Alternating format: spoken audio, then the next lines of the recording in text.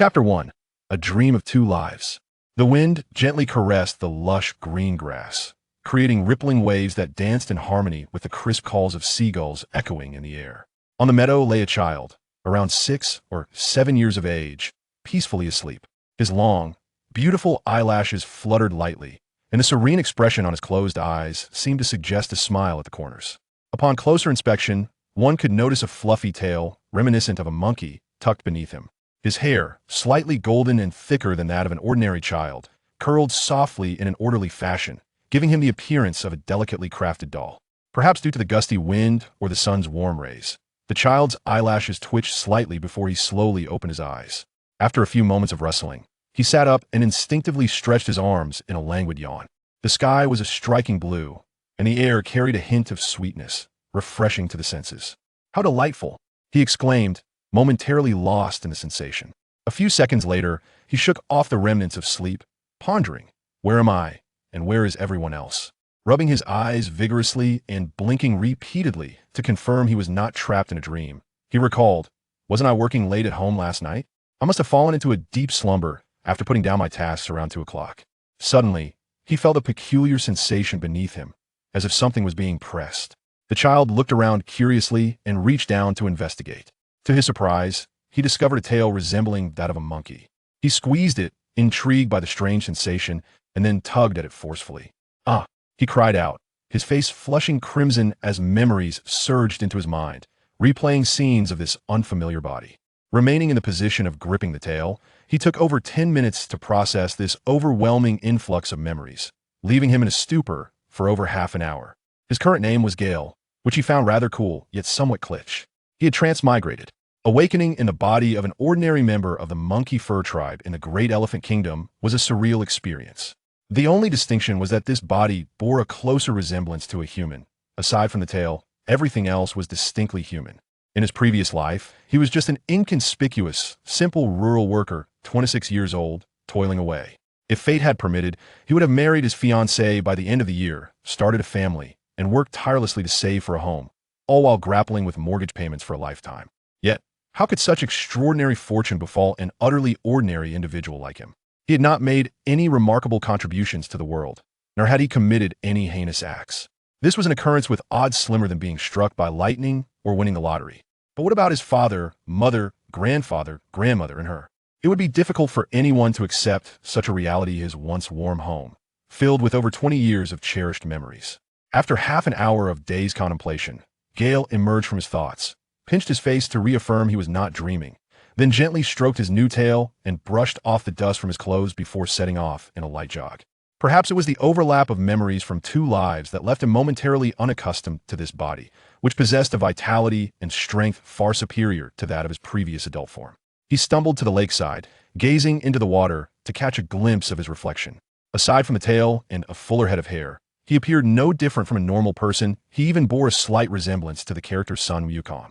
Were it not for the memories of this body, Gale might have believed he had traversed into the world of Dragon Ball. With a sigh of relief, he felt fortunate to resemble a typical human. Yet, a flicker of excitement surged within him at the thought of the world of One Piece.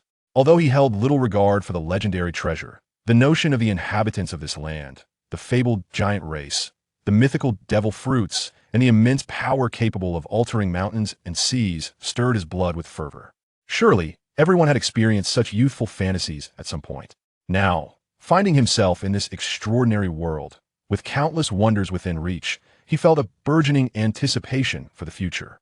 Tap, tap, tapping sounds resonated in his ears, accompanied by a crisp, youthful voice behind him. "Hey, Gale." Turning around, he immediately recognized the figure from his memories and waved his hand. "I'm right here, Gallet." Gallet was sprinting towards him from a distance of about 500 meters, her rabbit-like agility allowing her to cover the ground with ease, bounding effortlessly through the grass and thorns as if they were non-existent.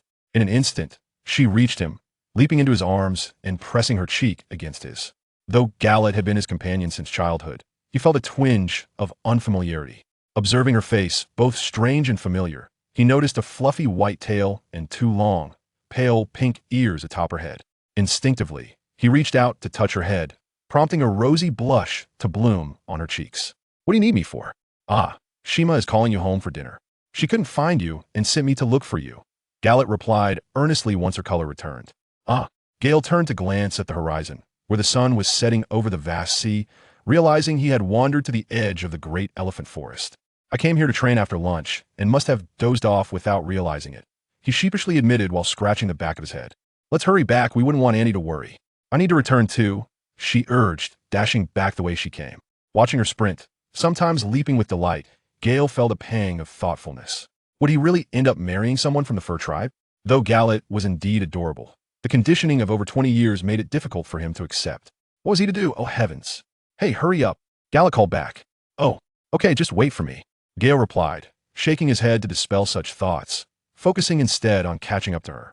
After running for a good 10 minutes, he realized that due to Gallet's rabbit lineage, he was lagging slightly behind. Hee, you can't catch me. That's not true. I'm just tired from my earlier training, Gale retorted, his face flushed as he struggled to defend himself. Still in denial. You admitted to sleeping this afternoon? She teased. Defeated, he sighed, inhaling deeply before gathering his strength to chase after her. As the foliage whizzed by, Gale couldn't help but think that at this pace, he would have outpaced the 100-meter champion in his previous life. Thus, the two small figures weaved through the trees, eventually reaching the town. After a while of navigating through several streets, Gallet halted in front of a house. I'm heading back, now, I need to eat dinner too. See you tomorrow. Yes, see you tomorrow. After bidding farewell to Gallet, Gale took a few steps forward, stopping before his own wooden door. A multitude of complex emotions surged within him. Raising his hand, he hesitated in the air, took a deep breath, and once composed, pushed the door open. Gale, where have you been? You've been out so late, a young woman wearing an apron exclaimed, lifting the lid of a pot, releasing aromatic steam into the air. This young woman was Gale's mother in this world, embodying the essence of stunning beauty. The wonders of this world were indeed remarkable. Moments later, Shima brought out several dishes and a large bowl of soup, with rice as the main course and a few bunches of banana sand, everlasting staple in their home. Are you feeling down about something? Noticing Gale's silence, Shima offered him a banana while she peeled one for herself. Your father has already eaten and gone to work. No, I'm just a bit tired from training today, Gale replied, mustering a smile. He resolved to cherish and protect his current family, unwilling to let them worry about him. He began to eat heartily. It felt as though he was swallowing all his worries along with the food. After consuming a meal that was approximately 4 to 5 times his previous portion, darkness enveloped the sky. Finally satisfied, Gale patted his belly, content with the wonders of this world. He had always loved food in his past life. He had often hesitated to indulge for fear of gaining weight. Now, he could eat to his heart's content. After dinner, Gale swiftly climbed a thick branch of a large tree behind the house, finding a comfortable position to ponder. In this world devoid of Wi-Fi, the internet, or electronic devices, he could only gaze at the sky and reflect on the astonishing experiences he had encountered thus far. The night sky, unhindered by light pollution, was breathtakingly beautiful, adorned with countless twinkling stars, accompanied by the symphony of frogs and insects. Yes, if the night of yesterday belonged to a past life, and tonight's night is but a figment of dreams. In a realm so vividly real, yet so dreamlike, one becomes bewildered, unable to distinguish between past and present. Amidst the calls of Ashima, Gale ascended to his bed to rest, yet slumber eluded him for an eternity. As he drifted off, uncertainty loomed. Would he awaken to discover this was all a dream, or would he bid a definitive farewell to his former life? With his eyes closed, a single tear escaped. To you, whom I cherish from afar, take care. Chapter 2. Duke of Canine Gale. In the early morning light, a young boy was performing push-ups in an open space in the kingdom of Yuzo, his forehead glistening with sweat, suggesting he had been at it for quite some time. 916, 917, 918, 919. The boy murmured, appearing to exert little effort. This young lad was none other than Gale. For years had passed, and Gale had grown to a height of 1.5 meters. The furfolk were indeed a race blessed by nature, born as warriors. Even at the tender age of 10, Gale possessed strength that far surpassed that of an ordinary person. With the innate advantages of the furfolk enhanced defense, speed, and the ability to harness electricity, he was no easy target, even upon the vast ocean. 997, 998, 999, 1000. Gale concluded his workout and stood up. He exhaled a long breath, releasing the pent-up air. Suddenly, with a swift motion, Gale sidestepped as a glowing claw, perhaps not a hand, but a razor-sharp talon crackling with electricity, whizzed past him. After dodging, Gale effortlessly leaped over 2 meters high, landing 2 meters away. A smile crept upon his lips. Callow, why must you strike so harshly? Oomph. Callow huffed, her voice tinged with indignation. You lazy Gale, always training and never playing with me. With that, she spun around, claws crackling with electricity. Bending her knees, she leaped, closing the distance to Gale in an instant. Gale offered a wry smile, his hands illuminating with a bright glow, though thicker than Callow's. After fending off a few strikes, he seized an opportunity, leaping onto a stone and then bounding up into the high branches of a tree several meters above ground. Don't run away. Callow pouted, irritation evident on her face as she followed suit with a series of jumps. A true gentleman does not engage in a quarrel with a lady, Gale retorted, wishing to avoid a confrontation, yet not keen on being struck either. While he may not jump as high as Callow, years of relentless training had honed his speed to match hers. His dedication bore fruit, allowing him to keep pace with her. With that, Gale sprinted toward the forest, for the sensation of passively enduring blows without retaliation was rather disheartening. Oomph. I told you to stop. Callow quickened her pace, relentlessly pursuing him. After several breaths, she was nearly upon him, and with a powerful leap, she unleashed a surge of electricity toward him. With a resounding crash, where Gale once stood was nothing but a massive tree that splintered under the force, toppling slowly to the ground with a series of creaks. Witnessing the cloud of dust and debris, Gale inhaled sharply. She truly held no restraint. Did she not fear my speed? If I were to be injured, Callow, would you take care of me? Though he thought this, he dare not voice it. Suddenly, a realization struck him. Callow, we're in trouble. At this, Callow froze for a moment, her face paling as tears threatened to spill. Gale rushed to her side, gently patting her head in comfort. It's all right, I'm here. He'll handle this. Barely had the words left his mouth when a rustling sound emerged, and several figures appeared among the trees. It was the members of the gun squad. Gale surmised that his father, a member of the hero squad, was on night duty alongside Lord Cat Viper. What are you two rascals up to? Came a booming voice as a figure leapt down from the trees, towering at 5 to 6 meters tall, wearing sunglasses, with the body of a doga characteristic of the dogfolk dressed in finery. My apologies, Duke of Canine Gale. We were merely sparring, and I inadvertently exerted too much force, causing this tree to break, Gale said, bowing slightly. Though the Duke seldom graced the towns of Yuzo, Gale immediately recognized him as one of the two kings of this land, the daytime ruler. Given the scarcity of land, every plant and creature was invaluable. Yuzo had long prohibited the destruction of its flora. Then, another figure resembling a horse-head humanoid leapt down. My lord, this is the child of the Knock family. Oh, upon realizing, Duke Canine Gale remarked, the Knock boy, your father is also a member of the hero squad. Why would you knowingly break the rules? I thought we were under attack. He glanced at the tree, astonished the force behind this incident was remarkable, nearly rivaling that of an ordinary soldier in Yuzo. Gale felt a cold sweat trickle down his back. Calculating quickly, he said, My lord, due to my father's formidable strength, we have trained our bodies since childhood.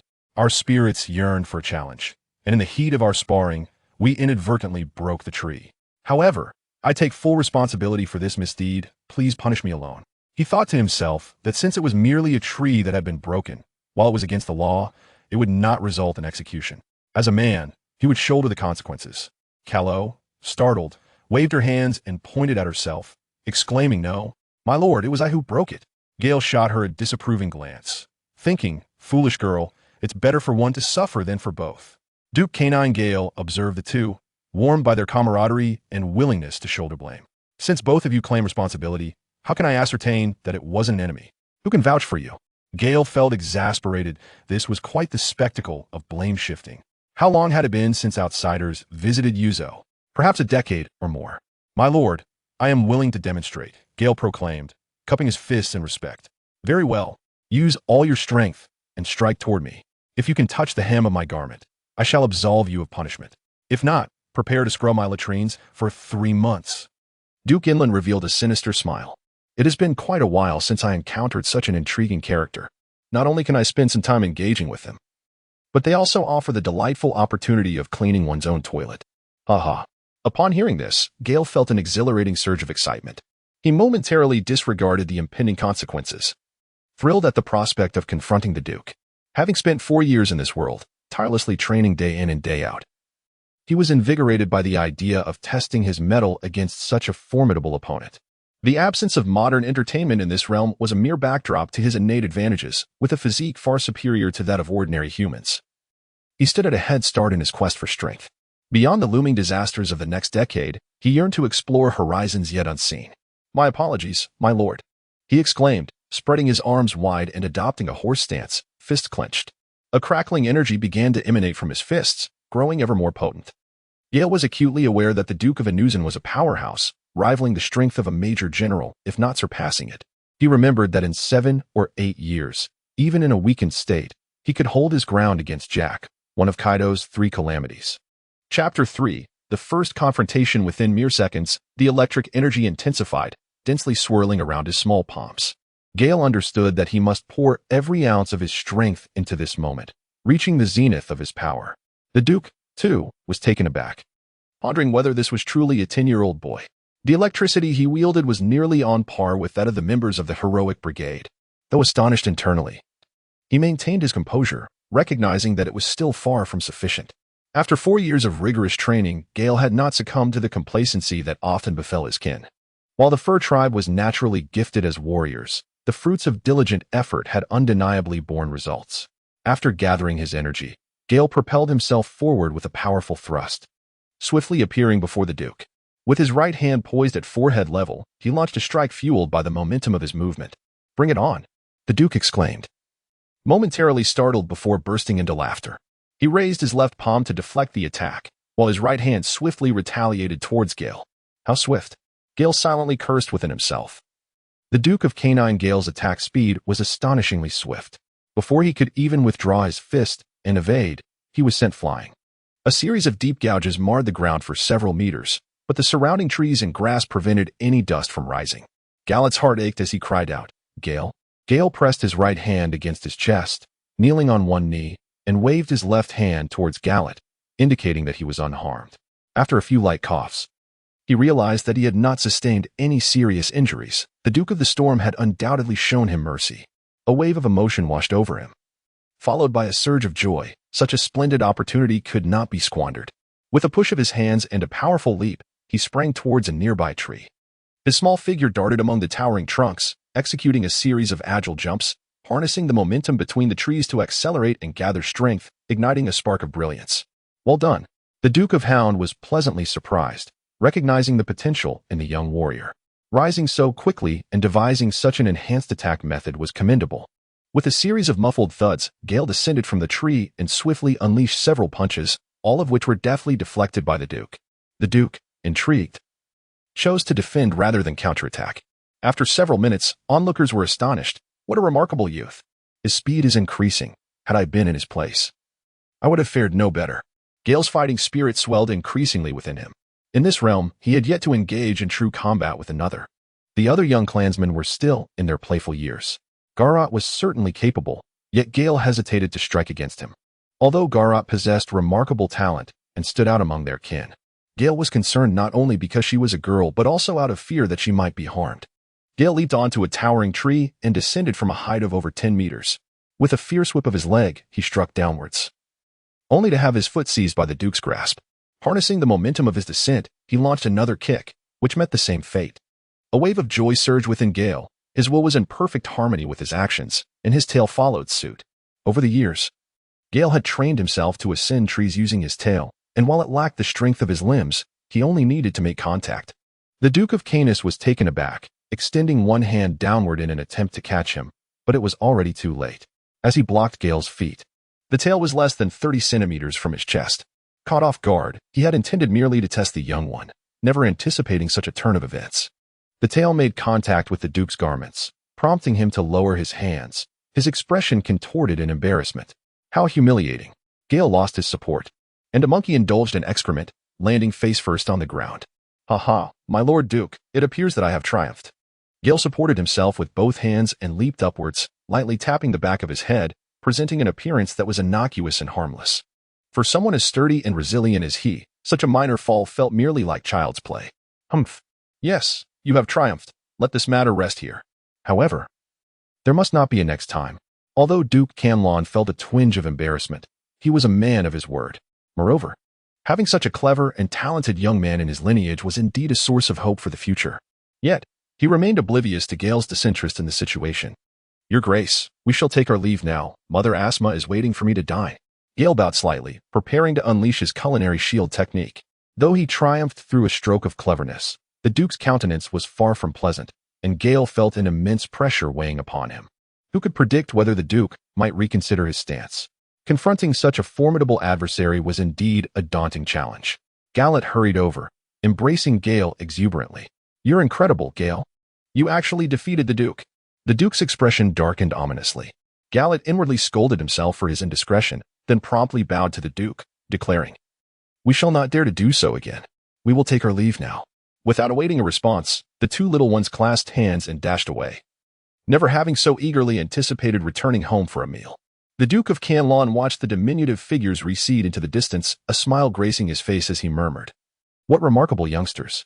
At their age, I certainly lacked such prowess." "Indeed, Your Grace, the members of the Fur clan are emerging talents, destined to grow ever stronger." A graceful figure approached from behind. It was Wanda. The Duke, without turning, recognized her presence merely by the sound of her voice. Glancing at the distant horizon where the sun began to set, he noted the impending change of shifts. "Yes, Your Grace." Duke Canlon stroked his chin, seemingly reluctant to conclude the day. "By the way, Wanda, let this matter remain confidential." Wanda paused momentarily, as if recalling something important. "Of course, Your Grace." In truth, Duke Canlon's desire to avoid embarrassment was secondary. He was concerned that such a promising talent might not receive the legacy of his own martial skills. No. He must act decisively. "You will remain on standby until the shift change. I shall take my leave first." With that, he began to stride towards the direction of the two young ones. "Yes, my lord." Gale and Gallet sprinted with wild abandon, reminiscent of children who have pilfered fruit. Their faces adorned with a triumphant grin, though it was merely the exhilaration of having escaped punishment for the day. They reached home in half the time it usually took. "Thank you for today, Gale," Gallet said, nuzzling Gale's cheek with an affectionate gesture known among pirate enthusiasts as a curlicue, a sign of camaraderie from the furfolk, involving gentle touches and playful licks. "It's all right, Gallet. It's the duty of a boy to protect a girl. I apologize for neglecting you while I focus solely on my training, forgetting to invite you to play." Gale gently stroked Gallet's head, his expression calm yet betraying a hint of satisfaction in a smile. Gallet cherished the touch on her head, particularly from those she felt close to. Perhaps it was due to their similar statures that their bond was stronger than that with other kin. While the other tribespeople were indeed amiable, Gale's tastes conformed to the conventional aesthetic of humanity, whereas Gallet possessed an irresistibly endearing charm that he greatly enjoyed. Inhaling the delectable aroma wafting from Gale's home, Gallet felt particularly famished, likely due to the day's exertions and a hint of nervousness. "I think I'll head back now," she announced. "Why not stay for dinner today?" Gale offered, echoing a sentiment often expressed in past lives. "No, thank you. Although Anashima's cooking is delightful, I still prefer carrots." "Very well, then. Until we meet again." Gale no longer insisted, for she understood that Gallet had a genuine fondness for carrots and adhered to a vegetarian diet, due to Gale's growth and her previous life experiences. Ashima frequently prepared meat dishes for her. Although Gallet did not harbor any aversion towards meat, she still had a preference for carrots. "Well, farewell." Gallet waved her hand and made her way home, which was situated farther away than Gale's residence. The path Gale often trained on led towards her home. Were it not for the tranquility and beauty of this place, Gale would have undoubtedly accompanied her home first. Chapter 4. Personally visiting to take on a disciple. Upon opening the door, a delightful aroma enveloped me. "Father, Mother, I have returned." Gale inhaled the familiar aroma wafting through the air. "Has Mother prepared meat again today?" "Indeed, my little glutton. Your father brought it home on his way back from work this morning." Ashima was bustling about the kitchen, her apron tied snugly around her waist. "What a good boy. Returning home so early tonight." This man was Gale's father, Nock. He bore a striking resemblance to an ordinary human. Yet his hands were adorned with far more fur than Gale's. Typically, when Nock returned from his night shift, Gale was still engaged in his physical training. So he was quite surprised to see him home at such an hour. "Yes, I aspire to be as strong as father." Gale gently patted his father's monkey rear. "If possible, do come home earlier." It seemed to please Nock. From a young age, Gale had always exhibited a remarkable intelligence and maturity beyond his peers. While other children indulged in play, he took it upon himself to assist with household chores, gathering firewood and fetching water before his training sessions. No one ever asked him to do so. As for exercising, he understood early on that strength was essential in this world. Thus, he harbored no objections. Moreover, his absence made things easier during the day. Ahem, where was my mind wandering? All right, father. Gale seated himself at the breakfast table, where several dishes had already been laid out. His father, having finished his meal, was preparing to head to work, and Gale himself, having exerted considerable energy in the afternoon, felt rather famished. I'll begin, he declared, seizing a substantial piece of meat and taking a hearty bite. In this world, chopsticks were non-existent, and being of the fur tribe, they dined with their hands. Eating in such a manner was truly exhilarating. The meat was exceptionally delectable, and with each mouthful, he could feel the energy within being absorbed into his being. The sheer abundance of food was nothing short of delightful. Slow down, Ashima remarked, bringing over the final dish. Smiling at Gale. It's all right, he replied. He's growing and has a high activity level. Today he must be quite ravenous. Nock, who was also indulgent, added. Working with the heroic group has its advantages. I earn my own salary and enjoy the support of everyone. Although these meals consume a significant portion of our household expenses, it is manageable. In this world, aside from sustenance, our expenditures are minimal, as we are largely self-sufficient. A dull thud resonated in the ears of the three, piquing their curiosity about who might be visiting them today, prompting them to glance towards the entrance. As the door swung open, a tall figure entered, bending slightly to navigate the low threshold, before straightening up once inside. Nock and his wife gasped in astonishment. Your Grace, they exclaimed in unison, rising to offer a respectful bow. There's no need for formality. Duke Canlon waved his hand dismissively. Gale was momentarily taken aback, forgetting to pay his respects. The situation felt like a formal visit to his parents. You scoundrel, do not forget to greet His Grace the Duke. How disrespectful, Nock exclaimed. Your Grace.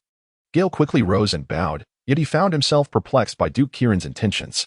There is no need for formality. Duke Kieran waved his hand dismissively, making himself at home as he plopped down onto a chair.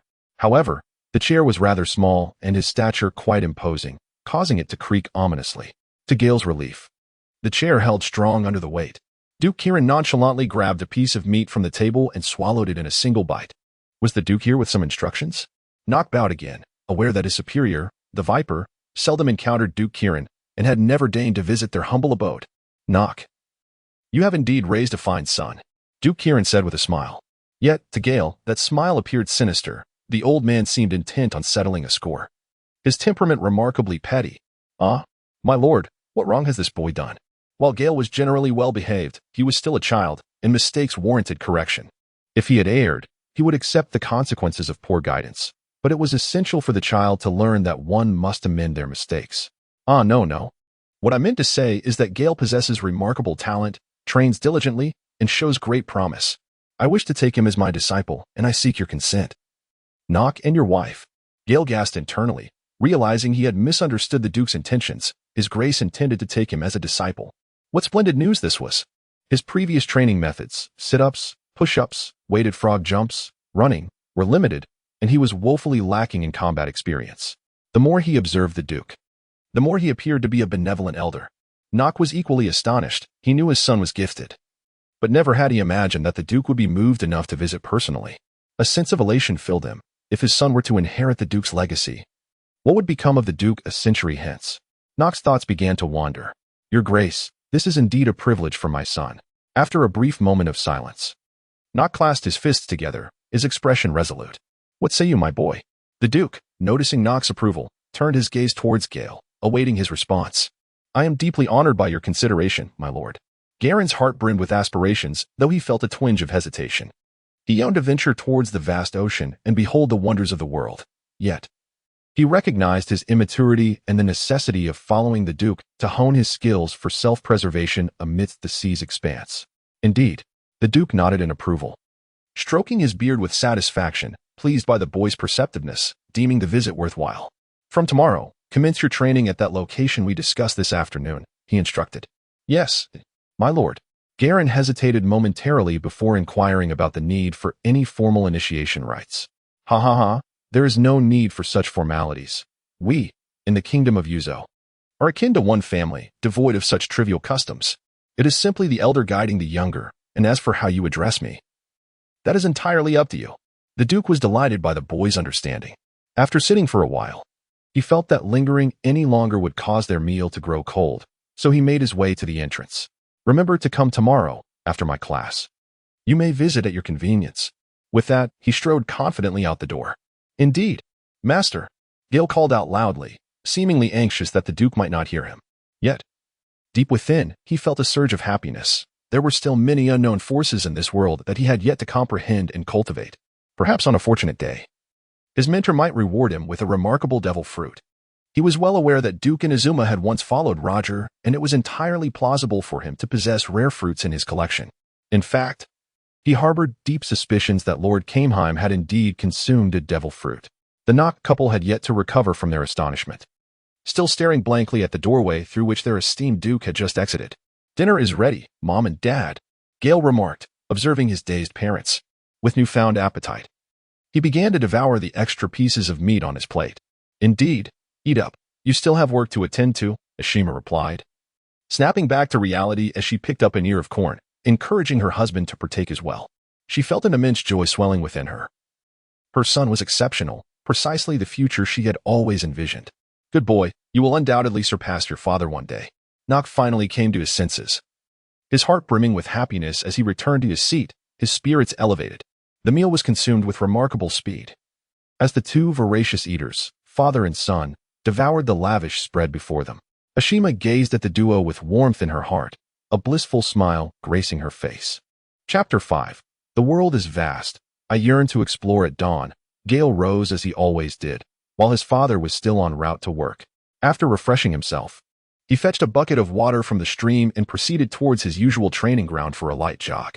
Along the way, he could faintly hear the snores of neighbors and exchanged greetings with some early risers engaged in household chores before reaching the wilderness. Upon arriving at his destination, Gale, initially brimming with excitement, surveyed the area to confirm it was indeed deserted. After a moment of surprise, he settled down. After all, where could a master be if not awaiting his apprentice? Thus, as per his routine, he began to perform push-ups, sit-ups, and weighted frog jumps, completing 1,000 repetitions of each. By the time he finished, the sun was high in the sky. Noticing that the Duke had yet to arrive, Gale wandered to a nearby clearing and took out the bananas and other fruits he had brought along. "Is this your usual training regimen?" Duke Inazuma appeared before him, seemingly out of nowhere. "Yes, Master. I am unsure how to cultivate my skills, so I have been progressing in this manner," Gale replied. Gale was taken aback by the swiftness of the teacher, realizing that he had been oblivious to it. He articulated the reasons he had once shared with Garrot several years prior. "Indeed, I have observed throughout the morning that this method of physical refinement possesses remarkable qualities. After witnessing it, I too find it profoundly enigmatic. It is no wonder that your foundation is solid." Duke Inland expressed genuine admiration, acknowledging that although this approach was somewhat unconventional, the majority of training methods were fundamentally similar. The young man had not strayed onto the wrong path. As for the disciple who trained haphazardly, he still hoped to seek guidance from the teacher. Gale expressed his innermost thoughts, eager to experience the martial arts of the world. Duke Inland remained silent for a moment. Then, Jia spoke up. "You possess a solid foundation. You may begin to delve into combat techniques. If you continue to increase the intensity of your training, your foundational training can persist. However, I would like to inquire, do you wish to cultivate body techniques or swordsmanship?" Gale had never anticipated that the teacher would pose such a question, and he found himself lost in contemplation. The art of swordsmanship is both fierce and elegant. The image of a swordsman adorned with a blade on his back and a flask of wine at his waist, traversing the world, is indeed a captivating one. Yet, Gale did not aspire to become a swordsman. Why? Perhaps there is no particular reason. He cherished the martial arts, where offense and defense are intertwined, and the visceral impact of a punch resonates with a man's fervor. Subsequently, Gale replied to the teacher, "I wish to learn martial arts." "Oh, and why is that?" Duke Inland, although not taken aback, possessed proficiency in both martial arts and swordsmanship, and was nonetheless curious about Gale's rationale. "I believe our fur tribe is favored by the heavens in terms of physique. I aspire to master martial arts to better unlock my potential. Although swordsmanship is indeed striking and sharp, I do not wish to rely on external tools. What if I find myself without a sword? That would be quite unfortunate." Gale articulated one of his reasons, acknowledging that while the art of swordsmanship possesses formidable offensive capabilities, he also recognized the boundless intricacies of martial arts. Techniques, such as the Navy's 6 styles, with their stunningly impressive postures and the legendary hockey, which is akin to an invincible force, captivated his imagination. Very well. If you wish to pursue martial arts, prepare yourself for the rigors it entails. There are no shortcuts, only through hardship can one excel. Take a moment to rest. This afternoon, I shall arrange for you to spar with a marksman from the rifle squad, and I will be by your side to impart techniques. Yes, master. 2 years swiftly elapsed. The air was filled with the sounds of intense combat. Gale had now reached a height of 1.7 meters. After 2 years of diligent training, he had faced members of the rifle squad countless times. In his quest for advancement, he had already exchanged insights with his mentor. You haven't eaten yet, have you? Beyond its obvious surface, electricity can be focused and even unleashed in bursts. You must learn to pinpoint that sensation. Engage with your heart. The Duke, unhurried, sparred with Gale. Compared to 2 years prior, when Gale was still a novice, he now required to exert 3 to 4 times his strength to hold his own, lest he be embarrassed. Amidst his astonishment, he felt a sense of joy witnessing Gale's progress, though he maintained a stern demeanor in his critique. Gale was also drenched in sweat. He now practiced during the day and often found himself digesting the combat techniques taught by his master after dinner at night. In recent days, his master had imparted to him even deeper skills in electrical control. All right, let us take a moment to rest, the Duke of Houndstorm suggested, demonstrating a gesture as he spoke. Sparks danced around his hand, gradually concentrating towards his palm. Instantly, the energy within surged with a more volatile and intense force, crackling audibly. And even from a distance, Gale could feel that explosive power. Gale heeded his teacher's instructions, committing all of his recent actions to memory, intending to reflect deeply when he found a moment of tranquility. Subsequently, the Duke leaped onto a large boulder, towering and immense. Even the Duke's towering frame seemed diminutive upon it, reduced to a fraction of its size. Gale followed suit, ascending the stone and taking a seat beside him. The two remained silent, lost in contemplation as they gazed out at the vast ocean before them. Compared to ordinary beaches, this view is infinitely more expansive, akin to surveying the world from the heavens. Here lay the boundless sea, adorned by wisps of clouds, resembling a celestial paradise. As they sat in reverie for over half an hour, Gale, with a dreamy expression, broke the tranquility, murmuring, "Teacher, just how vast is this ocean?" The Duke, slightly taken aback by Gale's dazed demeanor, regarded him with curiosity before exclaiming, "Ah, the sea is indeed limitless, much like the colossal elephant beneath us, which has traversed countless ages without reaching its end." As if struck by a whimsical thought, he continued with a sense of wonder, "Gale, do you know? This world is filled with marvels. There are giants towering dozens of meters high, the long-armed tribe with their elongated limbs, and the diminutive little folk. The most numerous of all are those who resemble you, save for the absence of a tail. Moreover, beneath the waves dwell magnificent sea creatures, diverse island nations, and an array of enchanting customs." The Duke spoke for nearly half an hour, while Gale listened intently beside him. Though he possessed considerable knowledge, he recognized the distinction between animated tales and reality. Witnessing the myriad forms of the fur folk would undoubtedly leave one astounded.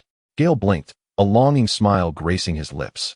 Once Duke Inland finished speaking, he regarded the Duke with an unusual seriousness. "Master, the world is vast, and I yearn to explore it." The Duke, taken aback by the earnestness on his face and the fervor in his eyes, reflected on the many memories he had shared, intending to broaden the young man's horizons. He had not anticipated such a profound desire for adventure. Reluctantly, he considered the prospect of denying him, perhaps not 10 years, but within 8. He could surely surpass himself and shoulder the responsibility of safeguarding this nation. Yet, was this truly wise? He felt he had little left to teach him, as Gale was merely lacking the accumulation of time. He was still a child, growing and learning continuously. Aside from the dual-colored aura he had yet to impart, there was little more he could offer. Even his mastery of the dual-colored aura was not exceptional. Moreover, to stifle the rise of a formidable individual seemed imprudent. Perhaps his strength could better protect this land. "When do you wish to depart?" Duke Inland did not refuse him. "Master, I wish to leave soon." Gale also sensed his growing strength. In this nation, apart from the two leaders, there were scarcely any who could rival him. Being so young, he harbored a genuine desire to explore this magnificent world, although he had long become accustomed to the people and affairs of his homeland. Despite the fact that the human realm is not necessarily more innocent than that of his own country, and is often shrouded in darkness, after all, this is the era of great pirates. There was no urgency for him to cultivate during this period. "Come to my home. I shall enrich your knowledge." However, You must master the technique I have come to teach you today before you may leave." With that, Duke Inland departed. Gale felt a twinge of discomfort within. Although this thought had taken root in his mind for quite some time, the decision to leave so abruptly required immense courage. This beautiful country, his teachers, his parents at home, and Gallet all weighed heavily on his heart. Chapter 6. Mythical Beasts, the Fruit of All. Upon returning home, it was an unusually early day. After helping Ashima set the table, Gale began to eat in a daze, lost in his own thoughts. Gale quietly finished his meal and sat motionless in silence. He had not eaten much today, perhaps due to the heaviness of his heart. The Knot couple refrained from inquiring about the reason, believing it might be due to challenges encountered in his training. Their son had grown remarkably strong, although they had never sparred. Conversations among his colleagues had revealed that he was now an impressive young warrior, when they felt they could no longer compete with or offer guidance to. "Dad, Mom, I wish to venture out to sea."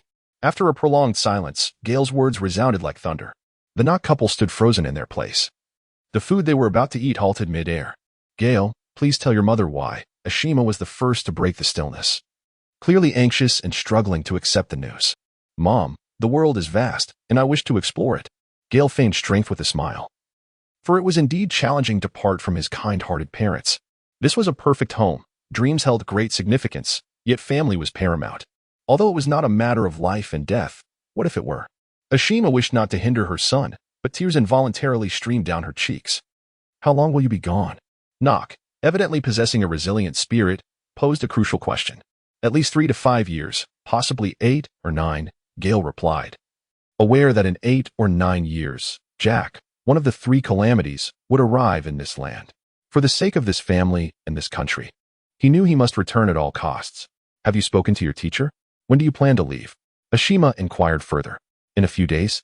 My teacher has asked me to learn some additional knowledge to prepare for the voyage," Gale responded. Ashima gazed at her husband, recognizing that their child had grown and deserved their support. Yet, she secretly wished for her husband to intervene, hoping that their son could remain with them. Nock sighed. In his youth, he too had contemplated venturing out to sea, but ultimately chose to stay and join the band of heroes to protect this nation. However, with a son as promising as Gale, his future was boundless, and as a father, he felt compelled to support him. He nodded to his wife, signifying his agreement with Gale's decision. "In the coming days, I will prepare your favorite dishes, and you must return for lunch," Ashima declared. Relieved by her husband's approval and eager to indulge her son with his beloved meals during his remaining days at home. After conversing with his parents, Gale finally felt a weight lifted from his heart. He made his way to the backyard and leaped onto a tree, sitting cross-legged. Discarding all distractions, Gale closed his eyes, focusing intently on the technique left by his teacher. After concentrating for over an hour, he extended his right hand, channeling a small spark of electricity, cautiously drawing it closer to his palm. Indeed, it proved effective. Although it was a diluted version compared to the intensity and ferocity of his teachers, the attempt was fruitful, and he resolved to gradually amplify the electric charge. The following day, Gale arrived at the residence of Duke Canine Gale, having been summoned by the Duke. Duke Canine, instead of attending work, awaited him at home. "Teacher," Gale gently called as he approached the Duke. The Duke reclined comfortably on a rest chair, with several books laid out on the table before him. He stood up, picked one up, and opened it, handing it to Gale. "This is a collection of miscellaneous writings, chronicling the customs and stories of various places. You may consider it a novel. It serves as a compendium of everyday knowledge." Gale received a book, unable to even glance at the first page before the Duke handed him another tome, more accurately described as a notebook, devoid of any title. This notebook contained the dual essence of domineering energy, cultivation techniques, and certain applications. The instructor was not particularly adept in these matters, and although your physique is formidable, it remains in a stage of development. The teacher had intended to delay the instruction for a few more years, fearing that by then, you might not return. "I hope you will merely seek to familiarize yourself with the content for now, and when your body has fully matured, we can embark on the path of cultivation. Additionally, this volume elucidates many characteristics and unique powers pertinent to our fur tribe." As the Duke settled back into his rocking chair, he urged, "Peruse and digest this for the time being. I shall present you with a treasure this afternoon." Time passed swiftly, and before long, Gale had merely skimmed through the eclectic book, which predominantly discussed the devil fruits and various cultural nuances from different nations, revealing little divergence from his own memories. His excitement grew as he turned his attention to the notebook of dual energies, which captivated him entirely. Noticing that his mentor was still in deep slumber, Gale returned home to have a meal and thoughtfully packed some food to bring back for the Duke. Perhaps sensing the aroma of the delectable fare, Duke Inland's nose twitched, rousing him from his slumber. Upon opening his eyes, he beheld Gale entering with a substantial bundle of provisions. "You haven't disappointed me, my boy." Returning home for a meal yet remembering to bring sustenance for your teacher, he remarked, as he took the offering from Gale's hands and placed it upon the table. In mere moments, he had devoured a good portion of the bounty. After finishing, he lamented, "Alas, it has left me only half sated." Gale glanced at the teacher's figure. Indeed, noting the reality, however, he had intentionally eaten less, deliberately leaving more, having brought over an abundance of food prepared by his mother. Consequently, the teacher could only manage to eat a modest portion. Subsequently, Duke Quanlon turned and approached the cabinet, opening it to retrieve a square box. Gale's eyes widened. Her limbs stiffened, and her heart momentarily ceased its rhythm. The box frequently seen on television, could it be? You must have already surmised from that book, indeed. This is the treasure of the sea, the devil fruit. Duke Inazuma, brimming with pride, gave the box in his hand a slight shake before placing it upon the table. He blew off the long-settled dust and, after a few wipes with a cloth, finally opened the box. This was obtained during my voyages at sea, at that time. I did not wish to become a castaway of the ocean, a landlocked fool, hence I refrained from consuming it. Moreover, I had previously encountered an illustration of the devil fruits, and this should belong to the Zoan type, specifically the mythical beast category, the human fruit. However, its exact form remains a mystery to me. Gale gazed at the fruits within the box, which bore a resemblance to the dragon fruit of a past life, while also reminiscent of a pineapple, exhibiting hues of yellow intermingled with red. Gale wished to laugh heartily. Although he had traversed into this realm devoid of any golden fingers or systems, he was fortunate to find himself inhabiting the body of a monkey with human-like qualities. Blessed with extraordinary physical prowess, the heavens had also bestowed upon him a remarkable home, and he felt no disdain or dissatisfaction. When his teacher had once proposed to accept him as a disciple, Gale had entertained fantasies about whether the teacher possessed any rare demon fruits in his collection. Little did he expect that his words would be so fortuitously prophetic, as if touched by divine light. This was indeed a mythical Zoan type, human fruit. The rarity of mythical Zoan fruits surpassed even that of the natural variety, with the human fruit standing out as a paragon among them.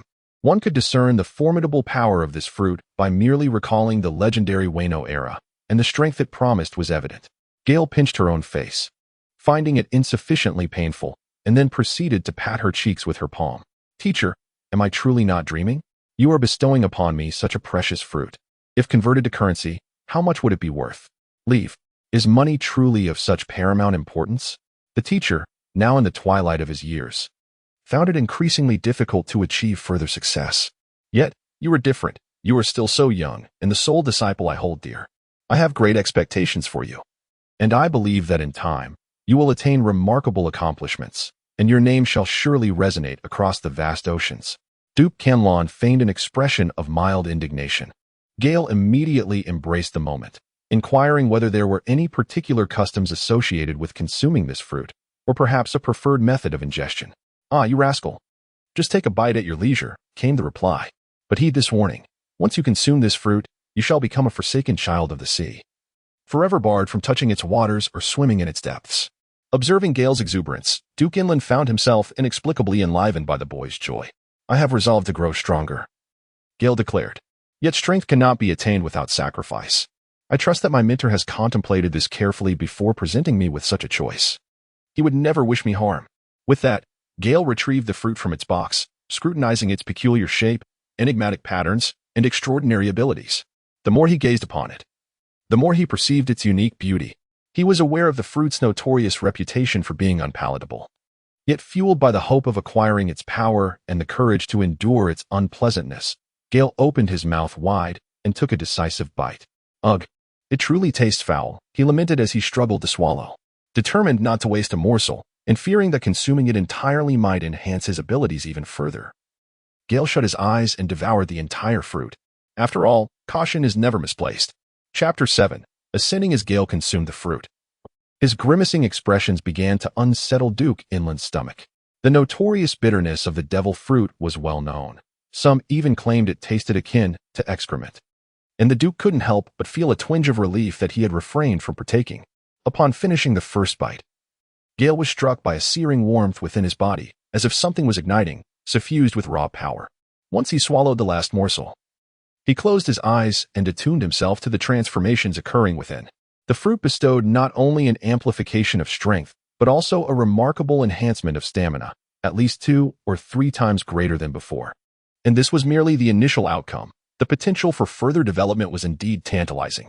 Uncontrollably, he clenched his fists and summoned his newfound strength. Instantly, a tempest erupted, waves of energy cascading outward in a tremendous surge. Gale's skin flushed a deep crimson, surrounded by swirling currents of red and yellow energy.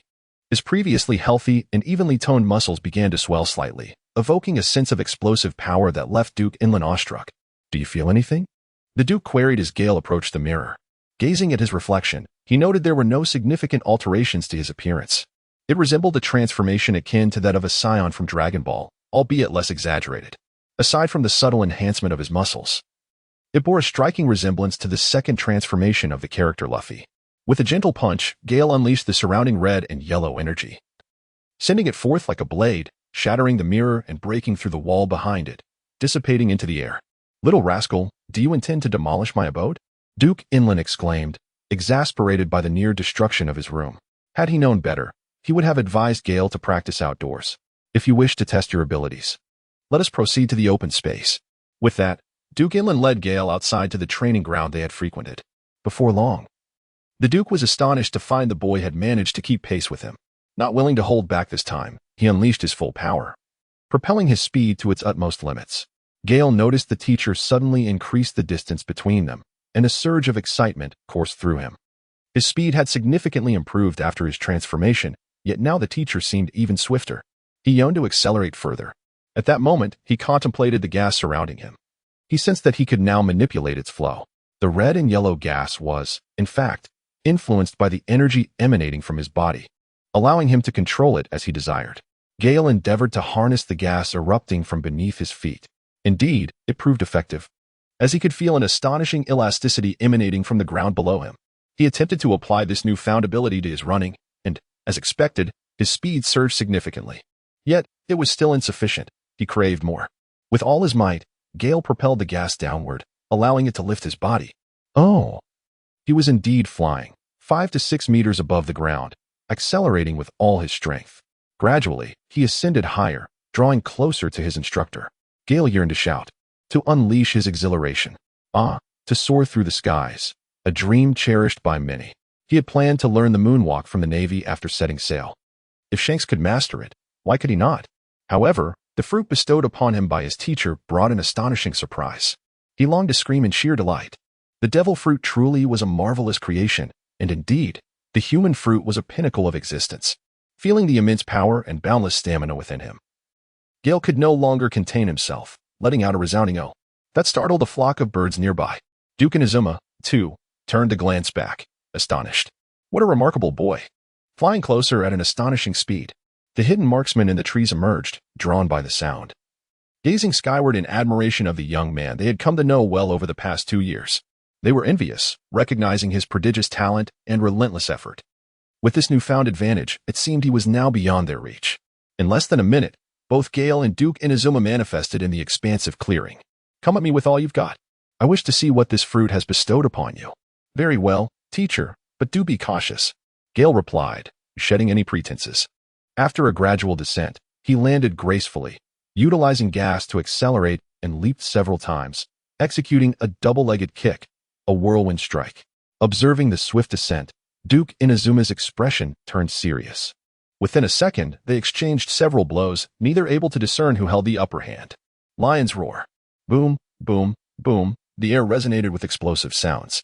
Duke Inazuma merely defended, choosing to gauge the strength of his proud student. Though he refrained from offensive maneuvers, he was no longer lenient. The explosive sounds echoed throughout the clearing. The warriors and clansmen surrounding them watched in awe as Gale's form became increasingly elusive. With each passing moment, they struggled to capture his shadow. They could only hear the reverberations of the blasts, contemplating that had they been in his position, they would likely have faltered. Duke Inazuma felt a twinge of discomfort watching his disciples' impressive display. He felt joy as each of Gale's strikes carried a powerful thrust. causing him to sense a delay in his own movements even before the blows landed. He could feel layers of energy accompanying the punches, yet for him, it was still insufficient. Although he was solely on the defensive, he found himself slightly retreating under Gale's relentless onslaught. However, he couldn't bear to interrupt Gale's familiarization with the fruit. He had to give it his all.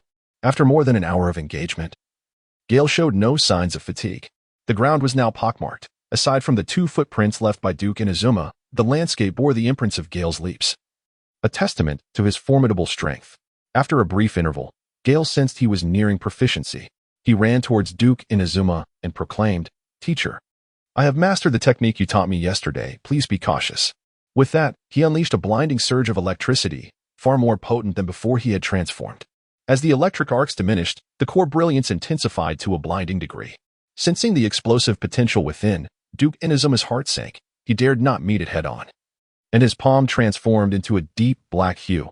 Armament Haki. Prepare yourself, teacher. Thousand Birds. Gale summoned his energy, combining it with the skill he had just acquired. Hearing the crackling sounds emanating from his palm, he knew this was his most formidable strike yet. Boom. Even on the grass, it stirred a whirlwind of dust. A towering figure staggered back several meters, while a smaller figure was sent hurtling backward for dozens of meters. Gale plummeted from the heavens, rolling several times upon the ground before coming to a halt, obstructed by a grand tree. Gale. 2 identical voices resonated simultaneously. Gallet swiftly dashed towards the tree, while Nock burst forth from the crowd. "Gale, are you all right?" Gallet inquired, assisting Gale with evident concern. Nock, observing from the side, noted that Gale had reverted from his transformation, yet he discerned that Gale bore no grave injuries. "Cough, cough, I'm fine," Gale exclaimed with joy, realizing that this fruit had brought about a remarkable transformation within him, effectively doubling his strength. Gale glanced sideways at his father, whose face bore a hint of concern. "Father, you have arrived. You rascal, creating such a commotion. Look around you." I had just risen and rushed over upon hearing the noise. It is nearly evening, and Nock should be getting up to prepare for dinner and take over the evening shift. Upon hearing the commotion, I hurried over to see what was happening, only to discover my son engaged in a spar with his teacher. Observing his son's transformed state on the field, Nock realized that his son must have consumed the fabled devil fruit. A sense of joy welled within him. The Duke valued his son and entrusted him with such a significant treasure. Witnessing his son's surging power, Nock understood that his son had made remarkable progress. Furthermore, in the coming days, his venture into the sea would be fortified with an added layer of safety. "Huh, you have finally exceeded my expectations, compelling me to unleash my armament Haki." Duke Kinlan approached slowly, his heart filled with happiness, though his expression remained composed. Gale rose to his feet and bowed deeply. "Teacher, I am profoundly grateful for your kindness and guidance." After a pause, memories of his teacher's dark hands resurfaced, along with echoes of past lives. And he recalled the teacher's words. He then inquired, "Is this the armament Haki, master?" Duke Kinlan, with his hands clasped behind his back, responded, "Indeed. This is the armament Haki, but I advise you to delay your studies for a few more years. This technique is arduous to master and can be quite taxing on your body, which is still in its developmental stages. Remember this well." "Yes, master. The name of the technique you taught me is quite fitting." Chapter 8. Setting sail on the vast back of a colossal elephant in the kingdom of Yuzo. 2 youthful figures sat side by side on a large, uneven rock within a sprawling, rugged expanse. It had been 2 days since they had consumed the devil fruit. And apart from spending some time experimenting with their newfound abilities, Gale had unusually refrained from training. Instead, he wished to be with his family and Gallet for a while. "Gale, are you truly going to set sail?" Gallet had only recently learned of this news from Ashima. The revelation had troubled her for quite some time. She felt hurt that Gale had not confided in her, as they were supposed to be close friends who shared everything. Gallet fervently hoped that upon voicing her concern, Gale would invite her to join him on his voyage, and without hesitation, she would accompany him. Gale was somewhat troubled, for he was supposed to set sail yesterday. Had he embarked on his journey then, Gallet would have been unable to inquire about him before his departure. Nevertheless, he found it difficult to summon the resolve to leave without bidding farewell to Gallet. Yet, the expression on her face seemed to convey a sense of parting as if it were a matter of life and death. "Indeed, Gallet, this world is so vast, and I yearn to explore it." Gale dared not meet Gallet's gaze, feeling a twinge of guilt. "Could you possibly take me along?" Gallet blinked her large, glistening eyes, which were already veiled with a layer of mist. "No, it is far too perilous upon the sea, fraught with unpredictable natural disasters and formidable adversaries. Gale was compelled to feign resilience as he gazed into Galet's eyes, steeling his heart to deliver a harsh refusal. It was not that he was unwilling to take her along. Rather, the timing was simply not right. He remained a novice himself. And bringing her along would not only pose safety concerns but also subject her to unnecessary hardships. I must go. Gale, you will protect me, won't you? I am unafraid of hardship. I long to witness the wonders of this world. Galet, I am ready to accommodate you in all matters, but this one I cannot permit. Gale's tone was resolute. After observing Gale for a considerable time, it seemed as though Garat had come to the realization that he could not sway him. Tears welled up in Garrett's eyes, and he soon succumbed to weeping. At that moment, Garat truly felt a profound ache within his heart, as if he were on the verge of losing something of immense significance. Why did this scoundrel not take him along? Did he fear being a burden? The fur folk were born warriors, and even in the years he had occasionally trained with Gale, he had distinguished himself among his peers. The more he pondered, the more incensed he became. The more anger he felt, the more chaotic his thoughts turned. Seeing Garat cry heart-wrenchingly, Gale found himself at a loss. For he dreaded the sight of a girl in tears. He would rather endure 100 rounds of sparring with his teacher than experience such sorrow. How about I set sail first, and once I am familiar with the waters, I will come back to fetch you. Gale softly articulated his genuine thoughts, gently placing his hand on Galet's head, tenderly stroking her hair. This gesture was the most effective means of soothing her.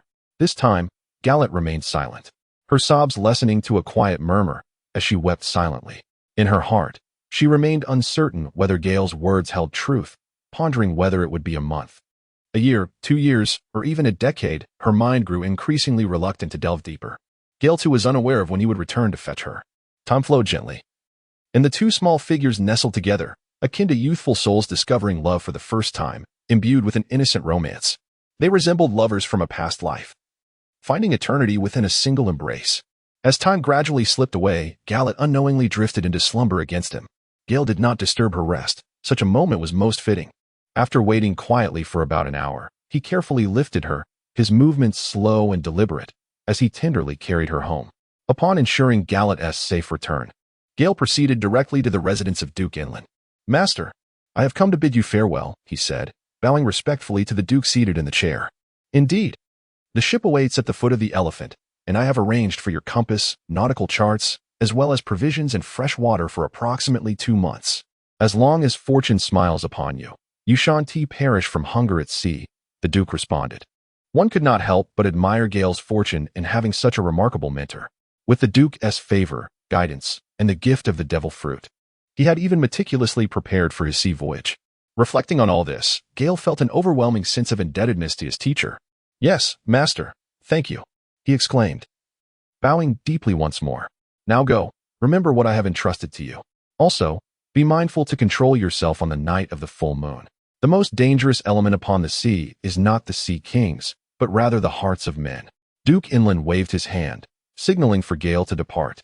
Unable to endure the sorrow of parting, he had imparted all necessary wisdom. Now it was time for Gale to forge his own path. A flower nurtured in a greenhouse cannot grow into a towering tree. Gale bowed once more before turning to depart. Duke Houndstorm gazed at his receding figure, his eyes filled with a sense of reverie. It was as if he beheld a radiant sun gradually ascending the horizon. Gale returned home, and the familiar scene unfolded before her eyes. In recent days, the meals at home had been particularly abundant. However, during this meal, the family dined slowly, enveloped in silence. As they quietly savored their food for over an hour, Gale scrutinized his parents' expressions, which had been solemn for several days. I will leave tomorrow, he announced first. Remember to take care of yourself and return early, the Knot couple chimed in unison. Gale nodded gently, wishing to say more but finding himself at a loss for words. After a night of silence, with dawn barely breaking, Gale gathered his belongings and stepped out of his home. He had contemplated various ways to bid farewell but ultimately decided to leave a note and set off before the sun rose. Saying goodbye indeed requires great courage. As he strolled slowly to the end of the elephant's tail, he cast a glance towards the town and softly murmured, "Goodbye, goodbye." An ancient and desolate voice echoed in his mind. Gale's heart trembled. It was the voice of the Elephant Lord. A multitude of thoughts surged through him. Why could he hear the voice of the Elephant Lord? In the original story, only those with a special significance could hear it. Did his ability to hear the Elephant Lord signify something profound? Pondering endlessly yet arriving at no conclusion, he shook his head, resolved to think no more. And with renewed spirit, transformed his luck and soared into the sky, diving downwards. In the past few days, Gale had also experimented with his transformation duration. If the combat was not too intense, he could maintain flight for about 5 hours. This was already a commendable figure, considering few could utilize the moon step for 5 or 6 hours. The time was ample enough to handle many unforeseen circumstances. As for fighting with all his strength, Gale had not yet fully tested his limits. After sparring with his teacher for 2 hours, he had only withdrawn his transformation voluntarily after being knocked back. And he had not felt exhausted at that time. He believed he could endure longer. The wind howled in his ears, and in the blink of an eye, Gale vanished from sight. In the forest, 3 figures appeared, the Nock couple and Duke Karan. At that moment, Ashima had already leaned against Nock's shoulder, weeping inconsolably. Upon reaching the ship, Gale confirmed the supplies and navigational instruments in the cabin before Nock raised the sails and set course towards the indicated direction. Standing at the bow of the ship, Gale gazed at the vast ocean, which he had only viewed from afar but never approached. He spread his arms wide, yearning to embrace the sky and sea.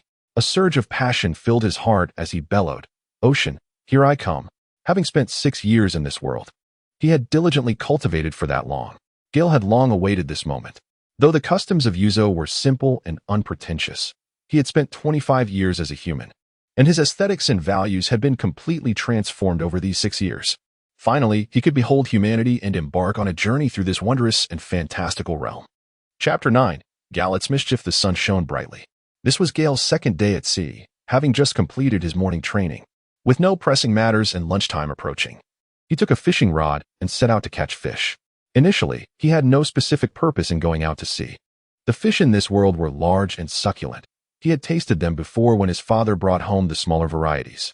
His teacher's book contained numerous edible fish species, so he was not particularly concerned about poisoning himself. Fishing is an endeavor that tests one's patience. After clumsily fiddling for a while, Gale finally cast the hook into the sea, then sat quietly to wait. He was in no hurry. Fishing served as a mental exercise, and this quiet sitting was also a form of cultivation. The tranquil boat was punctuated by the faint sounds of rustling, which seemed particularly pronounced. Gale perked up his ears. Listening intently, the sound was indeed emanating from within the cabin. Could it be a mouse? Surely not. What rodents could possibly survive upon the vastness of the sea? Yet, one could not entirely dismiss the unexpected. After a brief moment of contemplation, Gale resolved to stealthily enter and investigate.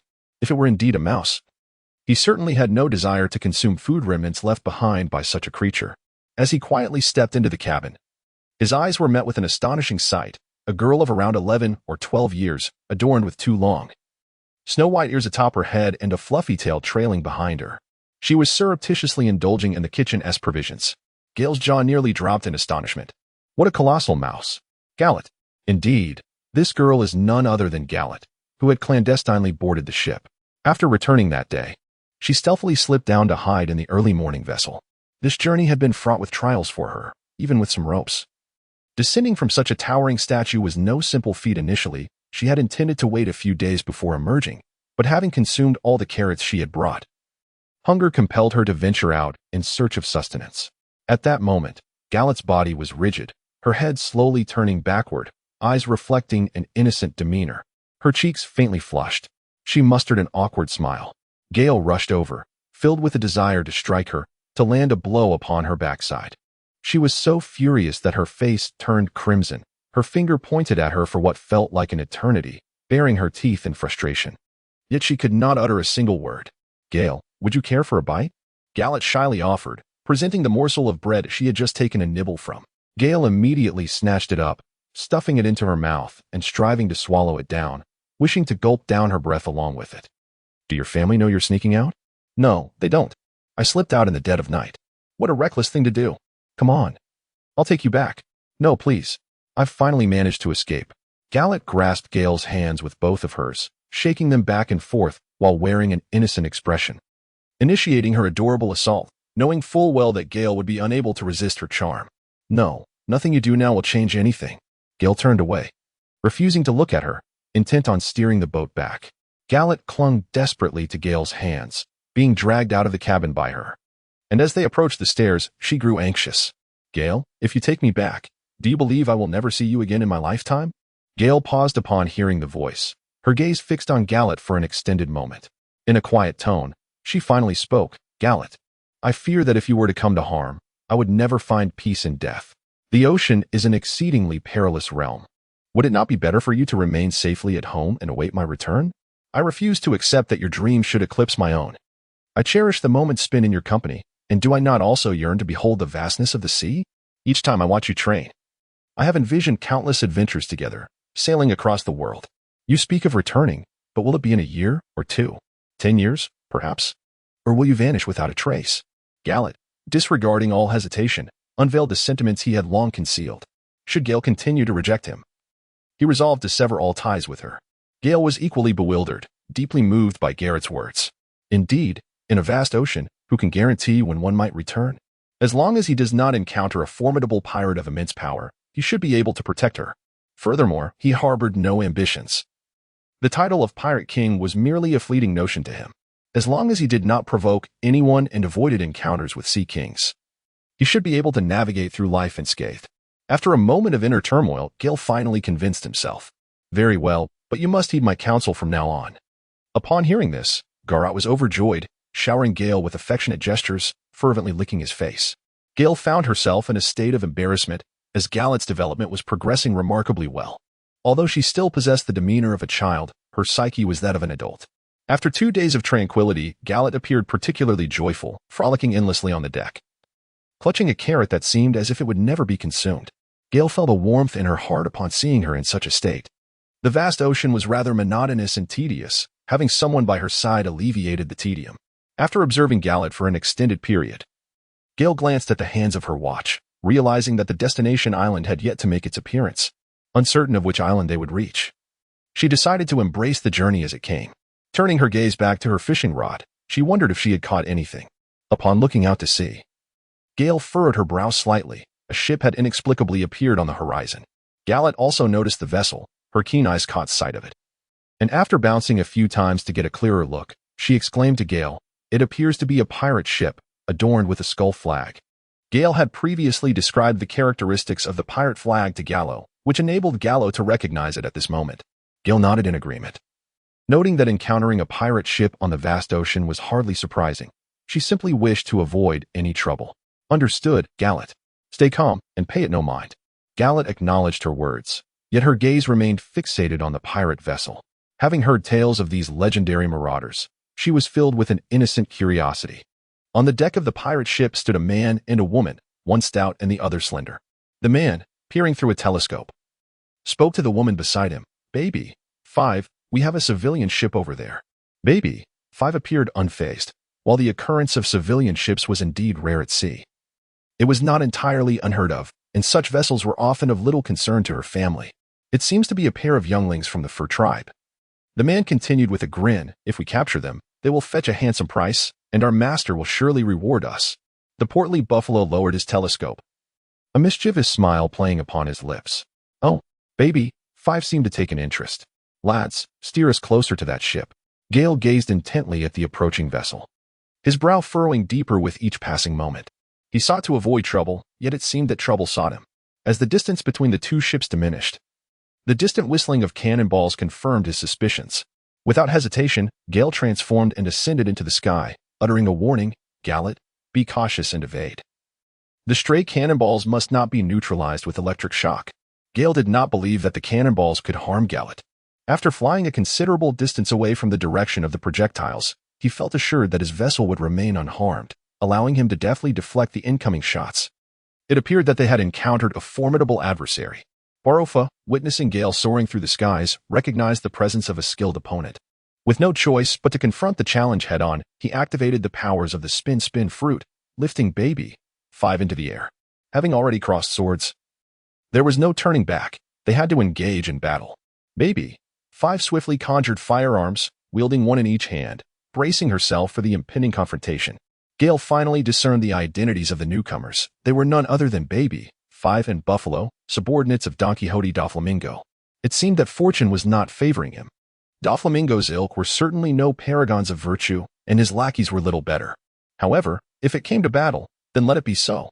Chapter 10. Shipwreck and fierce combat. A relentless hail of bullets whistled through the air, It must be said that Baby Fi's abilities were remarkably effective against ordinary foes.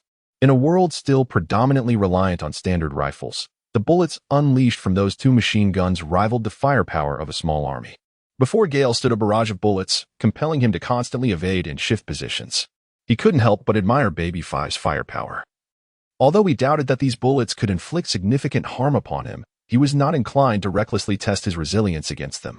"Oh dear, Baby Fi. Why can't you hit me?" Buffalo exclaimed, growing increasingly anxious. This situation was turning dire. In a fit of frustration, Baby Fi swiftly transformed her two submachine guns, her hands contorting into new forms. In no time, she morphed into a missile-wielding form, aiming squarely at Gale before pulling the trigger. As he gazed at the ominous black muzzle, Gale felt a spark of interest. While the missile appeared intimidating, its sluggish launch speed rendered it impractical for close combat. Ducking to evade the missile, Gale countered with two energy blasts, referred to as ki in their vibrant red and yellow hues, to disrupt their rhythm and seize the opportunity to advance. In the air, Baby Fi realized that Buffalo's speed was insufficient for a timely escape, prompting her to hastily transform into a sword-wielding form and swing her weapon. Though the energy blasts did not strike either of them, it mattered little to Gale. He preferred engaging in close quarters. After weaving through the chaos, he was now merely 10 meters away. Lioness chain, meteor fist, whirlwind kick. Gale utilized both hands and feet, launching into a series of consecutive strikes. The transformed, sword-wielding Baby Fi dazzled with her elegant sword dance, yet Gale's assault speed surpassed hers. After enduring several blows, Baby Fi could no longer withstand the onslaught and was ultimately struck in the chest by a final whirlwind kick, gracefully arcing through the air in a parabolic trajectory. Buffalo, taken aback, enlarged the propellers on his limbs, immediately increasing their rotation speed to soar over and catch her. Although his fruit allowed him to fly, it was primarily suited for support. He lacked formidable offensive skills while airborne. Frustrated, Buffalo retreated to the ship, feeling disadvantaged in the air. Baby Fi, clutching her chest, was clearly injured. She recognized that if this continued, both of them would inevitably face defeat. Gale had already exercised restraint, refraining from being overly harsh towards the young women. Observing them as they took flight, he remained indifferent. He had never taken a life and had no desire to do so now. Moreover, he had not caused any significant damage. Gale intended to return. However, fate had other plans. Suddenly, a piercing whistle rang out, and by the time he turned around, he was caught off guard as a projectile whizzed past him. "This is bad, Gallet." Gale's complexion turned ashen. He was unexpectedly ambushed, with a missile whizzing past him. Now out of reach, its target being his small vessel. A resounding explosion echoed through the air. Debris flew chaotically from his boat, which had been shattered into countless pieces. Damn it! Gale's eyes burned with fury, despair engulfing him. Without hesitation, he plunged forward with utmost speed. Yet, before he could reach the edge of the boat, he spotted Gallet suspended in midair. A flicker of joy surged through him as he hastened to intercept and catch him. Gale felt an overwhelming sense of joy. At the moment the ship was destroyed, he had contemplated every possible outcome. Yet, he had underestimated Gallet's prowess. After all, she belonged to the Rabbit Fur clan, capable of leaping heights he could scarcely imagine. Amidst his elation, a twinge of trepidation crept in. How careless he had been, nearly leading to a catastrophe. "Gale, they have destroyed our ship." Gallet, nestled in Gale's embrace, appeared exceedingly irate. Her cheeks puffed in fury as she pointed towards the distant wreckage. Gale wished to let them off the hook. Since the situation had escalated, there was no longer any reason to hold back. With a swift motion, he slung Garrot onto his back and soared towards them, braving the dense barrage of gunfire. "Hold on tight, Garrot." Gale deftly dodged the onslaught, choosing to withstand some of the gunfire. Curse it! What kind of ridiculous idea was that? Baby Fi lamented inwardly, yet each time they expressed the need for her, she found herself unable to restrain her actions. Whirlwind, mortar. With no time left for further disputes, Bahafaro and Baby Fi pressed on, resolutely launching their attacks. As they evaded their strikes, Gale seized an opportunity to gather power for his technique, Thousand Birds. In no time, he completed the charge and unleashed it, targeting Bahafaro and his companion. The fury he wielded demanded a recipient. Boom. With no escape available, Bahafaro and Baby Fi braced themselves to meet Gale's Thousand Birds, only to be sent hurtling backward. The ship's bow was also shattered by the residual force. "Garrot, you deal with the minions. I shall confront them." With a few agile leaps, he charged towards the two, delivering a flurry of whip-like kicks. So swift. Curse it. Why are you attacking us? Gale inquired amidst his relentless assault. Gale's speed was astonishing, and his attacks were formidable, leaving Baby 5 and Buffalo overwhelmed and visibly fatigued. Cursed brat, are you prepared to endure the wrath of the Don Quixote family? Despite being struck by a powerful kick that left blood trickling from the corner of Buffalo's mouth, he refrained from answering Gale's question, instead preparing to unleash a terrifying display from his family. Oh, is that so? Then you shall not survive. Gale was acutely aware that if Doflamingo caught wind of this, it would spell trouble. He had yet to become so arrogant as to confront Doflamingo head-on. A cacophony of sounds erupted as an increasingly bright light blinded everyone present. Both Buffalo and Baby 5 felt a surge of dread, having experienced this technique before. They were now gripped by trepidation. Realizing he had no choice, Buffalo resolved to fight alongside Baby 5. With that, he began to spin violently, gaining speed and strength. Surrounded by a whirlwind, the damaged ship swayed perilously in response to the tempest he conjured, representing his most potent strike fueled by his physical prowess. Transform. Super Cannon. Baby 5 recognized that there was no turning back. She drew upon every ounce of her energy, preparing for one final, desperate assault. Failure meant certain doom. In Gale's eyes, for reasons unknown, the fervor for battle intensified. A subtle smile graced his lips. His left hand rested upon his right, which was gathering energy. Channeling electric power from the left hand to the right. Let us unleash our utmost strength. Go forth, great thousand birds. Boom, boom, boom.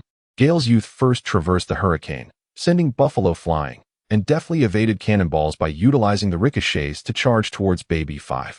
The ship's hull, unable to withstand the aftermath of the battle, shattered into several fragments. Two figures soared like meteors towards the sea, with a few droplets of crimson lingering in the air.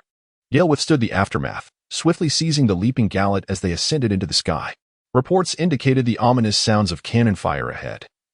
Suspected to be the clash of pirates. A naval colonel, clad in a gray suit and a western hat, adorned with a naval cape and a long sword at his waist, respectfully addressed a tall, elderly man with graying hair. Bogart. Go and ascertain which fool has dared to provoke us. The elder, enjoying a donut, stood tall and faced the sea, exuding an air of righteousness. Yes, Admiral Carp. Everyone, proceed at full speed. Gale soared above the shipwreck, bearing Gallet upon his back. Below, several henchmen writhed in agony upon the wooden planks. And as he gazed down at the vessel, a wry smile crept across his face. He mused to himself about his unfortunate fate, encountering oblivious adversaries right as he set sail.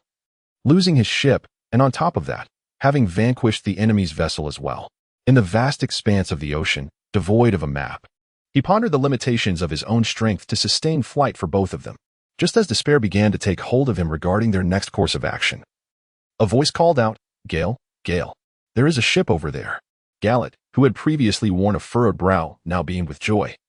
Having spotted a colossal silhouette of a ship ahead, knowing full well that Gale could not swim and that he could not carry him for long. Upon hearing this, Gale turned his gaze in that direction. Indeed, a massive silhouette of a ship loomed before him. It seemed that the protagonist's fortune was not too shabby. With his past experiences, Gale discerned that the vessel belonged to the Navy. Such a colossal ship, akin to a small island, was not merely an ordinary naval craft. Gale did not fly towards that direction, aware that those on the opposite side had also come to investigate the sounds of battle, and he did not wish to recklessly approach and be mistaken for a pirate. Admiral Carp, he observed, as the ship ahead lay submerged, while two children soared above. Oh, the situation is dire indeed. The ship has been obliterated. Let us proceed and ascertain the identities of these two youngsters. Carp, still nonchalantly indulging in a donut, found his curiosity piqued by the intensity of the conflict surrounding the two children. As the naval vessel drew closer, the soldiers aboard trained their weapons on him. However, upon recognizing who stood upon the deck, Gale felt a wave of relief wash over him. Who are you little ones? Carp inquired, gesturing for his men to lower their weapons. We are from the Kingdom of Yuzo, Gale replied candidly. The Kingdom of Yuzo was indeed a rather unique entity, mysterious in nature. And akin to an insurmountable barrier upon the colossal elephant, it remained elusive to many. Moreover, it had the peculiar ability to move, united in possessing formidable combat strength. The Kingdom of Yuzo was not a member of the world government. Carp scrutinized Gale closely, noting the boy's tail and the girl behind him, who sported rabbit ears and a fluffy tail. The naval officers aboard were equally intrigued by their appearance. What transpired here? Carp queried, sensing that Gale was truthful. Yet he required an explanation for the skirmish unfolding before him, lest they indeed be pirates. I cannot fathom why they attacked our vessel, inflicting such damage. However, I overheard them mention names, Buffalo and Baby 5, members of the Don Quixote family. Carp exclaimed instinctively, glancing at the flags bobbing in the waves, confirming his suspicions. He surmised that the assault on the children's ship was likely motivated by the allure of the fur tribe, a group favored by many nobles, particularly the girl, who could fetch a handsome price. The audacity of the Don Quixote family had reached new heights. Carp, who had long opposed the Shichibukai policy, instinctively found himself believing the two before him. Furthermore, they were merely children, not much older than his own grandson. Yet, this little fellow was no ordinary child. Although he recognized that the fur tribe was born warriors, this child's prowess evidently exceeded that of his peers by a significant margin. Chapter 11. Joining the Navy. After a moment of contemplation, Carp signaled his subordinates to enter the water and apprehend the culprits. Come forth, little ones. Is it just the two of you? Carp beckoned Gale to descend. Gale descended onto the deck, gently placing Gallet down. Gallet, still exhibiting a trace of wariness, appeared somewhat restrained after disembarking. Gale consoled her, reassuring that there was no need for fear in parting. They were sailors, akin to our own musketeers and knights. Upon learning that they were similar to the musketeers and knights, Gallet felt a significant sense of relief wash over her. Consequently, she developed a fondness for the elderly gentleman who allowed them to board the vessel. She promptly ran over and affectionately nuzzled against Cap. Gale felt a tinge of jealousy. Yet upon reflecting on Vice Admiral Carp's character and age, he dismissed the notion. Oh, little one, do you have any companions? Carp, somewhat pleased by Gallet's enthusiasm, had a fondness for polite children. We are but two. I am Gallet, and this is Gale. We set sail only a few days ago, and already we have been bullied by those wretched scoundrels. They even damaged our ship. Gale went over and gave them a beating. Gallet pouted slightly, a hint of indignation surfacing. Oh, Gale, did you defeat them all? Carp asked, curiosity piqued as he observed Gale, who had just reverted from his transformation. Yes, sir. They wrecked our ship, so I had to retaliate. Gale replied earnestly. Carp accepted this revelation, feeling a mixture of astonishment alongside Bogart. Buffalo and Baby 5 were no mere nobodies of the sea. For a boy to conquer an entire crew of theirs suggested extraordinary prowess. Furthermore, they were not pirates. And being so young, they were akin to raw gemstones awaiting refinement. Carp felt a protective urge towards this potential talent and considered the possibility of enlisting them in the Navy. Noticing Gale's rather unique fruitability, which seemed to allow transformation and flight, Carp inquired, What fruit did you consume, young lad?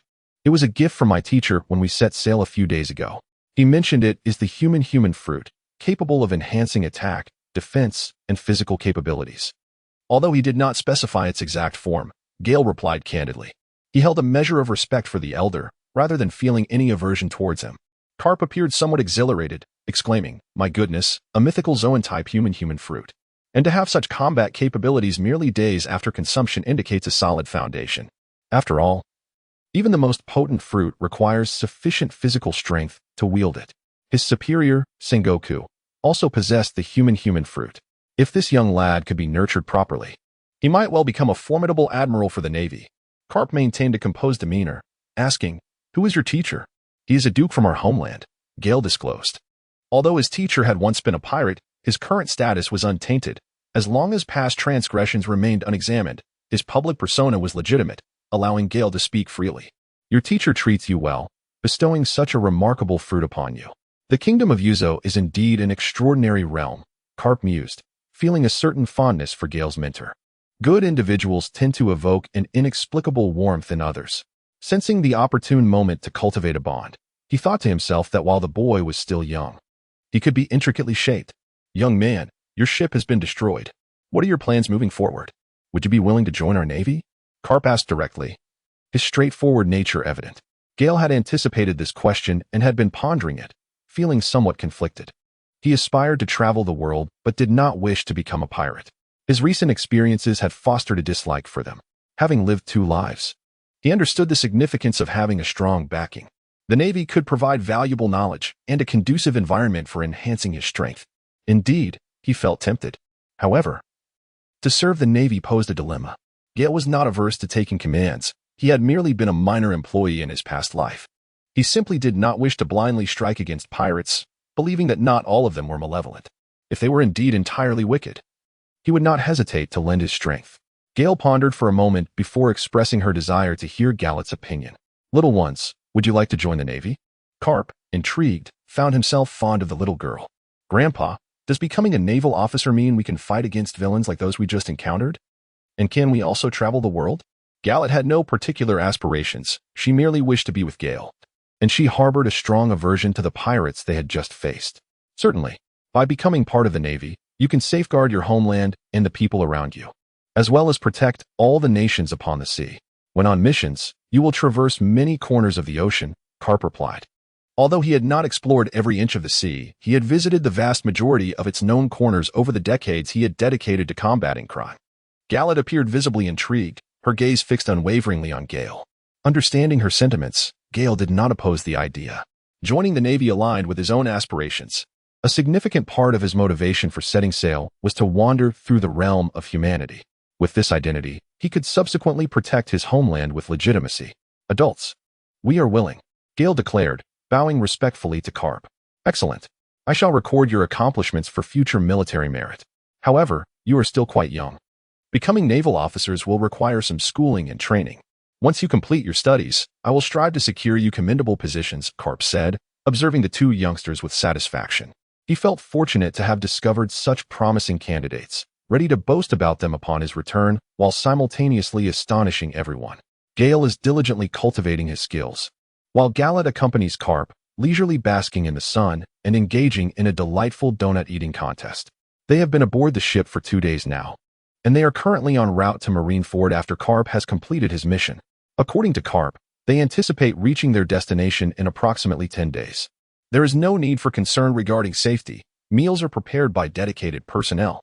Thus, Gale has wholeheartedly immersed himself in his training. The sailors aboard the ship, inspired by his unwavering dedication, have grown more respectful towards both him and Gallet, especially after witnessing the aftermath of that day's battle and recognizing Gale's formidable prowess. Gale's training did not escape Cap's keen observation. The more he realized the astuteness of his decisions, the more at ease he became. He had instructed his subordinates to investigate their identities, confirming they were not pirates, which alleviated his concerns. In these past few days, his most significant gain had been the delightful girl who accompanied him in their donut-eating competition. Grandpa Cap, I can't eat anymore. I've already consumed over 200, exclaimed Garrot. How about we compete in eating carrots next time? With her belly feeling quite full, she noticed Cap was still going strong, prompting her to seek an alternative method to reclaim her dignity. Ha ha ha, Garrot, have you conceded so swiftly? I'm still only 3/4 full. While I could manage carrots, I must confess, they are not to my liking. Cap chuckled, basking in his sense of achievement. No, I truly cannot eat anymore. Gale tends to eat quite a lot. You should challenge him instead, Garrot said, rubbing her belly to convey her genuine inability to continue. That little guy, Gale, certainly has a hearty appetite. However, he is a training enthusiast. I doubt he'd appreciate being interrupted in his pursuit of improvement, Cap remarked, casting a glance toward Gale. Then I shall join Gale in training. I've eaten too much, Garrot declared, skipping over to his side. However, rather than mirroring Gale's push-ups, she plopped down and reclined against his back, as if delegating her share of training to him. Gale had grown accustomed to Gallet's affectionate demeanor. For him, carrying Gallet, who weighed several dozens of pounds, was no burden at all. On the 12th day, they arrived at Marlin Fando at noon, unencumbered by any unforeseen events, as the naval warships cleared the way. Upon passing through the Gate of Justice, Gale ceased his training, aware that their destination was imminent. His curiosity was piqued not only by the illustrious reputation of this place, but also by the prospect of staying there for an extended period. Wow, it's so vast, so magnificent, so beautiful, Gallet exclaimed, bounding several meters into the air repeatedly. Is this truly a human city? Gale gently held her head, stroking it, and indicated that she should not act recklessly. Gallet, he said, this is the Navy headquarters. While it is filled with many people, it is not a realm of humanity. It is a center of political significance, a sacred place that must not be desecrated. Once we enter, stay close to me. No wandering, no jumping, and certainly no mischief. You promise to listen to me while we are out. All right, I will heed your words and refrain from mischief. You certainly know a great deal, Gale. Gallet now resembled an enamored fan from a past life, her eyes sparkling with admiration. Karp looked at Gale with approval, young, capable, diligent, and wise beyond his years. The more he observed, the more he appreciated him. If only his own grandson possessed even half of his qualities. The ship docked. With a wave of his hand, Karp commanded, "Everyone disembark. Bogart, take these two youngsters to get settled, and then to the testing. Ensure they enter the Naval Academy." Karp had to report to Sengoku. And naturally, he had someone to handle these trivial matters for him. The Naval Academy was where the Navy nurtured the offspring of its personnel and specially approved talents. Graduates of the Naval Academy typically emerged at least as junior officers. Although it was not the season for enrollment, Karp, as a naval hero and a teacher at the academy, could easily arrange for 2 transfer students. In the marshal's office, Sengoku remarked, "Karp, you have performed admirably on this mission. I hear there were some minor incidents along the way." Sengoku sat at his desk, hands spread across a mound of paperwork. Even before Karp's return, he had already received reports from his subordinates. Indeed, some of Doflamingo's subordinates grew restless and attempted to rob civilians. But they ended up in dire straits, haha. Karp felt a sense of satisfaction at the misfortune of the Shichibukai that displeased him, and then turned to Zephyr, saying, "I also brought back 2 victims. They defeated Doflamingo's men, leaving none standing." "Oh, are they 2 members of the Mink tribe?" Zephyr inquired, intrigued. "The combat prowess of the Mink tribe is indeed formidable." Zephyr lounged on the sofa, arms crossed, posture upright, one leg crossed over the other. He had heard that Karp brought back 2 youngsters from the Mink tribe, and his interest was piqued. They must be extraordinary children. "Indeed, Zephyr. Although I have arranged for these 2 to be enrolled in your academy, do not attempt to claim them for yourself, as I brought them back," Karp replied. He had somehow procured a bag of rice crackers from Sengoku's office, tore it open, and plopped himself down beside Zephyr, crossing his legs and munching contentedly. Sengoku was unconcerned with such trivialities. He had heard of a remarkable young man and was somewhat eager about it. "Pray tell, what is so special about these 2 youngsters?" "Hehehe, Sengoku, that lad is like you. He is a paramecia-type devil fruit user. He has only had the fruit for less than 10 days and has already taken down 2 of Doflamingo's fighters, sinking their ship." Karp could almost envision their astonished faces. And he chuckled mischievously. Do you know what form he possesses?" Although Sengoku had heard rumors, he was unaware that this individual was also a mythical Zoan-type devil fruit user. There were many variations of the devil fruit, and he was familiar with several powerful types, as past users had achieved great renown. Regardless of the form, as long as the foundational martial arts were not too lacking, the enhancements brought by the devil fruit could be extraordinarily formidable. Only a few days since consuming the fruit? This fellow must have an exceptional physique. Zephyr was particularly concerned about the foundation of martial arts. As a practitioner of pure martial arts, he favored students with strong physical abilities. "Take your time. There is no need to rush. His martial arts skills are surely commendable. One could tell from observing his training on the ship. However, Sengoku, have you heard of the devil fruit that allows one to transform, enveloped in red and yellow energy, and capable of flight?"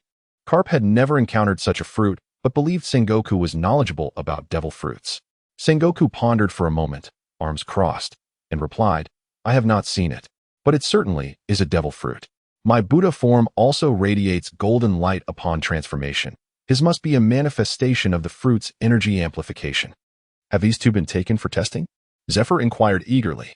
"They have already been taken by Bogart." "Are you so impatient?" Karp relished their eagerness. "Let us go and see," Zephyr declared before leaving the marshal's office. The Navy had experienced a gap in talent in recent years, and the emergence of promising individuals was greatly needed. The 3 arrived at the Naval Academy, where Gallet was curiously observing her surroundings. Many people were also watching with intrigue, as numerous onlookers had never encountered members of the Mink tribe. In the rough-and-tumble world of pirates, the charming Gallet certainly captured the attention of the young admirers. Gale felt the weight of the crowd's gaze upon him, a sensation he had not experienced in quite some time. Back in the land of Uzo, he had often felt akin to a mere beast. Though he did not feel uncomfortable, there lingered a sense of being scrutinized as if he were a circus animal. Upon reflection, it seemed almost fitting. After all, he was, in many ways, the monkey in this scenario. Before long, they arrived at a vast training arena. Bogart pointed to a colossal machine towering 30 meters high, addressing Gale and the others. "Strike that enormous iron plate with all your might. Do not hold back. The higher your power level, the more tailored the educational arrangements will be at the school, and it will be meticulously recorded, significantly impacting your evaluations upon graduation. He then gestured to a nearby school staff member to come forward and take notes. Gale was equally intrigued by this machine. Indeed, the technology within the world of pirates was remarkably advanced. In his previous life, such enormous and intricate devices were quite rare. He was also eager to gauge his current level of strength. Although the measure of one's spiritual energy was not the definitive standard of power, it served as a valuable reference. "Allow me. I'll go first," Gallet exclaimed, bouncing with enthusiasm as she raised her right hand. Having encountered a plethora of novel experiences since her arrival, her interest in this machine had grown considerably. "Well then, Gallet, unleash your full potential." Gale, aware of her novelty and somewhat impatient, nodded in response. Gallet stepped forward, donning her clawed gauntlets, which served as her weapon. Not only did they enhance the sharpness of her strikes, but they also safeguarded her hands. The gauntlets flickered with electric brilliance, gradually enveloping her entire claws. Gale observed Gallet's electric spectacle, nodding in acknowledgement. The intensity of Gallet's electric shocks had evidently amplified. From the brilliance and thickness of the electric arcs, he could discern this progression. The surrounding spectators were equally animated, marveling at this novel technique, mistakenly believing Gallet to be a user of a devil fruit. Such a display was beyond the capabilities of an ordinary person. Once the electric display enveloped the area, Gallet began to gather her energy, crouching slightly before dashing forward. Upon reaching a sufficient velocity, she propelled herself off the ground, extending her right hand backward before thrusting it forward, unleashing a jolt of electricity. A resounding thud echoed as the screen flashed the number 426. Suddenly, the crowd erupted into a cacophony of excitement. The average person's combat prowess is merely 10, while the Naval Academy's selection standard stands at 50. Freshmen, having only recently commenced their studies, typically possess around 100 points. Thus, a score exceeding 400 is astonishing for children aged 11 or 12, highlighting the clear advantage of the Fur tribe. Among the freshmen, aside from the upperclassmen, she was already among the elite. This girl is remarkably formidable. While her peers range in the tens to hundreds in combat power, she has surpassed 400. Indeed, such a performance certainly warrants a place in the top 3. It appears she is even stronger than I had anticipated. Many Zoan-type devil fruit users only achieve scores of 3 or 400. Yet, here stands another student from the elite class. Is she truly a user of the devil fruit? If not, that would be utterly terrifying. The crowd buzzed with speculation. Chapter 13. Gale's terrifying power. Gale, am I impressive? Gallet bounced towards Gale, her enthusiasm stemming from the belief that her score of over 400 was indeed something remarkable. Gale praised her, gently patting her head, and smiled, saying that Gallet is the best. Gale also did not expect that she had become so remarkable. Gale speaks from the heart. Over the years, she has focused solely on her training, often finding herself merely playing alongside Gallet. It turns out that play can indeed enhance one's strength. Has her devotion to cultivating friendship shifted in this manner? Little did she realize that her prowess had already reached the echelon of a minor superhuman in the realm of humanity. Gale then turned to Bogart, who was intently gazing at the screen, and inquired, "Sir, may I test it a few times?" Bogart was momentarily taken aback by the question, as it was seldom posed. Typically, individuals would simply deliver their strongest blow. Aside from a few concealers of hidden prowess, most were quite accurate and rarely opted for multiple tests. "You may test 3 times, with the strongest result being the definitive measure," he replied. Gale posed this question in a quest for a deeper understanding of his own abilities. Having consumed the fruit only a few days prior, he had a general sense of the enhancements it provided in terms of power and capability, yet lacked specific insights. Thus, he sought to ascertain the extent of the disparity between his strength before and after transformation. With determination, Gale made his way to the center of the arena, inhaled deeply to center his thoughts, and then clenched his right fist. He executed a deep squat, propelled himself into a jump, and swung his fist. A resounding thud echoed through the air, illuminating the display screen with the number 636. Gale secretly rejoiced, for his 6 or 7 years of relentless effort had not been in vain. In the year he traversed into this realm, while other children were still frolicking and seeking affection from their parents, he had already embarked on his path of cultivation. Throughout those 6 or 7 years, regardless of whether the sun shone or rain poured, Gale never faltered in his studies, undeterred by the whims of the weather. Although he possessed an inherent physical advantage, The strength he exhibited was undeniably the result of his diligent toil. One could argue that this assertion is not excessive. At this moment, the arena was abuzz with excitement. A seemingly ordinary punch had unexpectedly demonstrated such profound prowess, surpassing even that of the charming young girl from earlier. Moreover, the technique lacked the elegance of her previous display. Defying their internal standards of logic and expectation, Gale remained unfazed by the murmurs surrounding him, continuing to extend his right hand, allowing the electric light to envelop it. The spectators on the field beheld an even more intense glow of electricity than before, which gradually contracted toward his palm, resembling a delicate layer of silver draped over his hand. The crowd could distinctly hear the crackling sounds, their heartbeats quickening in sync with the tumultuous rhythm, breaths becoming heavy and labored. 1,000 birds. Boom.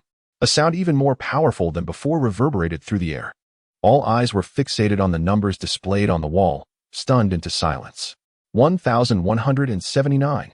At that moment, the arena was enveloped in a profound stillness. As everyone stared at the screen in disbelief, some rubbing their eyes in an attempt to comprehend the reality before them, before they could fully grasp this astonishing truth. Their eyes widened once more as Gale began to move again. A gentle breeze swept through the arena as he completed his transformation, vitality swirling around him, creating waves reminiscent of the ocean. His muscles rippled slightly, and though he wore only a pair of camouflage pants, his physique appeared remarkably well-defined and robust. Many young women in the audience let out gasps of excitement, their hearts secretly aflame with admiration. At that moment, Gale was equally captivated, seemingly able to see hearts fluttering within his eyes. Gale placed his left hand upon his right wrist, and once again, a surge of electric light enveloped his palm. A dazzling brilliance momentarily blinded the onlookers before retracting to merge with his hand. Dachien Bert. The resounding boom echoed through the air, reverberating in their ears.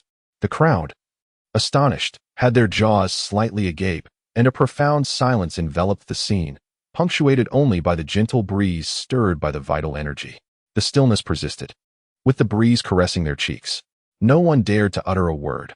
All eyes were fixed on Gale, who stood in the arena like a deity of war. Such prowess, surpassing that of his peers, evoked not envy but admiration. It was not wrong to revere the strong. The crowd unanimously regarded Gale as a formidable entity, almost akin to a monster. The nearby assistants exchanged glances, aware that their own abilities paled in comparison, with some even falling short of Gale's remarkable talent. By heavens! This is unprecedented since the school's inception, Zephyr murmured. Such power is beyond that of a lieutenant colonel at his age of merely 12. It is truly unprecedented. Sengoku, equally astonished, mumbled to himself. Heh. You are all astonished, aren't you? Let me make it clear, he is my chosen one, and none shall compete with me for him. I shall impart all my martial skills to him. Carp exclaimed, somewhat taken aback. He recognized this lad's ability to defeat Buffalo and Baby 5, yet the extent of his prowess remained uncertain. Gale hasn't consented yet. Zephyr retorted defiantly, unwilling to yield easily. Ahem, we shall discuss this matter later. Let the boy choose for himself, Sengoku added awkwardly. As a marshal, he was burdened with mundane affairs. Yet he was also the nominal teacher of the school. Although he had never taught there, such a promising talent was indeed enticing, especially since he too possessed the mythical Zoan-type devil fruit. He was undoubtedly a fitting mentor. Whoever dares to vie with me shall face my wrath, Carp grumbled, though he secretly relished their rivalry. Discovering and nurturing such talent was no small feat given the current gaps in the marine hierarchy post the three admirals. This was indeed a promising sign. Moreover, he was aware of the secrets of the Mink tribe. At certain times, their combat capability was far beyond what it seemed. As Gale exited the training ground, he noticed Gallet surrounded by a group of girls and a couple of boys. Observing Gallet's interaction with several girls, Gale hastily approached. As he drew near, the crowd parted for him. He took Gallet's hand and leaned in to whisper, Gallet, from now on, you must not tease anyone. If you must, let it be with the girls, not the boys. Gallet questioned, why not? There is no reason. You will understand in due time, Gale replied, ruffling her hair as a gesture of affection. Suddenly, a young woman approached.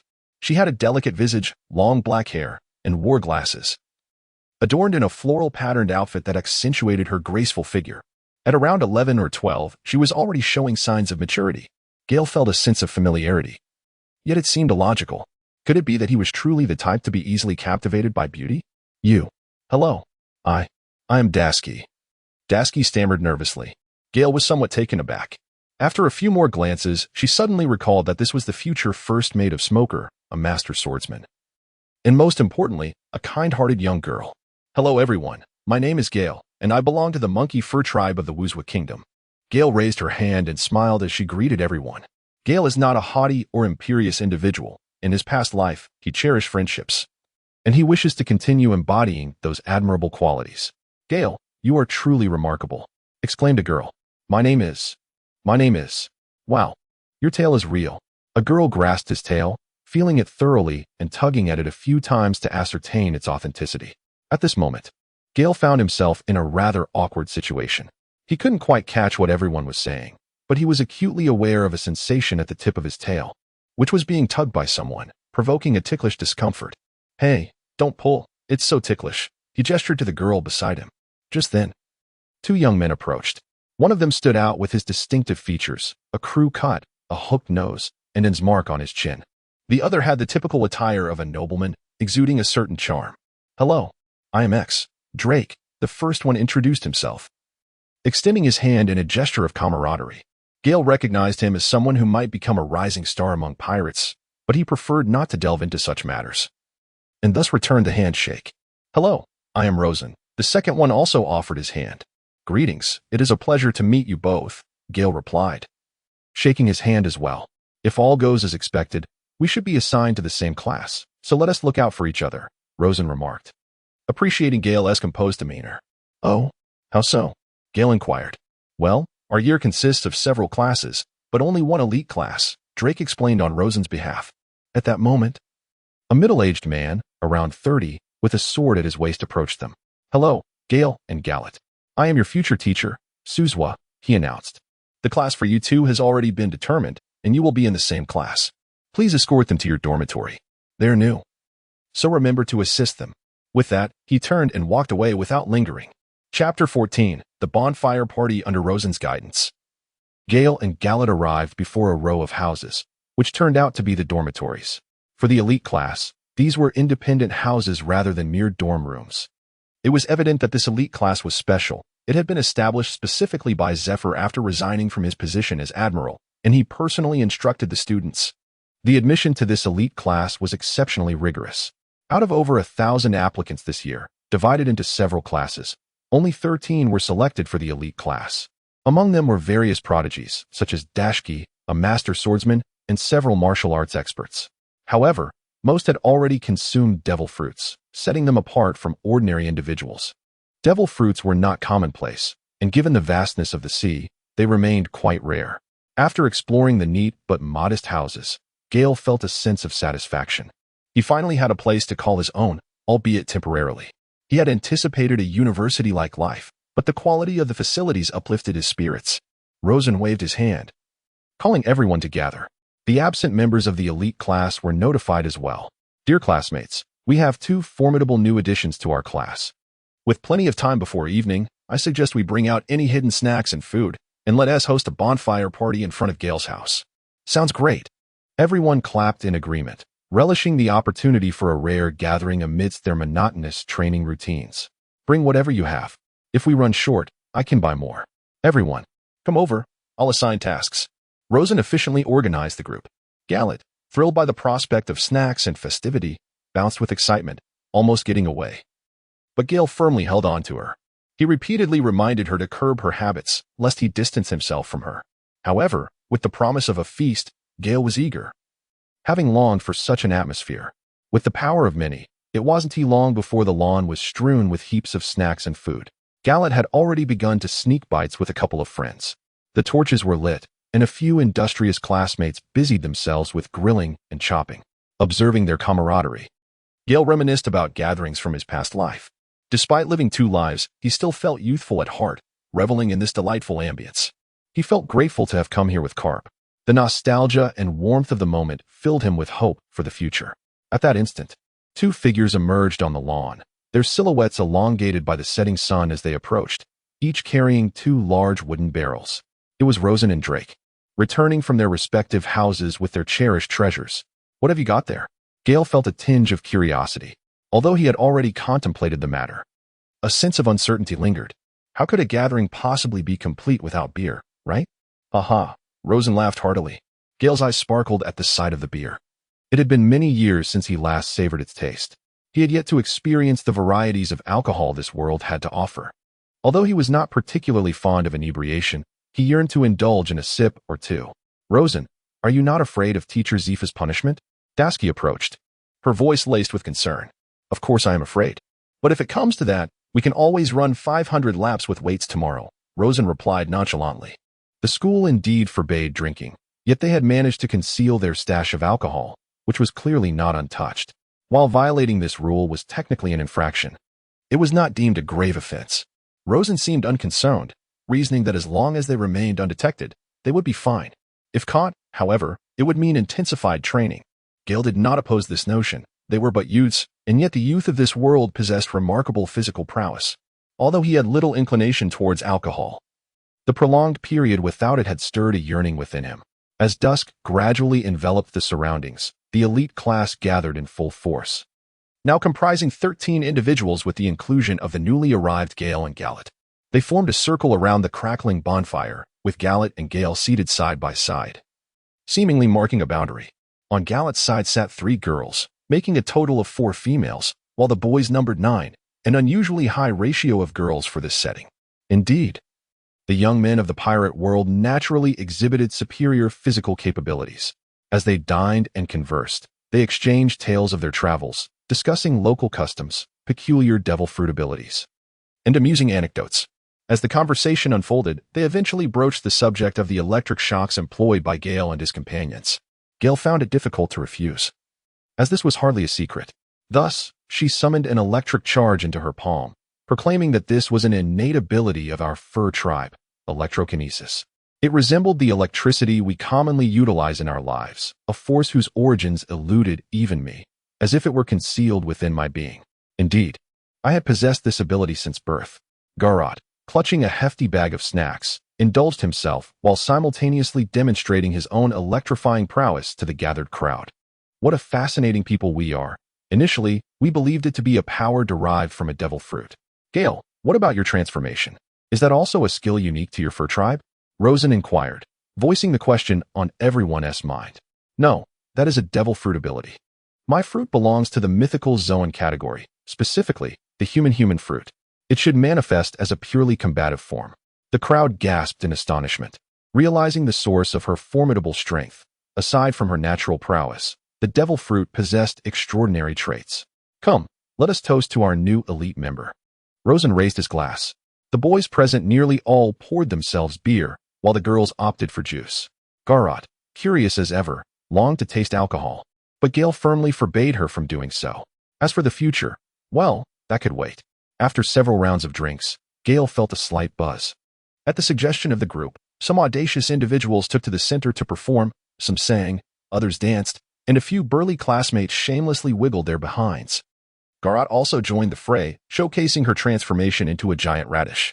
The spectacle was such that even Gale struggled to comprehend the mechanics behind it, and the audience erupted in applause. Eventually, they called for Gale, one of the protagonists, to take the stage. However, she vehemently refused. Feeling devoid of any talents to showcase and fearing the embarrassment of her lack of musicality. After some back and forth, unable to withstand the enthusiasm of her peers, Gale suddenly recalled a cold joke from her past life. Gale waved his hand and said, "Allow me to share a joke with you all." The crowd responded enthusiastically. Once, there was a man who had an insatiable love for ramen. Eventually, he met his demise. Do you know how he died? Gale sat up straight, adopting a serious demeanor as he posed the question to the audience. Did he eat himself to death? Rosen inquired, puzzled. Gale shook her head in disagreement. Is it due to being overly salty? Or perhaps from being excessively fattening? Could it be the result of being inedibly poor in taste? Or is it simply because it is delicious? No, it is the bliss of indulgence. Gale shook her head vigorously, akin to a clapper in a drum, indicating that none of the answers were correct. So how did he actually die? Dasky couldn't contain her curiosity and asked, her expression revealing keen interest. Well, I reluctantly reveal the truth to you all. He met his demise while going out to buy ramen, having suffered a fatal fall. Haha. Gale couldn't help but burst into laughter, his amusement stemming from a rather low threshold for humor. The crowd was momentarily taken aback. Yet several individuals soon joined in the hearty laughter. What on earth? Let's disregard that and start anew. Some, however, displayed a sense of surprise, feeling compelled to have another go. Gale scratched his head, finding the situation quite amusing. Suddenly, an idea struck him. After pondering for a moment, he recalled a tale. Once, there was a pig, which eventually met its demise without ever comprehending the cause of its death. Do you know why? This time, the question seemed rather challenging. As the crowd deliberated for a while before someone ventured, did it die from foolishness? Gale shook her head. Is it possible they perished in such a foolish manner? Consumed by another? Succumbed to illness? Or perhaps, yet again, met their end in a fall? Gale shook his head once more. At that moment, an incongruous voice broke the silence. It was Rosen speaking. Could it be that he was driven by carnal desires? Gale was drenched in cold sweat, overwhelmed by the sharpness of the situation. Indeed, one must not judge by appearances.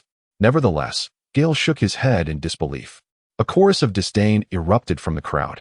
Someone inquired about the precise circumstances of the death.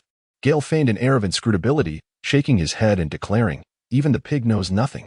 At that moment, silence enveloped the room for what felt like 5 seconds, before someone finally responded, "Gale, are you implying that we are akin to pigs?" Gale hurriedly prepared to flee, exclaiming, No, I did not say that. Everyone, capture him. He actually called us pigs." At that moment, behind a grand tree, Zifa could hardly contain his amusement. He had passed by earlier and noticed them indulging in drink, choosing not to intervene immediately, preferring instead to wait until they had finished before teaching them a lesson. However, at that moment, he was also greatly amused by Gale's antics and thus quietly departed. Gale had not anticipated that his 2 jokes would spare everyone from a barrage of reprimands. Chapter 15. Zephyr takes on apprentices on the expansive playground. A dozen students engaged in various forms of training. Among them, one boy stood out, measuring approximately 1.78 meters, clad only in casual 3/4 shorts, with a tail protruding from behind. His upper body was bare, revealing a striking array of well-defined muscles. Life at the school followed a structured routine. Aside from the morning training sessions, there were also 1 or 2 classes each day dedicated to practical combat instruction, swordsmanship, as well as lessons on contemporary knowledge and management. Days unfolded in a rhythmic manner, with everyone growing closer through shared experiences. Thus, a year slipped by in this assembly line existence. During this time, both Karp and Sengoku had come to observe Gale and his peers secretly, recognizing the necessity of such foundational training and knowledge accumulation that they refrained from intervening. After enduring training that surpasses the efforts of anyone else, Gale consistently dedicates time to honing his fruit abilities. It is often said that time is the greatest accumulation. And following each training session, Gale frequently maintains his transformed state, endeavoring to achieve both accumulation and breakthrough. He has also transformed the relatively weaker energy blast into a rapid-fire technique. Furthermore, Gale has begun to master the ability to unleash electric shocks using his feet, thereby diversifying his attacks. To ensure that his transformation does not disrupt his daily life, Gale has learned to retract the energy surrounding him into his body. Gale is quite pleased with the achievements of this year. Although, aside from the enhancements brought about by regular training, her abilities have not exhibited exponential growth. Such steady and methodical progress remains exceedingly significant. Gale was diligently exercising, having already completed today's training task. He was now engaging in additional efforts. Suddenly, a wave of excitement swept through the crowd. It was Master Zifa, who had come to personally conduct the class today. "Hello, everyone. A year has swiftly passed. I have spent this year with you, and in this time, I have seen the emergence of future titans of the sea among you. I am quite pleased with the results of your training. Your foundations have become quite solid. However, the arduous days lie ahead. The training will become increasingly demanding and challenging." Zifa proclaimed with a commanding tone. He explained, "The reason I say this is that I am now preparing to introduce you to the core martial techniques of our Navy. So today, I will begin by presenting the 6 styles of the Navy." Zifa elaborated in a slow, detailed manner on the lessons at hand. The audience listened intently, their focus unwavering, as they had never been so engrossed before. The 6 styles are the Navy's signature techniques, and other ordinary classes would not encounter them so early. If all goes well, students in the ordinary classes might master 1 style before graduation, which would already be considered exceptional. In contrast, you must master at least 3 styles, with 1 being perfected. I have provided a general overview of the 6 styles, and now I will discuss the most fundamental technique, shave. This is the first technique of the 6 styles, from which moonwalk and gale steps have evolved. The training method for shave involves rapidly stepping on the ground dozens of times within an instant, generating explosive force that translates into high-speed movement, akin to teleportation. The more steps taken, the greater the speed achieved. Having explained this, Zifa demonstrated the technique at a slower pace for everyone to observe. Today's lesson concludes here. You will have a month to practice, and I hope that by then, half of you will have mastered it. Should you have any questions, feel free to consult Teacher Shiozwa. That will be all for today. As Zifa prepared to leave, he called out to Gale, "Come here for a moment." Gale was unaware of the reason why Professor Zephyr had called him, yet he followed him with a sense of honesty, believing he had not committed any grave error. After traversing a small grove, they arrived at the officers' quarters, a place far more spacious and aesthetically pleasing than the dormitories of Gale and his companions. In a previous life, it would have been referred to as a villa. Accompanying Zephyr to his residence, Gale's gaze was captured by a stunningly attractive woman who entered his line of sight just as he was lost in thoughts about Professor Zephyr. Zephyr addressed the young woman, saying, "Ein, please fetch me a cup of tea." "Certainly, Professor," Ein replied, her voice melodious and sweet, embodying the essence of a genuine beauty. As Gale listened to the sound, his bones seemed to soften. Soon, the name Ein surfaced in his mind. One of the top 10 beauties among pirates, a truth the esteemed forum had not deceived him about. Before Gale could indulge in his daydreams, Zephyr addressed him, inquiring about any discomforts he had experienced at school. "Thank you for your concern, teacher. I truly enjoy life at school, and my classmates are very friendly and supportive," Gale replied, suppressing his private thoughts and adopting a more serious demeanor in the presence of this respected instructor. "That is good to hear. I have been observing your performance over the past year," Zephyr continued. "Today, I will teach you the technique of shave, and you must practice diligently." "Yes, I will certainly train hard," Gale assured him. Time seemed to stand still for a moment, until Ein placed a cup of tea before them. "Gale, I wish to take you on as my direct disciple. Are you willing?" Zephyr finally revealed his true intention. After a year of observation, he had discerned that this young man was kind-hearted, affectionate, and industrious. Moreover, his innate talent was indeed remarkable. Despite having mentored many outstanding students in the past, none had matched Gale's perfection, prompting him to lay his cards on the table. A wave of astonishment washed over Gale as he realized that Zephyr had summoned him to impart the wisdom of his own cultivation. Zephyr, a paragon of righteousness, was a man truly deserving of Gale's admiration, and he was acutely aware of Gale's latent potential. Once a vice-admiral, although age had now dulled his once formidable prowess, the legendary moniker of Black Arms still echoed across the seas, a testament to his peak status. However, Gale's thoughts soon drifted elsewhere. Grateful for the teacher's kindness, Gale expressed his willingness to learn, though he already had a mentor, the esteemed Duke of Canine Gale from his homeland. The notion of having a personal disciple raised questions in his mind. While there exists a significant distinction between an ordinary student and a personal disciple, Gale was already bound to his mentor, the Duke, who had shown him immense benevolence. He pondered whether the concept of sects existed in this world. If he were to abandon his current master and seek another, he would be unwilling to do so. "Oh," Zephyr responded, momentarily taken aback, but quickly reassured him. "It matters not. As of now, I am simply your teacher. I harbor no biases regarding sections. I merely wish to guide you in your cultivation, recognizing your exceptional talent and diligent efforts, so that you may avoid unnecessary detours on your journey." Gale felt a weight lift from his heart. Zephyr's response was the most impeccable answer he could have hoped for. He truly desired a mentor of such caliber, and since a harmonious resolution was attainable, what objections could there be? "Thank you, esteemed teacher. Your integrity and formidable prowess are precisely what disciples aspire to find in a mentor." The young man would certainly be a frequent visitor henceforth. "Yes, indeed. Please come by often. Should you encounter any uncertainties, do not hesitate to approach me directly," Zephyr affirmed with 3 repetitions of encouragement.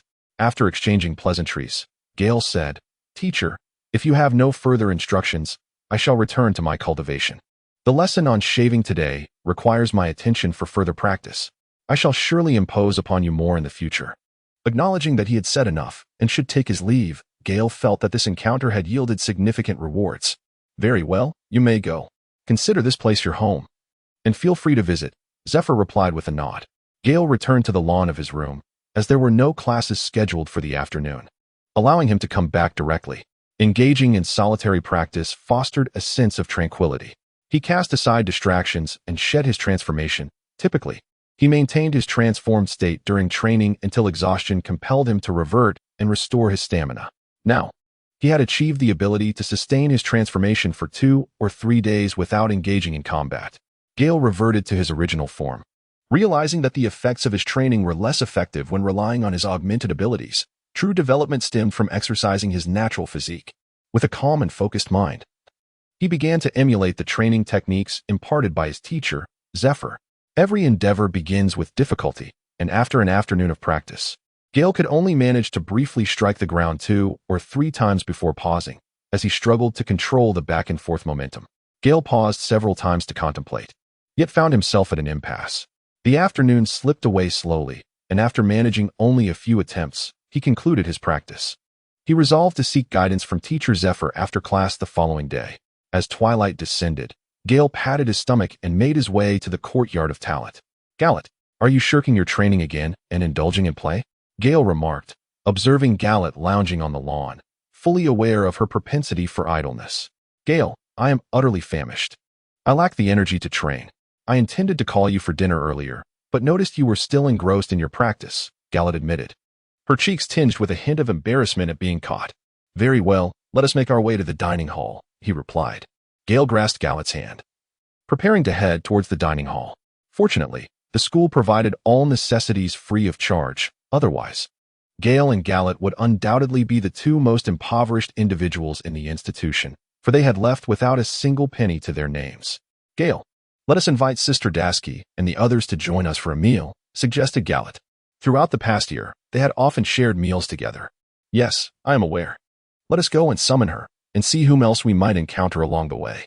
Today, I am craving braised radishes." Chapter 16. The first mission the following day. After completing his morning practical theory class, Gale joined his peers for lunch in the dining hall. The group was animatedly discussing their reflections on the shaving techniques they had learned the previous day and expressed their intent to seek out teacher Shiozwa for further discussion. Gale declined, expressing her intention to visit Zephyr's residence, and the others exchanged knowing glances. However, Gallet insisted on accompanying her. Gale thought it was perfectly fine to bring her along. Over the past year, Gallet had matured significantly and had gained a deeper understanding of human relationships. Her desire to join Gale stemmed from her awareness that Master Zephyr had taken Gale as a disciple. She wished to personally pay her respects. Together, they arrived at Zephyr's home. Upon knocking on the door, Gallet was the first to greet Master Zephyr, and then she eagerly rushed to find Ein, calling her sister with delight. Gale also addressed senior sister Ein with a respectful call. Then, unable to meet her gaze, he approached Zephyr directly. "Teacher." Gale bowed and proceeded to pose his inquiry. "While practicing my footwork during yesterday's training, I felt a disconnection in my steps. Despite my contemplation, I could not discern where the issue lay." Zephyr, anticipating this, nodded in acknowledgement. "Come with me, demonstrate for me, and we shall identify the problem." Zephyr led Gale to the grassy area in front of the house, with Gallet and Ein trailing behind. Gale demonstrated a technique in which he could only execute 4 or 5 swift steps, lacking the finesse of a true master, yet he managed to cover a considerable distance. It is indeed impressive to achieve such results within half a day. However, the coordination of footwork is crucial. To master this technique, one must comprehend various factors, all of which are significantly intertwined with the distance to be covered, the direction to be taken, and the required speed, each possessing its unique nuances. Zephyr patiently elucidated these concepts to Gale, repeatedly showcasing various demonstrations of the technique. Time swiftly passed in their training sessions. Gale nearly every day brought Gallet to Zephyr's home for practice. Each evening, he would further refine his skills independently. Over the span of 6 months, Gale had preliminarily mastered 6 techniques, becoming proficient in both the shave and storm kick. Due to his frequent companionship with Gale at Zephyr's residence, Gallet had also begun to grasp 5 of the techniques, excluding the finger gun. Gale often shares his insights from training during mealtimes, and everyone is eager to hear the experiences of this diligent individual, especially given his impressive achievements and the guidance of esteemed mentors. Moreover, his close companions, Dashki, Rosen, and Drake, frequently visit Gale's residence in the evenings to seek his counsel. The past 6 months have undoubtedly yielded significant gains. He has mastered the 6 styles of the Navy, resulting in a marked improvement in his abilities. Through continuous practice, he is adeptly integrating his fruit powers with the 6 styles, and he has begun to grasp the synergy between hockey and techniques such as shave and Gale. Zifa often engages in sparring sessions with Gale as well. Gale genuinely expresses gratitude towards the benevolent elder, a truly admirable teacher. From Zephyr's words, he learned that in order to sharpen the new students, the elder has already proposed to the warring states that elite students embark on a journey of training. Due to his inability to leave, it is highly likely that this matter will be entrusted to Carp, reflecting a careful consideration for this group of students. After Gale shared the news, everyone expressed a mixture of surprise and excitement, finally having the opportunity to venture outside. As for combating pirates, they had all learned several techniques of the six powers, and their newfound strength ignited a fervent desire to test their skills. The rumors of taking a shortcut proved to be true within a couple of days. Zephyr announced that they were to head to the East Blue to eradicate a notorious band of pirates, with Captain Carp personally overseeing the operation. A wave of cheers erupted from the crowd, as if this mission was not a battle, but rather an exhilarating adventure. Zephyr raised his arms to silence the crowd and proposed that Gale lead the team, with Rosen serving as his deputy. Gale raised an objection, asserting that Rosen possessed superior leadership abilities. However, Zephyr refuted this claim, stating emphatically, "There is reason behind my arrangement. Gale, you are the strongest among us. I expect all 13 of you to return alive. This is your responsibility." Gale reluctantly accepted this position. On the eve of their departure, Rosen, Drake, Dasky, and of course Gallic gathered at Gale's modest abode for a pre-meeting. Around the dining table, the atmosphere was charged with anticipation. "Gale, do you have any news regarding which pirate crew we are to eliminate?"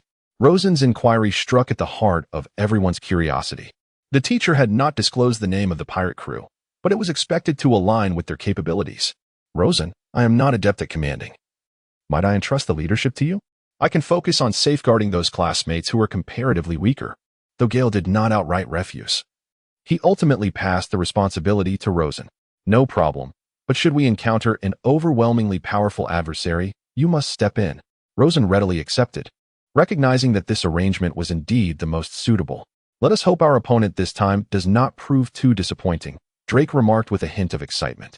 The ancient dinosaur fruit had not only augmented his strength but also imbued him with a combative spirit. Drake often sought sparring matches with Gale, but after being bested several times, he truly grasped the significant disparity in their strengths, leading him to refrain from pestering Gale any further.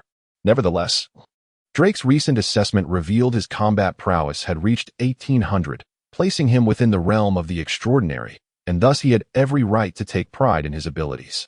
As the night passed in silence, the following morning saw everyone rising early. The sun had yet to fully ascend above the horizon, casting a golden-orange glow across the sea. Shadows flitted busily under the burgeoning daylight. Under Rosen's guidance, the group convened before Admiral Carp's ship. They intended to board, only to be informed that, for the sake of facilitating their mission, the headquarters had allocated them a smaller vessel. However, at that moment, Gale and Begot found themselves aboard Carp's ship. The rationale being that Gale had neglected to show respect to elders and had not visited the old man in the past couple of years. The others had grown accustomed to Gale's preferential treatment, and their understanding of the situation was as clear as day. Gale stood at the bow of the ship, beneath which lay the emblem of Admiral Carp, a canine figurehead. Stretching his body, he inhaled the long-lost sea air. After more than a year away from the ocean, confronting it now brought an exquisite sense of contentment. The gentle breeze seemed to carry a hint of the ocean's essence. Indeed, it was wonderfully refreshing. Rogat, a devoted admirer, harmoniously matched Gale's current demeanor. What was that little fellow doing there, after all? Just then, Carp approached, somewhat out of place. Gale wished to compose a poem, yet was interrupted by Captain Carp. Despite his annoyance, he respectfully addressed him as Admiral Carp. There was no alternative. Carp's formidable reputation as a renowned naval hero preceded him, causing even the Pirate King to flee in his presence. I remarked to Gale that he was being rather inconsiderate, having heard that Zephyr had taken him under his wing. Carp, visibly indignant, munched on a donut without offering him a share. Gale seemed to have an inkling as to the reason for his anger. "Admiral Carp, Teacher Zephyr has treated me exceptionally well. I have already made it clear that I have a mentor, yet he still regards me as his own. I cherish this sentiment." Gale spoke candidly. "I appreciate your straightforwardness, but I also wish to take you on as my apprentice," Carp replied with unadorned honesty, without preamble or warning. "Oh, this?" Galton was momentarily speechless. The protagonist's aura was simply too magnificent. Was this a competition for oneself? "Humph, you brat, you are indeed the one I saved. Shouldn't you think of me as your mentor first? I've heard that the Navy's sixth style has also been preliminarily mastered. How fortuitous. For my iron fist is quite formidable as well, I could teach you too. After all, having one more teacher is hardly a burden. Why don't you consider calling me grandfather?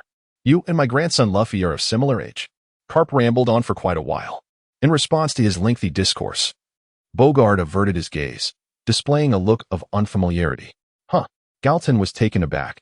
How could one take on a disciple in such a manner, only to then be asked to become his grandson? Yet, something about it felt amiss.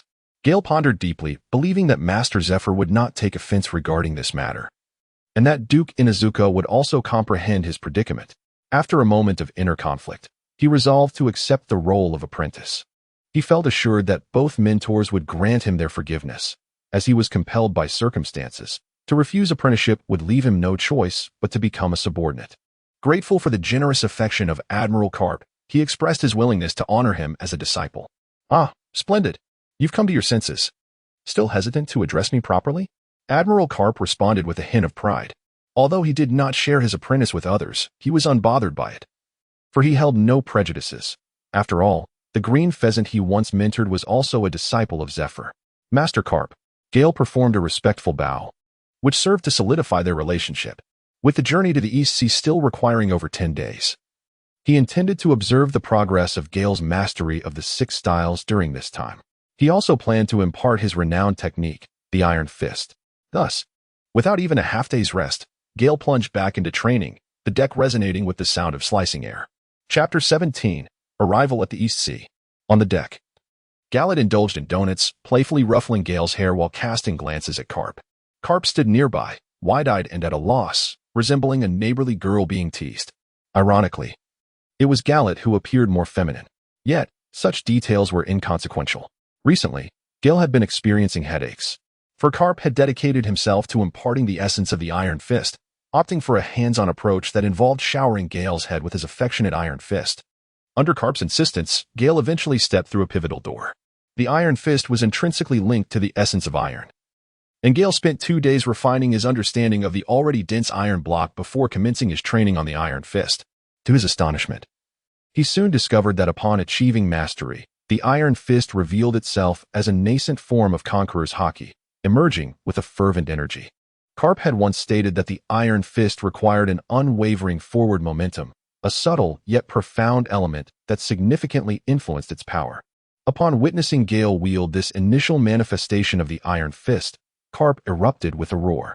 If you don't master it soon, Gallet will devour all my donuts. He promptly snatched a bag of donuts from Gallet, consuming 2 or 3 to regain his composure before exclaiming, "You must have felt it now. You've developed a sense of energy. This is the nascent form of the Conqueror's Haki. With continued practice, the path ahead will be smooth." He then devoured a few more donuts, as if he were on the brink of starvation. Carp was astonished. In just over 10 days, Gale had grasped the threshold of understanding. Truly a prodigy. He had initially thought that even with exceptional talent, it would take at least 3 months to achieve such progress. He had not anticipated that Gale would master it during this mission, expecting instead that it would require a more gradual approach upon their return. The rapidity of Gale's advancement filled Carp with a sense of relief, knowing that having such a disciple would significantly enhance the safety of their current mission, prompting him to break into a foolish grin, leading others to believe he had lost his mind. Gale found himself helpless in the face of his roar. Do you have any idea how painful your Iron Fist can be? If he doesn't learn quickly, he might even master the observation Haki by now. After all, he has perused the dual Haki training notes provided by Master Inazuma. The rapid progress in his training can largely be attributed to the invaluable insights from Duke Inazuma's notes. Initially, he had planned to start his training a year later, but now he has made significant strides in mastering the armament Haki ahead of schedule. However, Carp remains blissfully unaware of this. A couple of days passed once more. Gale relentlessly struck the air above the ocean, each punch resonating with explosive force. The surface of the sea rippled in response to the sheer power of his energy. After 2 days of acclimatization, Gale had gained a preliminary mastery of the Iron Fist and could wield it competently. At this moment, Carp summoned Gale. You need to proceed ahead for less than half a day's journey. You cannot bring our ship to shore. Such a large vessel would surely alert the enemy. There is an island named Ilan, which harbors but a single town. We have received intelligence regarding a group known as the Warwolf Pirates, led by a captain with the ability of the dog fruit in its wolf form. 2 years ago, his bounty was a staggering 111 million berries. They have been pillaging and burning, likely intending to establish a black market there. The town mayor is powerless against him, as his authority has been undermined. Your objective is to ascertain the enemy's criminal activities and apprehend the werewolf. If that proves impossible, execute him on the spot. The final word, execute, was pronounced with a resonant intensity, clearly signifying Karp's genuine ire. Understood. Gale responded, executing a formal military salute. He then hastened to summon Galad, and together they dashed toward their small boat. Galad had also begun to grasp the moonwalk technique, and her innate agility allowed her to master it swiftly, covering a significantly greater distance compared to Rosen and Dasky. She quickly caught up with Gale during their flight. In truth, she had hoped Gale would carry her. But to her disappointment, he was rather oblivious. Had she known, she would have refrained from learning it herself. With this thought, she let out a few disgruntled huffs. The two soon arrived at the ship, where Rosen and the others gathered around, having anticipated the commencement of their mission. Gale summoned everyone to the cabin to elucidate the mission at hand. Upon learning that it involved a notorious pirate with a bounty of 100 million, their eyes sparkled with excitement. However, when the topics of pillaging and destruction arose, indignation swept through the group, with some even striking the table in protest. Captain, shall we charge directly into battle, or should we first scout the terrain? Rosen inquired of Gale. Rosen, I have entrusted you with the command for this operation. It is your prerogative to determine the best course of action, Gale replied, affirming his decision to allow Rosen to lead without interference. I propose that you undertake the reconnaissance of the terrain and assess the enemy's strength. While daylight still lingers, it is imperative that we capture them without allowing any to escape. Gale also nodded in agreement with his approach. You all stay here. I shall return shortly. After Gale finished speaking, he took 2 steps into the air and transformed, soaring into the sky. Gale swiftly descended into an uninhabited area, for he was not clad in naval attire, and thus naturally made his way into the city. The school uniform bore a slight resemblance to the Marines' military garb. However, he had no desire to don it, for that would surely arouse suspicion. Gale gradually ventured deeper, observing the stalls, eateries, and the sparse pedestrians lining the streets. The town exuded a quintessential charm, a blend of commonplace aesthetics and subtle European influences, embodying the essence of an ordinary settlement. However, the atmosphere was devoid of liveliness, as if each individual bore a melancholic expression. Some displayed visible injuries, while others bore the remnants of bruises upon their faces. Gale discerned that there was indeed a problem. Continuing forward, he traversed several streets, where a clamor erupted. Among the figures, 2 burly men stood out, their attire distinct from the others. Marked by wolf tattoos on their chests and blades sheathed at their waists, Gale confirmed they were pirates. At that moment, one of the hulks seized a young woman, tugging at her insistently.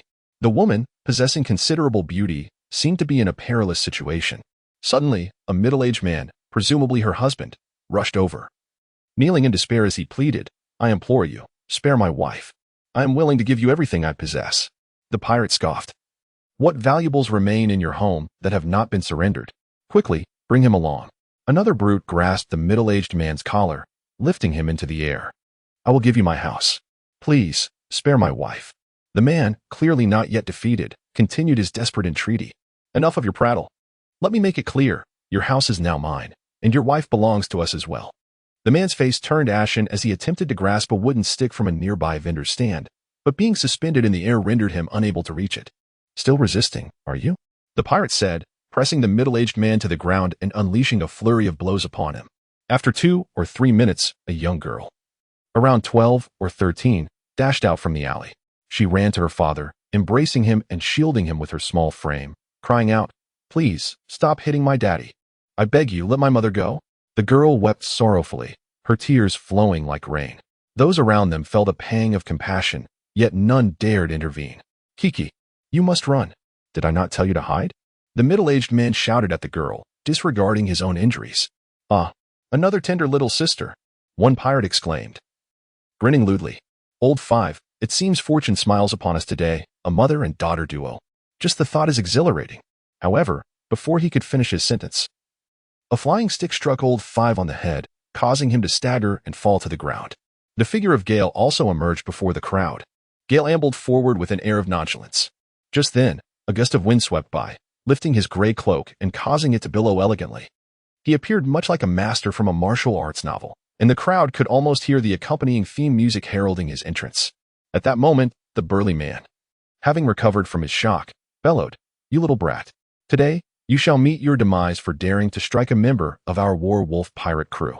With that, he unsheathed his blade and advanced menacingly, baring his teeth. As the sword emerged, it gleamed with a cold, white light, casting an ominous aura. As the giant drew nearer, Gale exhibited an acting prowess worthy of an Oscar, feigning fear and slowly retreating. Why you? Don't come any closer. If you do, I shall summon help. He then turned and fled in haste. The onlookers, including the previously stunned couple, were left agape. The scene was utterly unexpected. They began to silently mourn for Gale. Don't run, you little brat. Humph. Go ahead and call for help. No one will heed your cries. The muscular man shouted in fury as he watched Gale escape. Gale listened to these words, feeling a tightening sensation in his chest. What a line. Today, I shall ensure he regrets his actions. Chapter 18. There are others behind. After a while, the burly man had overturned several stalls, and Gale led him to a secluded corner devoid of onlookers. He chuckled menacingly. You've reached a dead end. Prepare for your demise. The brute cracked his knuckles, seemingly eager to witness the terror and screams of the young man before him. However, the anticipated reaction did not materialize. The young man appeared remarkably composed. What brings you here? Gale, now donning a serious expression, slowly posed the question. Humph. Even when faced with death, you still dare to prattle on. The muscular man, frustrated by the lack of the reaction he craved, swung his large blade towards him. Gale stood immobile. The burly man seemed to envision the splatter of brain matter, a piercing laughter escaping his lips. Yet, moments later, his mirth froze upon his visage. At that moment, his blade hung suspended in the air, gripped firmly by a frail hand. The full force of his strike was astonishingly intercepted by this lad of merely 14 or 15 years, who held the blade steadfastly in place, impervious to all his exertions. Finally, I shall inquire once more, what is the purpose of your presence here? Gale effortlessly caught the blade with one hand. The gust of wind stirred up by the large man as charge brushing against his face, causing his hair to sway in the breeze. He exuded the air of a true master. You insolent brat, do you think I am unaware of your words? Our captain is a notorious pirate with a bounty of 101 million. If you have any sense, you should swiftly vacate the premises. The large man, sensing the shift in the atmosphere, began to waver. Indeed, he realized he was utterly clueless. Gale, having lost his patience, understood that a show of force was necessary to extract the truth.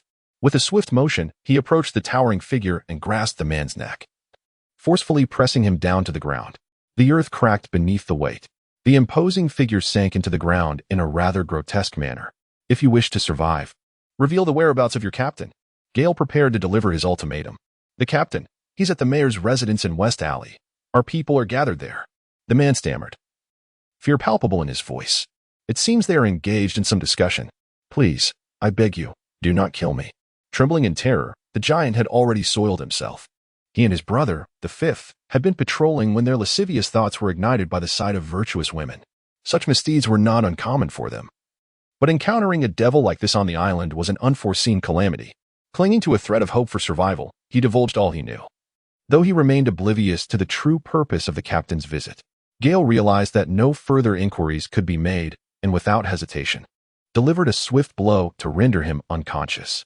He was uncertain whether he had exerted the appropriate amount of force, yet it mattered little. For a person of such heinous nature, death mattered not. After Gale determined the direction of the mayor's residence, he refrained from infiltrating further, wishing to avoid alarming the unsuspecting.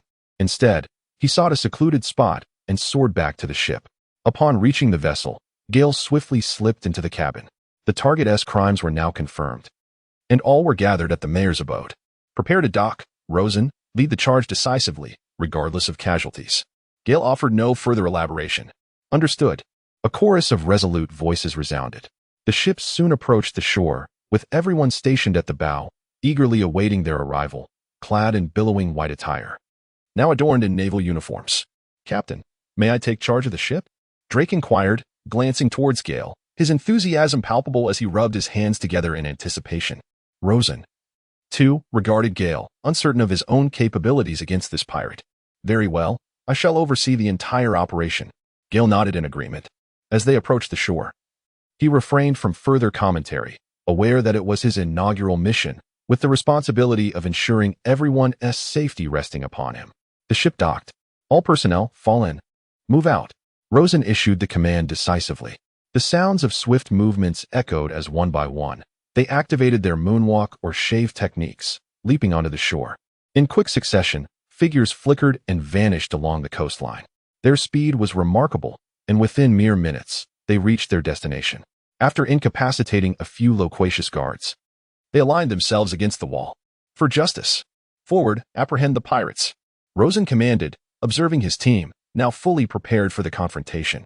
Gale, after several months of searching, found a high vantage point in a nearby resident's home, concealing his figure to observe the unfolding battle below. At that moment, Rosen and Drake led the charge, dispatching a couple of pirates with precise shots. Soon, a cacophony erupted. The Navy had arrived. A shout rang out from an unknown source, and immediately, a horde of bizarrely shaped pirates surged from the room. Without uttering a word, as if by mutual accord, both sides charged at one another. The clamor of combat ensued. Undoubtedly, the combat prowess of the elite squad members was commendable.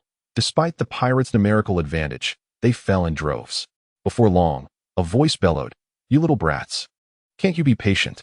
The speaker stood over 3 meters tall, muscles rippling without excess fat, wielding a spiked club.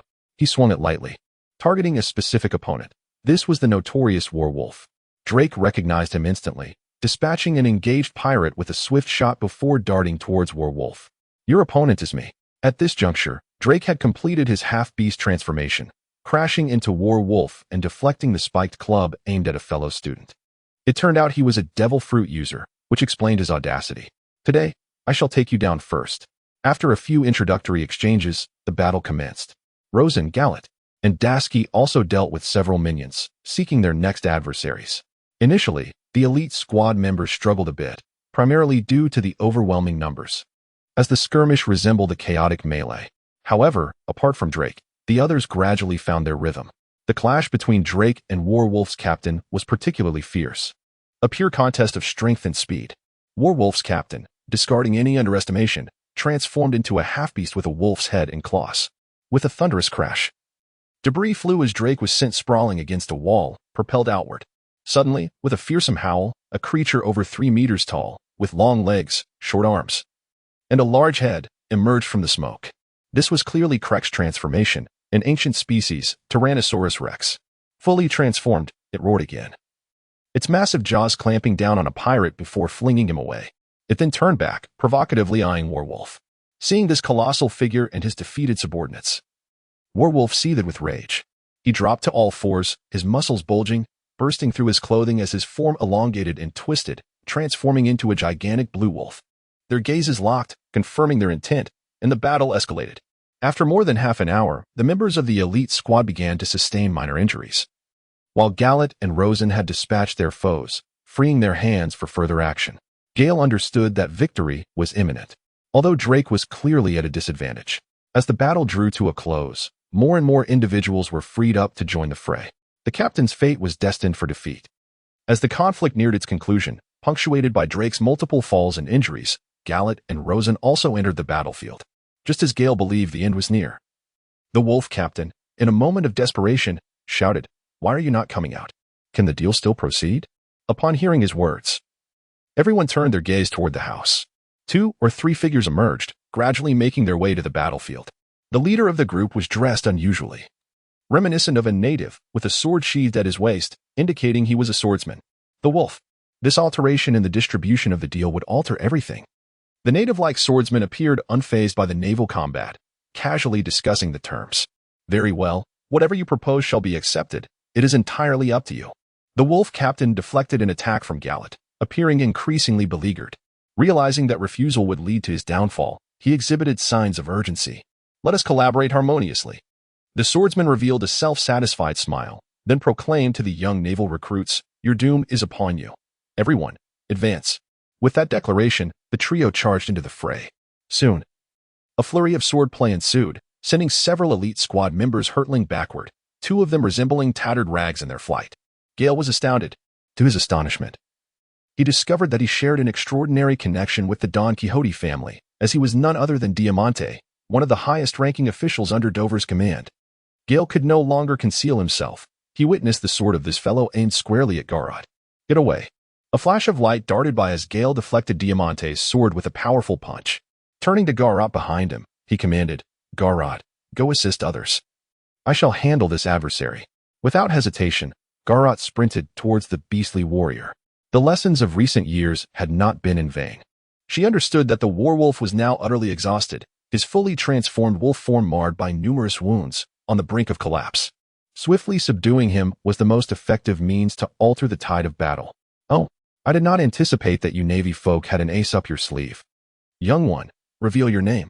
Diamante, gripping his sword with both hands, unleashed a flurry of dazzling swordplay, overwhelming Gale. You are not worthy. Gale skillfully evaded the onslaught utilizing paper drawings, then propelled himself into the air with a shave technique, delivering 2 swift kicks to Diamante. Following that, he executed a moonstep, charging forward, aware that those kicks alone would not suffice to reach him. You little brat, you have successfully provoked my ire. Diamante ignited with genuine fury. Sword dance. Great thousand birds. Gale pivoted with a series of moonsteps, arriving behind Diamante to complete his transformation, poised for a swift resolution. The battlefield was a tempest of chaos, and he could not guarantee the safety of his classmates from potential casualties. Bang! Before Diamante could react, he was struck by Gale's great thousand birds, sent flying with scorched wounds upon his back. Despite the injury, he gritted his teeth and managed a controlled landing. Upon touching down, he coughed up a trace of blood. Curse that little brat. So you are the one who captured Buffalo and his companions, offending our Don Quixote family. Prepare to meet your demise. True to the caliber of the Don Quixote family's highest ranks, Diamante endured Gale's formidable attack and still managed to regain his footing almost immediately. Launching a counteroffensive. One sword style. Gale kick. Floating slash. Iron block. Chapter 19. Doflamingo. The battle raged on for an extended period. The protective walls had crumbled. The ground littered with craters and devastation. With a resounding crash, the werewolf finally succumbed to the onslaught. Gale and Diamante are also fiercely engaged in battle. A challenge of considerable difficulty for him. Although he excels in close combat, he must avoid any contact with Diamante's hands, remaining vigilant against his peculiar abilities. Gale observed the downfall of the werewolf and exhaled a sigh of relief, ready to conclude this battle. Drawing upon the paper, he evaded Diamante's sword energy, then executed a lightning-fast leg whip while remaining close to the ground. Witnessing his opponent ascend into the air, Gale let out a chilling smirk. Following a high explosive kick, he transitioned into a reverse moonwalk, propelling himself towards Diamante's head. Harnessing the power of his fruit to accelerate, he launched himself downward with the momentum of the moonwalk. He prepared to unleash his most formidable strike yet. Gathering his strength, he clenched his fist, a steel-hard punch ready to collide. Diamante, suspended in the air, turned pale, realizing there was no escape. In a desperate attempt, he raised his sword to shield his chest. With a resounding boom, a crater measuring 5 to 6 meters formed in the earth, and Diamante lay sprawled in the mud, barely clinging to consciousness. Gale stood on the ground, panting heavily. Once she confirmed that Diamante had fainted, a sense of relief washed over her. Gale was about to turn and assist others when he heard an unbelievable scream. Ah! The fine thread pierced Galet's shoulder, propelling him into the air. No. Gale utilized his skills to the utmost, executing a moonwalk leap into the air, wrapping his arms around Galet's waist.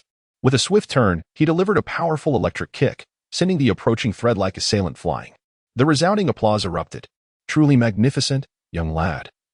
At such a tender age, you have mastered the Marine's 6 styles, and your formidable devil fruit powers are enviable. No wonder Diamante and Buffalo have fallen before you. A man clad in fur and donning sunglasses pointed at Gale, offering him a choice. Join us, or leave your comrades behind. Doflamingo was just as he appeared in the original tale. His arrogance and loathsome demeanor were unmistakable. Doflamingo. Gale's voice was icy. You have dared to harm Galet. Do you not realize the grave error you have committed? Gale shouted these words, recalling her initial reluctance to take Galet out to sea, fearing for her safety. Observing Galet's pained expression from her injuries, Gale was engulfed in profound remorse. Oh, since you are aware of my name, then. Dover paused, his tone growing more intense. Do you comprehend the consequences of defying me? Arrogant little brat. Dover seemed unfazed by the situation, quietly observing Gale with a detached demeanor. Gale paid him no heed and soared directly to where Rosen and the others stood. By that time, they had concluded their battle, with Diamante in a state of unconsciousness. The classmates who had recently transformed into mere rags had returned to their normal selves and were now huddled together. I have a task for you all. Take Galet and make haste. Please ensure her safety, I implore you. Gale bowed deeply to the group. And what about you, Gale? Dasky expressed her concern for him. They were all familiar with the formidable reputation of the 7 warlords of the sea and felt a sense of worry for Gale. I shall remain to cover our retreat. I have unfinished business with Galad's injury. Hurry, or none of us will escape. Gale wished for them not to linger for even a moment longer. Galad required medical attention, and each passing second only heightened their peril. At that moment, a faint voice emerged. Gale, I believe you can surely vanquish this villain. Galad managed to articulate these words with great difficulty, and as she spoke, a trickle of blood escaped her lips. Gale gazed at her tenderly, nodding in affirmation. I will, he said. Suddenly, Doflamingo's voice echoed ominously. Do you think you can simply walk away? Having been one of the 7 warlords for many years, his bounty had reached an astounding 340 million berries over a decade ago. Now, after so many years, he had awakened his devil fruit powers and mastered hockey, while secretly commanding a formidable black market empire, capable of summoning storms at will. The notion of allowing them to depart was utterly ludicrous. With a flourish, Doflamingo spread his fingers wide, releasing 5 delicate threads that shot forth in various directions. As dusk fell, the tips of the 5 black lines shimmered faintly, clearly imbued with the power of hockey. This is bad. We must flee. Gale unleashed his full aura, liberating himself from the distractions of restraint. Instantly, the atmosphere thickened with smoke, and the sound of howling winds filled the air. Gale's aura has grown even more formidable. Stormfoot, shooting star. Gale swiftly unleashed 5 gusts of wind, each infused with a grayish aura, expanding dramatically in the breeze. With remarkable speed, Gale executed these strikes, slicing through the air with precision. In a moment of desperation, his technique experienced a slight breakthrough. However, it was far from sufficient, as the gusts merely altered the trajectories of a few lines, leaving 2 still barreling towards the fleeing individuals. The impact was thunderous, as the 2 lines missed their targets but struck the ground behind them, sending shockwaves that toppled 2 other students. It was astonishing to witness the immense power contained within those seemingly slender lines. Gale was taken aback, truly astonished by the formidable prowess of the renowned warlord, Doflamingo. The unprecedented pressure made his heart race as he meticulously contemplated strategies to confront his adversary. In a bid to buy time for his companions, Gale soared gracefully through the air, unleashing a barrage of over 20 energy blasts directed at Doflamingo, a manifestation of his fruit abilities and one of his ranged attacks. Although their power was modest, the sheer volume aimed to disrupt Doflamingo's rhythm. Merely a trivial skill, he thought as he unleashed his whip attack. A multitude of fine threads coalesced into a massive bundle, resembling the bristles of a brush, cloaked in an impenetrable black hue. The hardened armor enveloped it, forming a shield that stood resolutely before Doflamingo. Frustration welled within Gale as he witnessed Doflamingo effortlessly deflect his energy blasts. The threads, ordinarily unremarkable, became more resilient than steel under Doflamingo's adept manipulation. Seizing the opportunity, Gale propelled himself forward with remarkable speed, akin to being equipped with a jet propulsion system beneath his feet. This was his utmost velocity, for he understood the necessity of engaging Doflamingo in close combat. Only then would they have a chance of escaping. Should he continue to strike from a distance, he would never afford Doflamingo an opening to retaliate. Foolish little brat, Doflamingo mused, taken aback by the ineffectiveness of his prior assault, which had almost been thwarted by Gale's unexpected maneuvers. He knew he must act swiftly, lest this group of youngsters actually manage to flee. With that thought, he raised his middle finger skyward, aimed at the approaching Gale. This gesture was not born of disdain, but was, in fact, a direct affront. From his middle finger, threads shot forth like bullets. This was his signature technique, the string bullet. Gale could not evade. He must safeguard those behind him. With his arms crossed protectively over his chest, he enveloped his hands in hockey, reinforcing them with iron, and withstood a fierce shot. The incoming projectile struck his hockey-imbued iron fist, leaving a gash on his palm and altering its trajectory as it pierced through his left shoulder. The might of Doflamingo was indeed terrifying. Each of his casual maneuvers was imbued with hardened hockey. When comparing Gale's iron defense with his recently awakened hockey, the disparity was glaring. Observing that his attack had merely injured Gale, Doflamingo continued his relentless advance, growing increasingly infuriated. Super whip, with the sound echoing. A sharp line propelled forth, forming a serpentine body. At its pointed tip, hockey solidified, causing the ground to tremble and shatter wherever it passed. Gale observed the formidable assault approaching him, aware that those behind him had also traversed a considerable distance. He recognized that he could not recklessly engage with such a technique. Otherwise, it would undoubtedly result in grave consequences, if not death. Gale, employing his moonwalk and deftly maneuvering with paper, attempted to evade the onslaught. Yet he was still grazed by the whips, sending him crashing to the ground. Cursed fate. He clutched his chest, gasping heavily for breath. Fortunately, the formidable abilities granted by the human fruit not only enhanced his strength but also provided a significant boost to his defense and recovery, far surpassing that of ordinary Zoan-type fruits. The wound from the earlier attack was already beginning to mend. Truly, he was fortunate to possess a mythical beast-type fruit. However, this situation was untenable. Gale promptly rose, crouching low to the ground, and executed several shave techniques. He was drawing ever closer to Doflamingo. Chapter 20. Transformation into Moon Lion Kid. I haven't finished you off yet, but you've certainly managed to provoke my wrath. Doflamingo exclaimed, growing increasingly impatient. He sought a swift resolution, for the group of youngsters was fleeing further away, almost out of reach. It had been years since he encountered anything this entertaining.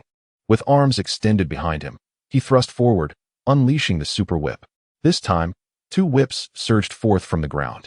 Gale was astounded. Indeed, the awakening was truly terrifying, as if the very structures around him were being drawn into slender threads, growing ever larger. Gale, in a swift motion, acted without overthinking, opting to execute an unrefined technique. With his left hand resting upon his right, he formed a palm, channeling the essence of the great thousand birds. He then clenched his palm into a fist, unleashing the iron block, culminating in a powerful binding force. Gale even bestowed upon it a resounding name, Thunder Fist. Boom. 2 resonant sounds erupted. Gale shattered a whip-like attack. Yet the remaining force failed to break through a second barrier, sending him soaring into the air, tracing an elegant parabolic arc. Damn it. Dover observed Gale's relentless confrontation. Realizing that he could not subdue this young man in the immediate future, he was left with no choice but to exert tremendous physical effort to unleash his ultimate technique. Otherwise, should this group manage to escape and contact the Navy, it would spell disaster for him. The extensive dark forces he had meticulously cultivated would suffer an immense blow. With his hands crossed, Dover gathered his strength, and a colossal maw materialized in the ground. Countless fine lines erupted like a volcanic explosion, shooting skyward and then scattering densely in all directions. The birdcage.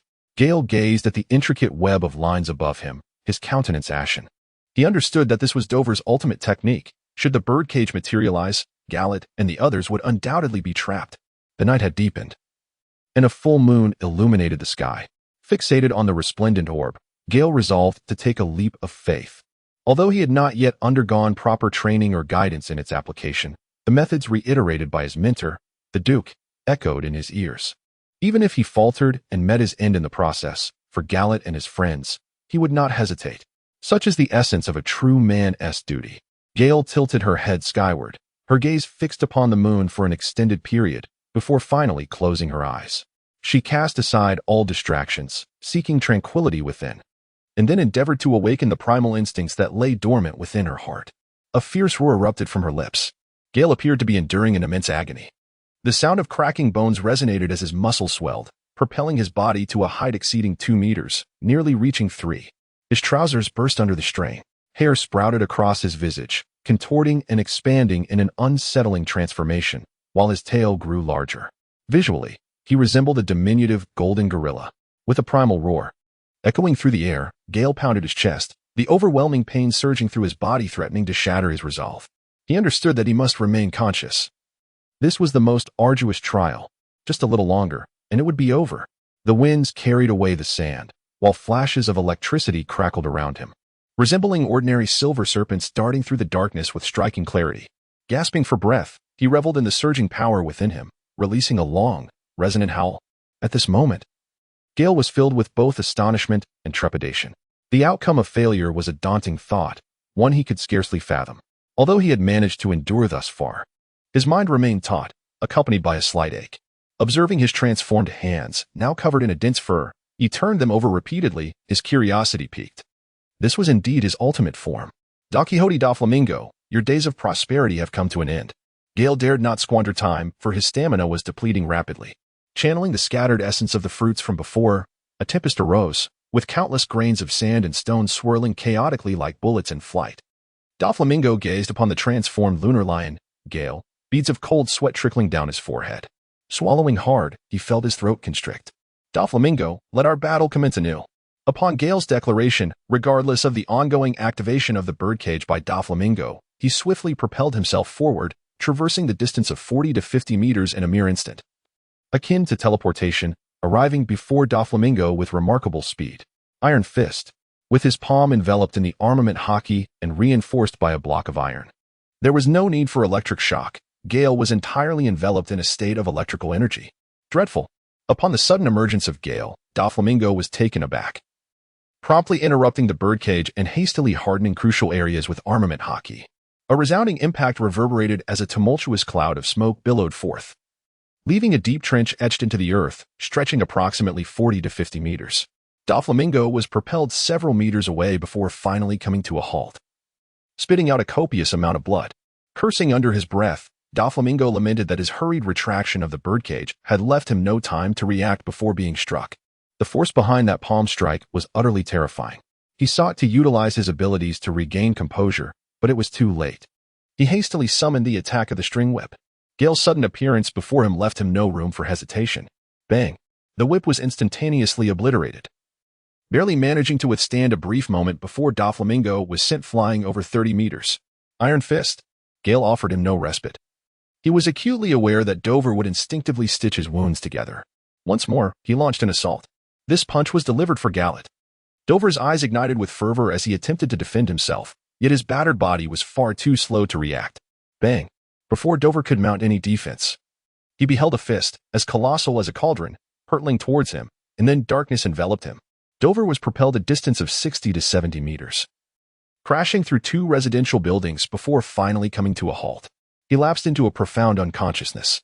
Dust swirled around, and an eerie silence descended. Gale exhaled a long, murky breath, gazing at the unconscious Dover and the vanishing birdcage in the sky.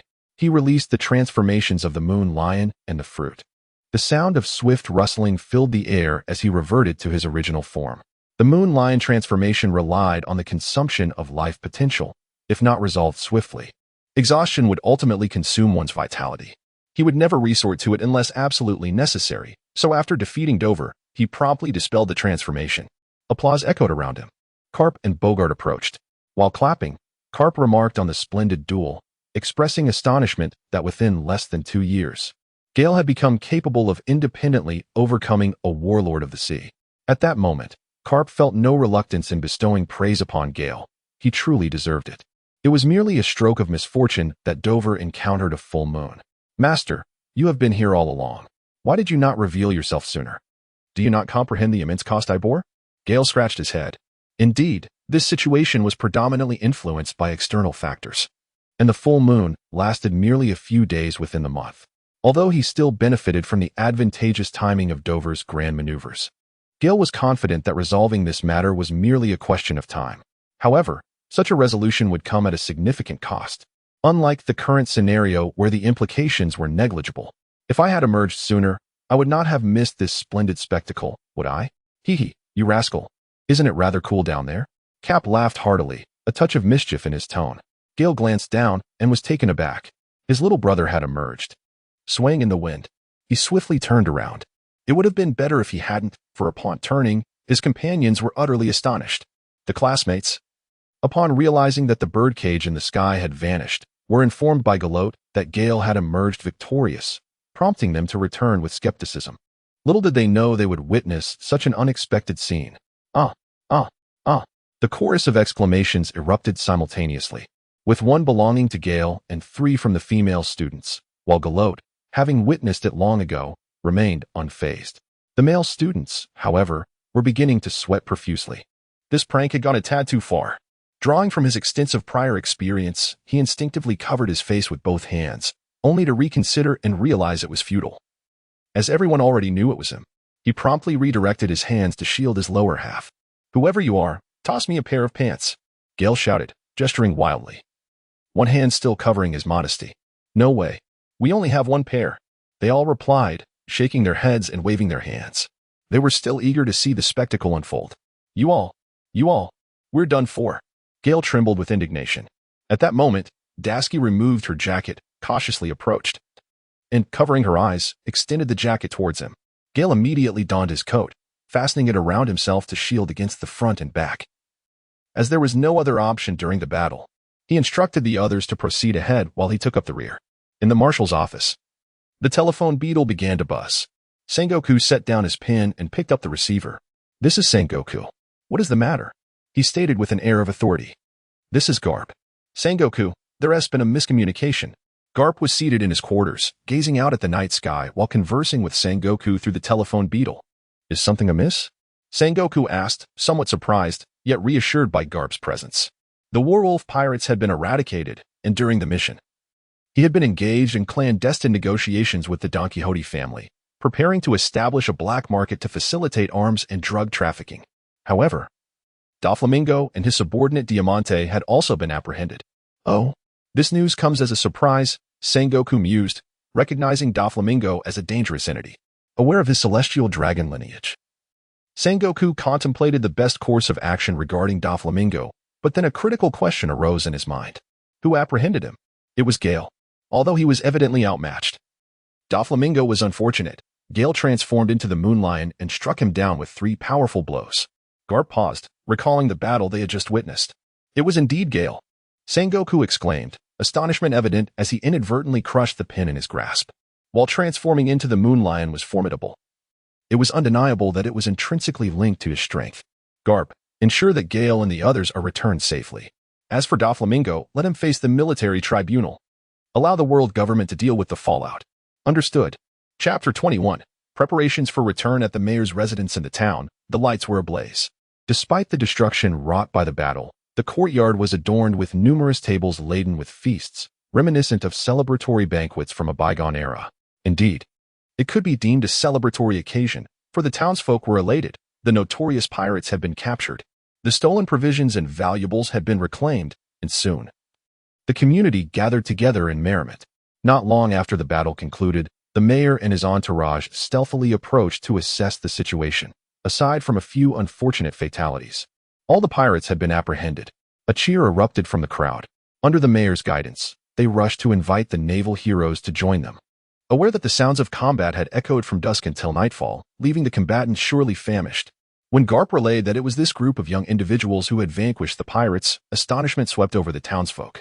However, upon observing the numerous injuries among them, belief began to take root. Garp also explained that neither he nor his men could attend, bound by military regulations, while these youths were merely students of the academy, the future of the Navy, and not yet part of it. Thus, at the mayor's enthusiastic invitation, the elite class members visited the mayor's residence as guests. In the grand living room, a multitude gathered. 13 members of the elite class were present.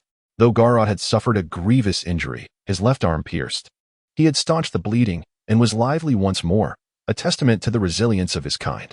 At the table sat only the 13 youths alongside the mayor. Strangely, aside from Garrod, who was feasting heartily, the others dared not touch their food, for Gale was casting a serious gaze upon them. The slightest movement would earn a formidable glare, rendering even the mayor hesitant to speak or partake in the meal. "Captain, may we not indulge in some sustenance?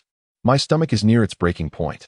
A slender boy, unable to contain himself, finally broke the silence, earning approving glances from the others. This boy, Buellman, was clever and well-liked, which granted him a measure of boldness. "Absolutely not. Except for the ladies and the mayor, the rest are forbidden from eating." Gale took a sizable piece of meat and gestured for the other women to begin their meal, while she herself indulged heartily. Dasky and the others exchanged awkward smiles. Succumbing to their hunger, they could no longer concern themselves with the others. "Captain, what exactly have we done wrong?" Berman surrendered, feeling the need to clarify the situation, as he was on the verge of fainting from hunger. The toll of the battle had been immense. Delicious.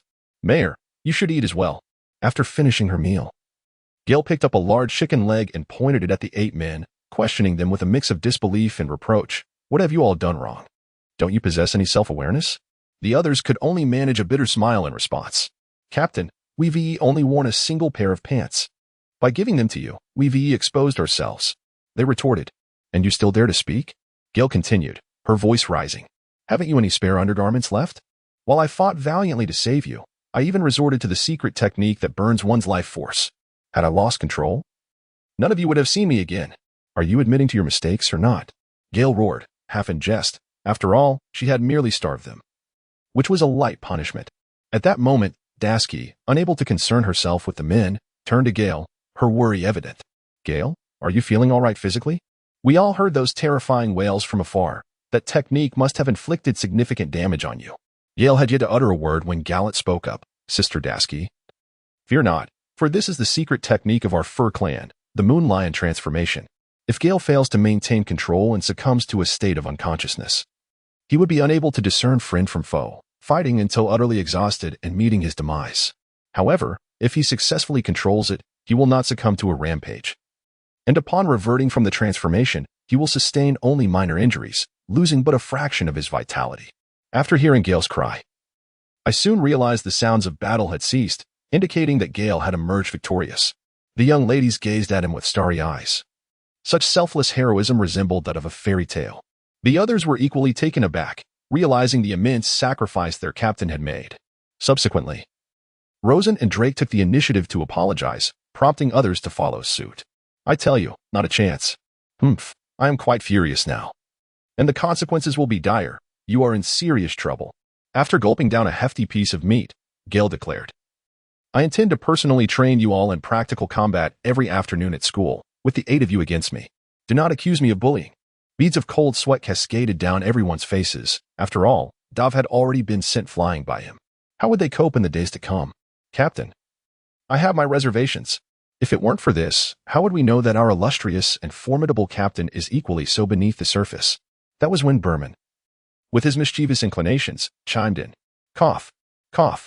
Gale, who had been sipping beer, nearly choked upon hearing those words. Regardless, you are finished. However, it is not insurmountable. Do you wish for sustenance? If so, it will cost each of you 10,000 berries. Do you realize I am so impoverished that I can hardly afford clothing? Gale proclaimed with righteous indignation. That little monkey found it somewhat amusing. The jaws of the others dropped in disbelief. Their captain had no clothes to wear. What a predicament. A mere trifle. When Gale set sail, he brought clothing with him, but alas, they sank along with the ship. Now, he possesses only 2 school uniforms and lacks the means to procure more. Resorting to theft is out of the question. To my astonishment, 8 individuals promptly raised their hands in unison, declaring their willingness to assist. A mere 10,000 berries was merely pocket change for them, inconsequential. Moreover, the captain's selfless act had endeared Gale to them as a reliable ally. Money was not the measure of their camaraderie. Everyone was merely seeking a way to alleviate the situation. Very well. Be prepared to contribute tomorrow. Gale nodded, gesturing towards the meal laid out on the table, indicating it was time to eat. The banquet persisted for 2 to 3 hours, during which many approached to offer toasts. The couple rescued in the afternoon, accompanied by Kiki, came over to express their profound gratitude repeatedly. Aside from a minor incident at the beginning, everyone feasted joyfully, and the dishes on the table were replenished several times. The guests were ravenously hungry. By the end of the meal, they collectively recognized the exquisite joy of being heroes, savoring every morsel. The Navy needed to remain in the town for an additional day to replenish supplies and fresh water, granting everyone a day of leisure. During this time, Kiki eagerly led them on excursions to numerous fascinating locales, such as towering fruit trees and ancient volcanic craters dating back centuries. After Gale received everyone's apologies, he took the opportunity to purchase a few garments for himself and Gallet. Several young girls and others also indulged in some shopping, and the shopkeeper, recognizing them as the little heroes, offered a generous discount. Thus, this rare day of leisure passed joyfully. During the return journey, they boarded the boat amidst warm farewells, with Kiki weeping sorrowfully, insisting that everyone must return to play again. Gale and Gallo were once again aboard Carp's ship. Through this battle, Gale gained fame. Yet he was acutely aware of his significant deficiencies in strength. Lacking ambition did not equate to a lack of tenacity. He yearned for the power to protect those he cherished from harm, to possess the capability to act freely. Currently, he felt woefully inadequate in this regard. Thus, he sought to utilize the return journey to seek counsel from Carp. Shortly after boarding, with the deck empty, Gale inquired, Teacher, following the battle the day before yesterday, I sensed a stirring awakening in my fruit abilities. Carp, stroking his chin and wearing a serious expression, responded, Oh, have you encountered another bottleneck after your breakthrough in combat? However, I have not consumed a devil fruit, so I am not well versed in this area. After a moment's contemplation, he added, But I can introduce you to someone who can undoubtedly assist you. This question had indeed perplexed Carp, despite his formidable strength. He was primarily a master of physical combat and lacked experience with the devil fruit's awakening. Who is it? Gale asked, intrigued by the gravity of Karp's suggestion. Admiral Sengoku. Gale was momentarily taken aback. Teacher, could that be somewhat exaggerated? Moreover, does the Admiral even have the time for this? I am uncertain, but I can inquire. There is a significant chance it may be feasible. Karp was confident, knowing that Sengoku shared a similar mindset. Chapter 22, Daily Life at Sea Under the Blazing Sun. The sky was a vast expanse of blue, seamlessly merging with the boundless ocean. At this moment, two ships stood out prominently, one a large vessel adorned with a dog head emblem, while the other was pitifully small. However, both ships shared a common trait. Their sails were emblazoned with a seagull-like insignia. Not far ahead, a young boy hovered slowly in the air, occasionally throwing punches or lost in contemplation. As he struck the tranquil sea with his fists, ripples emanated outward. It had been 3 or 4 days since their return journey commenced, and during this time, with Karp present, he had been diligently practicing his iron fist technique. Recently, he had successfully combined the technique with the power of the Thunderbird, achieving impressive results. Yet, he sensed that there was still something amiss, an untapped potential within the fusion that he had yet to grasp. Thus, Gale continued to familiarize himself with the iron fist while pondering the methods of integration. In his spare moments, he scrutinized his current abilities and identified areas for improvement. He resolved to persist with the iron fist, recognizing its formidable strength. Although he had initially grasped the basics of hockey through his training, Gale recalled Duke Inu's advice to delay further practice for a while longer. For now, this was sufficient. He also contemplated the devil fruit abilities and the 6 powers. Gale decided to set the 6 powers aside for the moment, despite the long road ahead to mastery. Including 4 additional techniques and the profound life return, he needed to draw inspiration from the various techniques employed by CP9 in the original work. However, following his battle with Doflamingo, he sensed a flicker of inspiration regarding his devil fruit abilities, yet had struggled to seize it these past few days, resulting in restless nights. Neither Zephyr nor Karp were devil fruit users, so he resolved to heed Karp's advice and, upon returning, seek counsel from Admiral Sengoku to explore the possibility of achieving a breakthrough and awakening his abilities. The weather at sea changed rapidly, just moments ago. The sky was clear and bright, but soon dark clouds gathered, unleashing a torrential downpour. Gale did not cease his training despite the torrential downpour. He continued to throw punches, retracting and then throwing them once more. The occupants of both boats sheltered within the cabins, seeking refuge from the rain. Rosen and others gazed skyward at Gale, who persistently engaged in his routine. The sheer magnitude of his strength was not an arbitrary gift. While many assumed Gale possessed an innate advantage, after more than a year of acquaintance, they came to understand a profound truth. Even innate talent requires rigorous training to harness its full potential, resulting in an unyielding spirit. The rain fell in torrents, yet not a single drop touched Gale. The raindrops, upon nearing him, were repelled by his vital energy, cascading gently along his surface. With each punch he unleashed, sprays of water erupted into the air. Suddenly, a thunderous clap resounded, striking perilously close to Gale's form. What on earth has our captain done to provoke such wrath? Someone exclaimed in astonishment. It was the astute Berman, who, observing the captain's trainings, felt a sense of inevitability at Gale's encounter with lightning. After all, who could rival such strength? Had he himself been transported to the scene, he would undoubtedly have offered a different sentiment, perhaps exclaiming, "Which esteemed fellow cultivator dares to confront the tribulation here?"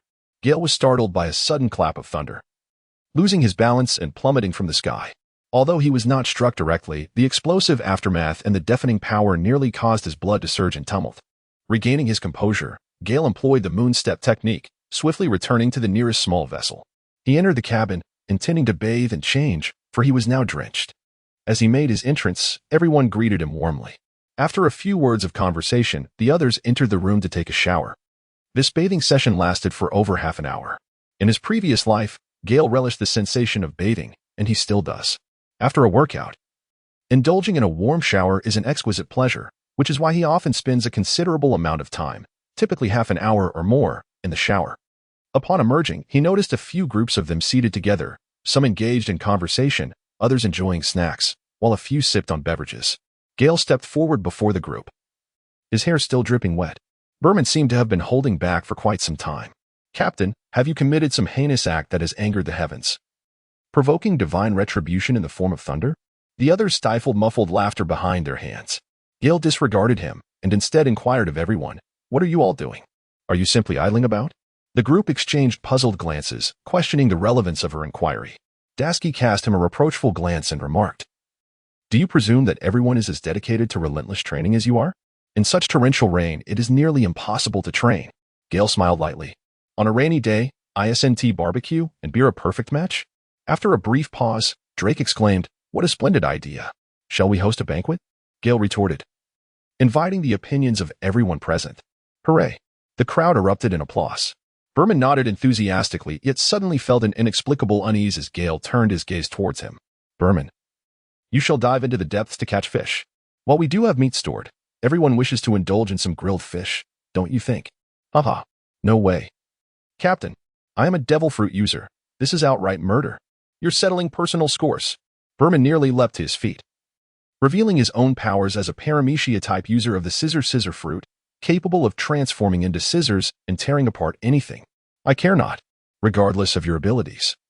You must procure fish, or I shall toss you overboard to feed the fish. Gale did not grant him the chance to counter, issuing a stern command. The group stifled their laughter. Come, everyone, let us get to work. The banquet has begun. Except for Berman, everyone eagerly commenced their preparations. Outside, the tempest raged. With howling winds and flashing lightning, yet within the cabin, a joyous atmosphere prevailed. A slender youth danced along the shoreline, employing the moonwalk technique. His hands resembling a pair of scissors. Fish soared from the ocean to the deck, dozens in number, until Gale summoned him back aboard. Observing the boy's disgruntled expression, Gale's irritation subsided, and he personally poured him a cup of drink. You lucky lad, the lightning did not strike you. Berman chimed in with mirth. I was just thinking. The heavens wouldn't dare strike such a kind and upright person as myself. Haha. Just then, a thunderclap startled Berman into silence. You show off. Go take a shower. Everyone is waiting for you. Berman scampered off to clean up. At that moment, Dasky handed Gale a grilled fish, which he promptly passed to Gallet. Over the past year, Gallet had begun to partake in these meats. Watching her hard-earned fish being given to Gallet stirred a pang of jealousy within Dasky. Alas, he is her childhood friend. Oblivious. Gale raised his cup in a toast to Dasky, offering her a drink of cola. Dasky shook the cola in her hand, glancing at Gallet relishing his meal. Feeling as though her cup weighed 1,000 pounds. With a bitter smile, she drank her cola and feigned normalcy, returning a smile. Gale, I yield to no one.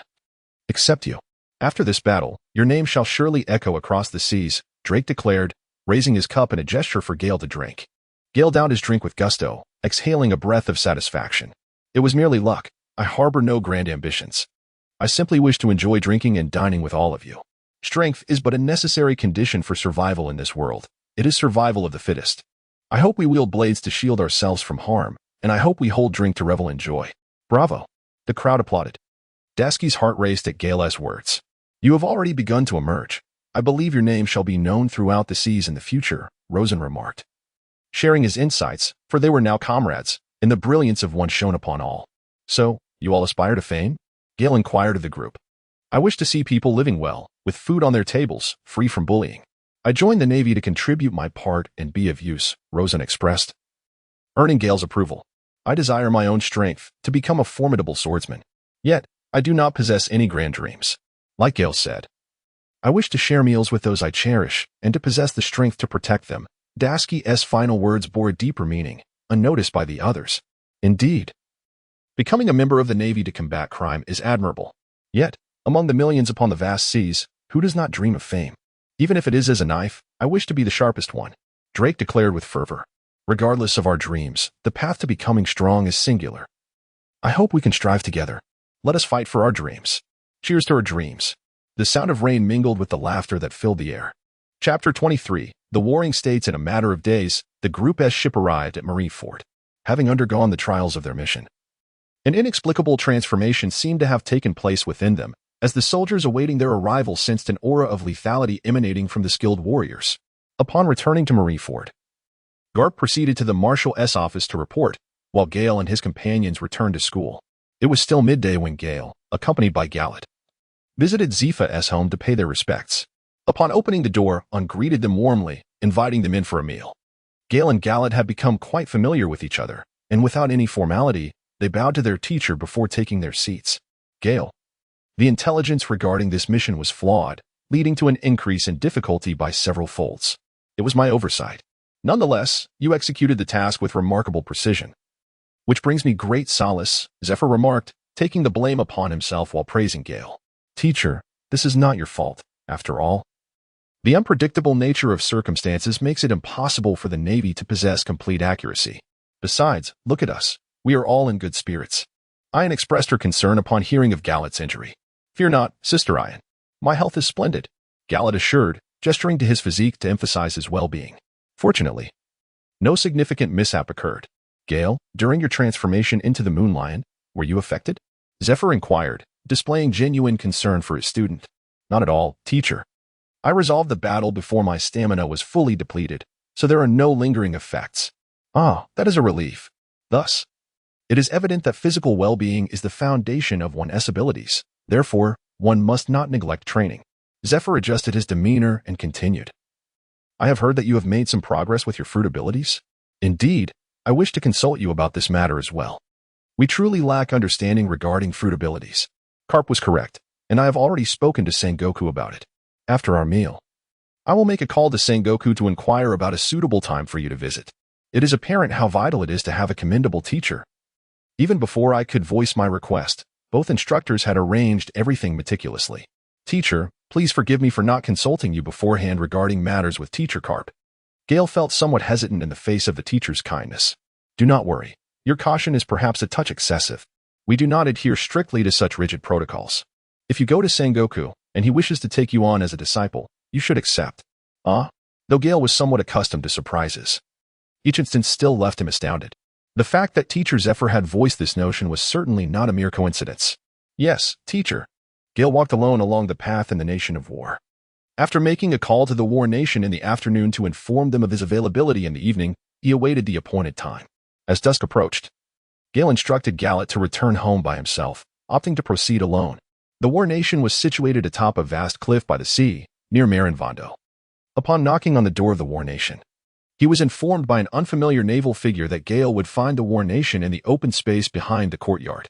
Gale strode directly into the open space, where a towering figure came into view, hands clasped behind his back, gazing out at the sea, clad in a snow-white cloak of justice. It billowed and fluttered in the sea breeze. The golden hues of the setting sun cast a sacred glow around him. Marshal. Gale saluted the warlord with a precise military gesture. The warlord did not turn, as if lost in contemplation, or perhaps still savoring the moment. Ahem. Let us disregard the latter half of that thought. Gale refrained from further conversation, patiently awaiting his turn. Young man, I apologize for keeping you waiting. After about 10 minutes, Zhangwa turned around, revealing his countenance. He donned a military cap adorned with a seagull, though it appeared to be merely decorative. His round-framed glasses rested on his nose, and a distinctive braid-like beard adorned his chin, lending him a unique character. Before long, Gale performed a bow, recognizing it was his duty as a junior to do so. This marked their inaugural meeting, and he aimed to leave a favorable impression. Indeed, you are quite the courteous lad. You are the future of our Navy. Zhangwa nodded, clearly pleased with Gale's demeanor.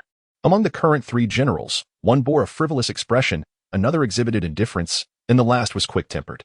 Is there anyone with such a commendable temperament? The marshal speaks gravely. I feel unworthy of such praise. You have indeed earned it.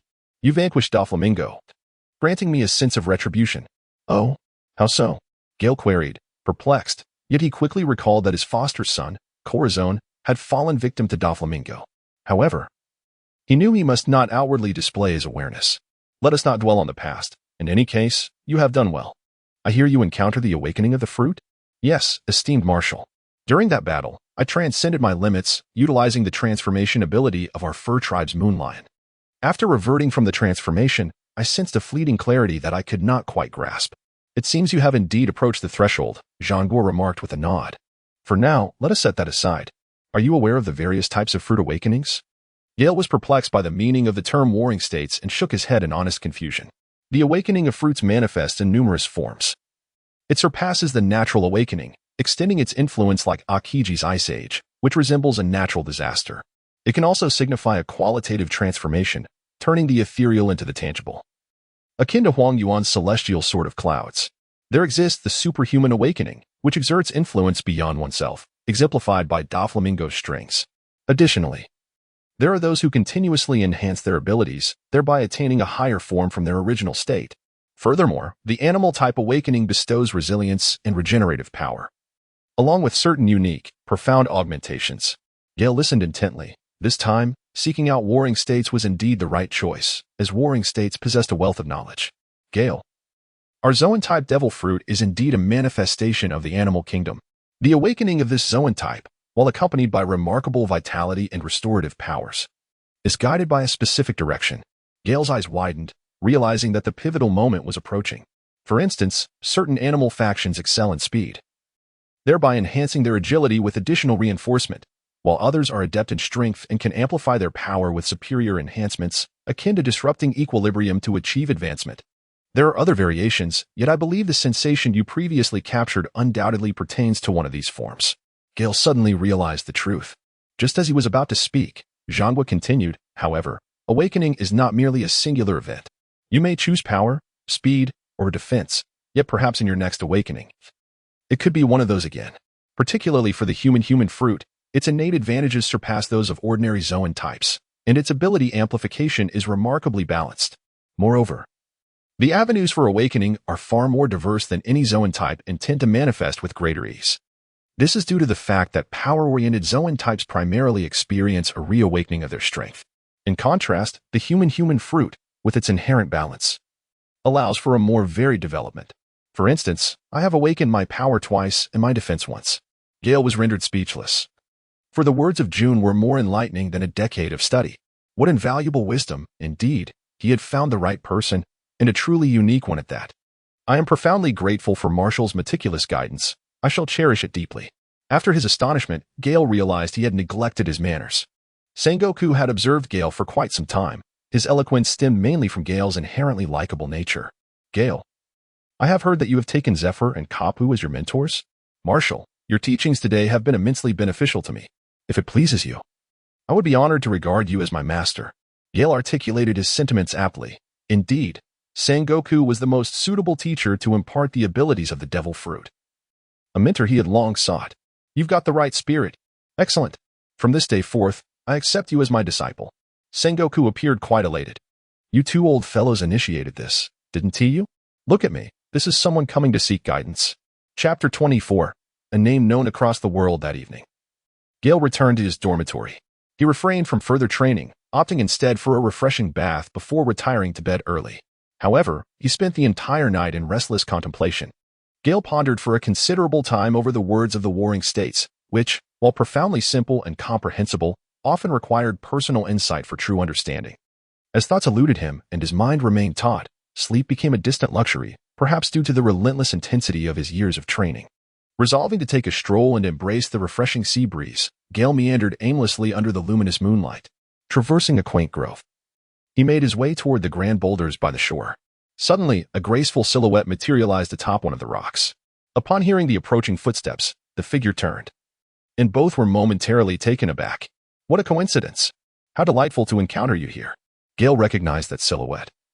It was quite a surprise to encounter someone out at such a late hour.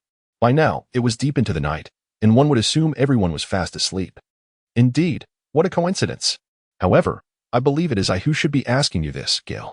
I often frequent this place. What brings you here so unexpectedly tonight? The individual in question was Dasky, who had taken to wandering here alone during the night over the past year. It was only on rare occasions that she stayed out this late, as she did tonight. Oh, I see. It turns out I was unable to sleep. So I decided to take a stroll. Wandering along, I found myself here. Shall we sit together for a while?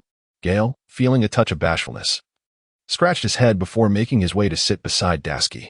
How delightful. Dasky responded with a gentle smile. She had ventured out alone to relish the sea breeze and the enchanting night scenery. Just as she contemplated returning, Gale unexpectedly appeared. So why not share this rare moment together? The moon tonight is resplendently full, casting soft beams of light that dance upon the water's surface, creating a shimmering spectacle. The night air is gentle, caressing their cheeks with a soothing touch. Gale's heart, too, finds an unusual tranquility. The stars twinkle above, and as Gale gazes into the vastness, a sense of nostalgia washes over him, stirring bittersweet emotions within a heart that had long been serene. Gale, do you harbor any worries? Dasky inquired, observing him intently. Noticing the slight furrow in his brow, as if her own heart had been stirred, Gale turned to glance at Dasky, who appeared to possess an ethereal beauty amidst the shroud of night, leaving one to ponder whether it was the night or the person that exuded such allure. Gale had never gazed at himself for such a prolonged period, and a faint blush appeared on Dasky's face. A sense of homesickness began to wash over her. Gale sensed the awkwardness of the moment and promptly responded to Dasky's inquiry. Gale indeed feels a sense of longing for home, whether from a past life or this current existence. Soon, in just a year, graduation will arrive, and the opportunity to return home will present itself. Perhaps. Gale responded with a hint of uncertainty, for some matters cannot be reversed. Gale, I owe you my gratitude from a few days ago. Why do I say that? You bravely faced formidable foes alone on our behalf. It must have been perilous at that time. It was manageable, really. I simply lacked the strength and nearly put everyone in jeopardy. Our victory this time was largely a matter of fortune. I still need to strive to become stronger. Gale, you have already performed admirably, and this is not solely your burden. It is a collective responsibility. Following this ordeal, everyone has become considerably more diligent. Indeed. That is quite commendable. One must have aspirations to feel motivated, and it seems that this mission has fostered growth in us all. Gale, are you truly unscathed? Have you truly suffered no lingering effects? Though Dasky has heard from Gale that he is fine, she still harbors an inexplicable worry. Gale is precisely the kind of person. He can bravely face dangers alone yet may conceal threats without informing others. I assure you, I am perfectly fine. I managed to find an opening, swiftly acquired the advantage. And before my stamina was fully depleted, I reverted from the moonlion form. I am truly unharmed. Gale smiled at Dasky, not wishing to trouble someone who genuinely cared for her. Gale, do you have someone you hold dear in your heart? After a prolonged silence, Dasky seemed to muster all her strength to utter those audacious words. Gale was taken aback by the unexpected question, feeling a sense of awkwardness. Yes, she replied. Is it Gallant? Upon hearing Gale's affirmative response, Dasky displayed a look of anticipation and posed the question she fervently wished Gale would deny. Indeed. It is not only her but all of you, my beloved companions. Gale found himself perplexed regarding his feelings for Gallant. He could not discern whether it was love or familial affection. Among childhood friends, many often struggle to differentiate between love and kinship. Gale was acutely aware of his deep care for Gallant, yet he could not definitively label it as love. Even with the wisdom gained from 2 lifetimes, he remained uncertain. However, his fondness was undeniable, and thus, he spoke truthfully.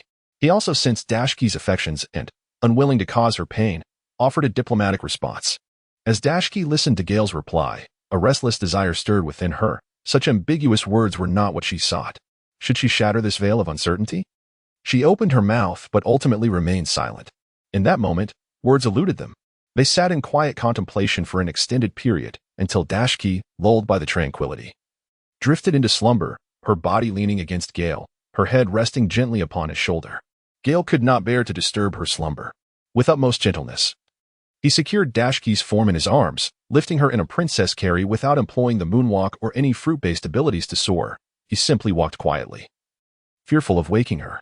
After several minutes, Gale returned to her chamber, carefully laying her down and tucking her in with a blanket. As he observed Dasky's private sanctuary, the lingering warmth in his hands ignited an ember within his heart.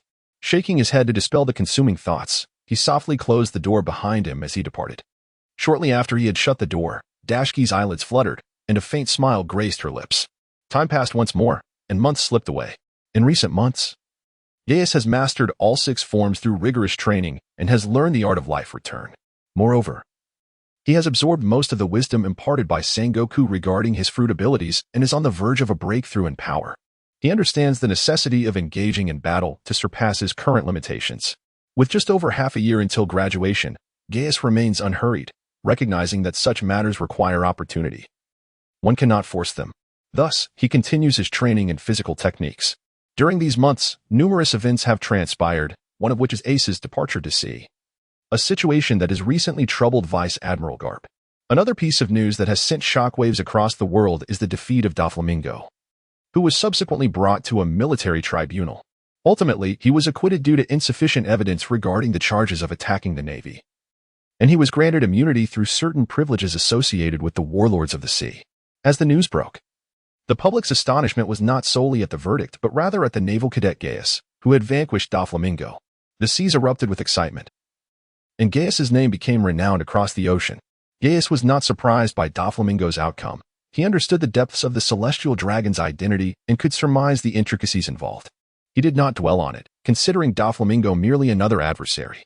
With his own established identity, he felt little trepidation, if he could be apprehended once.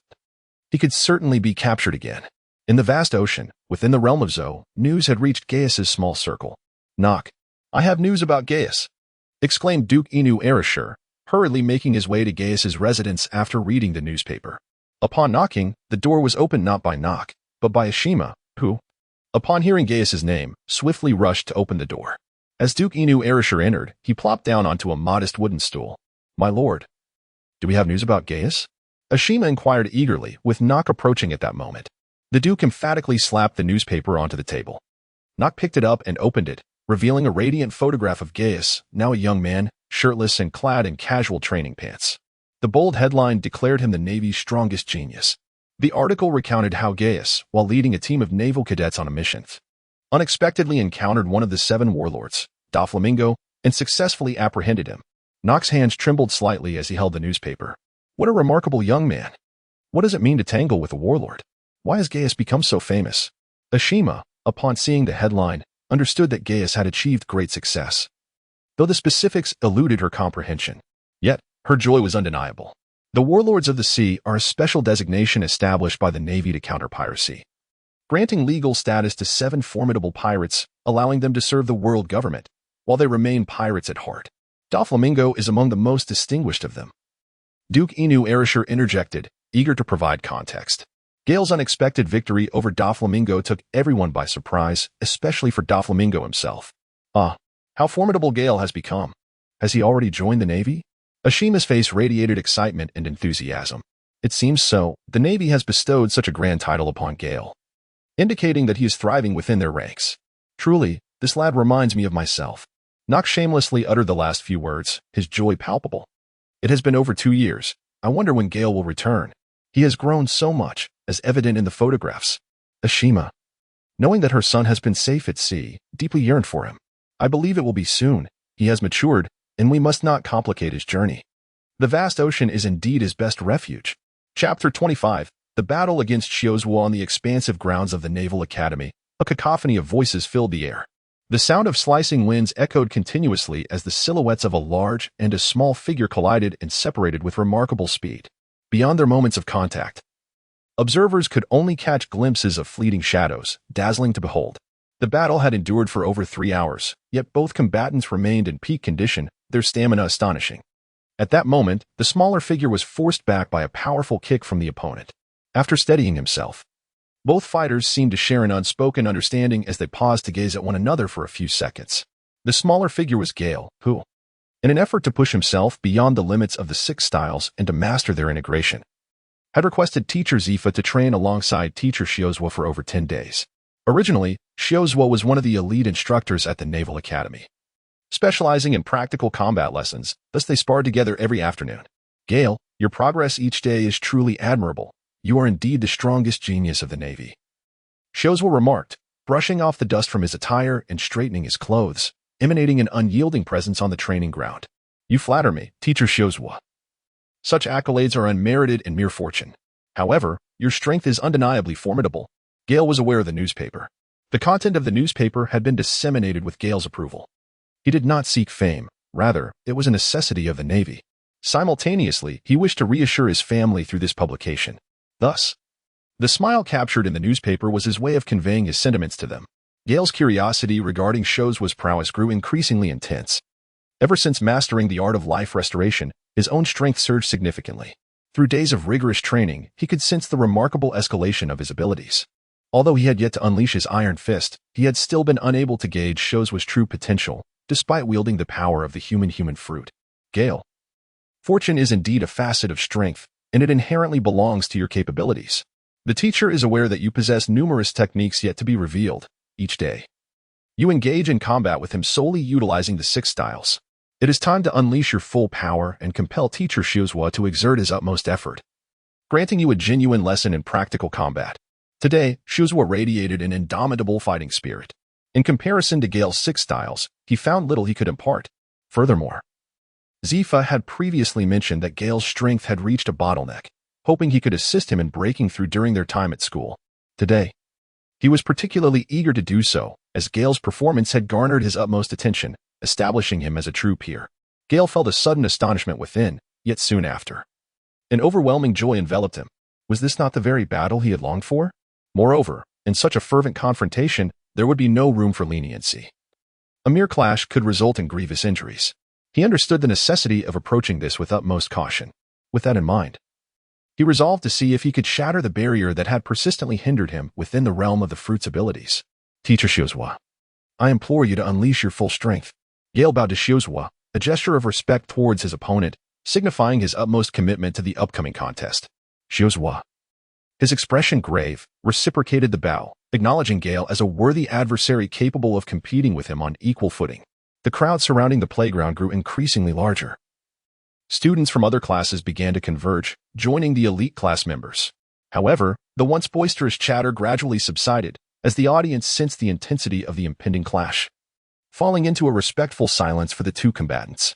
At that moment, Rosen gestured for everyone to step back 50 meters. Heeding Rosen's command, the spectators instinctively retreated, understanding that a battle between masters required ample space for their full capabilities to unfold, and to avoid being caught in the aftermath of their fierce confrontation. Gale closed his eyes, reminiscing about the sensation of transforming into the moon lion on that fateful day, as his energy began to swirl uncontrollably around him, as if ready to ignite. Suddenly, his eyes flew open, a chilling aura inexplicably enveloping the onlookers. They gradually witnessed Gale's energy taking on a more tangible form, slowly coalescing into the ethereal silhouette of a golden giant, wreathed in an enigmatic flame that danced around it. At this moment, Gale was uncertain of his current appearance. Nevertheless, it was a nascent state of awakening, a form he had developed through the teachings of the warring states over these past days. To articulate it in the terms of novels from his previous life, it could be described as a half-step awakening. Suzwa observed Gale's transformation, his brow furrowing as he sensed the terrifying power contained within. He clenched his fists, slightly opened his palms, and stepped forward with his left foot, adopting a combat stance. Be cautious, Teacher Suzwa. With Wanning's call, Gale unleashed his technique, a fusion of moonwalk and shave, known as Razor. A flurry of afterimages spiraled through the air, converging instantaneously before Suzwa. The iron block shattered. The barrage of strikes was Gale's warm-up, raining down relentlessly upon Suzwa. The familiar techniques that Gale had previously employed now felt exponentially more potent, their speed rendering evasion nearly impossible. Yet it was only nearly, for Suzwa had already discerned the trajectory and executed a supercharged shave to evade. Boom. The ground fissured, the normally resilient surface threatened to shatter. A training ground reinforced with sea prism stone powder. Observation hockey. Gale gasped in astonishment, yet before he could contemplate further, he was compelled to hastily defend himself. A block of iron steel. Bang. Gale was propelled several meters away, performing a series of agile maneuvers in midair as he ascended. He was taken aback to discover that Shiozua was also adept in observation hockey, launching a wide-ranging assault to disrupt his stance. Gale's footwork, thread meteor. Gale unleashed a series of 7 or 8 condensed Gale foot lines, instantly enveloping the arena in a tempest of energy. Several sounds echoed through the space.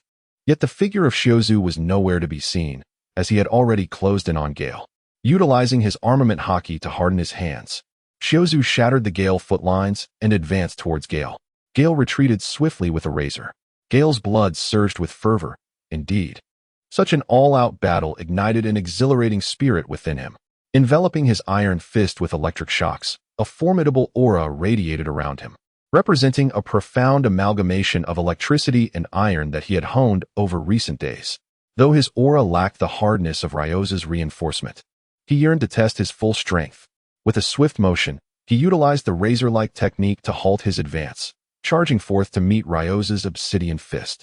Thunderous strikes echoed as their fists collided with a resounding boom. The force of their blows sent shockwaves that left onlookers momentarily blinded. Yet, the sound of their fierce exchanges resonated in the air. Bam, bam, bam. In an instant, the two engaged in a flurry of blows, each punch landing with palpable impact, before they finally separated, both breathing heavily. Gale's iron fist resonated with the layers of fruit power, and his awakened direction was a harmonious blend of strength and speed. Even in the face of diminished hockey, the two combatants found themselves evenly matched in a fleeting moment. Gale felt a tumultuous surge of energy coursing through his veins, each strike resembling the impact of a freight train. To Shiozu's astonishment, his own domineering aura had evolved to envelop and harden his hands. Yet, Despite Gale's rudimentary mastery of this aura, he found himself engaged in an unexpectedly fierce confrontation, leaving his own arms tingling with fatigue. It had been an interminable time since he had remained in the school, imparting knowledge, and even longer since he had faced someone with such intensity. At this moment, he truly began to acknowledge the formidable presence of Gale. With a firm grip on both fists, Shozu suddenly released his right hand, tensing the tendons. His figure began to blur. Shozu's singular motion was terrifyingly swift. Gale's gaze was grave as he deftly evaded with the glint of a razor. However, in a moment of negligence, he was struck by Ryoso and sent soaring into the air. At the instant of impact, Gale's paper art reached its pinnacle. Yet he still barely succumbed to the blow upon his body. Gale forcefully swallowed the blood he yearned to expel, while a razor steadied his stance. Armed energy once more entwined around his hands, and with a crack of lightning, he advanced towards Shiozua, his fists alternating in a relentless assault. The resounding echoes of impact reverberated, a cacophony of thunderous strikes. The ground beneath them bore the scars of their fierce confrontation, now marred by cracks and fissures. Over an hour later, Gale was deeply scarred, with a trace of fresh blood at the corner of his mouth. Although there were no visible bruises on Shiozua, he had several times detected Gale's movements through his observation, yet he could not evade, being sent flying on multiple occasions. Gale's series of attacks were unpredictable, and his speed surpassed Shiozua's by a significant margin. Aside from his tattered clothing, Shiozua had sustained internal injuries. The electric shocks from Gale's fists were relentless, each collision leaving his palms numb and sending waves of discomfort through his body. Unable to endure any longer, Shiozua spat out a mouthful of blood. Chapter 26. Vajra formed. The two figures swayed as they faced each other, both panting heavily. Such close-quarters combat was extremely taxing, and what appeared to be a simple punch was, in fact, a culmination of their entire strength, harboring an unfathomable force. Each clash sent torrents of energy coursing through their veins. They locked eyes for several minutes, both seemingly drained, and in the process of regaining their stamina. The onlookers fell silent, captivated by the sight of these two warrior-like figures. Suddenly, Gale let out a loud cough, spewing forth a large amount of blood, yet curiously, he erupted into laughter. Ha! Gale had just experienced a peculiar sensation within his body, akin to the subtle sound of a bottle being uncorked. As his vital energy surged, he could no longer suppress the few drops of blood he had restrained, which shot forth like a blood sword, traveling over a meter. Subsequently, he felt an intense resurgence of strength coursing through him, while his wounds began to heal gradually. Overwhelmed by the burgeoning power within, Gale could not help but burst into laughter. Shiozua could distinctly sense the rising momentum emanating from Gale, his brow furrowing in concern. Could it be? A fierce wind swept through the arena, and as it howled, Gale's latent golden form began to coalesce, as if materializing before their eyes. He seemed to be instantly elevated to a height of 2 meters, exuding a complete presence and radiating waves of golden red light. Reminiscent of the golden aura surrounding the statue of a Buddha from the Warring States period, now tinged with a hint of crimson. If one were to describe his appearance, it resembled a diminutive version of Gale's former transformation into the Moon Lion. This was the awakening of the fruit. The spectators were astounded. Gallet and Dasky clenched their tiny fists in excitement, their eyes sparkling with delight. Gale bowed deeply at 90 degrees towards Shiozua, paying his respects. The allure of Gale lies in the fact that amidst the shadows lurking in the dark, 3 individuals wear smiles. Their formidable strength tempered by a profound respect for anyone who has aided or shown kindness to them. These individuals, drawn by the whispers of the wind, are Sengoku, Zika, and Carp. Coincidentally, they were engaged in discussions with 3 admirals and several vice-admirals when news arrived of Gale's fierce battle with Shiozua. Concerned, they hastened over more than half an hour ago. These 3 are their disciples, and the remaining admirals and vice-admirals, intrigued, joined them, observing the trio's commendable apprentice. They recognized his potential for greatness. Admiral Crane initiated the conversation, addressing the 3 beaming individuals. He held Gale's character in high regard, especially when compared to the other powerful yet eccentric figures present. Initially, when it was proclaimed that he had defeated Doflamingo, many regarded him as the strongest genius of the Navy, a notion I thought somewhat exaggerated. However, it has proven to be entirely justified. Under this newfound awareness, I wonder, esteemed vice-admirals, do you believe you can vanquish him in a short span of time? The usually lecherous Kizaru now bore a serious expression. Indeed, Shuzua's strength should surpass that of a captain, still a distance away from the vice admiral rank. Yet he is no longer Gale's match. Given time, Gale will undoubtedly surpass us. A vice admiral, resembling a half-spotted dog, nodded in agreement. Congratulations to the three of you. It seems the Navy will witness the emergence of a fourth admiral within the next decade. The trio's eyes crinkled with delight. Returning to the scene, Shuzua gazed at Gale, who bowed respectfully, a bittersweet smile gracing his features. Though he was once Gale's teacher at the academy, he now found himself outmatched. I concede. Upon uttering these words, Shuzua felt an overwhelming sense of relief. Continuing the battle served no purpose. While their previous encounter had ended in a stalemate, he believed he held a slight advantage. However, in a prolonged struggle, Gale's recovery, bolstered by the powers of the human fruit, would far surpass his own, nullifying any edge he thought he possessed. Now that Gale had awakened his fruit's capabilities, the necessity for further combat dissipated, the outcome already evident. Shuzua had exerted his utmost effort, while Gale now stood at the pinnacle of his strength, far more formidable than before. The recovery boost from the awakening of his Zoan-type devil fruit was indeed formidable. Thank you, Teacher Shuzua. Gale's words were spoken with great sincerity. There is no need for modesty. Having a student like you in the class is a blessing for the teacher. Shuzua did not feel disheartened by failure. Instead, he was filled with joy. He had already witnessed the emergence of a rising star. Gale gazed at his hands, which resembled those of a colossal ape, and felt a sense of clarity within. During his awakening, it was as if the image of his former self, that of the moon lion, emerged in his mind. Thus, he understood that the sensation he was experiencing indicated his transformation into the mighty form of a gorilla. It seems that the essence of this fruit has begun to reveal itself. From now on, I shall refer to it as the gorilla form, my majestic metamorphosis. Gale murmured to himself. Gale, have you truly transcended? Gallet and a group of others gathered around, all witnessing the transformation occurring within Gale, as well as Master Shuzua's metamorphosis. Everyone had already comprehended the situation. Indeed, this was all thanks to the pressure exerted by Master Shuzua. Gale understood the significance of encountering an adversary whose strength was just slightly superior to his own. In battle, the epiphany that leads to a breakthrough often arises when one's opponent does not possess overwhelming power. Otherwise, being swiftly defeated would be inevitable. It is precisely in the state where both combatants exert their utmost effort that the indomitable spirit of combat is most fervently ignited, rendering it the ideal scenario for a transformative struggle. Oh yes, I always knew my Gale was the most formidable. Gallet was so elated that he danced with joy. Gale, feeling a bit embarrassed, turned around and addressed the crowd.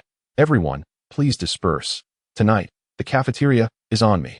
However, the ever-cunning Berman dared to retort, Oh, are you being stingy? Does the cafeteria charge for meals? Gale replied, I see. Well, that's fine. Perhaps next time, when I return from a mission, I shall treat you all. Nevertheless, Berman, I must say, I have noticed your recent improvement in strength, and I would like to personally mentor you a bit. Gale's lips curled into a sinister smile. No, stop. This is a conspiracy. Everyone, bear witness for me. If I perish, Gale is guilty of murder. Berman exclaimed as he fled, disappearing from sight. What a jest. Engaging with Gale now would be folly. A single punch from him could flatten Berman. Meanwhile, the disparity among the elite class members was stark. The crowd erupted in muffled laughter at Berman's predicament. Gale, congratulations. Dasky expressed her sentiments, insisting on articulating her thoughts herself, for the opinions of others held no weight. Well, thank you. Gale smiled at Dasky, as if reminiscing about a somewhat awkward evening from a while back. Turning to Gallet, he said, Gallet, I'm famished. Shall we go dine? Absolutely. I too am quite hungry, came the enthusiastic reply. Let us all head to the cafeteria together. After enjoying their dinner, Gale bid farewell to the group and made his way alone to the Warring States. This time, he was on the verge of awakening, and his first words of gratitude were directed towards the Warring States, marking a significant leap forward. Teacher, every time Gale meets someone, he always bows first. Indeed, the Warring States period greatly appreciates Gale's politeness, as it reminds him of Corazon. Teacher, I had a battle with Teacher Shozao today and successfully awakened into the adamantine form. I am aware that you have performed admirably, Gale. Exercise restraint and composure. Before graduation, It is essential to solidify your strength without becoming overly aggressive. Yes, teacher. I have profoundly sensed the exponential growth of my abilities over these past 2 years, yet I am somewhat concerned that this may affect my temperament. It pleases me to hear you express such thoughts. During this time, in addition to solidifying your strength, you should also visit me more frequently. This afternoon, I witnessed your adamantine form, and I would like to impart my Buddha's impact technique to you. Yes, teacher, Gale understands. I must take my leave now, as I still need to pay visits to the other 2 teachers. Although Gale was somewhat taken aback by the fact that warring states claimed to have seen his form, he quickly realized that the loud sounds of their battle would naturally attract the teacher's attention. Go ahead. After bidding farewell to the Wano country, Gale subsequently visited both Zephyr and Cap, where he confided in them about the awakening of his fruit powers. Both individuals acknowledged their own breakthroughs and advised Gale to first solidify his strength and refine his other techniques. They suggested that he should focus on mastering the 2 types of hockey after graduation. Gale repeatedly acknowledged, then returned to his dormitory with a joyful heart. Concluding this splendid day. Chapter 27. Dasky's Choice Marin Vondo, Naval Academy. The atmosphere at the academy has gradually become more animated. Hey, do you think the graduation exam will be difficult? Who knows? I am unafraid of practical applications. It's the other subjects that concern me. Come on. You're just afraid. Listen, friends, a true gentleman knows not to speak of what is evident. Haha, enough of that. We merely need to graduate. And the rest is secondary. As for being assigned to a position of real authority, that is still a distant dream. Even if you graduate, you'll only be a second lieutenant at best. How dare you? As they observed a group of elite class students passing by, the group couldn't help but lament. Why is there such a disparity among people?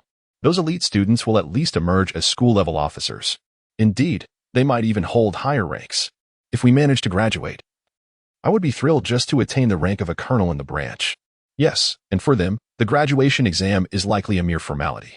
By the way, what rank do you think our naval prodigy holds? I would wager it's at least a colonel, perhaps even a brigadier or a major general. I believe a major general would be an understatement. Absolutely, even the instructor from our class cannot surpass him, and that instructor is at least of major general caliber. Indeed. Gale is still so young. I think granting him the rank of lieutenant general would not be excessive. You're boasting. You can't just declare someone a lieutenant general without military merit. What does military merit matter? He is a disciple of the warring states. What merit counts? Indeed. I maintain that even a general rank will eventually belong to him. As 5 or 6 individuals passed by, one of them was indeed the Gale they spoke of. Upon hearing this, Dasky and her companion stifled their laughter, caught in a fit of amusement. Gallet also found it hard to suppress a smile. Ahem, Gallet. They are praising us. This group of classmates has a bright future ahead. I have high hopes for them. Gale's face flushed slightly as she cleared her throat to mask her embarrassment. Indeed, there is great promise in taking the back door, she remarked. Ahem, you may not comprehend. But in this harsh world, having a strong backing is a form of power, one that is both coveted and rare. Yes, the prodigy speaks wisely, Dasky interjected. Attempting to ease the tension. I am being earnest with you all. Let us not dwell on this any longer. It's time to dine. Gale had initially intended to deliver a lengthy discourse to instruct them. However, upon reflection, he reconsidered, recognizing that they hailed from the nation's finest institutions, rendering such grandiloquent principles seemingly futile. In the cafeteria, the same 6 individuals gathered together. Gale, have you heard your instructor speak of our forthcoming arrangements? Rosen inquired. His eagerness palpable. He was quite concerned about his future. Wasn't the primary motivation for attending school to achieve prominence and, in the process, combat crime? A solid foundation would enable one to ascend to greater heights in the future. It seemed they were preparing to assign us to positions at headquarters, subsequently allowing us to gain experience at the various regional branches. Gale, while indulging in her meal, marvels at her remarkable appetite. She delights in feasting and indulging without the burden of weight gain. If such a constitution were to exist in a previous life, it would undoubtedly be considered one of the most alluring abilities. As Gale indulged in his meal, he spoke animatedly. Shall we embark on more exciting adventures? Galot's eyes sparkled with enthusiasm. Her initial desire to accompany Gale was not solely for his company, but also to explore the wonders of the world. 3 years had passed since their departure, and both she and Gale had blossomed into 15 or 16-year-old adolescents. Little did they anticipate that their maritime journey would lead them to spend 3 years at naval school. Indeed, Galot, our new adventure is about to commence.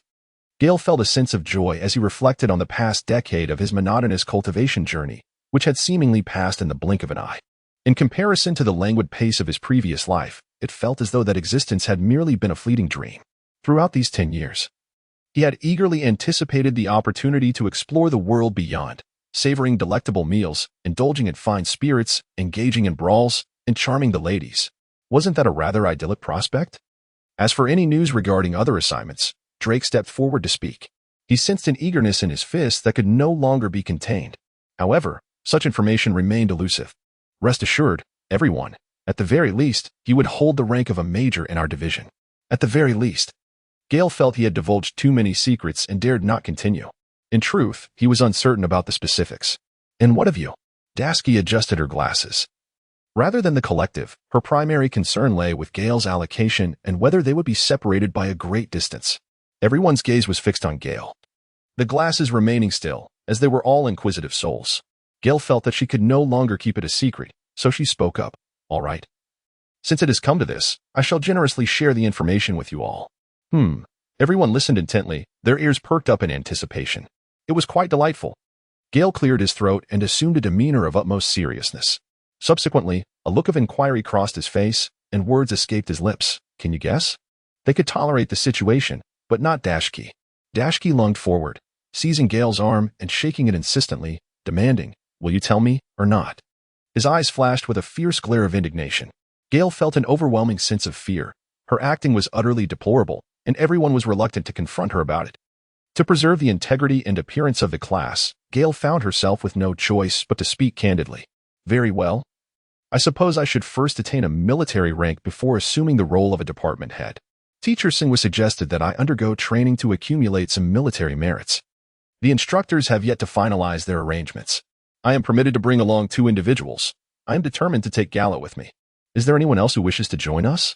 Gallet beamed with delight, the mere thought of Gale considering her broad and inexplicable joy. A silence lingered for several seconds. Gale etched the expressions of everyone into his memory, fully aware that many harbored their own ambitions and yearned to carve out their own paths, unwilling to bow to others. His words, though seemingly casual, were indeed an opportunity extended to all. While the future remained uncertain, Gale understood that for those who stood by him, as long as he drew breath, promotions and accolades were merely a matter of time. The prospect of having another trusted friend to assist him was undoubtedly the most advantageous. Should he attend to official duties himself, or allow the duties to dictate his actions?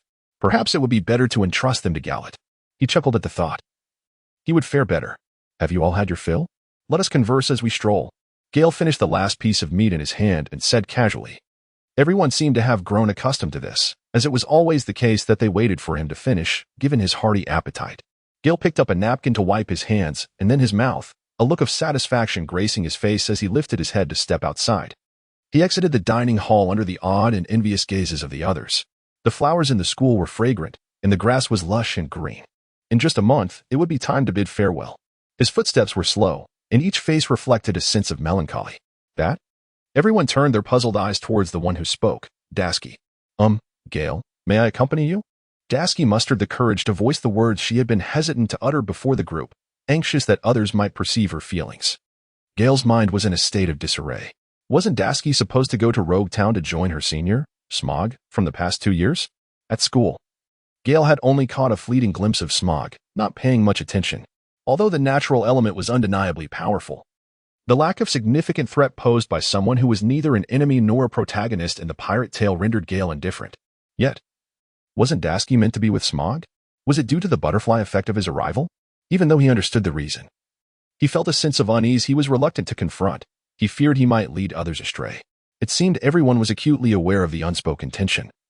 Each person gazing at the sky, the ground, and everything in between, deliberately avoiding the trio, while their peripheral vision remained fixated on the unfolding scene.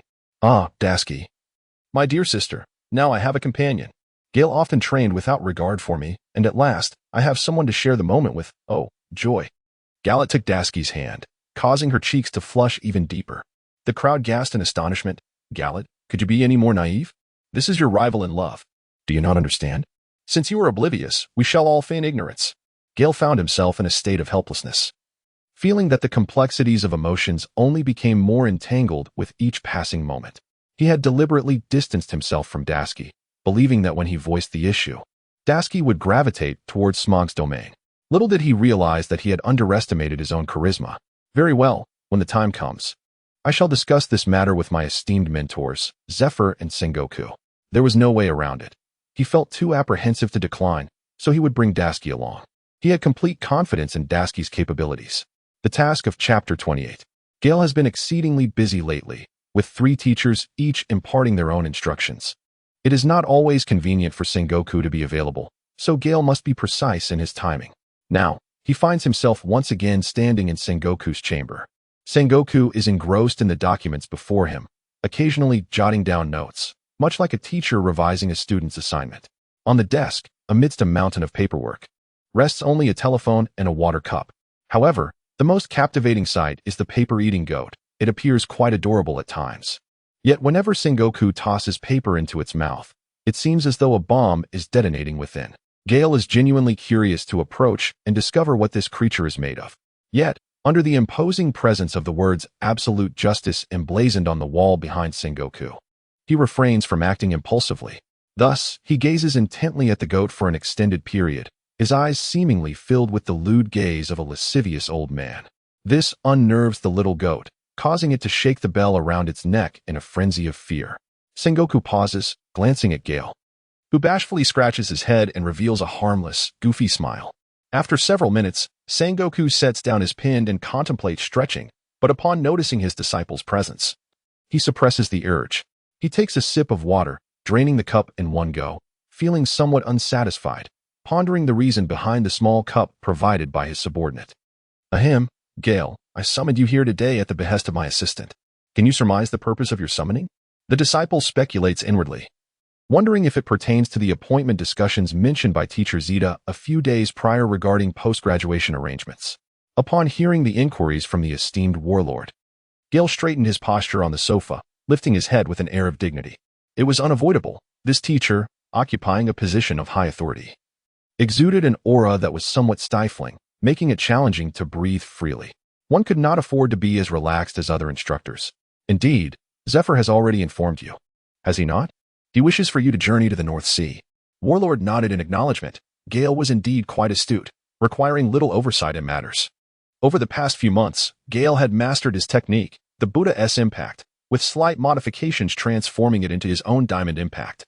This technique possessed both offensive and defensive capabilities, allowing for long-range assaults through the emission of tremendous shockwaves, effectively replacing the energy blast with a more formidable attack. Furthermore, it could be condensed into a circular shield-like formation centered around his hands, eliminating the need for him to physically endure each opponent's strikes. It was not a matter of Gale lacking faith in his physical prowess. Rather, he sensed an inherent dissonance. Recently, Gale had also experimented with a diminished version of the technique, projecting force from his hands and feet to create propulsion. Reminiscent of the flight of Iron Man from his previous life, his prior method of combining the moonstep with energy propulsion for flight had proven insufficient. While the combination of moonstep and razor consumed an excessive amount of stamina, the necessity of repeatedly stepping on air dozens of times, with each step constituting a moonstep, demanded a heightened mental focus and significant physical energy, which was not conducive to long distance or prolonged flight. The implications of the diamond impact for flight were thus considerable. Through these months of study, Gale had developed a measure of admiration for his current teacher, whose words always conveyed precision and clarity, making them easily comprehensible. Had he been merely a schoolteacher rather than a marshal, he would undoubtedly have been exceedingly popular among students. However, the warlord's formidable prowess was evident. Gale could clearly discern the strength of his fruit-based abilities. Just as awakened Buddha transformation alone had surpassed the limits that many martial artists had struggled to breach for years. The intricacies and applications of his Buddha S impact were boundless. Though Gale had grasped its form, he recognized that a long journey lay ahead. Like Karp's Iron Fist, which he had already mastered, it merely reflected the style from decades past. Allowing his thoughts to wander, he promptly redirected his focus. The teachers would arrange matters. The students would simply heed their guidance. Gale nodded in response to the question posed by the warring states, indicating his perspective. Indeed, Gale had little to dissent. It is natural to encounter novel experiences wherever one goes. Every place bears its own charm. Observing Gale's understanding demeanor, a smile graced warring state's face. Reflecting a wistful thought, how wonderful it would be if he were his own son. This could indeed be a cherished tale within the Navy. However, plans may be subject to alteration. Given your formidable prowess, you have no rival across the seas. After much contemplation, although we initially intended for you to hone your skills, we cannot afford to squander too much time. Recently, intelligence reports have indicated a surge in the number of pirates venturing into the New World. Along with the emergence of numerous new stars, the Sabaody archipelago is a veritable mix of individuals. I hope you can secure a position there, and if possible, accrue military merits to prepare for your ascension to the rank of admiral.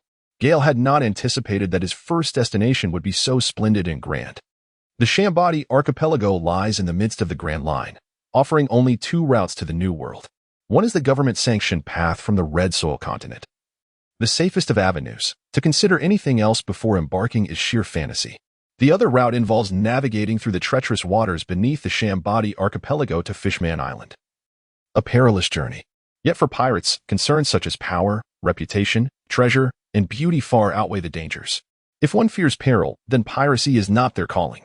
Thus, despite the proximity of the Sabaody archipelago to Mariewa, it remains a hotbed of illicit activities, including human trafficking, arms dealing, and numerous hidden black markets. The Navy turns a blind eye to these dealings. Why? Because if only 4 out of 10 pirate crews reach the New World, it is deemed satisfactory. And among those who arrive, how many survive unscathed? The emergence of a new generation of pirates is scarce, as fierce infighting occurs over fame and fortune. Hence, the Navy is indifferent to the actions of pirates, for every additional voyage taken only serves to diminish their numbers. It is curious, then, that the Navy would assign Gale to guard this place. Are there truly only naive pirates seeking entry to the New World? Perhaps that is indeed a question worth pondering. Yet Gale refrains from questioning his mentors. They would never orchestrate anything detrimental to him. As for any directives from the elders, the answer is affirmative. Gale stood up and performed a standard military salute. The warring states waved his hand, indicating that such formality was unnecessary, and invited him to take a seat. Yes, please do sit down. However, your rank is merely that of a colonel in this department, which is the highest position your instructor can assist you with. You are permitted to command 3 individuals, while the remaining soldiers will be organized by the Navy. Shall we arrange for you a warship commanded by a rear admiral? It boasts a larger capacity and formidable firepower. Gale was utterly astonished. The rank of colonel was already the pinnacle for most, yet this was merely his beginning? His mentor even entrusted him with leading 3 others. Was another being added to the mix? It seemed he would need to deliberate carefully over this opportunity. But a rear admiral-class warship? Gale found himself unsettled. While he harbored no objections to leveraging connections, he was acutely aware of the adage, the tallest tree catches the wind. Commanding such a vessel would undoubtedly complicate his path forward. Why invite unnecessary trouble? Professor, I must humbly decline.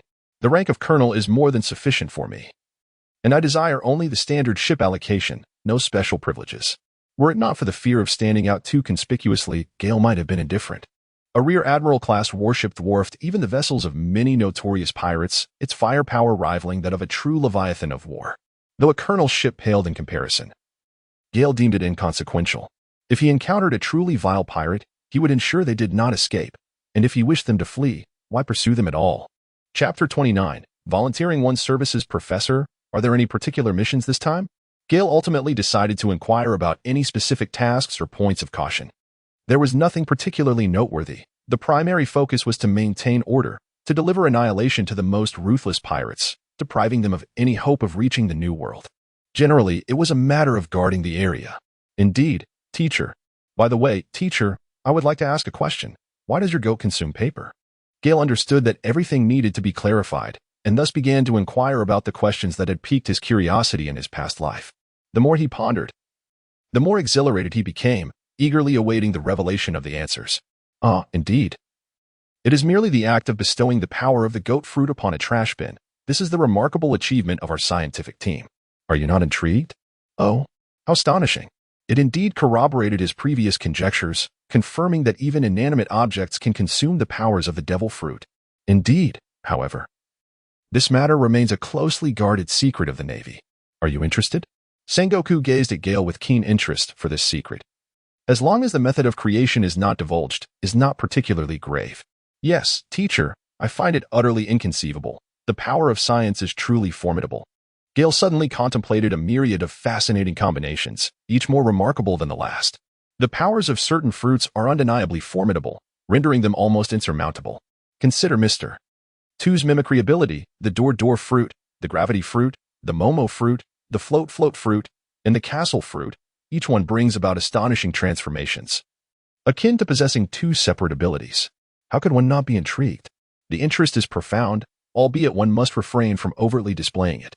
Yet, it is merely a matter of external possessions. If you desire, perhaps next time the teacher will bestow one upon you. Sengoku appeared rather indifferent. Although devil fruits are indeed precious to him, possessing one or two is hardly of great significance. Gale's eyes sparkled with excitement. Teacher, could you wait for the students to find a suitable fruit themselves and then assist me in having the science team create one? As Sengoku observed the exuberant display of joy, he couldn't help but smile, realizing that Gale still embodied the spirit of youth, akin to a child encountering a beloved toy. Very well, if you wish for it, I shall have two made for you, but do not abuse your privileges. Oh yes. Gale felt a surge of exhilaration. This was invigorating. He needed to return and contemplate which fruits had yet to appear or were on the verge of emerging, devising a plan to procure one. Having a teacher with such authority was truly delightful. Thank you, teacher. I will diligently fulfill my task. These are mere trivialities. Do not dwell on them too much. Remember, never neglect your training. The cultivation of haki should soon be prioritized. The sentiments expressed by Sengoku resonated with the other two teachers as well. The school did not teach haki. Rather, it had shared some experiences. Most individuals who mastered haki did so through personal insight, with each journey being unique. Much of the guidance offered by mentors was merely experiential. Haki was no common commodity. It was not as straightforward as the 6 styles, which could be learned through systematic training. Gale had already been practicing armament haki for over a year, even without intentional training. He sensed that he was on the cusp of transcending from the wrapping phase to achieving full coverage. To grasp the concept of hardening was to truly commence the mastery of armament haki. Yes, teacher. By the way, may I pose a small question? If I capture a bounty pirate, how much would I receive? Huh? Sengoku was taken aback. Gale was the first to pose this question to him. After a moment's reflection, he suddenly understood. Ah, you arrived here after your ship was sunk, and now you seek to venture out without a penny to your name, correct? Ah, you rascal. Have you run out of money? The Navy does not receive bounties for capturing pirates, and you will have a salary in the future. You'll come to understand this in time. For now, let me give you 1,000,000 berries, but this will be deducted from your future salary. Gale pondered thoughtfully over the words from the Warring States period. You will understand in due time. He couldn't help but wonder if there were any hidden benefits. As long as no taboos were breached, there should be no significant issues, right? He chuckled, expressing his gratitude to the teacher. Thank you, esteemed mentor. I shall take my leave now, as I need to pay visits to the other two instructors. Gale took his leave from the Warring States after receiving the Bailey. Graduation is now less than 5 days away. Today, Gale and Dasky also refrained from their training, opting instead to seek out their companions for some amusement. With a heart full of exuberance, Gale lost himself in reverie and unknowingly wandered to the threshold of Dasky's abode. There, on the verdant lawn, he found a gathering of friends, all abuzz with excitement as graduation approached. Their enthusiasm had rendered them neglectful of their training, and they were engrossed in discussions about their futures. Gale greeted the group, who all acknowledged him with warmth. What delightful conversations were unfolding among them. Gale observed that everyone had gathered together instead of practicing, which suggested that their thoughts mirrored her own. The group was discussing their paths after graduation, and she found herself agreeing with everyone, saying, I will go with you. Dasky stood up, playfully patting her alluring dairy which had become somewhat soiled from sitting on the grass. Gale withdrew her gaze and turned to the group, saying, Soon, we will all be parting ways. It's good for us to gather like this. Who knows when we will be scattered across the world? A wave of nostalgia swept over the crowd, for farewells are always painful. As they exchanged words, a rather introverted girl among them had already begun to show signs of teary eyes. Gale and Gallet also found a place to sit down, merely listening to the ongoing conversation between them. Gale heard a voice calling out, and it was none other than her own. Gale turned around and was surprised to find it was Brad. Brad was a rather introverted individual, towering at a height of 2 meters and 60 centimeters, with a robust build. Though not a member of the giant race, he certainly possessed an imposing presence. He was not a user of any fruit abilities, yet had attained elite status due to his innate strength. Gale speculated that he might have inherited genes from the giant race, though he had never inquired about it directly, as Brad was generally reserved and spoke little. Nonetheless, he was amiable and well-liked among his peers. Brad, is there something you need? Gale observed Brad opening his mouth as if to speak. Yet he remained unable to articulate his thoughts, which left her feeling somewhat anxious for him. Gale? You. Gale felt a sense of urgency. Although Braid was typically inarticulate, his stammering was unexpected. Please, don't rush. Take a sip of water and compose yourself. Speak once you have gathered your thoughts. The crowd fell silent, waiting for Braid to finish his drink before he spoke. I would like to join you, if that is all right. After Braid took a sip of water, he seemed to find his composure and finally articulated the words he longed to express. Gale finally understood. This was a selfless offer. He had been troubled by the absence of a suitable candidate, one person still eluding his grasp. He had not disclosed that he was short one individual. It appeared that Brad had unwittingly struck gold. How fortuitous. I was indeed in need of one more person. Initially, I could only take 2. But now I am able to accommodate 3, and it seems that the final piece has just fallen into place. Is it truly so? How splendid. Brad clenched his fists tightly, his body trembling slightly, clearly overjoyed. Brad, why do you wish to accompany me? Your abilities could easily qualify you as a leader in your own right. Gale, I possess no exceptional skills, merely raw strength. I may be somewhat dull-witted. Though everyone is kind, only you would consider taking me along. Moreover, I have an unwavering belief that being by your side would certainly lead to remarkable achievements. So that is how it is. Very well, I trust your judgment. I truly envy you for being able to follow such a handsome, formidable, and exceptionally talented commander. I, on the other hand, feel inadequate. Alas, being too exceptional can indeed be a burden. Gale, with an air of solemnity, indulged in self-praise. Yet the others had grown immune to his occasional jests. Did you not say that only 2 individuals could accompany you? Drake interjected, feeling a sense of pride that compelled him to carve out his own path rather than join Gale's team. He had distinctly heard Gale proclaim that only 2 could be taken along. Indeed, it was only recently that I learned the plans had changed, allowing 1 additional person to accompany us. The crowd seemed to awaken to this revelation, indicating their keen interest in Gale's every move. Chapter 30, Graduation Ceremony. The long-awaited day had finally arrived. On the expansive grounds of the Naval Academy, rows of neatly aligned naval officers stood in formation. This marked their inaugural occasion clad in naval uniforms, and at that moment, an intangible sense of responsibility and honor enveloped them. As if they were crowned alongside the pristine white of their attire, compelling them to stand tall and proud. This was the annual graduation celebration. And this year it was Gale's cohort's turn. For the elite class, aside from the written examinations, all practical and combat assessments were easily surmountable. However, the written exam constituted merely a small fraction of the overall score. Individuals like Gale, who could not even be bested by the invigilator during the exam, were granted immediate graduation.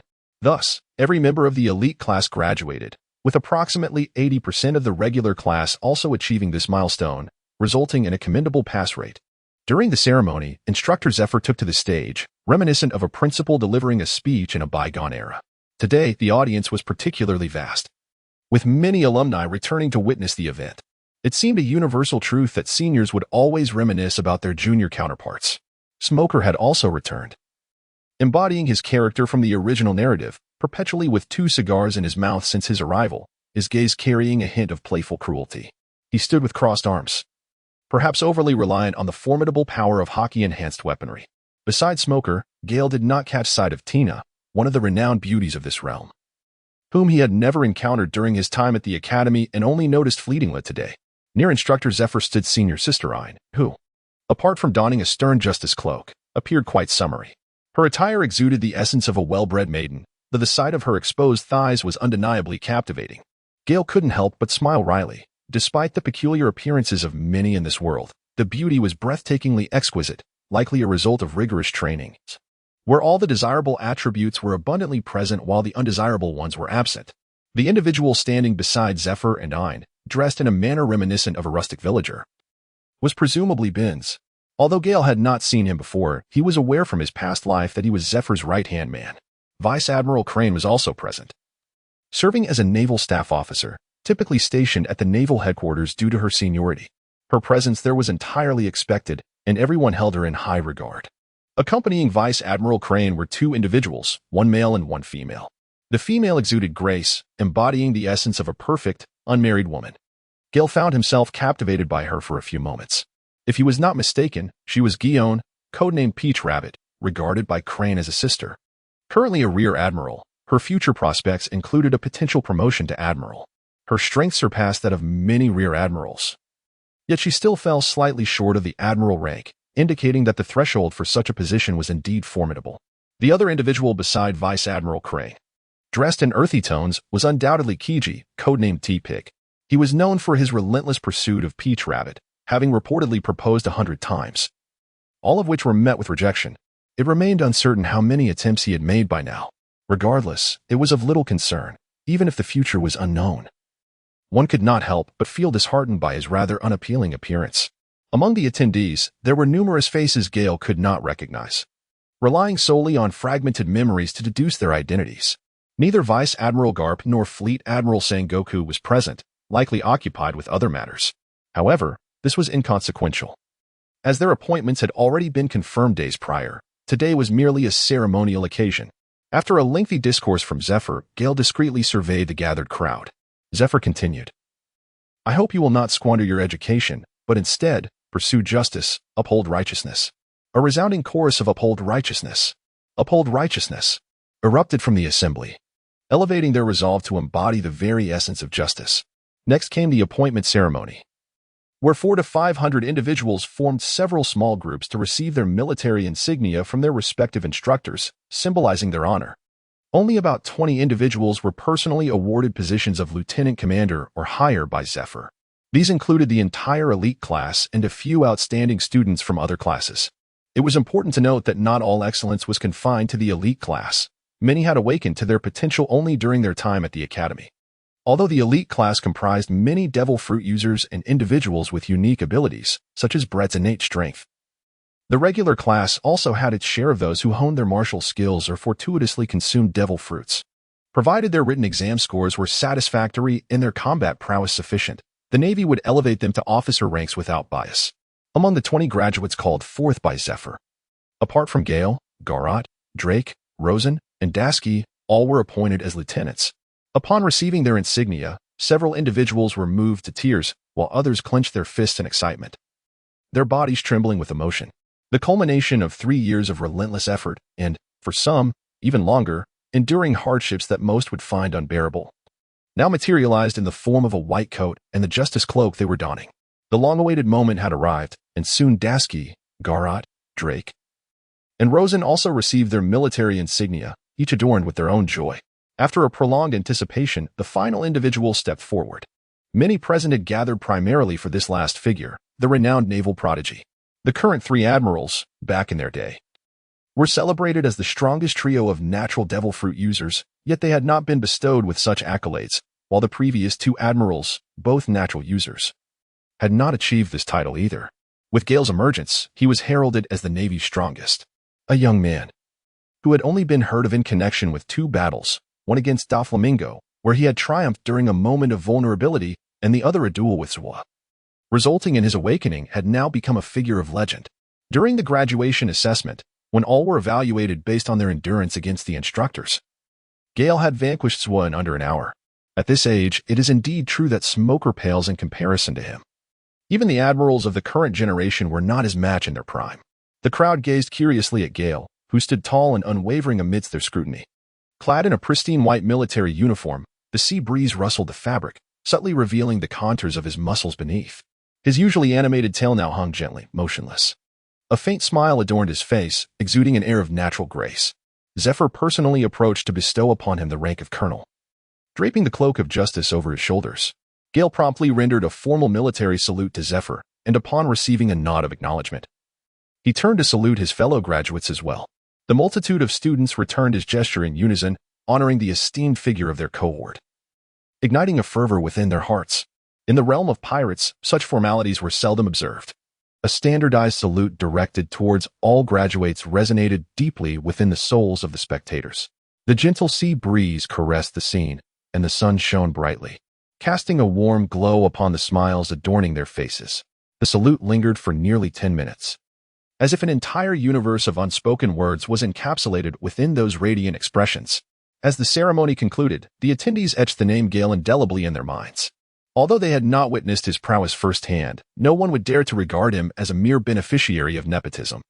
His upright military posture remained etched in the hearts of many women, while in the minds of men, He seemed to embody the very essence of justice. He was a figure of undeniable charisma, a sentiment echoed in the collective thoughts of the crowd. Chapter 31. Shi Yuanshan. The graduation ceremony had concluded, and no further disturbances interrupted their laughter. Numerous individuals approached Gale to extend their greetings, eager to forge a favorable impression on the strongest among them. At that moment, a group of lively girls encircled him, playfully tugging and teasing, with one mischievous girl seizing hold of Gale's tail. Gale felt quite uncomfortable. Ever since mastering the art of life restoration, his tail had become as dexterous as his own hands. However, the sensation of being constantly grasped by others felt exceedingly peculiar. Gale exerted an extraordinary effort, utilizing every ounce of strength to escape from the clutches of the multitude of ghostly claws. In an instant, he employed every ounce of cunning to vanish without a trace.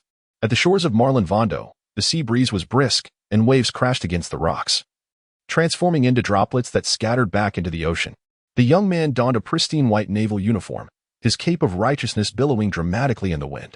With his head slightly raised, it seemed as though his gaze had drifted towards the boundless horizon of the sea. Our prodigy, does he harbor any thoughts in solitude here? A soft voice echoed, breaking the silence. Gale's wandering thoughts were gradually drawn back. Casting a glance in the direction of the sound, she found herself entranced. The newcomer approached with an elegant stride, her high heels clicking rhythmically, her movements graceful and captivating. She donned a fitted, open-collared t-shirt adorned with delicate lace, evoking an irresistible longing for the tumultuous waves concealed beneath. Her hair was elegantly pinned up, and she wore a pair of short shorts that accentuated her flawless, alabaster thighs, unadorned save for a black spider tattoo that lent a touch of allure to her exquisite form. The dark spider seemed to harbor secrets of its own. Draped over her shoulders was a cloak of white tinged with pink, yet it did little to conceal the boundless charm of her beauty. In the north, there dwells a woman of unparalleled grace, standing alone in her magnificence. A single glance could topple a city, and a second could sway a nation. Gale gazed at the approaching Zi Yuan, and involuntarily recited the well-known verses from a past life. From a distance, it appeared entirely different. Up close, every detail was vividly laid bare before his eyes. Gale felt a slight dryness in his throat, and a bead of cold sweat trickled down his brow. He realized he had been somewhat abrupt moments ago. The general before him was no ordinary individual. Having remained single for so long, he must be in his late 20s or early 30s. There was a reason why General Kaki had pursued her for such an extended period. Ji Yuan was discerning, disregarding those of feeble strength, while Kaki, despite being of comparable prowess, bore the visage of a middle-aged man. The mere thought of General Kaki caused Gale a headache, leaving him uncertain whether he had just landed himself in trouble. Ji Yuan, however, remained silent, her clear, bright eyes curiously fixed on Gale for quite some time. With a soft sigh, she mused, "Our brilliant genius, is this truly how you charm women?" Gale finally felt a sense of relief as she had been intently watching the golden kinkera at her waist in the garden, fearing it might unsheath at any moment. Gale swiftly organized his thoughts. "General Zi Yuan, I must apologize for my abruptness. It is merely my first encounter with the general, and I could not help but be awestruck. I am not a reckless individual." "Were you referring to the poetry from the mainland?" Zi Yuan, however, paid little heed to Gale's words, instead savoring the poetic lines he had just heard, with each recollection deepening his admiration. The long-sealed emotions within him began to stir. Gale was taken aback. He was unaware whether poetry existed on the continent. However, if it did, it would not be surprising, for in such a vast world, it was only natural that the nobility would compose verses of a similar nature. Yet, it was merely a fleeting inspiration from Gale, destined to be met with amusement in the Garden of Xi. Gale felt a twinge of remorse towards the original creator, although he remained unaware of their identity. In this world, he could only attribute the work to himself. Young brother Gale truly opens one's eyes, as the legendary genius always presents a multitude of unexpected delights. Handsome in his youth and adept at winning the affections of young ladies, it is a pity that his words trailed off, leaving unspoken sentiments lingering in the air. The usually aloof Zi Yuan revealed a rare glimpse of melancholy today, a stark contrast to her typical demeanor. Gale harbored a tinge of bitterness within. Although he was of the fur tribe in this world of pirates, his 16-year-old visage, apart from a singular tail, bore a certain handsomeness that he was well aware of. In a realm teeming with peculiar appearances, he undoubtedly fit the archetype of a charming prince. Yet, it seemed his composure was somewhat lacking, even after living 2 lives. He found himself unable to resist the allure of Shi Yuan. He could not help but wonder if this might lead to trouble. What was the purpose of the visit from General Shi Yuan? Gale deftly shifted the topic, for the atmosphere had grown rather unsettling. Upon hearing this, Zi Yuan smiled. causing Gale to momentarily lose his train of thought once more. From now on, do not refer to me as General. Call me sister instead, dear Gale. I have come here for the same reason as you. It has simply been a long time since my last visit. In the past, I often came here alone to ponder. Very well, Sister Ziyuan. It appears I have encroached upon your space. I, too, seek solace in this place when boredom strikes. It seems that beautiful locales are always destined to be discovered by those who truly appreciate them. Gale scratched his head, revealing a foolish grin. He often employed this gesture to mask his awkwardness, casually embracing his role as a young lad. Indeed, it seems that you and your sister share many similarities. Allow me to pose a question. Have you recited that poem to any other girls? Ziyuan remained immersed in the verses, as if through them she could glimpse a breathtaking version of herself. She delighted in adorning herself beautifully, driven by a desire to showcase her own allure. Even without having encountered her other half, her love for beauty required no justification. No, that was just expressed moments ago, if you like it. Consider it a gift for your sister, Ziyuan. However, as a good and obedient child, should you come across similar verses in the future, remember to save them for your sister instead of sharing them with others. As she spoke, she approached Gale, gently lifting his chin with her finger. Gale felt as though he were on the brink of death, experiencing a wave of oxygen deprivation and a quickening breath. His gaze lingered on Ziyuan's exquisitely delicate lips, as soft as the petals of a flower, and her flawless skin, but most of all, he was captivated by the peaks that were all too evident before him. This was hardly fair. After all, he was still a minor. Was it truly necessary to reverse the roles? Although this world lacks stringent protections for minors, was it really appropriate to lead one astray? Ziyuan observed Gale's rapid breathing and the flush that colored his cheeks, feeling a surge of delight within her. It was a testament to her allure. The young lad, albeit somewhat timid, was at least honest in his demeanor. Though his eyes wandered restlessly, he dared not gaze brazenly. Ziyuan relished this effect, and with a graceful turn, she flicked her cloak to create an elegant arc. Next time we meet, I'll need another song. So make sure to remember, dear Gale. The air was still infused with a faint fragrance, yet Ziyuan's graceful silhouette gradually receded, slowly fading from Gale's view. Gale exerted considerable effort to calm the fervor within him. Is it true that the enchanting beings of this world are drawn to captivating allure? Even Ziyuan could not resist, and one can only imagine the effect on the sweet fruit wielder, Hancock, one of the 7 warlords. If he were to encounter her, would it spell his doom? Men, at the end of the day, are merely men. Neither of them possesses a wealth of experience with women. He yearned to project the demeanor of a seasoned expert. He has indeed attained a level of prowess, albeit temporarily insufficient to contend with Ziyuan. Nevertheless, he possesses at least the means of self-defense. Why then can he not exude such an aura? Even feigning indifference would suffice. Gale.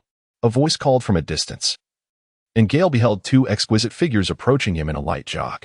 Observing these 2 beautiful forms brought a sense of equilibrium to his heart. After all, he could still maintain control over these 2 enchanting ladies. Haha. What brings you both here? The newcomers were Gallet and Darsky. Noting their hurried pace, it seemed they had matters of importance to discuss. Gale, everyone is gathering for a feast. When they noticed your absence, they sent us to find you, Gallet exclaimed, her excitement palpable. However, she soon paused to sniff the air, curiously circling around Gale as she did so. Gale was shrouded in darkness, and inevitably, Galot caught the scent emanating from him. With a hint of indignation, he inquired, Gale, why do you carry the fragrance of a woman? Upon hearing Galot's words, Dashki's expression shifted instantaneously, as if faced with a formidable adversary. This was the scent of the general from the Garden of Blessings. She had just been here and fortuitously crossed paths with him. Gale arrived innocently. Although it seemed trivial, she couldn't shake off a sense of guilt. Why is that? And why do you carry a scent as well? Gallet was determined not to overlook a single detail on Gale's face, hands on her hips, exuding the demeanor of a matriarch. Upon hearing the mention of Admiral Ziyuan, Dashki's brows knitted even tighter. She was renowned as the cold goddess of the Navy. So how could Gale possibly bear her scent? That's merely a reflection of Admiral Ziyuan's concern for me, her junior. Do not overthink it. You should return quickly. There's another complimentary banquet awaiting us. Hurry along. Gale spoke and, without waiting for a response from the 2 girls, dashed away in a flash.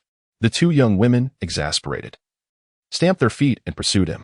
Chapter 32. Departure to the archipelago of Cambodia. At the grand port of Marinfando, a regiment of Navy personnel stood in orderly formation, fully armed.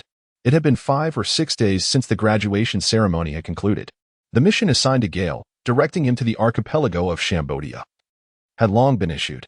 After several days of assembling troops, equipping them with arms, and ensuring provisions of food and fresh water, this navy, led by Gale, was poised for departure.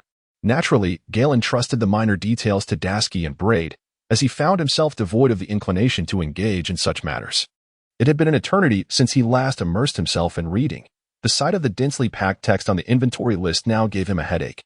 This naval force comprised over 300 individuals, perfectly meeting the requirements for a colonel's command. Although the colonel at the Navy headquarters ranked 3 levels above that of the branch, his subordinates were all members of the headquarters, with many being graduates alongside him.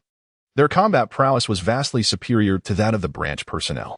Many of the new recruits held advanced ranks, some assigned to different missions, while others, having performed mediocrely or not wishing to remain in academia, opted to heed their assignments. Thus, the naval contingent consisted predominantly of seasoned veterans interspersed with a few fledgling recruits. However, many veterans were aware that, despite their lack of experience, the newly graduated recruits often possessed superior strength. Consequently, aside from exceptionally formidable veterans, instances of underestimating new soldiers were relatively rare. Such attitudes were more commonly found within the ranks of the 4Cs branch. All eyes remained fixed on the figure at the forefront. Not particularly large in stature, he appeared somewhat fragile in his white military uniform. Yet, his erect posture and the billowing cloak he wore testified to his authority as their commander. Many graduates had witnessed Gale's formidable prowess and regarded him with respect. The slight clenching of their fists conveyed the excitement and anticipation they felt within. The veterans had also heard tales of their commander, regarded as a naval prodigy of immense strength, though the precise extent of his power remained uncertain. They gazed at the youth before them with a mix of skepticism and intrigue. Gale stood a short distance away from the multitude of soldiers, with Gallet and Dashki flanking him on either side, eliciting a sense of envy from those around them. Gale cast a few glances at the assembled crowd, feeling quite pleased with their demeanor. It appeared that everyone had gathered. He then addressed Lieutenant Brad, inquiring, "Lieutenant Brad, is the formation complete?" Brad, along with Dasky and Gallet, had been appointed by Gale as his 3 aides. Gale had intentionally assigned the task of counting the troops to the tall Brad, as his stature more closely resembled that of a soldier. Reporting to Colonel Gale, there are 360 personnel expected, all 360 present. The formation is complete. Brad saluted Gale respectfully. He was aware that from this day forward, he was officially a soldier, and the individual before him was the leader he had long desired to follow. Due to his strength and character, which earned his unwavering trust, Brad held the conviction that together, they could forge a miraculous future. Gale nodded in acknowledgement and, after understanding, gathered her feet together and bowed respectfully to everyone present. The 3 individuals beside her followed suit, imitating Gale's gesture of greeting. "Hello, everyone." Upon completing the bow, the crowd was taken aback, as it is a rare occurrence for a commanding officer to salute their subordinates. Consequently, they straightened their posture and returned the salute to Gale with utmost respect. "Good day, Colonel." Gale nodded slightly and spoke, "Greetings, everyone. I am your commanding officer, Colonel Gale. However, from this day forth, we shall be brothers, bound to assist one another and share in both life and death. I also hope that you will foster camaraderie and unity, trusting each other with your backs. Furthermore, I wish for you to regard me as a brother in return. Nevertheless, we must also adhere to the necessary discipline. Once aboard, I shall have Lieutenant Brad distribute some regulations I have instituted, and I ask that you all comply diligently." Gale had previously contemplated a multitude of words, yet only articulated a fraction of them, opting for brevity. His approach was a blend of firmness and gentleness. Upon joining the crew, one becomes a brother, however. The discipline that must be upheld is non-negotiable. The regulations established by Gale were augmented with additional tenets derived from his past life's memories, such as refraining from aggression towards civilians, eschewing the abuse of power, and respecting the value of personal property. He also instituted a guideline regarding the consumption of alcohol, permitting each individual to partake only once per week during their time off, except during specific occasions. All hands, set sail. Destination, the Sabaody Archipelago. With a grand gesture, Gale summoned a gust of wind that billowed his cloak. Standing atop a magnificent statue, 2 figures became discernible, Zephyr and Sengoku. "We have acquired an exceptional disciple," Zephyr remarked, reflecting on the fact that, barring unforeseen circumstances, Gale would undoubtedly become his most formidable student. Gale's every action had always resonated with him. Indeed, such a paragon of excellence. Sengoku mused, stroking his small braided beard. "I truly hope to witness him ascend to greatness one day." In a dimly lit room, the sound of a telephone echoed. After a prolonged wait, the call was answered. The voice on the other end erupted with laughter. Ha ha ha, I thought you were dead. If you haven't perished, how could I? A raspy voice emerged from the darkness. That kid who caused me to falter has appeared. He is en route to sobriety. I have been eagerly anticipating his emergence from Marineford. That is your territory, 500 million berries. Can you eliminate him? I will devise a plan. It should be manageable. But I require some time. After all, he is akin to a treasure of the Navy. I wish to hear good news soon. On board Gale's ship. Braid and others engaged in drills on the deck, while Gale practiced his punches against the sea. Many techniques had been mastered to a considerable degree, and Gale was eager to elevate his mastery of hockey. Otherwise, when confronting true masters of the sea, his feeble hockey would be utterly inadequate, particularly against those wielding nature-based abilities, which would render him quite vulnerable. Having previously entered a state of heightened awareness regarding hockey, he was able to envelop his attacks with it. Even without deliberate practice, he sensed that he had seemingly broken through to a new level. Seizing the opportunity over the next few days, he dedicated himself to honing this newfound prowess. After several days of fervent training, an epiphany surged within him. As a layer of darkness subtly enveloped his otherwise unremarkable fists, gazing at his hands, now cloaked in shadow, Gale felt an exhilarating rush of emotion. Channeling all his strength into his fist, a radiant golden aura began to coalesce around him. With his fist aglow, it resembled a colossal sphere of golden light, poised to strike the ocean surface. Suddenly, a brilliant explosion of light erupted, transforming into a massive pillar that surged toward the sea. The impact reverberated across the surface, sending colossal waves soaring 30 meters high, with fish and shrimp scattering in every direction. The ship rocked violently under the force of the waves, yet the Navy's vessel, renowned as the finest upon the seas, soon regained its composure, the tumult subsiding in mere moments. The crew braced themselves for potential danger, weapons in hand. As they prepared for anything, remain calm. The colonel has achieved a breakthrough, announced Dasky, who had been intently watching Gale. Although she wore glasses due to her nearsightedness, she discerned the darkness enveloping Gale's fist, realizing he had transitioned from merely wrapping his hockey to fully covering it. His exuberance had led him to unleash a powerful punch. Dasky felt a surge of joy for Gale. Each increment of his strength felt like an amplification of her own capabilities. Though her own mastery of hockey was still in its infancy. Let us celebrate today's fortunate event. I shall treat everyone to fish. With that, Gale emerged, cradling a fish larger than a dozen men, gradually making his way back to the ship. After delivering a punch, Gale realized he had let his excitement get the better of him. Amidst the flurry of flying fish and shrimp, he spotted a large fish. Consequently, he assumed another defensive stance known as the diamond defense, encircling himself in a sphere of golden light that repelled the seawater. He propelled himself forward and seized the fish. Gale alighted upon the ship, setting down the fish he had caught, and scratched his head thoughtfully. Everyone gathered to partake in the fish, and tonight they could indulge in some libations, he chuckled. Gale pondered for a moment and concluded that perhaps lifting the alcohol ban would serve to console everyone as wounded hearts. Chapter 33. A new arrival. The warship carved its path swiftly, reaching the Sobriety archipelago in merely 3 or 4 days. Indeed, the Sobriety archipelago serves as a pivotal waypoint along the Grand Line, with Marineford situated nearby, exerting a formidable influence. The Sea Kings predominantly inhabit the calm belt. And as for pirates? With the naval headquarters so close within the Sobriety archipelago, there should be few pirates with minds so addled. They arrived safely at the Sobriety archipelago. Wow, how magnificent! One could easily surmise that it was Charlotte's voice, only she would so unabashedly express her thoughts. As for Gale, he too was utterly astonished, though he refrained from vocalizing his awe. Have you ever seen a towering tree? This is the very essence of a towering tree. Several colossal trees intertwine their roots, forming a landmass that resembles solid ground upon the sea. Have you ever encountered a bubble softer than glass yet unbreakable? Behold, that bubble ahead, enveloping even the ship, is presently descending beneath the water. It is utterly perplexing how it sinks. Such phenomena defy scientific explanation, leaving Gale to feel that all his knowledge of science is rendered futile. Words fail to encapsulate the marvels unfolding before him, yet everything is vividly manifesting in his sight. Gale stood in a daze, gazing at the verdant expanse before him. Had this been in his previous life, it would undoubtedly be a prominent city, characterized by its lush greenery and aesthetic appeal. It is truly difficult to fathom how such a substantial landmass could emerge from the sea, with tree roots intertwining to form clusters of islands suitable for human habitation. What a marvelous world it is! The warship progressed steadily, drawing closer to the harbor. A line of sailors stood at attention, presumably there to welcome Gale and his companions. In an apparent effort to give way to Gale's vessel, the nearby ships adjusted their steering, making their way to alternative ports. Observing the fleet of vessels maneuvering away, Gale couldn't help but smile subtly. Though he did not spot any pirate flags, it was reasonable to assume these vessels were indeed pirate ships, perhaps having lowered their banners. Even before reaching the island, he could already sense the vibrant atmosphere that enveloped it.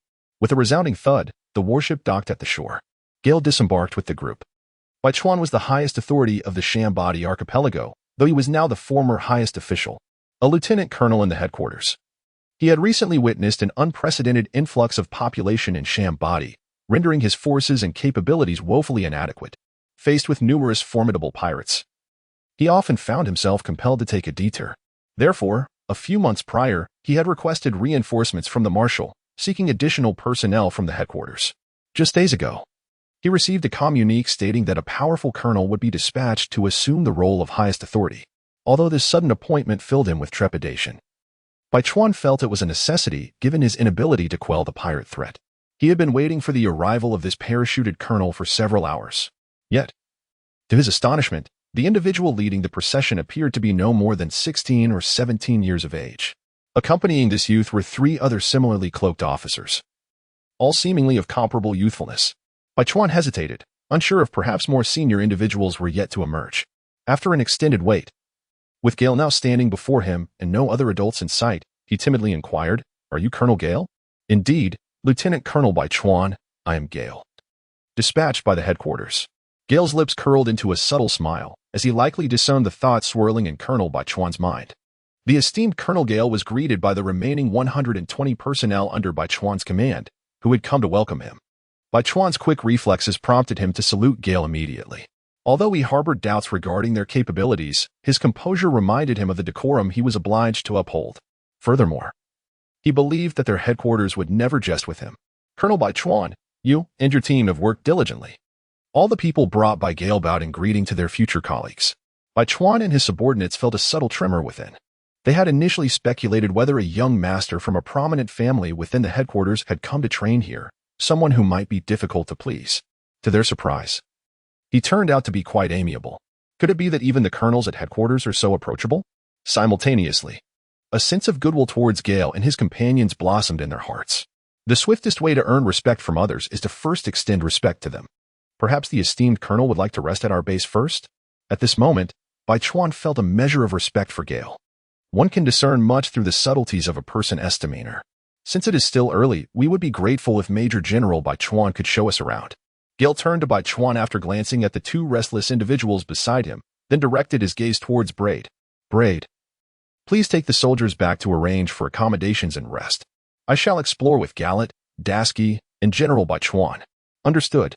In the bustling streets of Area 13 of the Shambodi archipelago, the crowd was alive with activity. A few individuals donned naval uniforms, their justice cloaks making them conspicuously striking figures. For the inhabitants of Marineford, the students appeared relatively normal, albeit diverse. However, in this vibrant thoroughfare, an array of eccentric characters thrived. Ordinary civilians were a rare sight amidst a plethora of peculiar beings, those with exaggerated features such as oversized lips, prominent noses, or elongated tongues.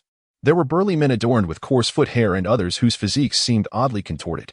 Many bore tattoos or scars, predominantly knife wounds, etched across their faces, hands, arms, and backs. Some had undergone a semi-bestial transformation due to their consumption of devil fruits, a phenomenon that Gale found somewhat acceptable, reminiscent of the fur tribe. Yet, there were also those who had taken on grotesque forms due to unique paramecia-type fruits. Though devil fruits are scarce in other regions, this place serves as a crucial gateway to the New World, particularly for those outside the government and navy. Over the years, this thoroughfare has witnessed a constant influx of ability users traversing the seas. The attire of the crowd was as varied as the individuals themselves, predominantly revealing, showcasing their true natures. Earrings, braids, extravagant necklaces, and large rings, all were on display, serving as unmistakable indicators of their unsavory characters. Gale and Dasky were utterly engrossed. For them, it felt akin to participating in a contest for the most unsightly. The naval personnel were undoubtedly among the more ordinary individuals present. Numerous patrons indulged in hearty feasts of meat and copious amounts of alcohol at the roadside stalls. Additionally, there were many flamboyantly dressed individuals, adorned with heavy makeup, attempting to attract customers. Gallet incessantly inquired of Gale about the nature of the activities taking place, causing Gale and her companions considerable embarrassment. The cacophony of noise and shouting pervaded the atmosphere. This location represented the epicenter of pirate activity within the archipelago of Shambadi, situated in the foremost 20 or so areas of the islands. Various transactions occurred here, including but not limited to human trafficking and arms dealings, marking it as a lawless zone within the archipelago. Colonel Beachwan, was the population of Shambadi not this substantial in the past? Gale observed the throngs of people, a melange of characters reminiscent of a marketplace from a past life.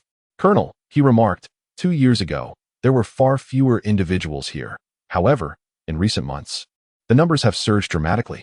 The influx of traders and those seeking to venture to the New World has nearly doubled.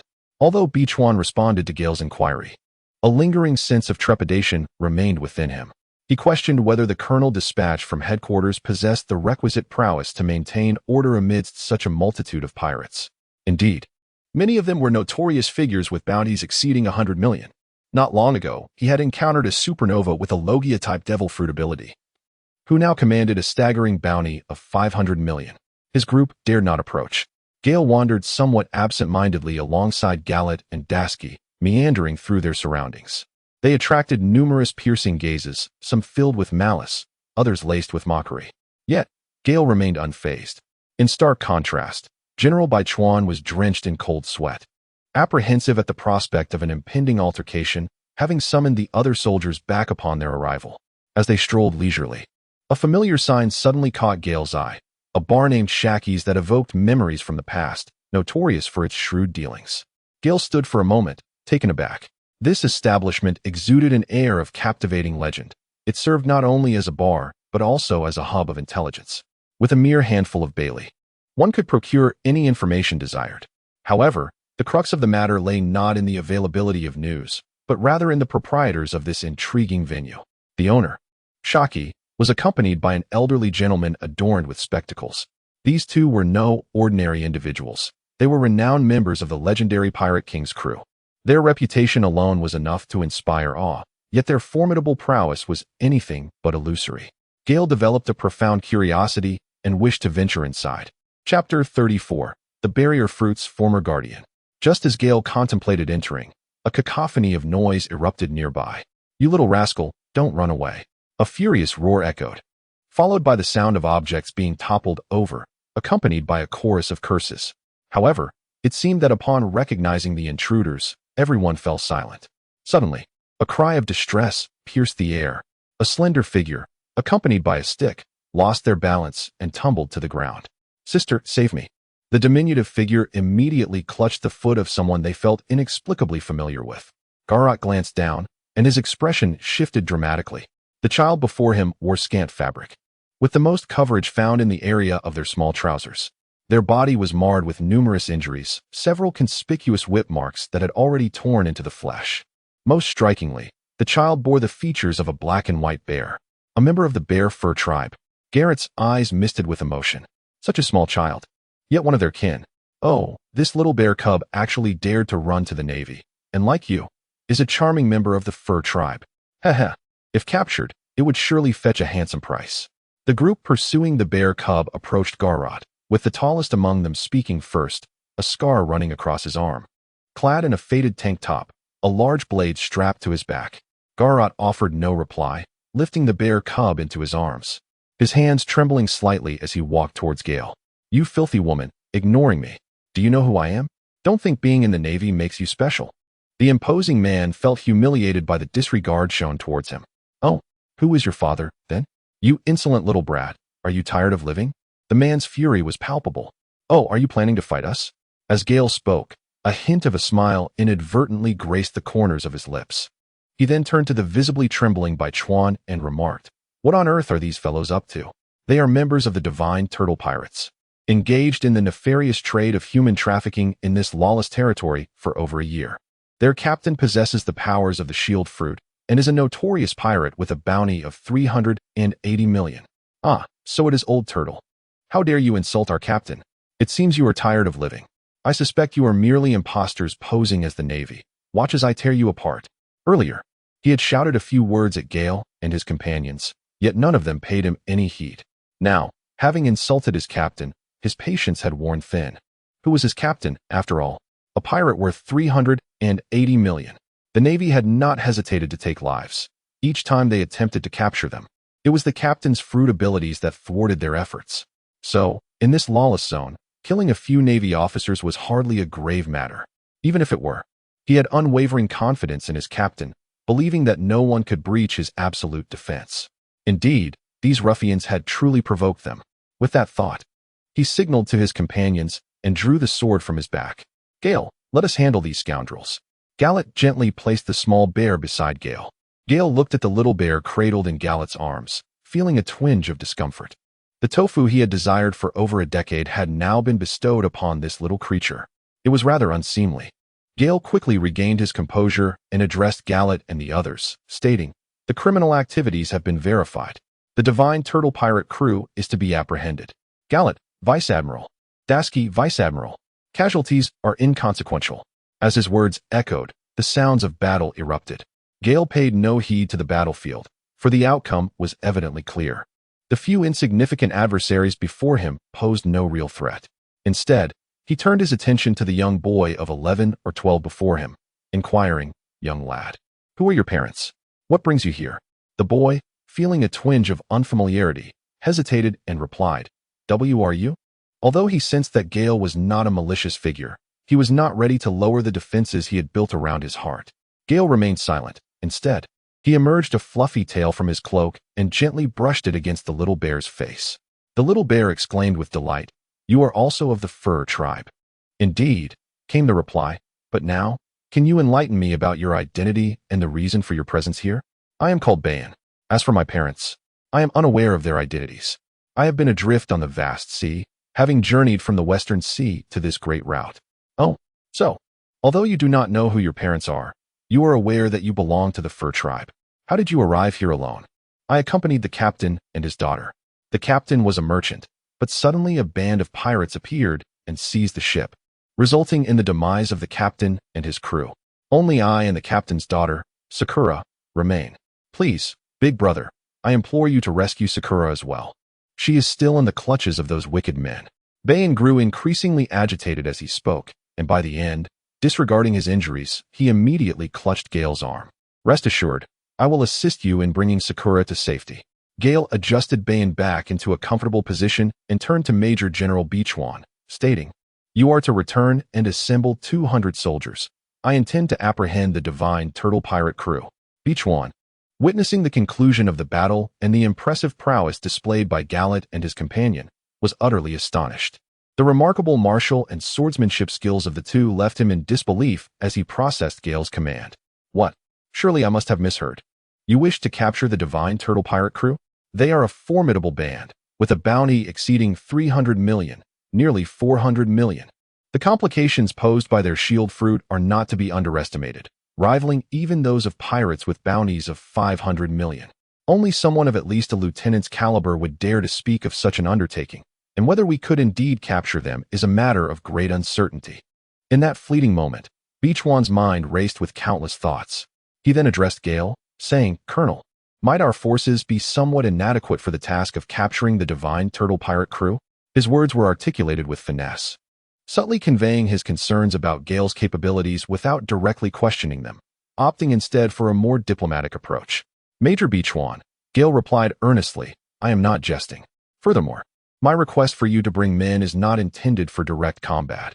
Rather, I require your readiness to seize them when the opportunity arises." Gale did not wish to explain to him, for strength alone represented the authority of explanation. Turning to Bayan, he inquired, "Bayan, might you guide us?" Bayan, lacking a deep understanding of such matters, was overjoyed to see his two sisters returning victorious over their foes. He nodded enthusiastically like a woodpecker before scampering ahead to lead the way. His gait was a charming sway, truly a delightful member of their kin. After nearly half an hour of walking, Gale regarded Bayan with newfound respect, considering his ability to escape such peril despite his grievous injuries. The group navigated through the throngs of people, arriving at the grand entrance of a bustling market. There, a large assembly was preparing for action. At the forefront stood a tall, slender middle-aged man, adorned with earrings and dressed in a plaid shirt reminiscent of a village maiden, paired with casual trousers. His overall appearance suggested a state of malnutrition, leading Gale to seriously suspect that this individual was often overindulging. It was puzzling to him how one could appear both malnourished and hormonally imbalanced. The man, noticing the approach of several officers resembling school-level commanders, found amusement in the sight of the three unsuspecting individuals. He mused about the incompetence of his subordinates, who had allowed such mere children to decimate their forces, leaving only one to return and deliver news. He had gathered a considerable number of people, under the impression that they faced a significant threat, only to discover it was merely three inexperienced youths. Naval forces, why have you attacked my men, all for the sake of a mere child? I have conducted business here amicably for so long, never causing you any trouble. Is this truly how you repay my goodwill? His voice carried a somewhat effeminate tone, and Gale and his companions could not help but break into a cold sweat as they observed him delicately gesturing with his fingers. Gale forcefully suppressed the turmoil in his stomach and addressed him. Oh, who might you be? You little rascal. You're the newcomer, aren't you? I am Yo-Yo, the captain of the God Turtle pirate crew.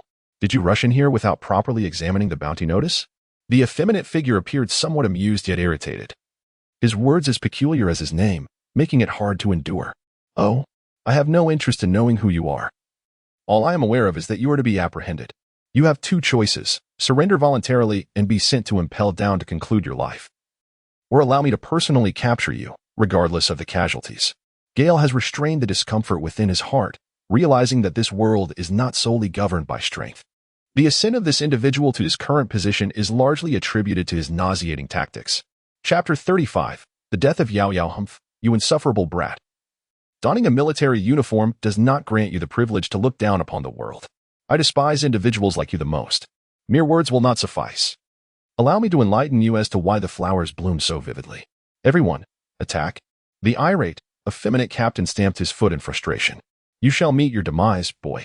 Ahahaha, let us slay these two men, but spare the lives of the women. It has been ages since I encountered such tender young maidens, ha ha ha ha.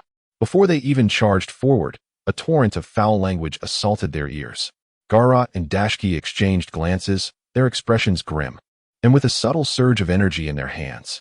They nodded to each other before launching into a flurry of movement, one to the left and the other to the right. The members of the Divine Turtle pirate crew were taken aback upon witnessing the two young women vanish from sight, only to soon find themselves encircled by a blade of sword energy and a flash of lightning, one from each side. Those of weaker prowess were caught off guard, while a few stronger individuals brandished their blades and leaped forth to mount a defense. The atmosphere became chaotic with a cacophony of sounds. Damn it! The androgynous captain had been focused on Gale, intending to rescue his subordinates, only to be thwarted by Gale's intervention. I believe your opponent is me. As I have stated, I will apprehend you, and I shall not go back on my word. Gale leisurely escorted Bay into a concealed location. Captain Yao Yao, infuriated by Gale's blatant disregard, seethed with rage. How dare you, little brat? You shall soon understand the might of a formidable pirate. As she spoke, she crossed her arms, intertwining her index and middle fingers. Suddenly, a colossal, invisible rectangular wall materialized in the air.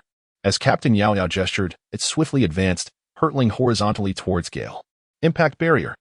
Gale observed the approaching defensive wall, feeling a twinge of sorrow for the individual.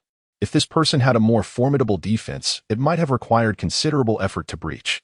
However, with such a sluggish offensive approach, was he merely inviting defeat? Gale was determined to deny him any chance of regret, launching forward with a razor-like swiftness. He deftly navigated past the barrier, racing towards the creature before him. Electricity began to flicker in his grasp as he prepared to unleash 1,000 birds, testing whether this being possessed a defense akin to that of the fruit abilities.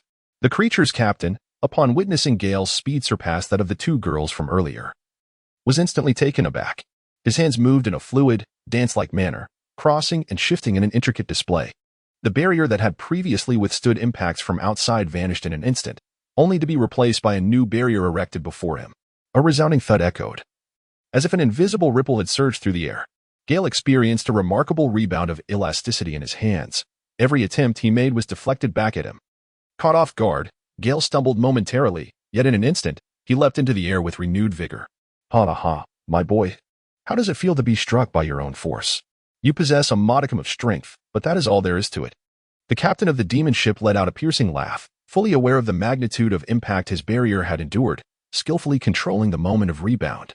Observing Gale being sent back, the captain laughed unabashedly, seemingly quite pleased with his own abilities. Gale stood a short distance away, shaking his slightly sore arm. He chose to disregard the words of the flamboyant individual, for despite the claim of absolute defense, there must surely be a vulnerability. Thus, he decided to test his reaction speed. With a swift motion, Gale darted behind the androgynous captain like a flash of lightning. He raised his hand, channeling energy for an electric strike. The flickering light appeared fearsome, yet to Gale, it merely represented a series of ordinary, exploratory punches. The androgynous captain, witnessing Gale's ghostly speed, was taken aback, his expression shifting dramatically. He flailed his arms incessantly, causing the wall to shift its position repeatedly, each appearance accompanied by a resounding thud. As the battle progressed, Major Bai Chuan arrived with the Navy personnel. Observing the unfolding chaos, Major Bai astutely issued a command to disperse the crowd, apprehending those responsible for inciting the turmoil. Over half an hour had elapsed, and Gale had begun to understand the capabilities of his opponent. Your reflexes must be faltering, and the energy expended to deflect and rebound from each attack is surely not less than mine. A mocking voice of Gale resounded. The captain of the transgender crew furrowed his brow deeply. Gale's strikes were too powerful and swift, leaving him scarcely any time to mount a defense, let alone counterattack. Gale felt a disinclination to engage with him any longer. In light of this, he unleashed a flurry of assaults. Ascending into the air, he wielded his razor-like abilities to their utmost, as if 4 versions of Gale materialized in the heavens. Gale kick, line, meteor. Countless vacuum kicks erupted in the sky. Each strike meticulously honed into the Gale kick, known as line. The condensed line shimmered with brilliance, cascading down from all directions in a torrential onslaught. Bai Chuan and his fellow Navy officers gazed in astonishment at the celestial figure of Gale, each overwhelmed with excitement. Observing Gale's masterful execution of the Navy's 6 styles, Bai Chuan's fists involuntarily clenched, veins protruding. The colonel is truly formidable. The marshal did not deceive me after all. The captain of the transformed crew, witnessing the dense barrage of vacuum kicks in the sky, turned a shade of green. Cursed fate. The captain could no longer afford to hesitate, faced with the overwhelming onslaught. He had no choice but to expend his stamina. After a flurry of crossfire, the originally rectangular barrier coalesced around him, forming a bowl-like semicircle, enveloping him in absolute defense. Bang, bang, bang. The air crackled with bolts of electricity and light as numerous vacuum kicks were deflected chaotically. The massive trading hub was fragmented by several vacuum kicks. Countless individuals scurried to evade the chaos, while Bai Chuan and his companions found themselves in a frenzied scramble.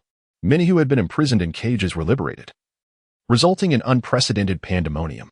Gale is continuously evading the counterattacks that rebound towards him, while deftly deflecting several assaults aimed at the crowd. Surely, you are on the brink of exhaustion. Your habitual lack of moderation and neglect of physical training have led you to rely solely on the extraordinary powers bestowed by the fruit, living off past glories without further effort. Indeed, the title of a great pirate is not without merit. After evading the attack, Gale let out a chilling smile and slowly made his way towards the direction of the transvestite. With each step that Gale took, the heart of the demon trembled, feeling as though it were plummeting into an abyss. The intensity of Gale's presence grew ever stronger, while the demon's own stamina had scarcely waned. Yet, it found itself reduced to a mere fraction of its former self. In a fit of desperation, it bellowed, "Why do you not emerge? Even in my demise? It shall be your turn." Gale, astonished by his words, cast a bewildered glance around. The scene was chaotic, leaving no indication of additional foes. Could there be others yet to emerge?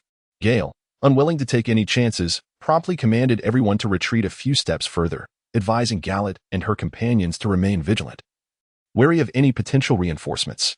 Gallet and her team had successfully concluded their skirmish. Aside from the captain of the Sirens, all adversaries had been apprehended, with a few pirates unwittingly slain in the process. Thus, they took their positions, eyes fixed on the perimeter. In the enveloping darkness, various factions, having overheard the captain's words, stirred restlessly, yet the memory of Gale's recent assault lingered ominously in their minds, instilling a fear that they could not withstand such power. Furthermore, they observed the young figure whose aura seemed to ascend ever higher. After considerable deliberation, they gradually receded into the shadows. Minutes elapsed with not a single silhouette emerging. The captain of the Sirens was in turmoil, cold sweat trickling down her brow as she inwardly cursed the cowards. It became evident that no one dared to come to your aid, and my patience has waned. Prepare to receive my strike, should you withstand it. I shall grant you your freedom. Gale has lost his patience in waiting. In truth, he could deplete his opponent's stamina to achieve his goal. Yet he prefers a more assertive approach, fearing that prolonged delays may lead to unforeseen complications. He decides to casually test the limits of the fruit's capabilities possessed by the captain of the human demon ship. Humph, this little brat is indeed arrogant. There is no attack in this world that I cannot withstand. However, before he could finish his statement, the words faltered on his lips as he witnessed a transformation in Gale.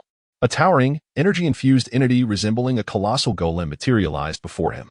The captain of the human demon ship swallowed hard. He had never encountered an attack he could not endure, simply because he had yet to face a formidable adversary capable of defeating him. Before him stood this audacious youth, and the sheer aura emanating from the golem-like form was unlike anything he had ever experienced. He could no longer afford to counterattack. It was a moment for total defense. He needed only to withstand a single strike, just one. The barrier's shimmering shield thickened, casting an ominous shadow even in broad daylight. The captain of the human demon ship summoned all his strength to brace for Gale's impending blow, never once contemplating the possibility of Gale going back on his word. For he had no other options left.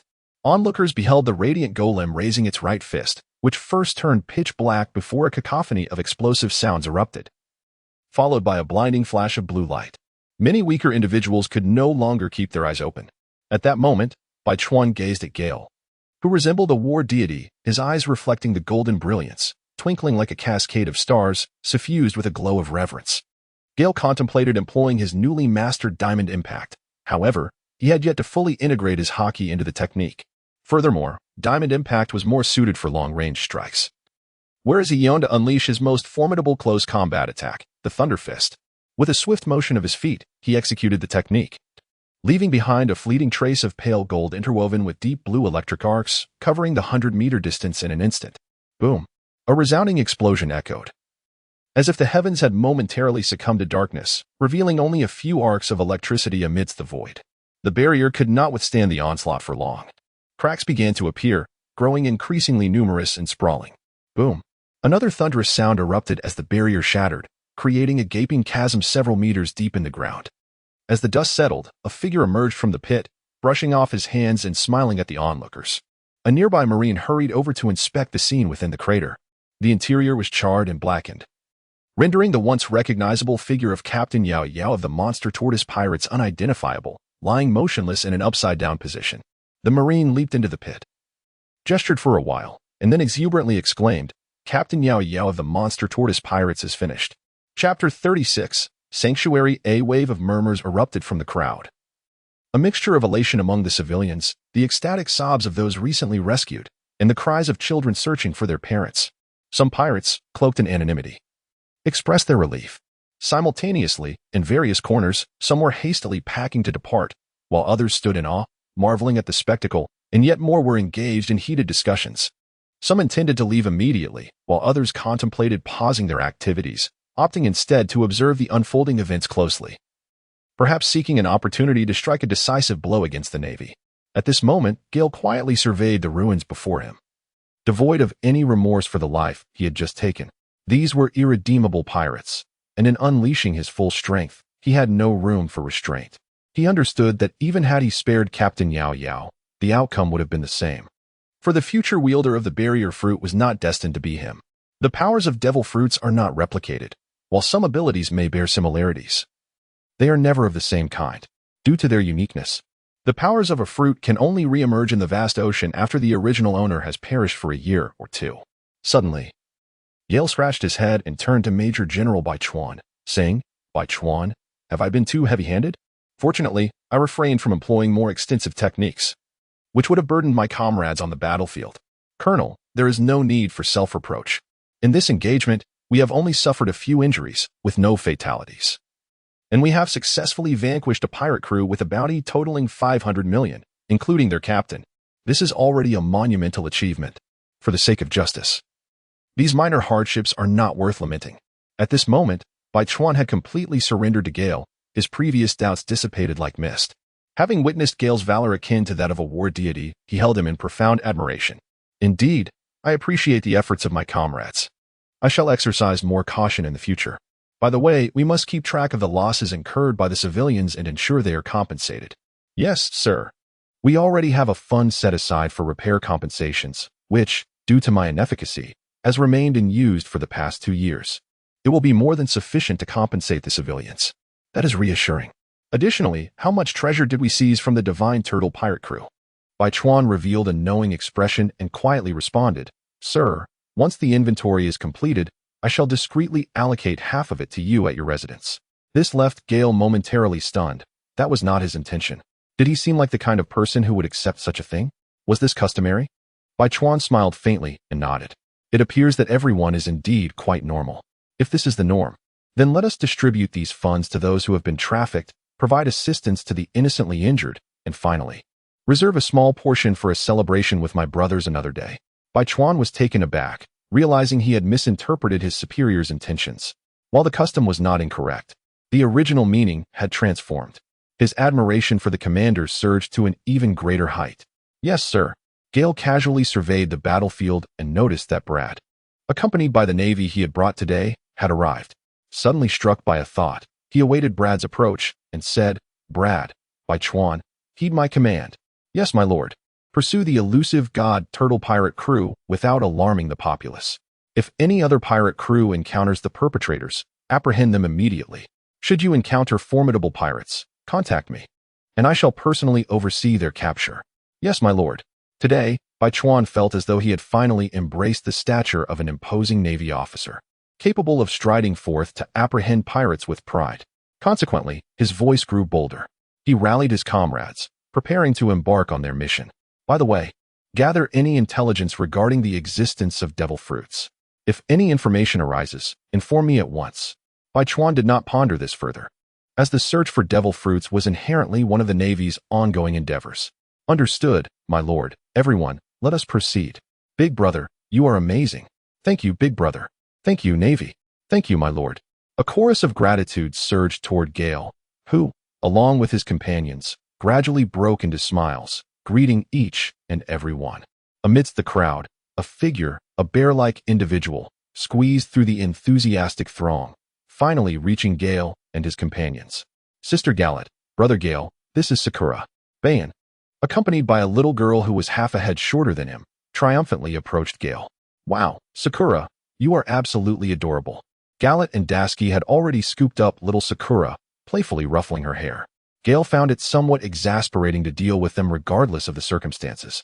Thus, she swiftly lifted Bayan and, accompanied by Galot, made her way back to the naval base, away from the crowd.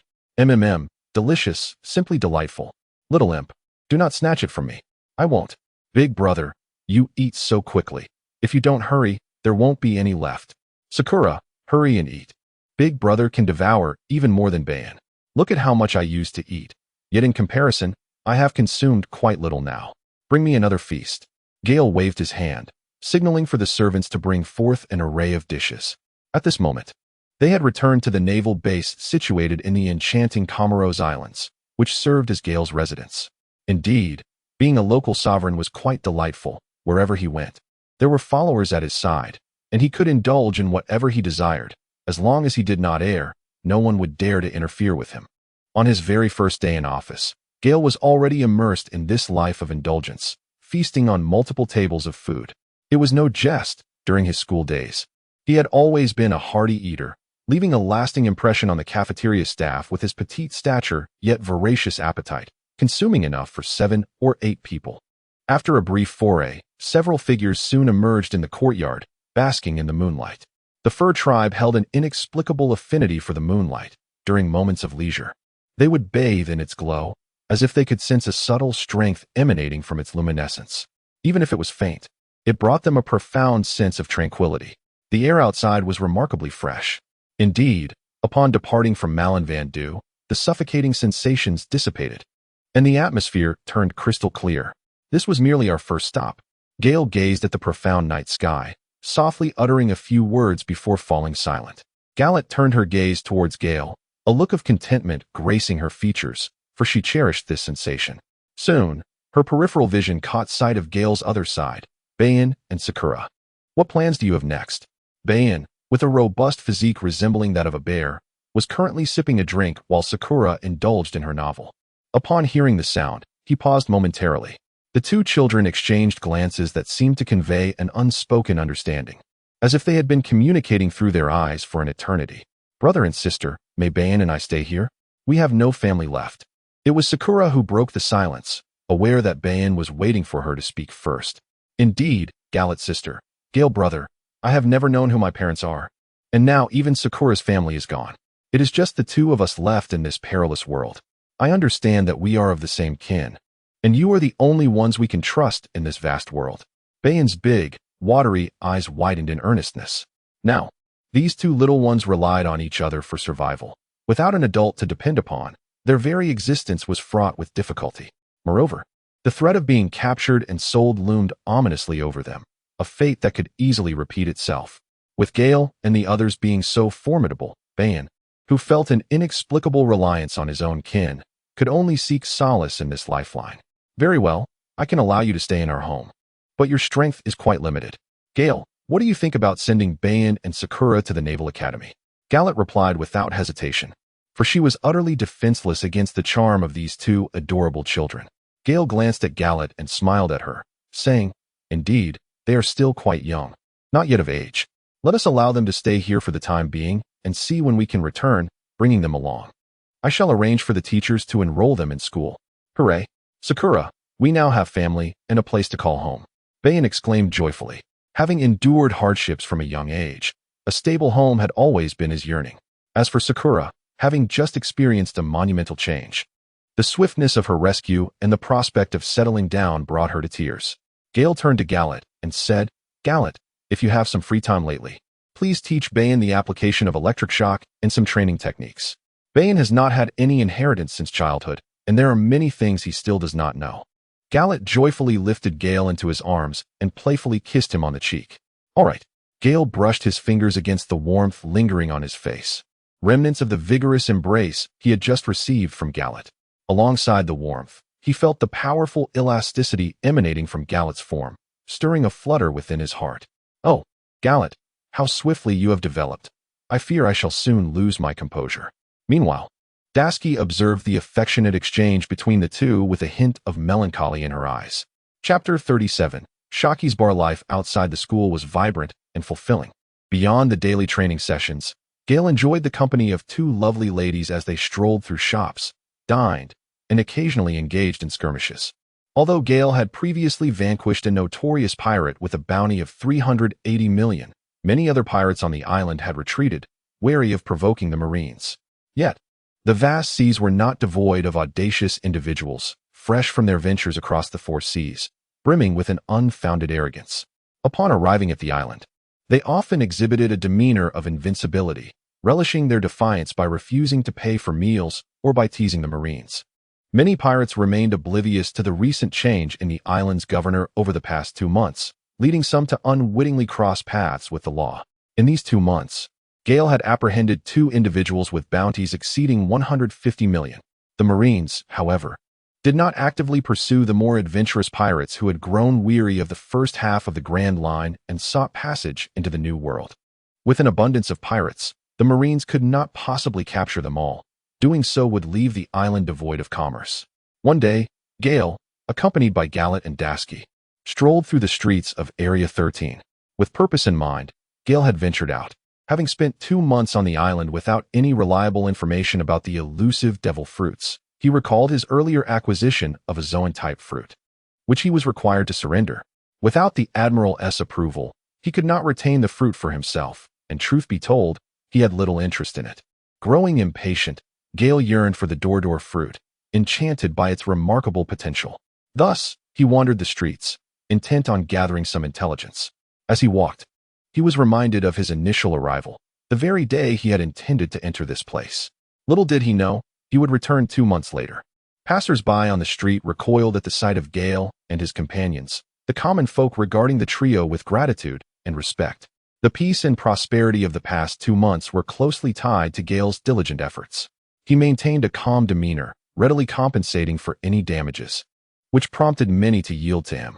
Gale reciprocated their gestures with smiles and warm glances. The concealed pirates, too, chose to avoid him, driven by fear. Gale could easily discern many of them, yet this was hardly unusual. Over half the island's population comprised pirates.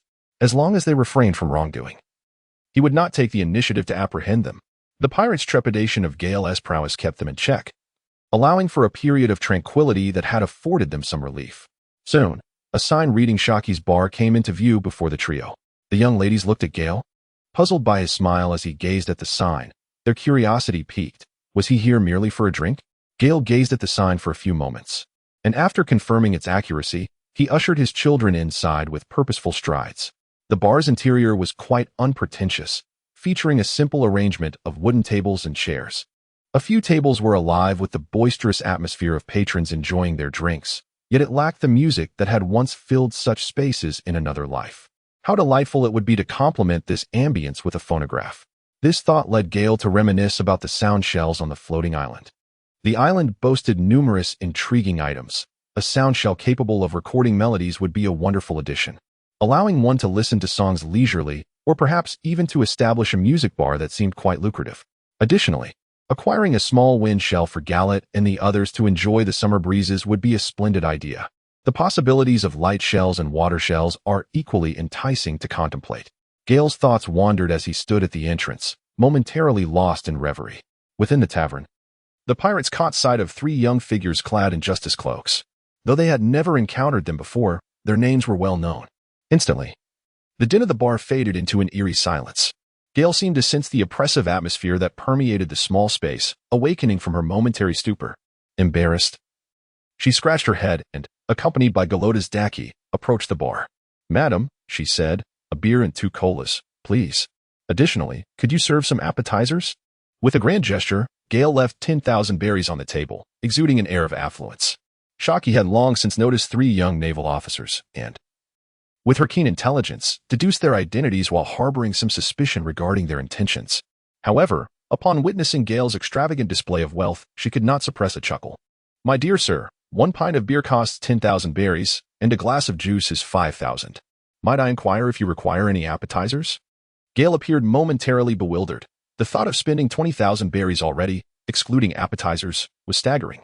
His annual salary amounted to a mere 200,000 berries, and he had yet to receive his payment, which was still borrowed from his mentor, Warring States. Over the past few days, he had already spent 20 to 30,000 berries. Alas, Garat was also short on funds, with a penchant for purchasing clothing and the responsibility of raising 2 children. Although Bikuin had discreetly allocated 2 to 3 million berries to him, he had refused to accept it, believing that one should cultivate habits from the outset. He chose to let Bikuin use that money to assist impoverished citizens. Such actions earned him considerable respect. Currently, he found himself with a mere 70,000 berries left in his pocket. It seemed that in any world, bars were indeed places of high expenditure. Gale, in a fit of indignation, withdrew another 10,000 berries from his pocket and handed it to the proprietress. The 2 women nearby stifled their laughter as they witnessed Gale's awkward demeanor. A few of the pirates in the vicinity could not help but chuckle as well. Gale cast a cold glance over the arena, and an immediate silence enveloped the space. "Very well, my little adult, consider this meal a complimentary gift from me. Just do not frighten my guests." A smile played upon Xiaqi's lips as well, for it seemed that the legendary naval genius, renowned for his formidable strength, could also find himself in such an awkward predicament. Although Gale felt that Xiaqi's actions were quite genuine, it was evident that she had merely profited from her own endeavors while portraying herself as a virtuous individual. However, upon reflection, Gale realized that she might not even be a match for her, and thus, she swiftly found solace in this thought. The proprietress was indeed magnanimous. Gale lifted the beer that Xiaqi had poured for him, and took a hearty gulp. On a sweltering summer day, a sip of beer was truly refreshing. The beer in this world was somewhat stronger, yet with his current robust constitution, he felt no intoxication whatsoever. The young adult was indeed a hero of the Shambadi archipelago, safeguarding everyone. This drink should have been my treat, but today, let me offer you some snacks instead. Next time you visit, I shall provide you with a complimentary drink, though only one. Oh, the landlady is so generous. With your presence here, the safety of this bar has undoubtedly been elevated. Who would dare to act recklessly in this place? Our naval genius." Upon hearing this, Gale's eyes sparkled with recognition. Indeed, she was the renowned intelligence operative from the Sargasso Islands. Given the graciousness of Madame Xiaqi, Gale felt it would be remiss to decline her hospitality. However, The safety of this bar was hardly a matter for him to concern himself with. After all, she was quite formidable in her own right. Does Colonel Gale know of any unsavory characters? Shaki pondered, a hint of surprise flickering in her mind. Well, it's written right on the sign, isn't it? Shaki is the proprietor herself, she mused. Yet, Colonel Gale was clearly referring to something beyond that. The proprietress is merely overthinking, he chuckled. However, I do have a small favor to ask while I am here. Pray tell, what matter has managed to perplex Colonel Gale? Shaki inquired, already suspecting that his visit was not merely for the purpose of indulging in spirits. Judging by his demeanor, it seemed unlikely to be anything nefarious. I wish to inquire about the whereabouts of the Marinomi. Gale lowered his voice, speaking in a tone meant only for the ears of a select few. So this is the case. I can certainly offer you a drink, but the value of this information is quite substantial. Indeed, Colonel. Hearing this, Shaki was somewhat taken aback. This was no trifling matter. Madam, what price do you require? At the very least, it must be this amount, she replied, gesturing with her finger to indicate a single digit. 1,000,000 Baileys? How exorbitant. Gale, upon seeing this single character, nearly leaped in astonishment. No, my lord. It is 10 million. What? The trio exclaimed in unison. Merely a piece of news commanding such a sum of 10 million berries, and they had yet to secure it.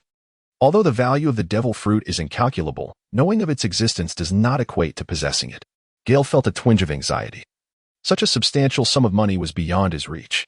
If his predetermined bottom line of 1,000,000 Baileys were to be adhered to, he could wait a few months until his salary arrived to pay her. However, 10 million? Was he truly expected to accept bribes? Absolutely not. That was out of the question. Gale found himself in a predicament. If only capturing pirates could yield a bounty, then a mere 10 million would be trivial, a mere drizzle. Yet, he could hardly embark on a pirate hunt only for someone else to claim the reward. Accepting a bribe seemed more feasible. The Navy had bestowed upon him the gift of mentorship, not to entrap him in such wrongdoing. Would he have to borrow from his mentor? That seemed rather inappropriate, as everyone was merely drawing a salary. Yet, if he delayed any longer, he risked being outpaced by CP. What to do now? Chapter 38, The Message, Madam. Could you possibly offer a discount or consider an alternative arrangement? Gale inquired, his brow furrowed. The two women beside him were taken aback by his evident concern, which left them feeling somewhat uncomfortable. However, they lacked the funds as well. Discounts are not feasible. The resources and labor required for this transaction represent a significant expense. The proprietress explained, her desire to assist him overshadowed by her limitations. Xiachi displayed a troubled expression. In business, it was irrational to incur losses. While it was not out of the question to offer a discount, or even to give it away, she pondered why she should do so for someone she hardly knew. Then, madam, might you see something of ours that piques your interest? Or could we propose certain terms for exchange? Yet, she struggled to conceive any viable conditions for barter. In truth, you possess items of considerable value, Xiachi remarked, her gaze fixating on Dasky's sword. Dasky stiffened, clutching her weapon tightly. This sword, one of the treasured gifts from her father, was not something to be measured by mere currency. Her passion for fine blades rendered this weapon her second life. Then, madam, may I leave it in your care for the time being? When we acquire the means, we shall redeem it at double the value. Dasky's hands trembled as she unlatched the hilt, ready to extend it. It was evident that, amidst the affection shared, she had chosen to aid Gale. No. Gale interrupted Dasky's actions with a jest, remarking that even without knowledge of past lives, he was aware of Dasky's deep affection for her blade. And it was inconceivable to allow her to make such a significant sacrifice. Gale was profoundly moved by Dasky's actions. Dasky, I solemnly assure you, I am a man. No matter how arduous the circumstances may be, I shall bear the burden alone. Gale has resolutely decided that, within the recesses of his memory, he still knows the whereabouts of several renowned blades. He intends to present them to Dasky whenever he finds the opportunity. Gallet is equally astounded by Dasky's actions. After years of companionship, how could she not have realized that Dasky harbors feelings for Gale? It is evident that Dasky often gazes at Gale with rapt attention. Lost in thought, perhaps out of fear to claim her childhood sweetheart for herself, Gallet finds herself at a loss on how to navigate this situation. Thus, she often feigns ignorance. In truth, she is quite troubled and frequently entertains the notion of asking Gale to share his affections with her. Madam Boss, perhaps I possess a piece of information that is worth as much as this intelligence, yet I wish to offer it to you freely, while also leaving you with a promise. However, this promise must not contravene the law or cause harm to my friends. Gale pondered for a long time. finally resolving to take the plunge. Although he was currently short on funds, circumstances demanded immediate action, and this seemed to be the most prudent course of action. "Oh, I find your news rather intriguing. Do share, and I shall consider it," the proprietress mused, resting her chin on her hand, her curiosity piqued by Gale's revelation. After all, it was a lead, and it merely required heightened attention within her network of informants. Moreover, it could potentially bind a future individual of limitless potential to her in a debt of gratitude. "I know the whereabouts of Roger's son." The room reverberated with the weight of his words. Gale spoke in a hushed tone, but the impact was profound. Gallet and Dashkey were rendered speechless in their astonishment, fully aware of the gravity of the situation. Yet the most shocked were Shacky and Riley, who remained indoors. Riley, in his shock, inadvertently crushed the teacup in his hand, causing tea to spill onto the table and trickle through the wooden crevices. Gale's voice was faint, audible only to Dashkey, Gallet, and Shacky. Others were oblivious. However, for the astute Rayleigh, a master of observation hockey, it was a trivial matter, except for the whereabouts of Roger's son. Gale's words bore an additional implication. He was aware of Shocky's identity. "I do not quite comprehend the words of the esteemed colonel," Shocky expressed, visibly startled. She was eager for information, yet uncertain whether it was the Navy's knowledge that served as a test for her or if it stemmed from Gale's own insights. "There is no need for the proprietress to fret. This information is exclusively mine, and this is not the appropriate venue for discourse. Surely there is space within the establishment. And I believe Uncle Rayleigh would also be keen to learn of this news." Shocky had already ascertained that Gale was cognizant of their identities and understood them well. He had no need to undertake such a perilous venture alone. After careful consideration, Shocky decided to bring only Gale to the back room. Upon entering, they encountered an elderly man with graying hair, a vertical scar across his eye, and glasses, exuding an air of ordinariness, much like any common elder. His years of seclusion had seemingly led him to a state of simplicity and authenticity. It was none other than the legendary Rayleigh. Gale slightly bowed with a clasped fist, a gesture signifying respect for the strong. "Colonel Gale truly embodies the spirit of a youthful hero. I have grown old, so if it is not too much to ask, as you mentioned earlier, you may call me uncle. The era ahead belongs to you all." Rayleigh was taken aback by Gale's courtesy. However, being a man of the world, he and Garp seemed to share a camaraderie that resembled that of longtime friends. Aside from the intelligence he possessed, Rayleigh had witnessed Gale employing Garp's renowned technique that day. Despite its incorporation of the unique attacks of the Mink tribe, it was unmistakable. "Uncle Rayleigh, I shall be direct. I wonder if the intelligence I speak of meets the value of what I seek. Naturally, it can be done, even without your promise. However, a man of honor keeps his word, and we shall graciously accept that. The news regarding Gale has surpassed the reward they initially sought, however. The promise of such a mysterious young hero is indeed priceless, and thus, this transaction will not be dismissed lightly. Once spoken, words cannot be taken back. And I shall certainly keep this in mind.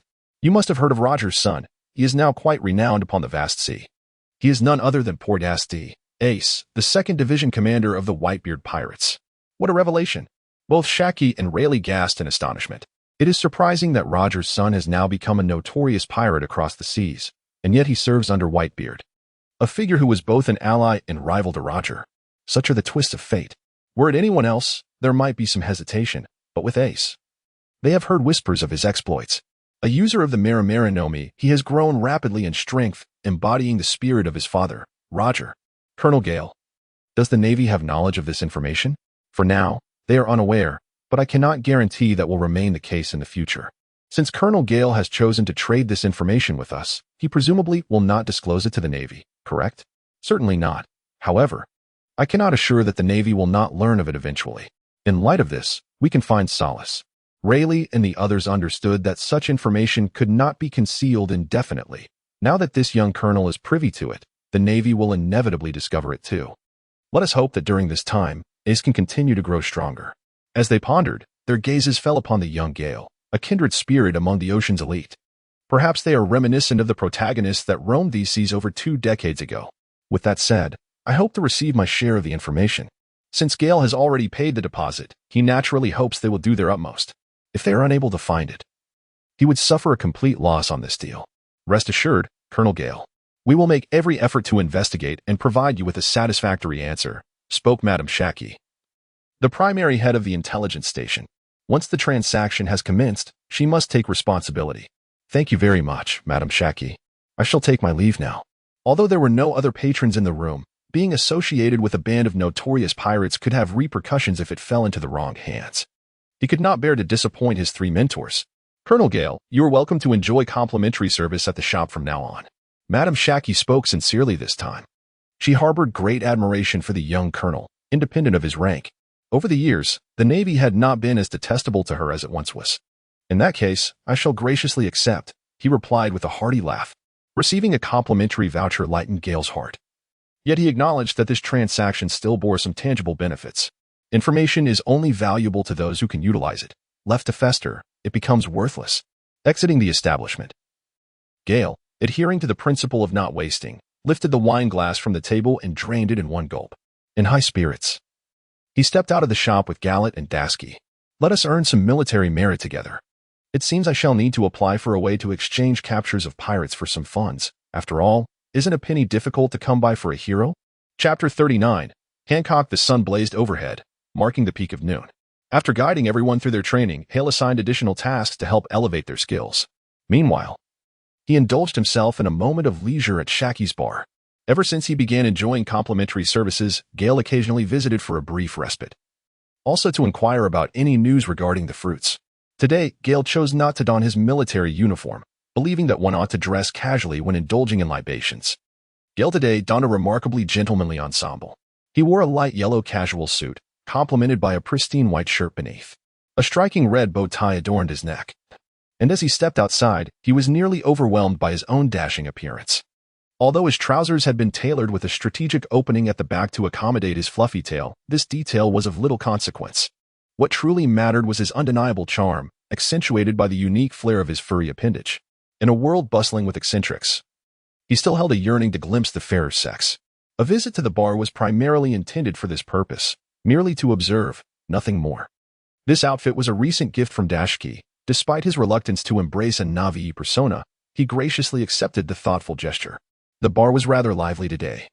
Likely influenced by a street performer singing at the entrance, Gale only listened to a portion of the music before stepping into the bar, feeling rather indifferent towards the songs of this world.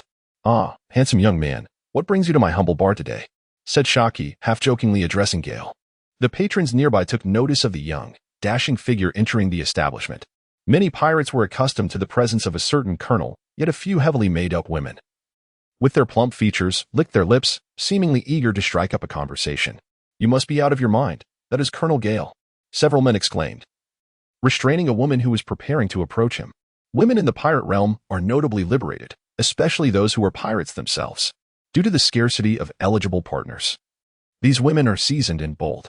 Some of the stronger female pirates even select their own prey. Evidently, an unwise female pirate had set her sights on Gale. "Oh, that was close," she gasped upon hearing Gale's name, a wave of trepidation washing over her. Although she had only been on this island for a few days, Gale's reputation was widely known. She patted her ample bosom in relief, creating a ripple akin to ocean waves. "It appears that Colonel Gale possesses quite the allure. What shall we drink today?" Shaky observed the little incident with a smile, teasing Gale once more. Over the past few days, she had grown accustomed to Gale's character, finding his temperament increasingly agreeable. Recently, Gale had even taught her the art of crafting cocktails and preparing appetizers, skills she had come to cherish deeply. This newfound expertise had attracted a considerable number of patrons. A bar that rarely welcomed common folk was now drawing them in due to these offerings. Had the aristocrats been more inclined to such venues, Gale believed they would surely frequent it as well. If only he had mentioned these talents earlier, perhaps she would not have sought any promises from him. This, however, remained unknown to Gale. The usual, then, a cocktail and an appetizer. Gale sat at the bar, instinctively glancing around. "All right, just a moment." Shaky turned to mix a drink, continuing, "Ever since you taught me those 2 things, business has improved significantly. I'm nearly overwhelmed and may need to hire another person. What about Uncle Riley? Doesn't he lend a hand? Where would he find the time? He's too busy drinking, humph. Then hire a lovely lady to mix drinks. It would be far more pleasant and attract more customers. Just remember to share a bit of the profit with me. My methods are invaluable." "Oh, you cheeky rascal. You already have 2 charming companions, and now you expect me to spend money to hire someone for you? And you want a share of the earnings? Not a chance. That's rather ungrateful. I suggested those methods for the sake of your business. I had many more tricks to share, but it seems I must keep them to myself since you haven't compensated me. Go ahead and drink." I've been supporting your free indulgence all this time. That was an agreement you made with me. I regret it now. Had I not promised you? I wouldn't allow you to feast for free. Who would have thought you could eat so much? At this, Gale felt a bit embarrassed at Shaki's words. Indeed.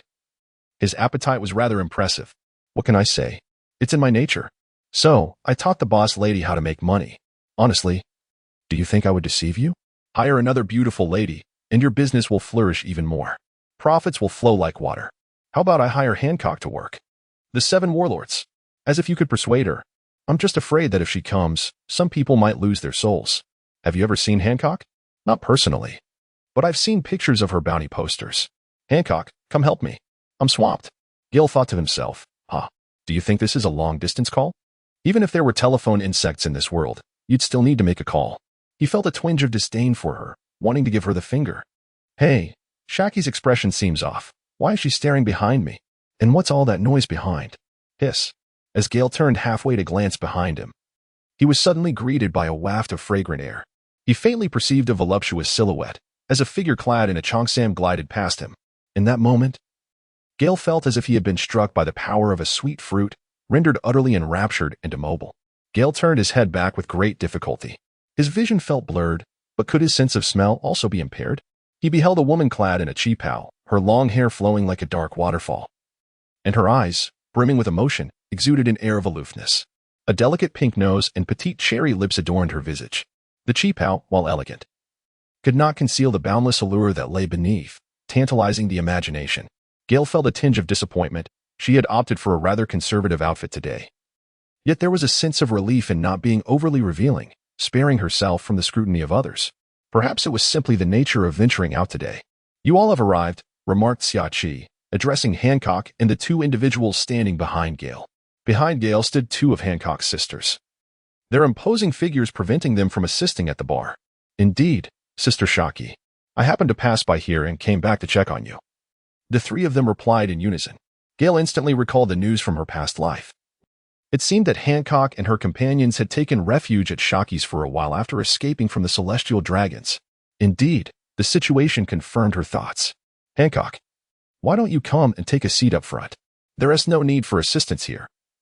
I shall treat you to some of the newly introduced wines and delicacies from the establishment. Shaki gestured towards the space beside Gale.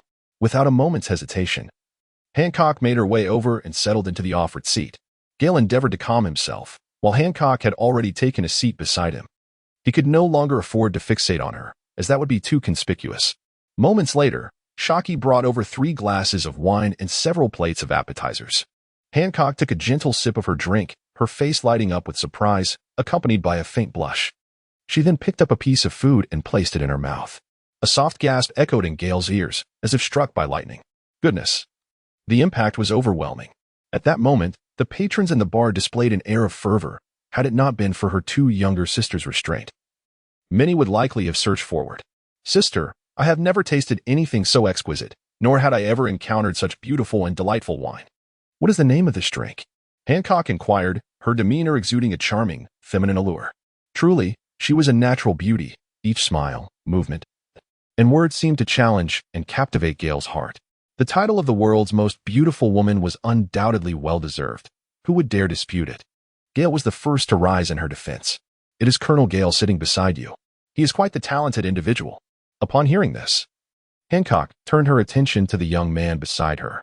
Previously, the gazes of those around had been unabashedly fixed on her, causing her to grow accustomed to ignoring those nearby.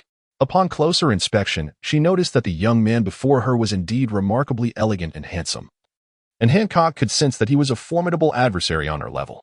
After pondering for a moment, she recalled a newspaper article from 2 years prior, and her eyes brightened. You are that naval prodigy, Gale?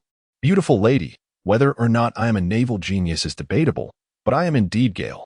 I am uncertain how to address you appropriately, although I am aware of your surname and given name. I find myself at a loss for how to properly refer to you. In a moment of spontaneity, Gale exuded an air of a true gentleman. Colonel Gale, you may simply refer to me as Hancock, he offered. Hancock was not averse to Gale's demeanor. Rather, he found himself slightly intrigued by this youthful colonel. Young, handsome, capable, and adept at those 2 recent feats, one could only wonder what other remarkable skills he possessed. Very well, Hancock, Gale replied. What is the name of this drink? Hancock pointed delicately with his fair fingers to the liquor on the table. "This is called a cocktail, crafted from." Gale, speaking as he went, approached the bar and personally crafted several distinct cocktails and appetizers for Hancock to sample.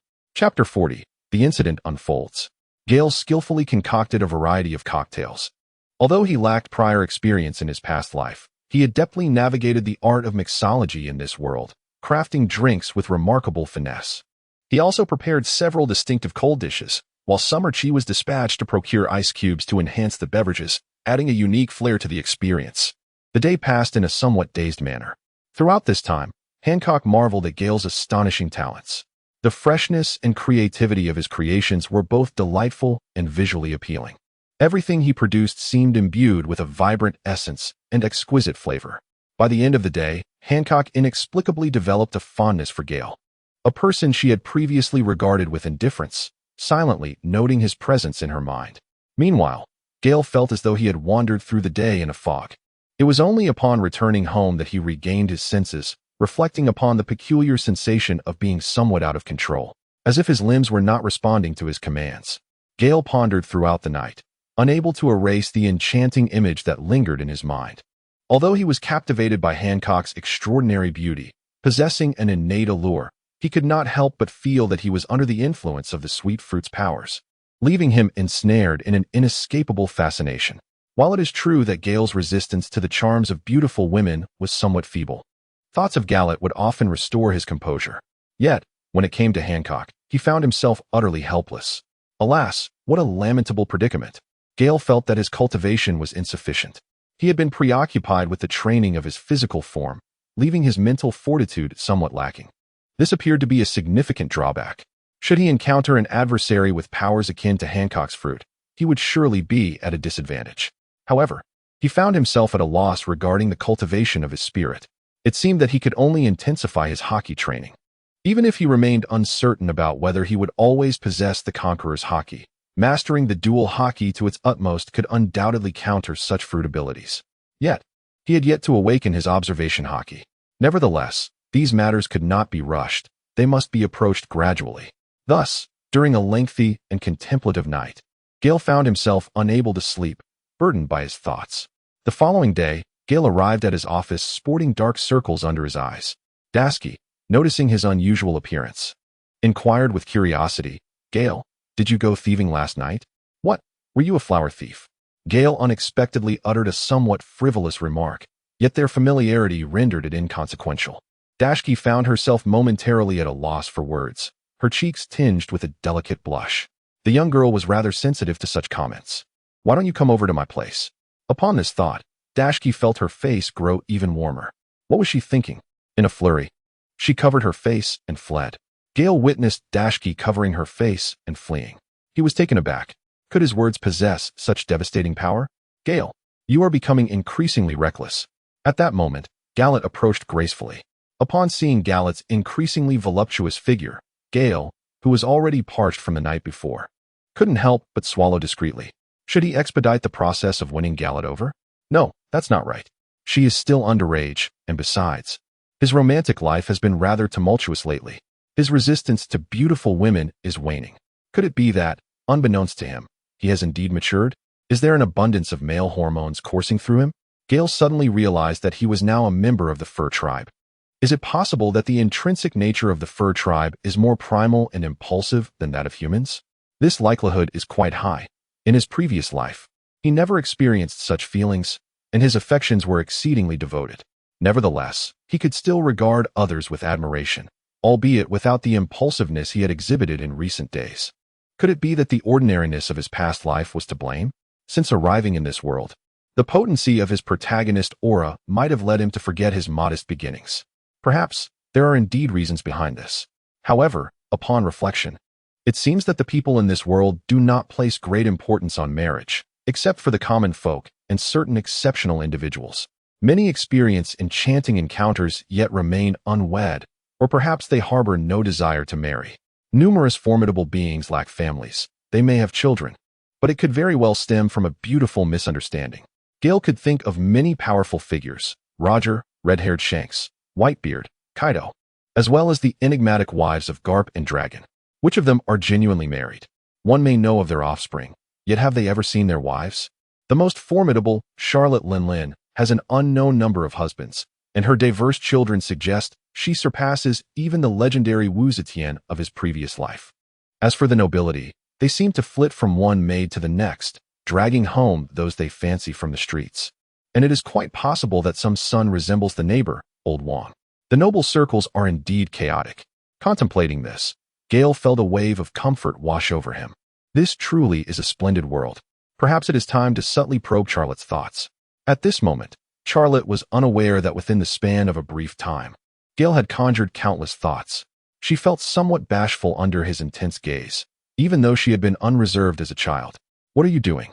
she asked. "I am pondering a very serious and grand question," he replied.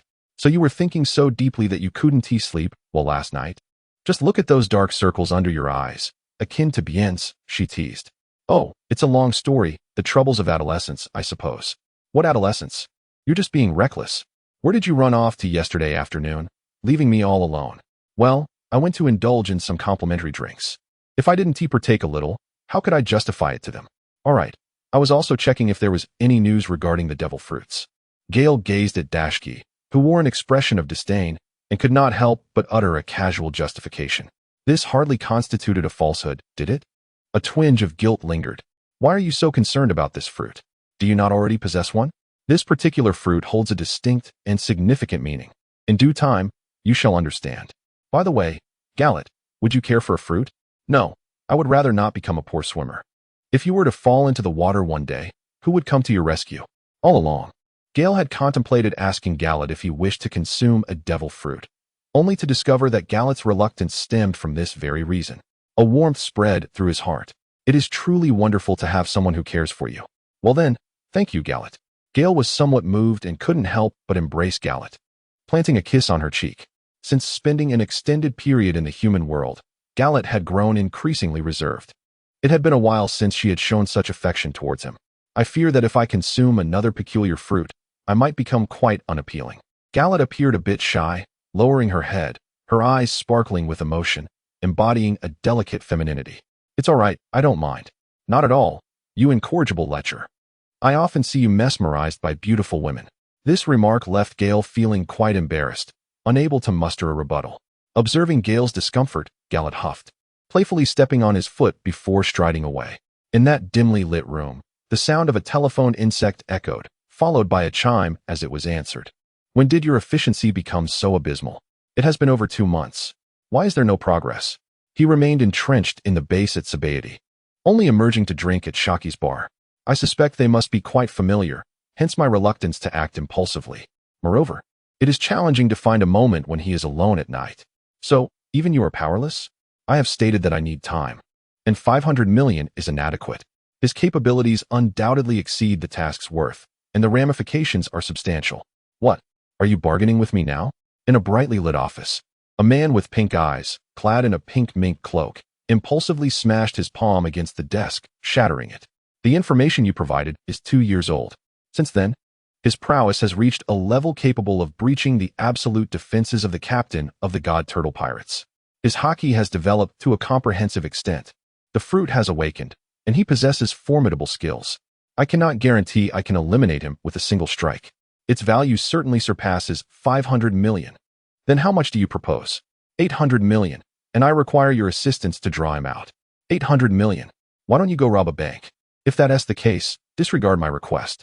"Fine, but this time, I need swift action. I do not wish to wait for news of him. Tell me how I can assist you."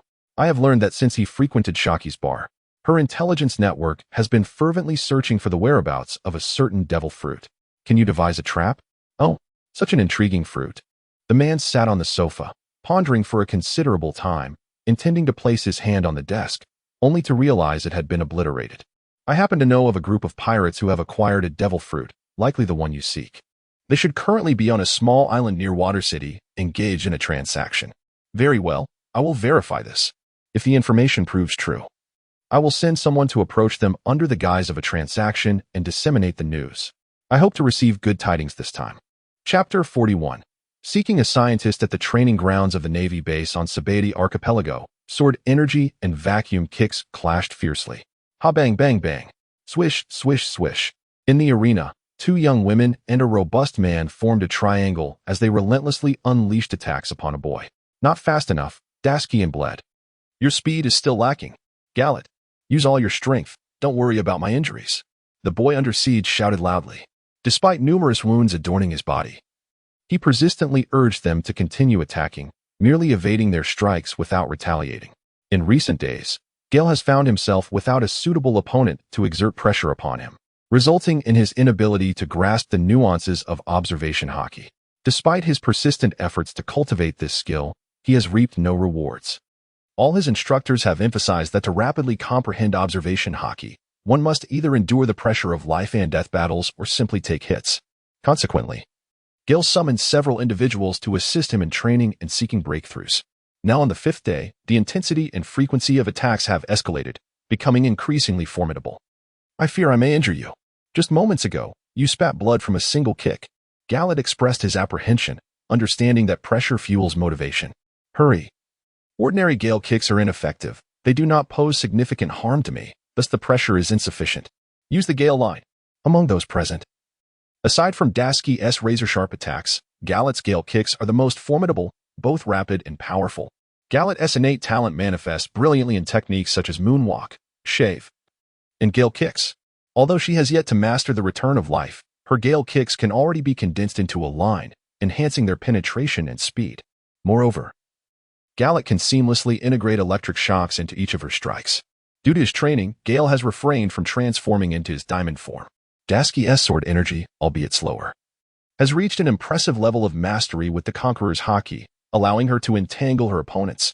Thus, Gale remains focused on evading Daski's sword energy while enduring the painful and numbing impacts of Gallet's attacks. Should Gallet master the return of life or awaken any form of haki, her strength would undoubtedly surpass that of any of her classmates. Gale would not dare to withstand her strikes in his ordinary form. As for Bread, he excels in mobility. However, the relentless barrage of attacks has deterred him from advancing. Instead, he can only linger at the periphery, occasionally delivering a Gale kick, akin to a cheerleader. After a series of exchanges, the three formed a semicircle to encircle Gale. Suddenly, a massive line resembling moonlight surged towards him, faintly glowing with a pitch-black tail, moving with astonishing speed, accompanied by two vacuum kicks and several sword energies. They converged upon him from three directions, with the vacuum line racing ahead of the other attacks, whistling through the air. Gale watched the oncoming attacks with exhilaration. Feeling an inescapable sense of inevitability, she gently closed her eyes, attuning herself to the oppressive sensation in the air. It was as if the trajectories of the assaults materialized before her. However, it was too late to contemplate. Transformation. Bang. Gale soared into the air after being bombarded by numerous attacks, propelled several meters away in a tumultuous roll. Gale, are you all right? The two women rushed towards the direction from which Gale had just been flung, where a cloud of dust and smoke now billowed. Cough, cough, I'm fine. Gale rolled over from the ground and stood upright, a trickle of blood escaping from the corner of his mouth. He transformed just in time. Unable to utilize his armament haki, barely managing to withstand the onslaught before being propelled away amidst the layers of impact. Though the attack was formidable and inflicted injury upon him, the awakening of the human fruit granted him remarkable recuperative abilities. Gale could sense the wounds within his body healing rapidly, and after a few breaths, he found himself largely unscathed. Gale closed his eyes, seeking the faint sensation he had just experienced. However, after a considerable duration, he found no success. Alas, it seemed he was still lacking a certain something. If he did not transform, he would be left with severed limbs, and he was uncertain whether he could regain them after awakening. Thus, he dared not attempt it lightly. What is the matter? Are you still lacking something? Daski inquired with concern, noticing Gale's closed eyes and subsequent sigh. It must be just a bit off. It's all right. Having a sign means you will surely make progress in due time. The moment simply has not arrived yet. Opportunities cannot be forced. As long as you are fine. That is what matters. I was worried sick. It's all my fault for being too forceful. Gallet approached and embraced Gale. Seeing him injured and bleeding caused her heart to ache slightly. She realized she had been too harsh. The incredible resilience emanating from her chest felt exquisite. She refrained from disclosing that she was nearly recovered, choosing instead to indulge in the moment a little longer. Just a bit more pressure. Oh, wait, it's not your fault. It must be this way to create tension. Are you all right? Upon hearing Gale's somewhat slurred speech, Gallet asked, puzzled, cough, cough. My heart feels a bit painful. Hold me a little tighter for a moment. Gale feigned a sense of weakness, deliberately allowing his body to go limp. Gallet sensed Gale's pretense but chose not to expose it, instead embracing him in silence. Braid, recognizing the inappropriateness of the situation, though somewhat dim-witted, possessed a basic understanding of matters between men and women. Thus, he turned and left. Dasky gazed at Gale with envy, longing to approach and embrace him. But feeling too bashful, she hesitated briefly before also turning away. No one is around. You lecher, Gale quipped. Oh, should I cease my antics or continue? Humph, you big pervert. I'm ignoring you. Gallet flung Gale away, who nearly tumbled to the ground. Fortunately, having mastered the 6 forms, he executed a peculiar posture that prevented him from falling. Gallet, don't run. I genuinely didn't know what to do, so I asked you. You scoundrel. Gallet called out as he jogged away. Gale absent-mindedly touched her nose and murmured to herself. I truly do not know whether you wish for me to continue pretending or to rise up. How perplexing it is, the transformation of a woman as she matures. Gale observed the deserted arena and decided to return to his quarters to take a shower and change his attire. During his bathing, he did not squander the moment. Reflecting on the earlier circumstances, had his assault been excessively aggressive, leaving him little room for contemplation? If he had grasped the situation a tad sooner, perhaps success would have been within reach. It was merely a fraction away. What if his attack had been swifter yet less forceful? Could he have devised a baseball launcher akin to his previous life? A device capable of launching projectiles from all angles, swift and abundant, impervious to counterattacks. With such thoughts lingering, Gale completed his shower and donned his clothes. He reached for the telephone in his room, dialing a sequence of numbers. In a spacious office, a bespectacled man adorned with a distinctive seagull hat and intentionally braided, long white beard was engrossed in examining documents. Upon hearing the ringing, he only answered after perusing the papers. This is Warlord, he proclaimed with an imposing introduction. Teacher, it's Gale. Ah, it's you, lad. You've been performing admirably lately. I've recorded your military achievements. Once someone takes over your duties, I plan to promote you to a general. Warlord's tone was imbued with cheerfulness, a rare display of mirth, perhaps reserved solely for Gale. Thank you, teacher. What can I do for you? Could I possibly request a scientist from you? Oh, what do you require one for? My students have conceived numerous small inventions, and primarily, they wish to create a machine to explore the development of observation hockey. Oh, have you grasped the essence of observation hockey? Regrettably, I'm still a bit short of that. There was a fleeting opportunity today that I failed to seize. Luck has not been on my side. You young rascal, do you think it's as simple as picking cabbages? You can have what you wish for. Isn't that why I'm asking you, teacher? I'll search the science department for a suitable candidate.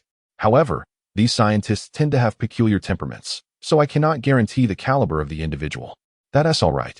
An ordinary one will suffice. My endeavors aren't terribly profound, merely requiring someone well-versed in technological apparatus, not particularly suited for biological research. Very well, I shall arrange for someone promptly. You cunning lad, you've learned to exploit connections. Teacher, this is all for the Navy. I will still report the research findings. This is solely for the Navy's benefit, which you can consider. All right, clever boy, it's good that you know your priorities. Thank you, teacher. However, about the research funding? Young man, didn't you manage to secure a little pocket money during your last outing? By heaven, teacher, I've only borrowed half of what you lent me. I haven't taken any other funds. I've given everything to the impoverished. By the way, when will salaries be dispersed? I am aware you've performed commendably. However, items beneficial to the Navy can be funded publicly.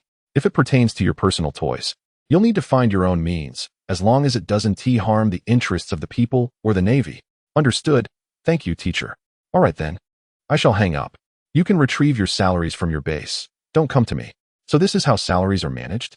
Gale resolved to have a meaningful conversation with Bai Chuan about life aspirations. Was this how one treated a superior? Chapter 42.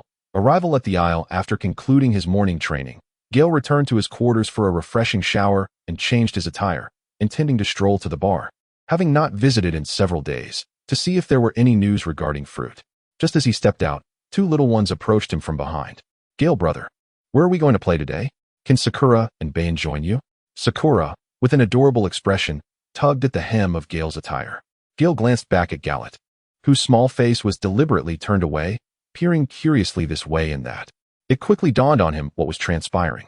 Surely, Gallet must have assumed that he was heading to a bar upon seeing him change clothes before leaving. Yet, in truth, it appeared there was no misinterpretation. He decided to permit the two little ones to accompany him, keeping a watchful eye to prevent any mischief. Gale chuckled wryly, for his reluctance to allow Gallet and others to accompany him stemmed from his aversion to sharing her beauty with anyone. What manner of individuals frequented the bar? Pirates, gamblers, ruffians?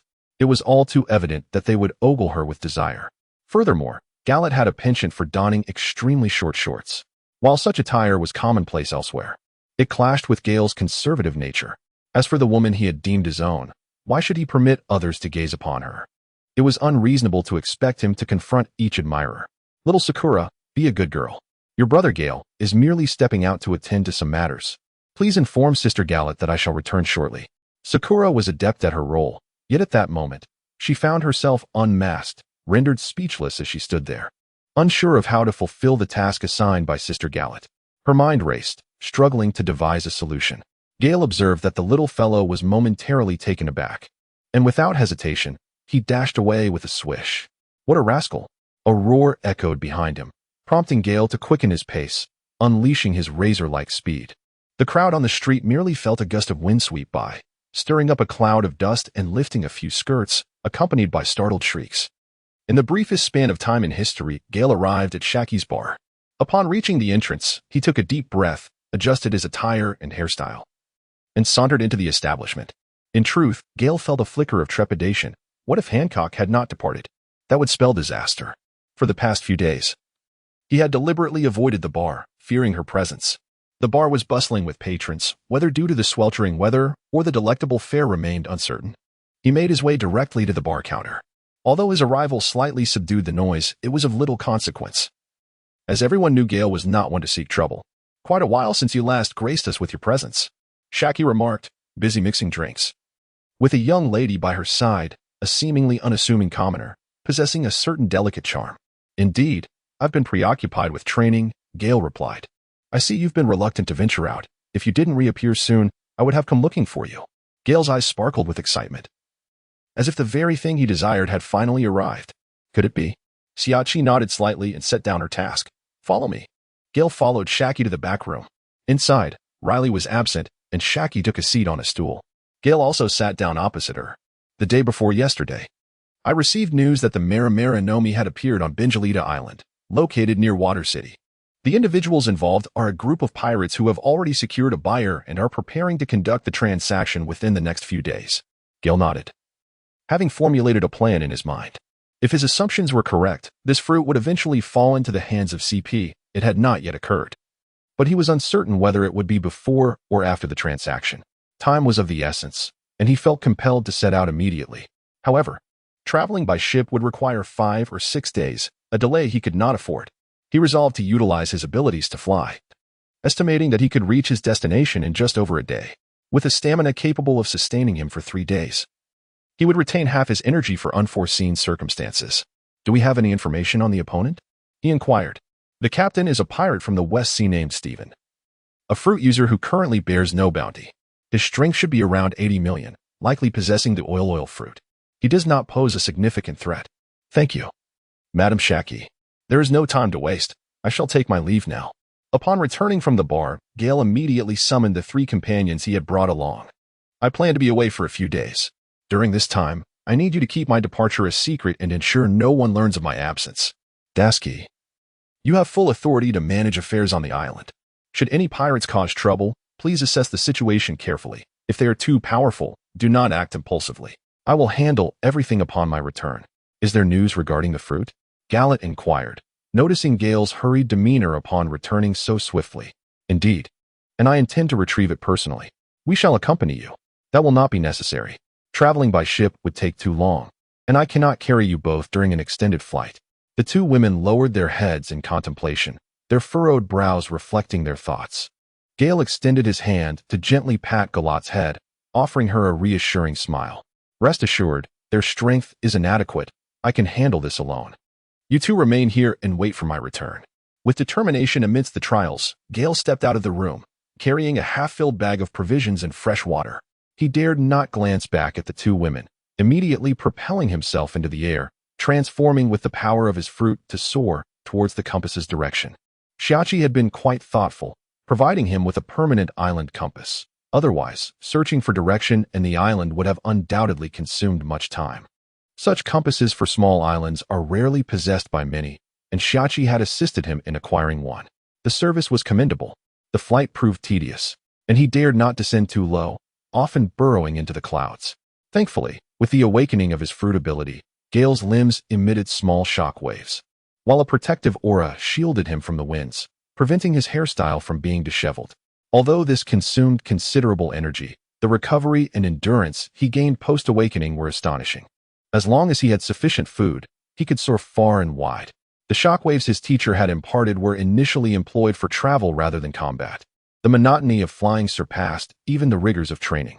Confronted by the vastness of the sea and sky, devoid of any reference points, loneliness and solitude loom as fears shared by all. If one is not afraid, it signifies a lack of true solitude. Without steadfast willpower, one might easily succumb to despair. Only the occasional seagulls or marine birds passing by would briefly uplift his spirits. Thus, he utilized the flight to hone the subtle applications of his fruit ability, which proved to be the most fascinating aspect of this endeavor. Finally, just as he exhausted the provisions in his bag on the evening of the second day, Gale arrived at his destination. After landing in an uninhabited area, his first order of business was to locate a restaurant. The prolonged flight had left his mouth parched. He ordered an entire table laden with food, leaving the patrons in awe as he devoured plate after plate. It was hard to fathom how such a seemingly genteel young man could consume so much. The volume simply did not seem to align. Once the last morsel of meat disappeared into his mouth, Gale let out a soft belch. "Boss, the bill, please." A man approximately 40 years of age hurried over, his weight causing the wooden floorboards to creak beneath his feet. "Sir, your total comes to 5,000 berries. Ah, here you go. By the way, do you happen to know where I might find lodging?" Gale handed over 5,000 belly to the proprietor, thinking to himself that the meal was indeed quite affordable. Upon receiving the belly, the owner beamed with delight and said to Gale, "Esteemed guest, our establishment offers lodging as well, at a rate of 3,000 belly per night." "Very well, I shall stay for one night," Gale replied. After Geyer marked his points, he ascended the stairs under the guidance of his employer. He was indeed quite fatigued. The relentless journey of over a day without rest had taken its toll on his physical strength. The mental strain had also rendered him weary. He resolved not to endure such a taxing flight again on his return. As soon as he entered the room, he lay down and fell into a deep slumber. Chapter 43. The transaction. Gale had fallen into a deep slumber, having slept soundly since he laid down last night, and now the sun was high in the sky. A series of persistent knocks echoed through the air, stirring him from his dreams. Blinking away the remnants of sleep, he finally registered the sound of someone at the door. Who could it be? At the entrance stood a young girl, her features delicate and charming, although she was not dressed in noble attire. Her clothing was certainly more refined than that of an ordinary peasant. Her gentle appearance was rather endearing. "My father sent me to check if you have departed." She spoke in a soft, timid voice, careful not to disturb. It seemed that such caution had become second nature to her. "Oh, it is already well past noon. Little sister, please go back and ask your father to prepare another feast for me, and I would like to extend my stay for an additional day." "Yes, of course. I will go and prepare it right away. Please wait a moment, esteemed guest." "Thank you very much." Gale rose from her slumber, tidied her bed, and proceeded to freshen up. Once she had washed her face, a renewed vitality enveloped her. The relentless days of travel had drained much of her energy. It was not merely fatigue, but rather an unbearable silence that weighed heavily on her spirit. After descending to partake in breakfast, she settled her bill with the proprietor for both the meal and her lodging for the day, before venturing outside to gather information. Benjalita, a quaint island, exudes tranquility and charm. Perhaps due to its proximity to the water city, the influx of outsiders is somewhat pronounced in comparison to typical islands. The local populace is notably more abundant, suggesting a decent quality of life. The streets are lined with numerous shops and stalls, offering an array of clothing, jewelry, and medicinal herbs, catering to all needs. Gale's journey was purposeful, and thus he donned the guise of a mere passerby, casually observing his surroundings as he approached his destination. After a series of stops and starts, Gale finally arrived at his intended location, a quaint bar nestled before him. Gale purchased a jazz hat from a vendor, a fashionable item favored by nobles. Thus many common folk have taken to emulating the trend, although Gale might not be easily recognized. Given the proximity to Xiangbua and his previous appearance in the newspaper, he donned the hat, tilting it slightly forward to obscure his features, evoking a sense of being a covert agent. The bar was a cacophony of noise, a bustling hub of activity filled with games of chance, laughter, shouts, playful scuffles, and the ever-present bravado of drunken revelry. Most pirates led a life of seizing the day, embodying the spirit of carpe diem, drinking in the moment and living for the present without a care for tomorrow. Gale merely glanced for a moment, taking in a general overview, before choosing a small table situated somewhat close to the bar to settle down. She snapped her fingers. The appearance of Gale amidst the crowd was merely a commonplace occurrence. However, upon hearing the sound of a snap, the alluring waitress at the bar, captivated by the handsome young man, began to strut towards him with a feline grace. Along the way, she was momentarily accosted by a burly man, whom she playfully swatted away with her delicate hand, eliciting a chorus of laughter from those nearby. "What would you like to order, charming young man?" she inquired, as she leaned over the table, supporting herself with one hand, her figure forming an enticing S-curve. While she endeavored to accentuate her assets with a flirtatious demeanor, Gale offered her a faint smile. "Beautiful lady, could you please bring me a glass of beer with ice?" "Thank you." Gale's smile captivated the young lady, rendering her momentarily dazed. She then plopped down beside Gale and called out to another service area, "2 beers, with ice, please." Gale, upon hearing the voice, turned to her in curiosity. "Young man, if you don't mind, may I join you for a drink? There is no need for you to pay, is there?" "Oh ho ho ho, no need. I shall cover the cost of your drink as well." Gale engaged in a casual conversation with the lady, yet his peripheral vision persistently drifted towards the nearby table, ears attuned to their discourse. That table exuded an aura of tranquility, occupied by 3 men and a woman, all of whom possessed rather unremarkable appearances, neither tall nor grotesquely shaped. In stark contrast to the boisterous revelers around them, they presented a peculiar sight. Among them sat a middle-aged man, approximately in his 30s, with a close-cropped hairstyle and a faint scar adorning his right cheek, clad in a gray vest. He quietly sipped his drink, seemingly burdened by unspoken thoughts. After a considerable time, the woman at the table grew restless. "Brother, do you really think they will come? With such a high price? Aren't you afraid?" The middle-aged man finally responded softly, "Little sister, do not fret. If this deal goes through, we shall return to our hometown. Let us wait patiently here." "But that's still 7 or 8 days away. Are we to wait on the ship? If there are issues, we must leave immediately. Rest assured, we shall remain vigilant here. I always feel uneasy on the ship, fearing an ambush. Being among a larger crowd feels slightly safer." "Brother, I believe you have a point. We must avoid exposing our ship. Even if the transaction succeeds, carrying such a large sum makes it perilous to escape. Indeed, let us refrain from further discussion. Once the money is secured, we shall depart. Upon returning, we can ensure a better life for everyone in our town." Upon hearing this, Gale furrowed his brow slightly. It was evident that they were exercising caution, unwilling to return to the ship, suggesting that the fruits of their endeavor were likely concealed. They did not appear to be nefarious villains, and when the time came to claim the fruits, perhaps he would grant them leniency. Time passed swiftly, and Gale lingered in the town for 7 or 8 days.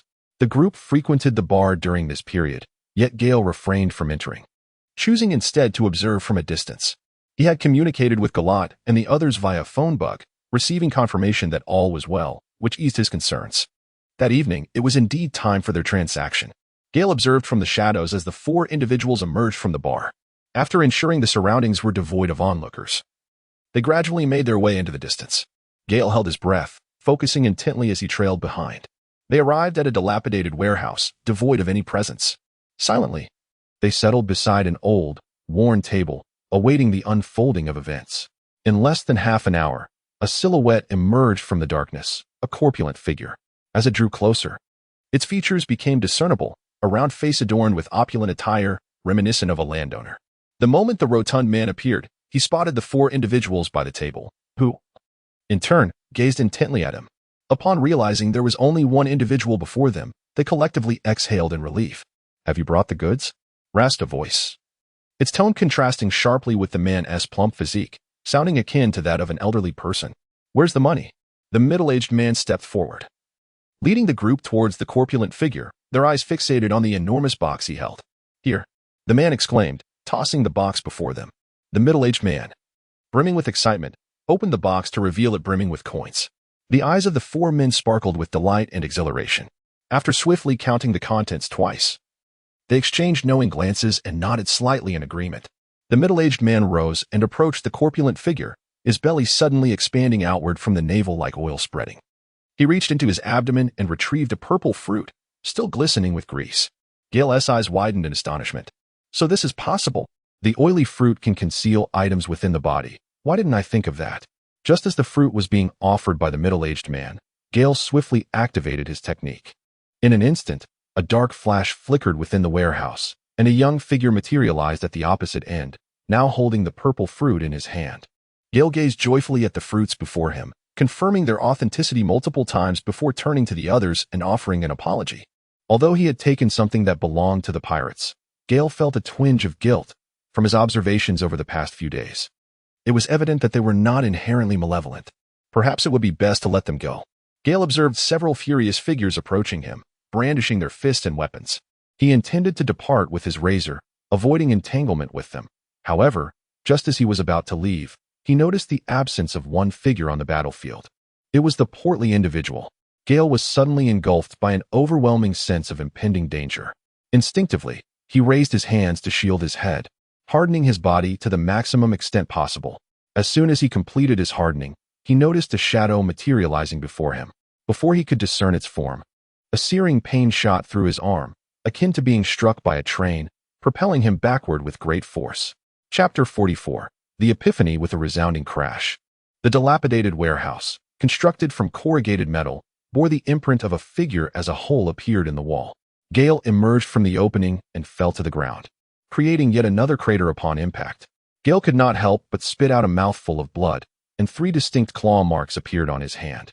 Fortunately, a timely block with his hand had shielded the vital areas of his neck and head from the recent strike, causing his arm to swell dramatically. While he managed to harden it in time, although he could not cover it with armed color, it was just enough to withstand the assault.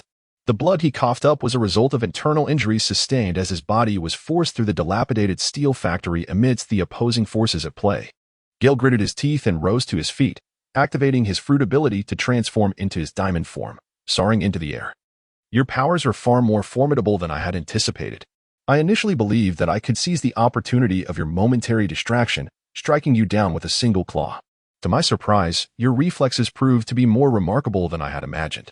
A faint voice echoed through the darkness, yet no figure was visible. Gale persisted in tending to the injuries within his body, continuously surveying his surroundings. Yet, there was not a soul in sight, and the source of the sounds remained indistinguishable. Under the influence of his powers, the wounds healed at an astonishing rate, visibly mending before one's eyes. Even the internal injuries had significantly improved in a short span of time. Gale devised a strategy in his mind, contemplating a few words to buy some time, hoping to discern any further sounds. Who are you? Is this all a conspiracy? The scene was desolate, devoid of any sound. It felt eerie and frigid. Suddenly, a shadow emerged before him. Having prepared himself, he discerned a pair of feline-like eyes within the darkness. The paper drawing activated, contorting his body into an uncanny shape. Narrowly evading the impending attack, he swiftly pivoted, raising his formidable hands, and unleashed a flurry of powerful punches at the bizarre shadow that had returned to him. With a series of resounding thuds, they exchanged blows fiercely. However, Gale often found himself unable to land a hit while frequently being struck. Once again, he was sent sprawling far away, hastily resorting to aimless dodges. What a clever boy. I never expected him to recover so swiftly. It seems this task is far from easy. A haunting voice echoed once more, seemingly emanating from all directions at once. Gale scanned the surroundings, yet found no trace of his opponent. A bead of cold sweat trickled down his forehead. Cursing inwardly, he lamented the astonishing speed of his adversary, which rendered his own formidable form inadequate. He surmised that the opponent possessed a feline fruit, likely not an ordinary zoonotype, but perhaps a mythical beast variant. While his thoughts raced, his feet dared not falter. To do so would render him a stationary target. Unable to catch sight of his foe, he struggled to harness his strength accurately. Although his opponent's raw power was inferior, their mastery of hockey surpassed his own. Whoosh! Bang! Bang! Bang! Bang! Bang! Gale received another punch to her abdomen, yet this time she discerned the silhouette of her opponent. Indeed, it was a cat-like form, a rather plump feline. Despite its corpulent physique, it moved with an agility reminiscent of a kitten, its speed astonishing. Its entire body was enveloped in inky darkness, with eyes as profound and black as the night itself. The most terrifying aspect was that, in the cold of night, One could hardly sense its presence unless they were in close proximity. How infuriating. Gale had never felt so constrained. He could only commit to a staunch defense, awaiting the moment to strike. After several exchanges, Gale unleashed a series of powerful punches into the ground, manifesting his formidable strength. He was acutely aware that his opponent was lurking just beneath the surface. The earth trembled violently, sending clouds of dust swirling around. Suddenly, Gale caught sight of a shadow darting through the haze. Without hesitation, he aimed and released a colossal shockwave towards it. With a thunderous crash, a massive crater, larger than the previous ones, appeared, measuring over 20 meters in diameter, yet it was devoid of any figure. Sensing imminent danger, Gale quickly summoned a rudimentary protective shield. A metallic clang resonated through the air as the shield shattered, propelling Gale backward in a swift motion. The shadow pursued him relentlessly. As he glanced at the dark, clawed appendage glistening ominously, it drew ever closer. Gale similarly summoned his formidable energy, enveloping his right hand, and launched a powerful iron fist towards his opponent. He forcefully halted his retreat, raising his fist to unleash a roaring strike, hoping to land a single hit and seize the opportunity to counterattack. As his fist soared through the air, he suddenly realized that his adversary had vanished from view. It was too late to retract his punch. A sharp, agonizing pain pierced through his chest. Gale descended straight from the sky, or rather, was shot down like a bullet, striking the ground with tremendous force. The earth was already covered with a myriad of cracks, and several distinct bloodstains were clearly visible. Meanwhile, the dark figure showed no intention of sparing Gale, now plummeting towards him at an alarming speed. The two rear legs propelled through the air with remarkable velocity, akin to the graceful steps of a naval sailor. Utilizing such momentum to surge downward, Gale had no time to rise from the ground. Maintaining a prone position, he extended his hands to create a hemispherical shield, enveloping a small central area with an armored hue, transforming the golden barrier into a black mesh pattern at its core. This was the absolute version of the diamond defense. Bang, bang, bang. The sound of violent impacts resounded. Gale barely managed to withstand the onslaught, resulting in a pit that deepened from over 1 meter to more than 3 meters and widened from several meters to over 20. The entire battlefield resembled the pockmarked surface of the moon. Gale had never endured such a frustrating battle. As if he possessed immense strength yet found himself unable to unleash it. Looking skyward, he discovered that the moon was but a slender crescent. Transformation was impossible. His adversary had cunningly anticipated even this detail in their exchange of time. Gale discerned that the opponent thrived under the cover of night, akin to a fish in water. Therefore, he chose to confront him during a new moon, deliberately bypassing the full moon when the adversary would presumably be at his most formidable. Clearly, this was a premeditated strategy. Gale has been maintaining the shield for an extended period. The sound of collisions continues to resonate, and he is acutely aware that his physical stamina is depleted several times over compared to his opponent. Were it not for his unique fruitability, he would undoubtedly struggle to endure much longer without the restorative benefits it provides. He has been continuously sustaining a defensive technique that compresses the energy of a diamond shockwave, coupled with the application of armament hockey, akin to the difference in battery consumption between idly holding a phone and playing an engaging game. Gale was uncertain whether he could endure until dawn. If this continued, once his strength was depleted, his demise was inevitable. What should he do? Gale was anxious. As an assassin, you have compelled me to fight alongside you like a warrior for so long. You should feel a sense of pride. Tell me, who sent you to eliminate me? Gale spoke fiercely. I apologize, but I cannot provide you with an answer. However, I assure you that I shall leave your body intact. Humph. Gale let out a cold snort, yet found himself at a loss internally. Suddenly, a thought struck him. He slowly closed his eyes. Though his eyelids were shut, he still perceived a dazzling golden light before him, for it was his indestructible shield. Gale meticulously searched for the silhouette of the corpulent figure. The images in his mind remained shrouded in darkness. It was only during those fleeting moments, when the shadow assailed him, that he seemed to discern the location of that figure. Indeed, even with his eyes closed, it felt as though he could see. Yet, that perception lasted but an instant. Although only a few minutes had elapsed, Gale felt as if several hours had passed in his mind. Meanwhile, the luminous barrier, apart from the dark netting, appeared to bear additional fractures. Gale found himself unable to divert his attention from this matter. He felt the presence of the figure that appeared unexpectedly each time, yearning to seize the fleeting silhouette as it departed. Suddenly, as that figure manifested before him, a vivid image of its departing path unfolded in his mind. Gale was overjoyed. The figure he envisioned in his mind seemed to move in slow motion, yet in reality, he was still as swift as ever. It was as if time had been elongated within his thoughts, creating a wonderfully mysterious sensation. Gale observed the shadow leap onto the adjacent steel shed wall. Using it as leverage to spring back, Gale was filled with exhilaration as his right hand slightly contracted, forming an iron fist the size of a cooking pot. With his left hand, he retracted the protective shield and struck the ground, simultaneously channeling his energy to propel himself upward. In an astonishing display of speed, he stood upright. His stance slightly bent, and directed his right hand toward the trajectory of the shadow's impending attack. Chapter 45. Victory. The shadow, which had been relentlessly assaulting the shield in previous encounters, was unprepared for Gale's sudden counterattack, resulting in a direct collision of fists. A resounding thud echoed in the air, followed by an eerie silence. After exchanging blows, the shadow staggered backward a few steps before vanishing into the darkness once more. Meanwhile, Gale remained steadfast. His excitement palpable as he gazed at his hands. He had finally landed a hit. No longer was he merely on the defensive. Yet, this was not the time for celebration. A menacing feline lurked nearby, its gaze fixed intently upon him. This time, Gale did not close his eyes. Instead, he expanded the perception he had just cultivated into an expansive net, probing the surroundings with keen awareness. Gale's lips curled into a smile. Indeed, it was this sensation.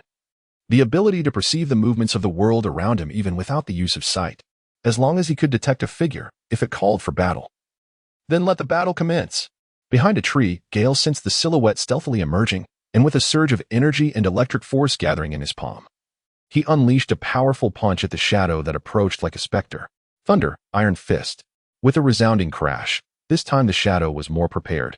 Its counterattack significantly more formidable than before. However, Gale's response was equally potent, his strike far more forceful than his previous hasty attempt. Collision, separation, collision, separation. With each impact, the ground beneath his feet cracked further. The shadow consistently found itself propelled backward. Infuriating. It was indeed observation hockey. From the depths of darkness, sounds echoed. After becoming familiar with this hockey for a while, Gale determined that it was time to retaliate. Crouching low, he executed a razor-like move, aiming to seize the shadow. Yet, his speed still fell short. Nevertheless, it mattered not. A radiant golden light erupted as Gale's fist illuminated into a massive orb. The sphere was cloaked in a dense layer of dark hues, a manifestation of his armament hockey. Diamond impact. Boom. Even in the night, the small island was occasionally illuminated by brilliant golden flashes, casting a daylight glow over a 10-mile radius. The inhabitants of the island mistook it for a natural disaster, with the timid trembling in their homes. Meanwhile, seasoned pirates recognized it as a clash of formidable foes, utterly oblivious to the unfolding events. This night was destined to be sleepless. Boom, boom, boom. The battlefield quickly expanded, devastating everything within a 4 to 5 kilometer radius around the dilapidated factory, which now teetered on the brink of collapse. In a corner of the factory, four figures trembled in fear. Among them, a woman clutched the devil fruit that had fallen when Gale was struck down moments before. "Brother, what shall we do?" "Yes, brother. Perhaps we should flee." "Flee? How can we? The moment we step outside, we may very well be killed. Then what do we do? Staying here could also mean death from the aftermath. Cursed fruit. What is its origin that it has drawn the ire of such powerful monsters? Indeed, brother, perhaps we should abandon everything and leave. I feel we are doomed here. No, we must wait. If I'm correct, they are aware that the fruit is here, deliberately avoiding us while they fight. Regardless of who emerges victorious, we will hand over the fruit and the riches to them. All right, I'll relinquish everything. I just want to go home." The middle-aged man gazed at his sobbing sister. Feeling utterly useless, he had once believed that consuming a devil fruit would elevate him to greatness upon the seas. And so he had embarked on this journey with dreams and hopes, leading his fellow villagers in search of treasure to bring glory to their family. After facing foes several times, he had consistently triumphed thanks to his fruit-s powers. And then, by sheer fortune, he had stumbled upon another devil fruit in a remote area. He knew that selling this fruit would ensure their future prosperity, allowing them to return home without a care and improve the lives of their fellow villagers. Thus, he discreetly contacted an acquaintance to facilitate the sale. Not long after the news spread, buyers began to place bids, each higher than the last, leading to his indecision until he encountered one particular buyer.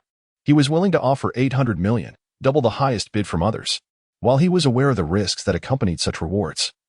The allure of profit led him to select this buyer, thinking his own devil fruit abilities would ensure everyone's safety. However, he sighed in resignation. realizing that as a fortunate wielder of a devil fruit, he was merely gazing at the world from the confines of his own limited perspective. Returning to the battlefield, the fight had reached a fever pitch. After half an hour of enduring passive blows, Gale had finally begun to turn the tide, having pinpointed his opponent's location, shifting the roles of cat and mouse. Although his speed still lagged behind that of his adversary, he surpassed them in terms of attack power, defense, and endurance. The opponent's prideful ability, even with the recently awakened observation hockey, allowed them to perceive movements, albeit vaguely. But that was sufficient. Infuriated, the shadow grew increasingly alarmed and fatigued, its body now marred with wounds. Despite being a mythical Zoan fruit user, it could not withstand such relentless assaults. Each attack, though it managed to evade some, still resulted in injury. Moreover, Gale's diamond impact possessed an exceptionally wide range, rendering it nearly impossible to dodge. Doubts began to creep into its mind. Yet, amidst the vast ocean, relying solely on its imitated moonwalk, where could it escape? Gale's fruit inherently granted him the ability to fly. He had never anticipated that Gale would reach this location so swiftly, especially as he himself had only arrived 2 days prior to the transaction. What's the matter? Are you feeling desperate now? You little brat, you're merely lucky. Don't get too cocky. Very well, if that's the case, I shall resolve this swiftly. Old cat, you're the old one. Your entire family is old. Gale appeared to be oblivious to the words spoken by his opponent. Sensing the diminishing aura of his adversary, he executed several powerful kicks, creating imposing arcs of energy that effectively blocked any potential escape routes. Simultaneously, he resolved to deliver a formidable strike, with his hands clasped together.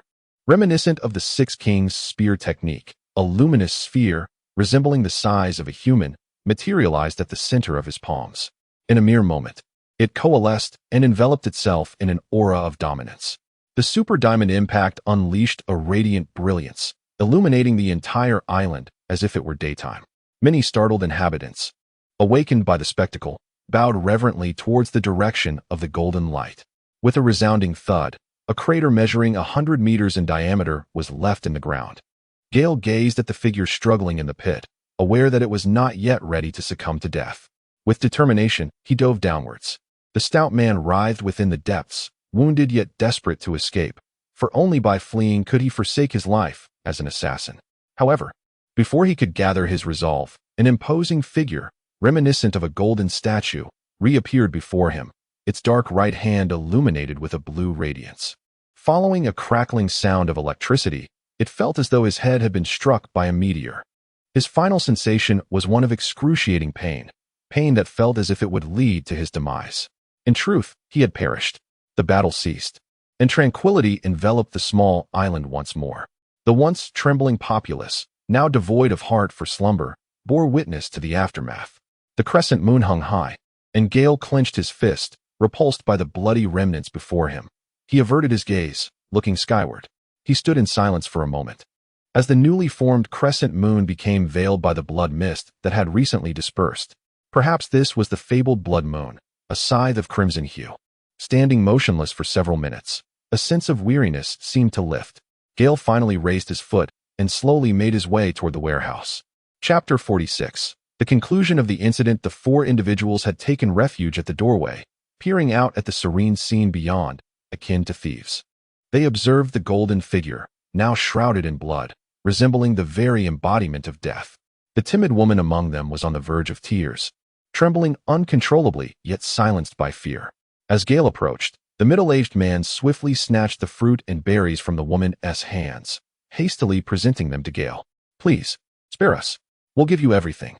Gale remained silent, quietly picking up the fruit and examining its exterior. After confirming it was neither shattered nor consumed, a smile finally graced his lips. However, to the other three, his smile appeared strangely eerie, causing the woman to break down in tears, exclaiming, "I do not wish to perish." Gale smiled upon hearing this. "Am I truly so fearsome? Death? Why, does the esteemed gentleman truly wish to let us go?" The middle-aged man's expression shifted from dark to bright. "I do not take lives. Rather, I do not harm innocents. I am a naval officer. That individual was merely dealt with by my hand of justice. I perceive that your nature is not malevolent. Henceforth, refrain from pursuing a life of piracy." "Yes, esteemed sir." "Thank you, sir. Thank you, Navy." Gale disregarded them and picked up the fruit before departing. "Sir, you're Bailey." Upon hearing the voice from behind, Gale turned to address them. "No, this is your Bailey. It is what you deserve. Go home and live well. Ah, and if you wish to join the Navy, do remember to seek me out. My name is Gale." After delivering this parting remark, Gale coolly turned away, leaving behind a striking silhouette, shrouded in both achievement and anonymity. The four seemed momentarily stunned by the abrupt change, but soon erupted into hearty laughter. Meanwhile, the middle-aged man watched Gale's retreating figure, slowly murmuring his name. Could it be that he is the naval prodigy hailed in the newspapers 2 years ago? As his name and visage aligned in the man's mind, a seed of realization began to sprout within him. The following morning, after a leisurely wash, Gale sauntered out the door. Unlike before, he immediately sensed peculiar gazes fixated upon him as he stepped outside. The previously bustling morning atmosphere suddenly turned cold. Gale couldn't help but wipe his nose. Perhaps it was the blood that covered him upon returning last night that had startled everyone. Gale, undeterred by the gazes surrounding him, slowly approached the table downstairs, eagerly awaiting his breakfast. At that moment, a timid young girl approached, stammering, Master, is it the same to eat?" Gale gazed at the stuttering young girl, offering a gentlemanly smile. "Indeed, Miss Billy, I appreciate your assistance." After a flurry of affirmations, the girl hurried into the kitchen, eager to prepare a sumptuous breakfast for Gale. This was in accordance with her father's instruction, as she perceived this dashing older brother as a formidable villain. The island had trembled throughout the night, illuminated by a blinding golden light. Once tranquility returned, they beheld Gale emerging, bloodied from the fray. A little contemplation led everyone to deduce the unfolding events. Soon, a breakfast more exquisite than ever before graced Gale's table. His appetite surged, still unfulfilled from the previous night's exertions.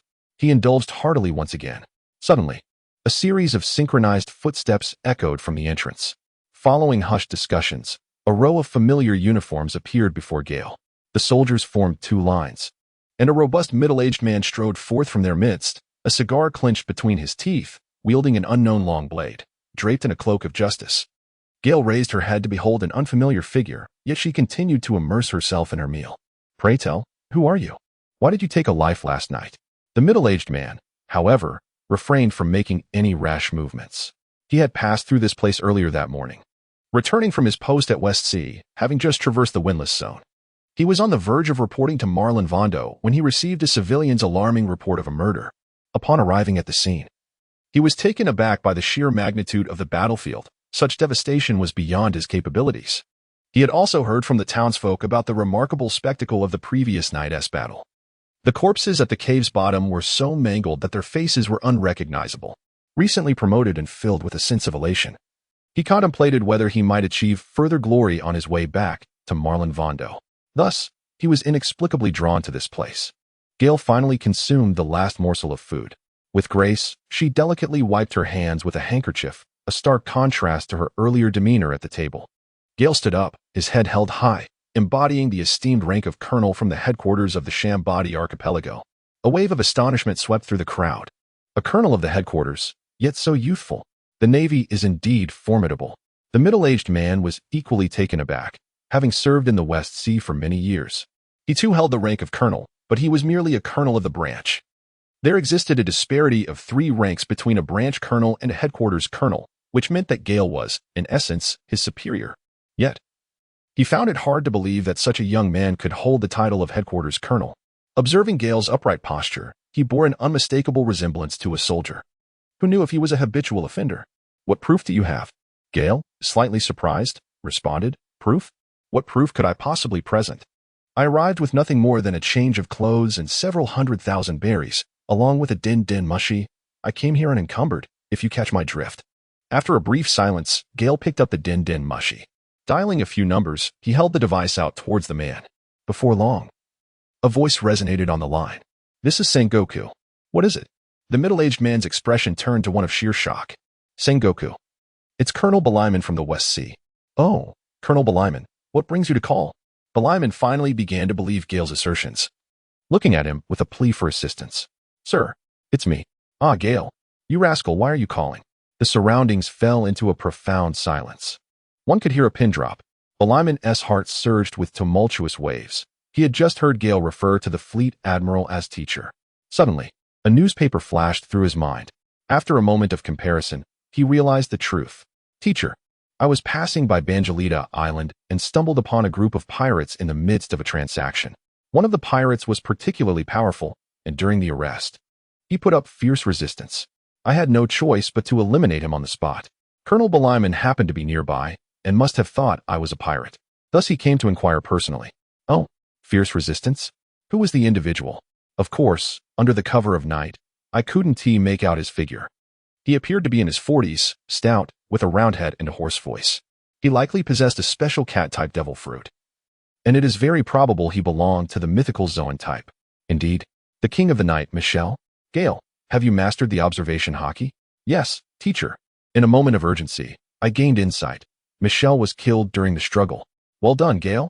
You have accomplished a great feat.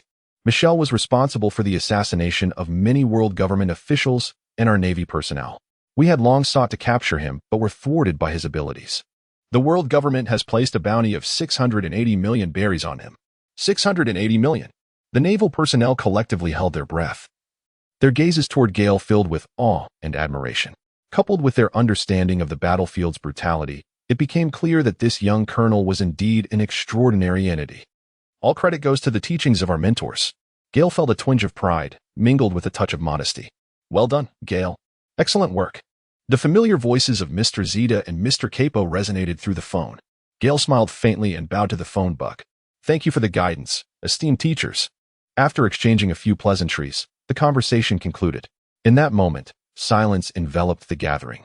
Gale truly embodied the essence of leadership. Indeed, he held the highest military rank. Colonel Belyman, take Michel's body back to Marin Vondo. Yes, Colonel Gale.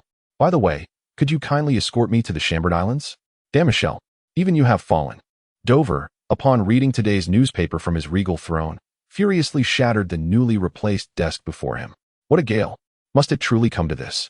The residents of the Don Quixote household endured Dover's wrath in silence, none daring to utter a word. Among them, a Diamante clenched the hilt of his sword, his face contorted with fury. On the back of a colossal elephant, the kingdom of Yuzo remained shrouded in mist. A massive dog-headed figure, having glanced at the day's newspaper, dashed out in haste. Knock, knock. Bang, bang, bang.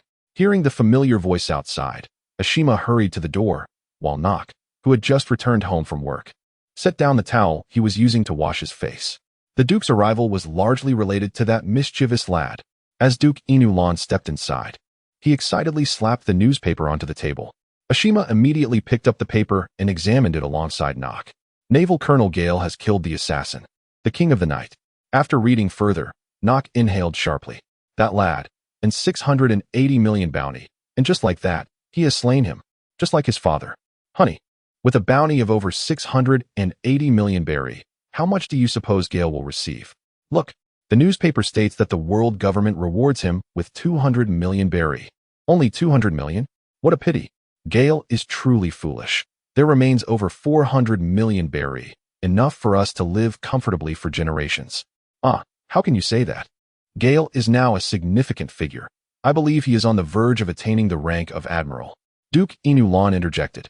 Is power truly something that mere berry can compare with? Admiral? That means he's a general. Honey, Gale has truly flourished. Indeed, Gale has only just turned 17.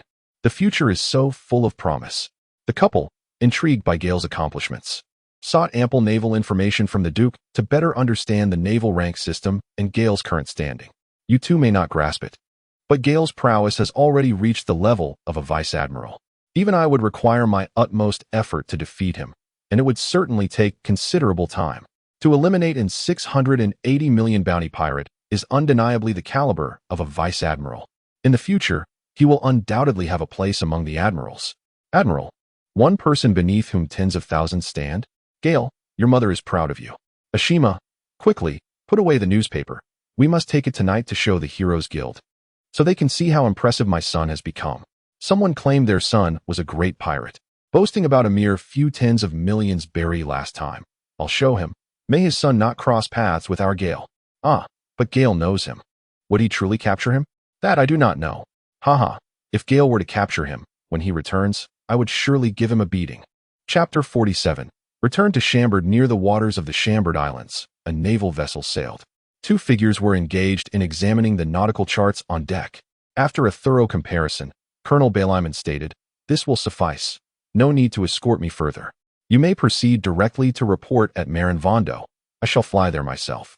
Gale gazed at the map, contemplating their current position, as he grasped the permanent pointer for the Shambadi archipelago and addressed Belyman. "Colonel Gale, we can transport you there." "There is no need for such exertion," Belyman earnestly replied. Originally, his navigational course was directed towards the Shambadi archipelago, but under Gale's command, they were heading straight for Marineford. After all, Gale's formidable strength and influence left little room for dissent. The Shambadi archipelago and Marineford were in close proximity, and the detour would merely add a couple of days to their journey.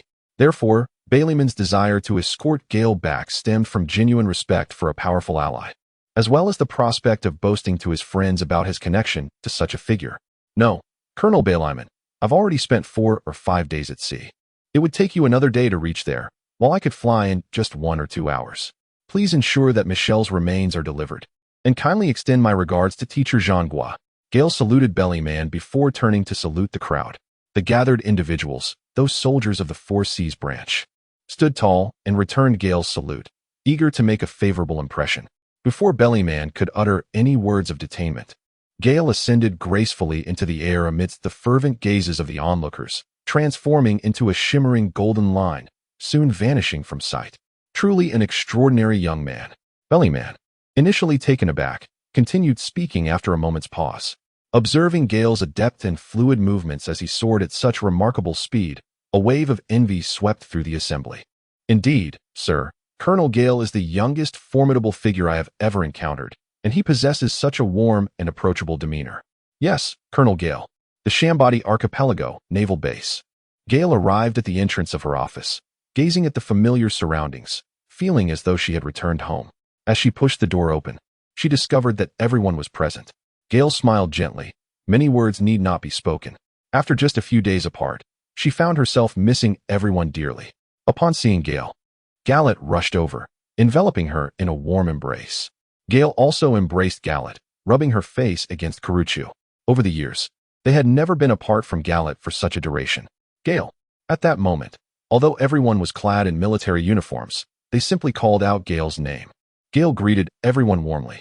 "Gale," Sister Dashi exclaimed, "I hear you have become a wealthy individual." What do you mean?" "That's not true." Gale was perplexed, for he had not touched a single penny of that money. In truth, he was unaware of the exact amount contained within. He merely assumed that a devil fruit would be valued at around 200 million. For individuals without any extraordinary utility, the price would scarcely exceed 300 million. Gale was unaware that there were 800 million Baileys inside. Otherwise, he would surely be regretting it fervently at this moment. "Haven't you read the newspaper?" At this time, Dasky also approached, as it was the first time in many years that she had not seen Gale for half a month. She wanted to step forward to catch a glimpse of him. "What newspaper?" Gale inquired with a hint of confusion, expressing that he had not encountered the newsbird on Belyman's ship these past few days, and thus had not seen any newspapers. At that moment, Drake picked up a newspaper from the table and handed it to Gale. Upon closer inspection, Guy realized that he had inadvertently gained notoriety, much to his amusement. As he continued to read, he was astounded to discover a bounty of 200 million berries. It was no wonder that his adversary proved to be so formidable. Aside from hearing his teacher mention that this individual was a killer worth 680 million, he had not anticipated that such an illustrious figure would be involved. This person was none other than one of the 3 kings of the assassination world, the King of the Night, a mythical beast, and the possessor of the nightcat fruit, a natural-born assassin. It was no surprise that his whereabouts remained elusive, having murdered numerous officials of the world government. A reward of 200 million berries was bestowed upon him as an incentive. However, it seemed that this bounty would only be accessible after a thorough confirmation. Nevertheless, it mattered little. He was certain that escape was not an option. Could it be that fortune had truly smiled upon him? Gale wore an expression of joyful perplexity as he addressed the group. "Indeed, a wealthy magnate." "Ha!" Gale exclaimed. "I wish to purchase garments, indulge in sweets, and acquire toys." Gallet playfully pouted at Gale. "Very well, Colonel B. Chuan. Drake, please ensure my salary is brought forth. I shall take everyone out for a delightful outing." "Hooray!" The group cheered. "Let us return and change our attire," Wearing military uniforms is rather inconvenient. People are frightened at the sight of us. I too shall return to freshen up and change, looking rather travel-worn." With that, they all dispersed. Gale made his way to his room, placing his belongings down. After inspecting the devil fruit, he secured it within a chest, intending to seek the teacher's assistance in crafting an item later. Once tidied up, Gale enjoyed a refreshing hot bath and donned a new outfit, then proceeded to the foyer to await the others. Drake and Beachwan were already present. Yet the two ladies had yet to arrive. Alas, regardless of the time, women always take their time to adorn themselves exquisitely. "Colonel Gale, I have retrieved the belly from the treasury. Your salary for this year is all here." Beachwan respectfully handed over a stack of money. Gale had received payment, yet he felt somewhat unaccustomed to allowing his subordinates to collect their salaries. Alas, what could he do? After all, he was merely a figurehead. "Oh, Colonel Beachwan, why has everyone received their salaries this year?" "Indeed, sir, our wages are disbursed annually." "Ah, would such an advance not be inconvenient?" "Not at all, Colonel. Everything is meticulously documented, and the headquarters maintains records as well. Besides, it is quite common for us." As he spoke, Beachwan's face flushed slightly. He often withheld funds himself, struggling to cover expenses and frequently advanced salaries. Since Colonel Gale's arrival, not only had he not received a single extra penny, but the proportion of funds he withheld privately had diminished compared to before, although the amounts had significantly increased. He was even contemplating building a few more rooms at home. With such a commendable superior, his status had elevated, and his income had swelled, filling him with delight. Moreover, he had read in the newspaper that this esteemed individual had recently garnered attention. What does 680 million signify? A killer who has taken 680 million lives, striking under the cover of night when the enemy was most advantageous. What immense power that entails. The level of the lieutenant general at headquarters seems to pale in comparison. He had always approached his superior with utmost diligence. It was imperative to cling tightly to this powerful ally. "Very well, thank you, Colonel Beachwan. I trust you are aware that I recently took a trip. Were there any significant events on the island?" "Reporting to you, Colonel, there have been no major incidents. A band of pirates caused a ruckus, but they were swiftly dealt with by Lieutenant Colonel Gallet and Lieutenant Colonel Dasky with no casualties." You have done well. By the way, we have decided to celebrate. Would you care to join us?" Upon hearing Gale's invitation, Beachwan felt a surge of excitement. This truly felt like being regarded as one of their own. However, after a moment of exhilaration, he regained his composure and made the most judicious decision. "Colonel, I shall remain at the base. There are many matters that require attention, and it is essential to have someone here. You all enjoy yourselves. These trivialities need not trouble you." "Very well, thank you, Colonel Beachwan. I have been observing your recent performance closely, and should I have any opportunities for reassignment in the future, I will certainly commend you." The serious matter had arrived. Beachwan was rendered speechless with excitement. Wasn't this precisely what he desired? Colonel Gale was so considerate. "Thank you, sir. I only hope you will take me with you to attend to your needs. Although my capabilities may be lacking, I am well versed in the intricacies of our duties." Gale nodded with satisfaction, recognizing that having someone to assist him with document management and various affairs was precisely what he desperately needed. He decided to accept the offer of his small aid. Henceforth, he would rely on Colonel Beachwan. As the conversation unfolded, two women accompanied by two little ones entered the scene. After exchanging a few words, Gale, along with the two women, one man, and the two children, set off to indulge in some shopping. Chapter 48. Celestial dragons on a certain street in the Sabaody archipelago. 3 men and 3 women, accompanied by 2 children, strolled leisurely down the thoroughfare. Each person held an assortment of snacks, embodying the essence of true gastronomes.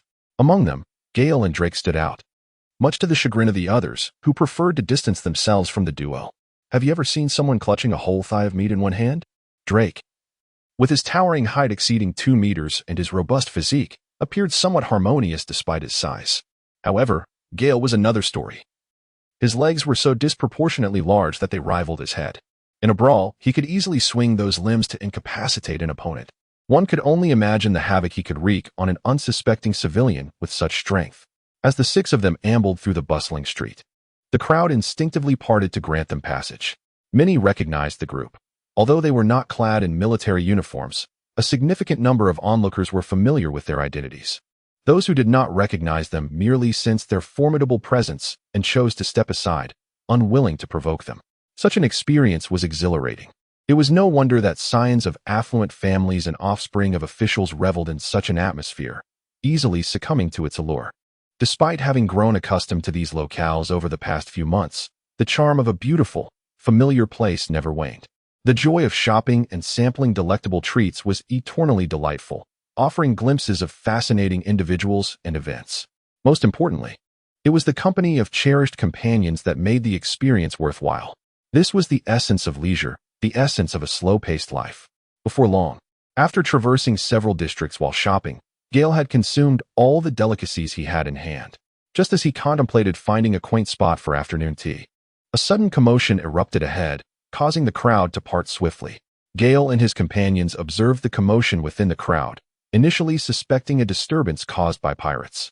However, as the throng drew nearer, Gale recognized a familiar figure adorned in a yellow striped suit, wearing yellow sunglasses, and possessing a somewhat lecherous visage. Draped in a cloak of justice, it was none other than Admiral Kizaru, Borsalino. Following him, Gale noticed a cadre of individuals clad in black attire alongside those in naval uniforms, encircling a woman adorned with a bubble helmet. A celestial dragon. Gale recognized the features of the individual before him and felt an unsettling confusion. Why had he not received any notification regarding the celestial dragon's presence here? Given the proximity of the Sabaody archipelago to the Red Land, it was not surprising for a celestial dragon to appear. However, they were notoriously difficult to manage. Consequently, Gale gestured to those around him, signaling them to step aside. "Ah, Gale, my dear little brother, what a surprise to find you here," exclaimed Kizaru, a peculiar grin spreading across his rather unsavory face as he spotted Gale amidst the crowd. Gale had encountered him on several occasions, yet they had not formed a profound connection. Moreover, Gale found it difficult to muster any interest in the visage of the yellow ape. Nonetheless, it was imperative to uphold the courtesy befitting a high-ranking officer. Gale offered a respectful salute to Admiral Kizaru, and Gallet and the others followed suit. Kizaru inquired, "What brings you here? You didn't send anyone to inform me, nor did you allow me the pleasure of properly hosting you. And who might this esteemed individual be?" Gale discerned the true nature of this celestial dragon. Although cloaked in a hood, her beauty was striking, and she donned the finest royal attire. Compared to the sniveling and other peculiar celestial dragons, her appearance was decidedly the most ordinary. "This esteemed lady is Lady Ophelia, who has come out today for a leisurely stroll. Lady Ophelia, allow me to introduce our Navy's rising star, Colonel Gale." "Colonel Gale, now pray tell, how do you intend to entertain us?" Gale was inwardly cursing the yellow ape, wondering why he was so evasive, so lacking in courtesy. How could he be so impolite? It was all due to his own loose tongue. Lord Ophelia of the palace. Gale performed a respectful gesture of greeting towards the Ophelia palace, and the individuals behind him mimicked his bow. Interestingly, when Gale was learning such etiquette, he had hoped never to employ it. However, circumstances dictated otherwise. "Ah, Colonel Gale, your name has reached my ears, even in Mariewa. I have heard whispers of you being a rising star in the Navy. Might you be willing to guide us through your domain?" The Ophelia palace scrutinized Gale before her, taking in his youthful and handsome visage, reminiscent of the images gracing ordinary newspapers. Despite their elevated status, they were acutely aware that the naval forces, particularly under the aegis of their formidable allies, surpassed the strength of the army. Thus, they held a vested interest in naval matters. For families entrenched in the powerful might of the celestial dragons, cultivating relationships with influential figures was pivotal in their political maneuvers. Some of the more unscrupulous celestial dragons were, in truth, rather frivolous individuals with little ambition. "It is my honor." Gale's mind was a tempest of curses, yet he refrained from uttering them aloud. It was indeed a conundrum. Whom should he take with him? What if harm befell them? However, venturing alone was an option. "You all return with the children and instruct Bai Chuan to maintain a vigilant watch. I shall escort the adults for a tour." Upon hearing Gale's words, the group nodded obediently and departed, fully aware that the celestial dragons were not easily pleased. "After you, esteemed guests." Thus, Gale led a throng of individuals aimlessly onward, his thoughts adrift in a sea of distraction, scarcely uttering a word along the way. "Colonel Gale, is there anything particularly notable here?" As they meandered through the Ophelia palace, finding it rather dull, one of the adults inquired of the leading Gale. "Notable, you ask?" Gale turned around, murmuring to himself, feeling somewhat mocked, particularly considering the myriad of peculiar items crafted from bubbles along the journey. Was the grand tree above not sufficiently extraordinary? Observing Gale's perplexed expression, Ifalier refrained from reproaching him. As dusk approached, Colonel Gale suggested, "Why not take me to dine?" However, Gale found himself at a loss for suitable dining options. Meanwhile, a figure stepped forward from behind Ifalier, addressing her youthfully, "My lady. One must not indulge indiscriminately in the fare of the common folk." Gale silently exclaimed, "What a good brother! Does this esteemed palace require your unsolicited commentary on my desires?" Ifalier Palace shouted at the figure clad in black, causing him to retreat immediately. Gale felt utterly helpless as he glanced at the individual before him, Huang Yuan, who responded with a lewd grin. In truth, Huang Yuan found this task quite challenging as well. He was at a loss for words and lacked the ability to engage in light-hearted banter. Indeed, his smile was more disfigured than a frown. Thus, Huang Yuan enlisted the clever young Gale to assist him. Yet in Gale's heart lingered the thought that he could not bring harm to others in their establishments. Desperation struck him. Suddenly, an idea illuminated his mind. "Sir, I have conceived of an exquisite destination. Given your esteemed status, I would not advise indulging in the fare of the common folk. On our island, there exists a dining establishment exclusively designated for government officials. Allow me to escort you there. Colonel Gale, do not let me down." Gale forced a smile, recalling that he had indeed dined in that establishment, which served as their cafeteria, albeit exclusively for officials. However, he had never partaken in their offerings himself, though he doubted they could be remarkably superior. He decided to dismiss any concerns, reasoning that even if the place were to be dismantled, it belonged to the Navy and posed no threat. Before long, Gale led the group into the spacious reception hall, which at the very least exuded a more refined atmosphere than the outside. He gestured for the staff to prepare the finest dishes available. Accompanying Ifalier Palace to the dining table, he found that she alone took a seat, while the others stood by her side. Thanks to the kitchen's diligent efforts, the meal was promptly served, presenting a lavish spread that was visually appealing and aromatic. Stirring an appetite within Gale himself, the group patiently awaited her to commence her meal. However, after a prolonged silence, Ifalier Palace remained unmoving, her utensils untouched.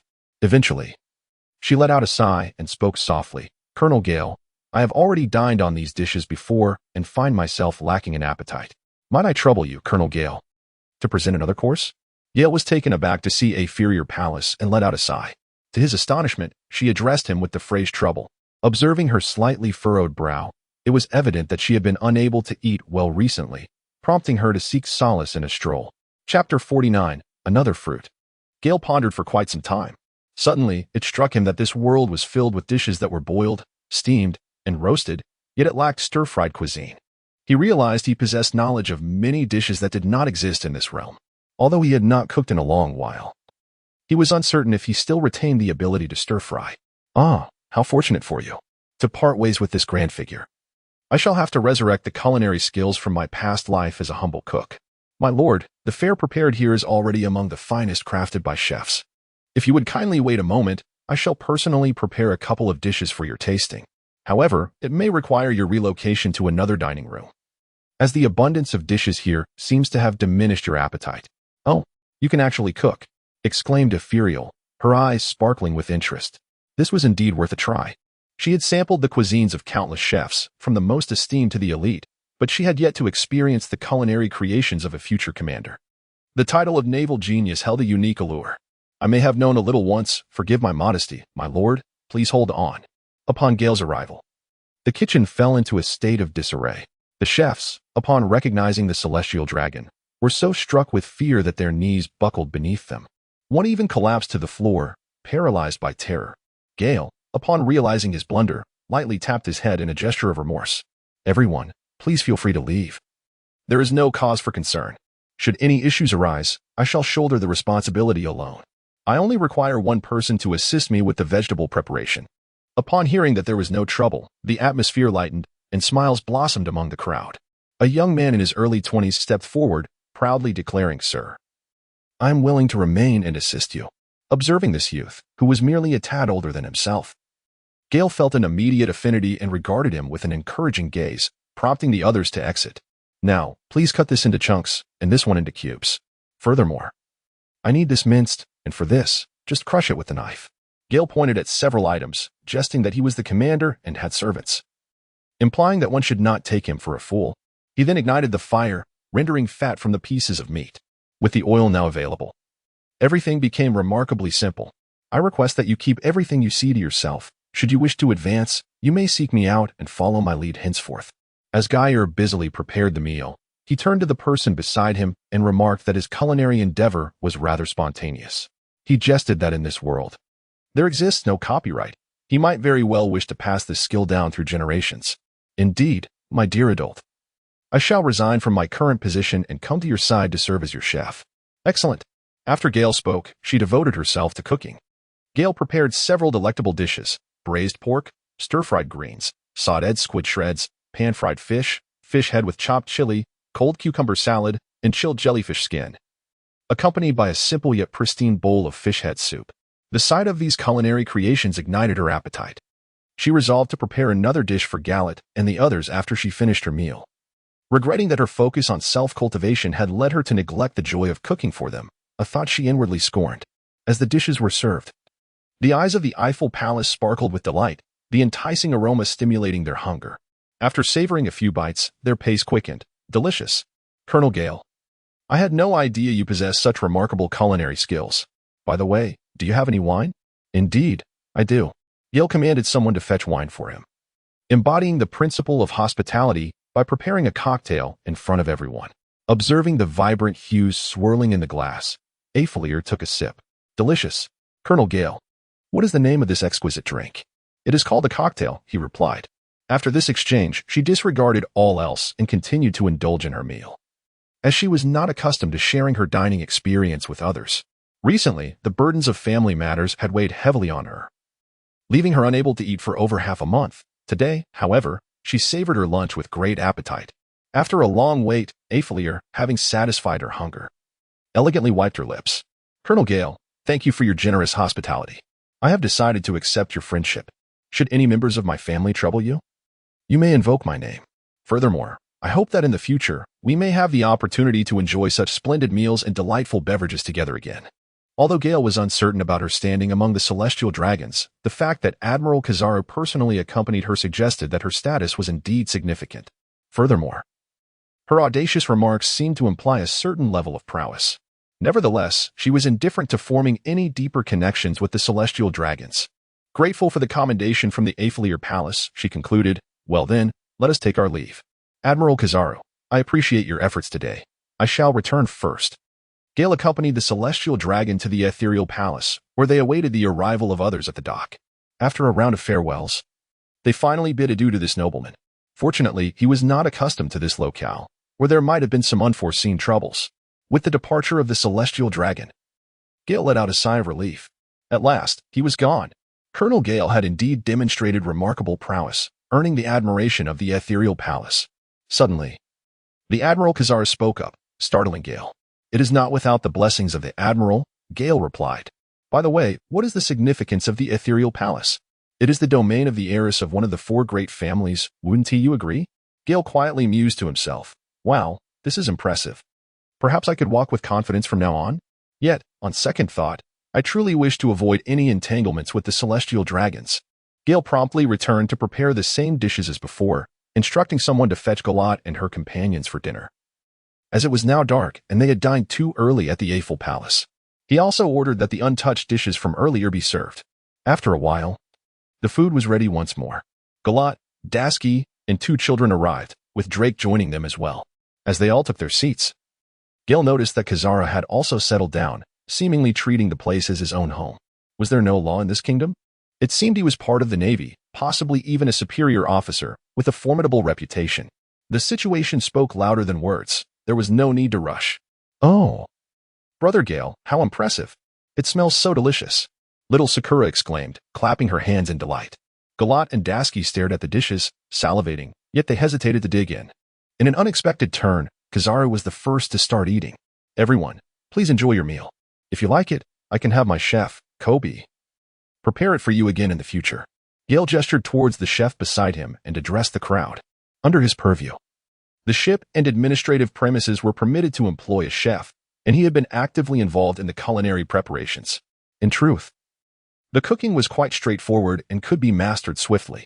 However, it was preferable that fewer people were aware of it. Gale also invited the chef to take a seat. and everyone eagerly picked up their cutlery to indulge in the meal. The two women savored the dishes prepared by Gale, relishing each bite and giggling foolishly. "Is there any wine left?" The voice of Admiral Kazara suddenly broke the moment. A pity indeed that such a character was not haunting a haunted house. Gale summoned someone to bring wine and served a glass to everyone, with the exception of the children. Colonel Gale's culinary creations were indeed exquisite. I had never savored such delightful dishes and fine wine before. I appreciate the General's compliments, but I yearn for encouragement of a more tangible nature.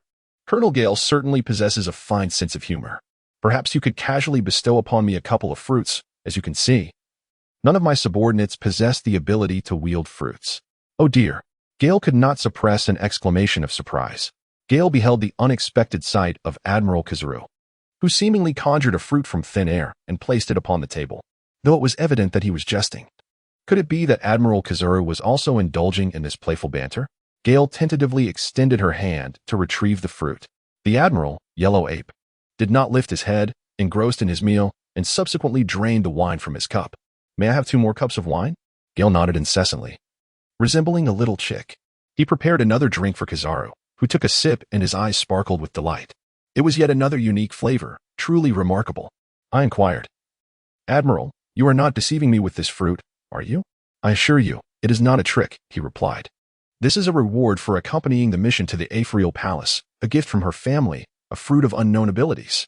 I initially thought it would take several days, and I was at a loss, but to my surprise, you managed to accomplish the task. Thus, this reward is yours. I had no idea there was such a backstory. I was fortunate to have mentioned it casually. It could fetch a considerable price, indeed.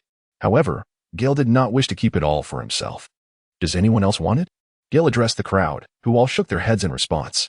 He could understand Gallet and Dasky's reluctance, as the women appeared to harbor some trepidation towards the unknown fruits and Zoan-type abilities. Yet, was it possible that Drake too would decline? Thus, he offered it once more to Drake. "Drake, do accept it. Consider it a gift," Colonel Gale urged.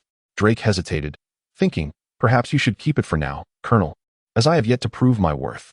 Gale was indifferent to any notions of merit, as he readily handed over the fruits.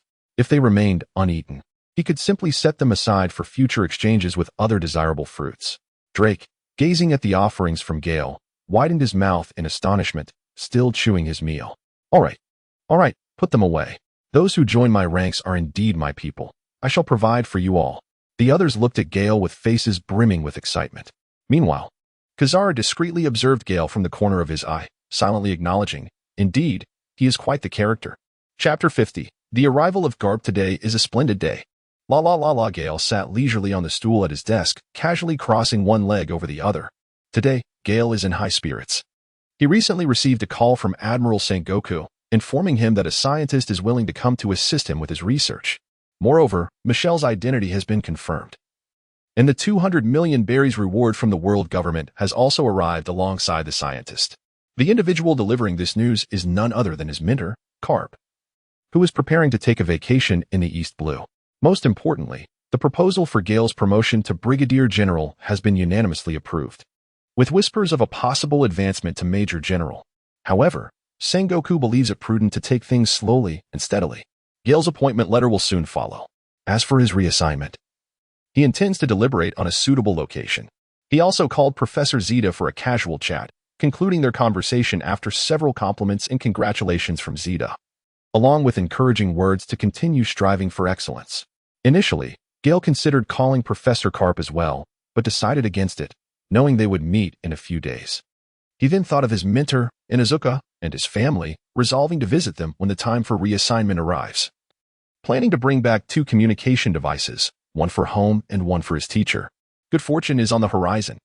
Although Gale is well acquainted with the popular songs of his previous life, his musical talent leaves much to be desired.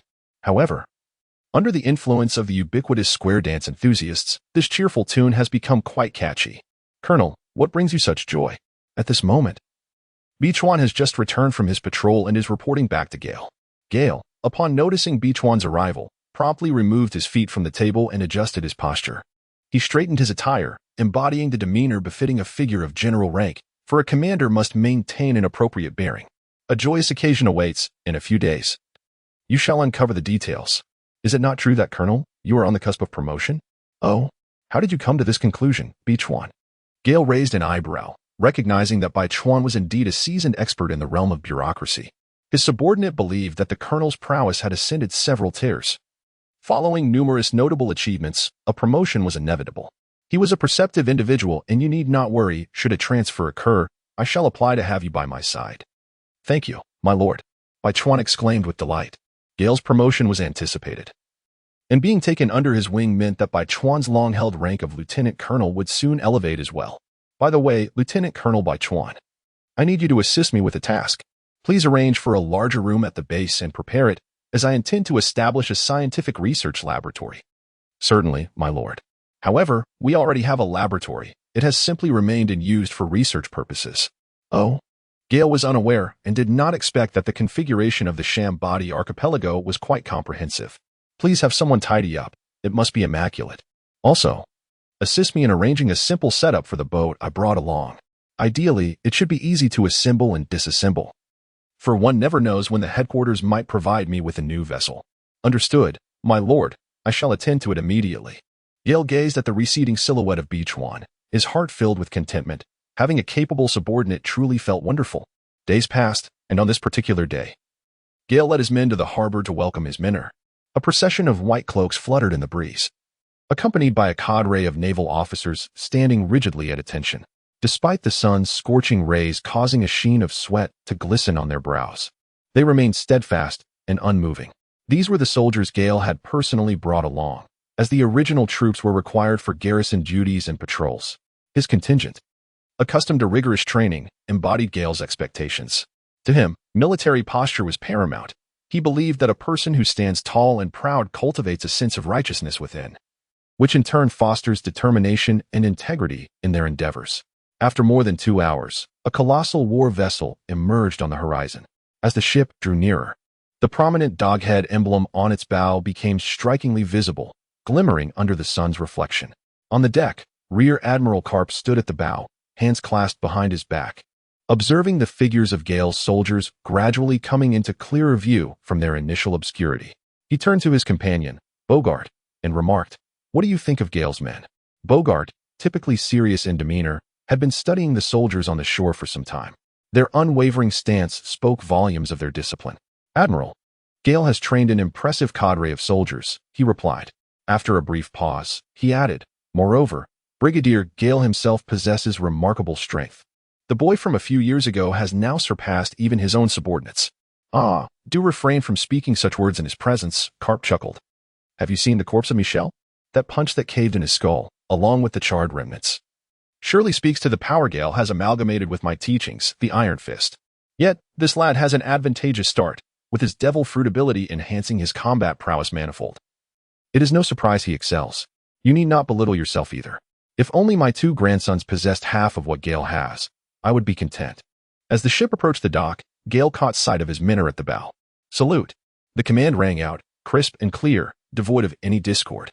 The soldiers maintained their salute until Karp reached them, at which point they lowered their hands simultaneously. "Teacher." After lowering his hand, Gale uttered a personal address.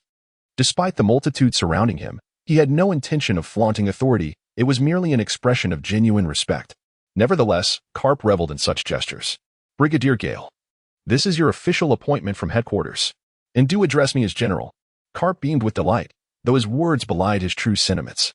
"Indeed, General," he replied. "By the way, someone, please bring Gale's Bailey for him to count, and also summon the doctor." Gale accepted the appointment letter and handed it over to Garat.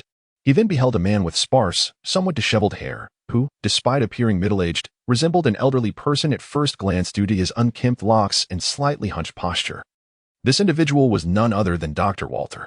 Upon the arrival of Garat, who had just disembarked, he recognized the words of Vice Admiral Karp. Realizing that this was indeed the protagonist of the occasion, the naval prodigy he had heard so much about, Walter opened his eyes, as if a radiant light emanated from them, and scrutinized Gale for an extended period. Beyond sensing his youthful vigor and handsome visage, he discerned little else. Yet, Walter was well aware of Gale's esteemed reputation. He recognized his own mediocrity within the research division, with scant hope for advancement and a dearth of resources for his scientific pursuits. Upon hearing that Gale required assistance, this individual, having previously heard of Gale's renown, promptly stepped forward to offer his services. His passion for research compelled him to believe that serving alongside such an esteemed figure would provide him with the opportunity to further his aspirations. Gale was momentarily taken aback. It was a name that seemed to have traversed time, quite stylish indeed. However, feeling a twinge of rudeness, he turned to Dr. Walter and expressed his gratitude. Dr. Walter, I sincerely appreciate your presence and support. I have prepared a modest repast at the base to welcome you.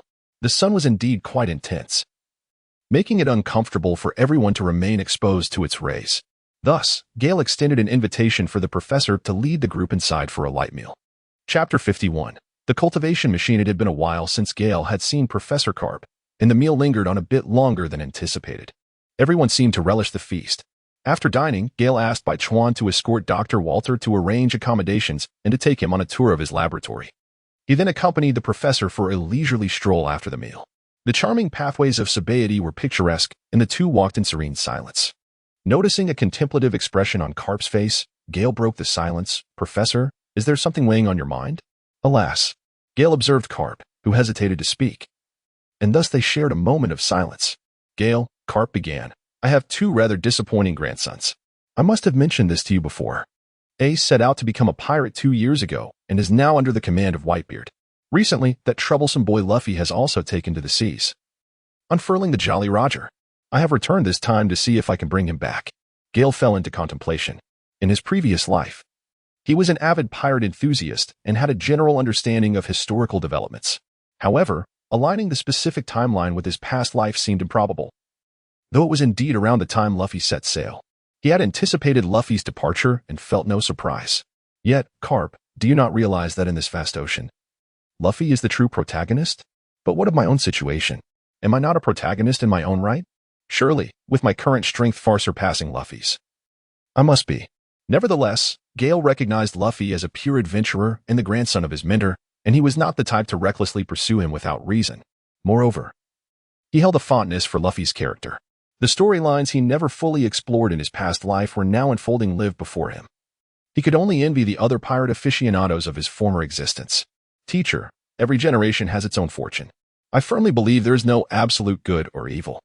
If what Luffy and his companions are doing is just, how can we be certain that the coming era of the sea is not theirs? Gale, do you have faith in those two boys? Ace is doing quite well, despite lacking formal training. His strength is still remarkable, although he does not engage in wrongdoing. He often finds himself compelled under Whitebeard's command. As for Luffy, teacher, I am convinced that he is a fine young man. Not all pirates are villains. Both Luffy and Ace embody the spirit of adventure. Perhaps one day they will achieve great renown. It is impossible for everyone to tread the same path in life. Every journey possesses its own brilliance and splendor. You must believe in them, as long as they do not engage in wickedness, turn a blind eye now and then. Gale, I did not expect you to possess greater insight and experience than I. After all, I have lived the better part of my life. Teacher, I merely speak from the heart. Rest assured, when I see those two brothers, I shall guide them wisely, and I absolutely will not capture them. You rascal. Are you now showing favoritism? No. Upon sighting them, you must bring them back to me, just to my side. Teacher, I might not even be able to catch them. Keep boasting. I know you have already mastered the basics of the dual-color hockey, and your armament hockey has reached a considerable level. You should be able to harden it now, right? With those hands of yours, capturing Ace should be a breeze. Do not spare my feelings. If you must apprehend them, do so. Gale shook his head with a wry smile, his thoughts drifting far away to Ace and Luffy. We have yet to meet, but I count myself as one of your admirers. Moreover, I suppose I am now considered your junior brother. It seems the world is about to become quite intriguing. The following morning, after the departure of Admiral Garp and others the previous afternoon, Gale concluded his morning training and, accompanied by Bai Chuan, arrived at the laboratory entrance. At the door of the laboratory, Gale instructed Bai Chuan to assign a contingent of over a dozen guards from the Navy, thus securing the area with a formidable presence.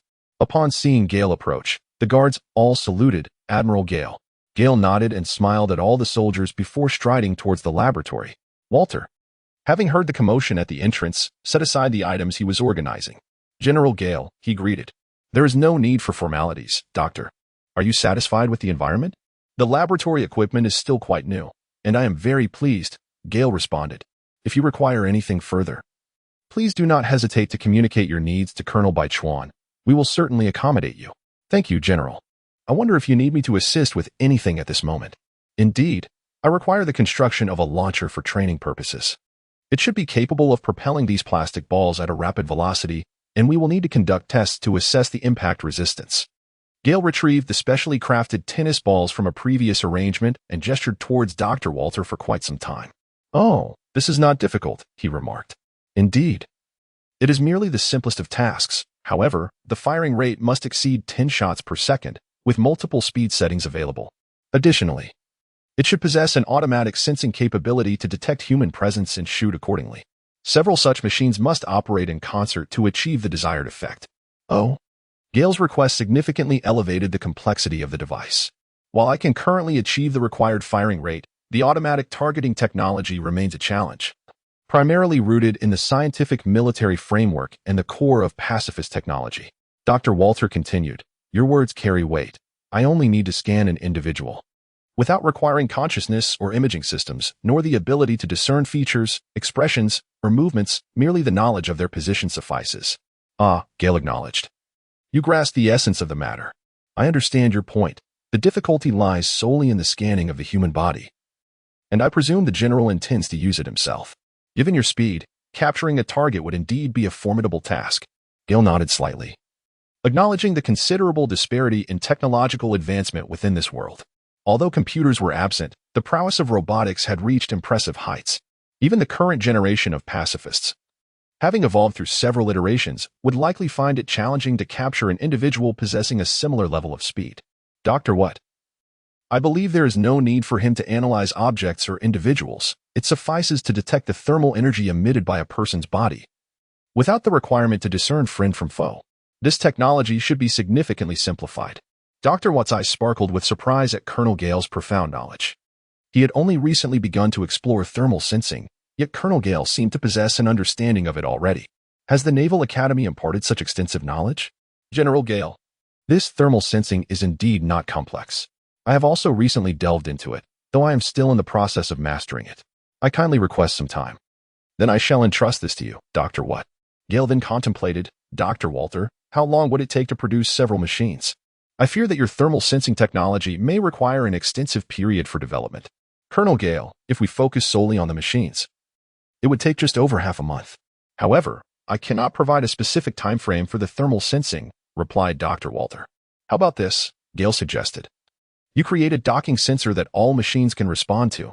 This would simplify the process considerably. I can carry it with me, and it should yield a similar effect. Walter's eyes brightened with understanding. Indeed, that would make it significantly easier.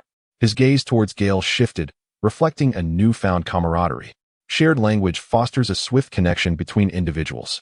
Thus, it is quite feasible. I assure you, within a fortnight, I will produce 4 such machines. Yes, I have complete faith in your capabilities as an exceptional scientist, Dr. Walter. I am certain you will swiftly develop the thermal sensing technology as well. Chapter 52. Karen's Allegiance and Role in an Indoor Training Arena. Gale was testing the first generation of training machines crafted by Dr. Walter. A flurry of small balls filled the air as Gale nimbly dodged them, his speed leaving spectators in awe. The arena was a chaotic scene, with white balls raining down, some bouncing back up after hitting the ground, resembling a hailstorm. The firing rate of the 4 machines was rapid, and Gale managed to evade only about 5 balls per second. Although the arena measured merely 300 to 400 square meters, the overwhelming barrage of balls made it exceedingly easy for them to strike Gale. Gale has been training diligently for an entire morning. The occasional impact of the ball against his body causes some discomfort, yet Gale strives to evade the blows. His observation hockey seems to encompass a mere radius of 100 meters or so, with a multitude of balls hurtling towards him in such close proximity. Even employing the bizarrely warped movements of paper often proves insufficient for evasion. As time progresses, Gale perceives a gradual increase in his ability to dodge the incoming balls, a testament to his growing proficiency with observation hockey. However, maintaining focus on so many projectiles demands an immense expenditure of mental energy, surpassing the physical strain he endures, rendering the endeavor quite arduous. After a morning of rigorous practice, Gale finds himself drenched in sweat, relishing the invigorating sensation. In this world, mastery of observation hockey hinges entirely on individual effort, making progress a daunting challenge. Yet at this moment, Gale can keenly sense his advancement. It appears that this machine's efficacy exceeds his initial expectations. Gale paused to wipe the sweat from his brow with a towel. Just as he was about to lift his water cup for a sip, Colonel Baichuan approached him. Gale inquired as Major Baichuan approached. Major Baichuan. Is there something you need? Colonel Gale, there is someone at the door seeking your presence. Gale pondered in confusion, wondering who it could be. Could it be a fellow classmate? Do you know who it is? The other party did not disclose their identity, merely stating that upon meeting them, she would understand. Playing the surprise card, how amusing. Gale couldn't help but think it must be one of her classmates. Please let them in, she said. Yes, ma'am. With that, Baichuan turned and walked away. Gale ceased his training, seeking solace on a nearby stool, as he lifted the water he had previously set aside to quench his thirst. Before long, Colonel Baichuan entered, accompanied by a middle-aged gentleman. The newcomer appeared to be in his early 30s.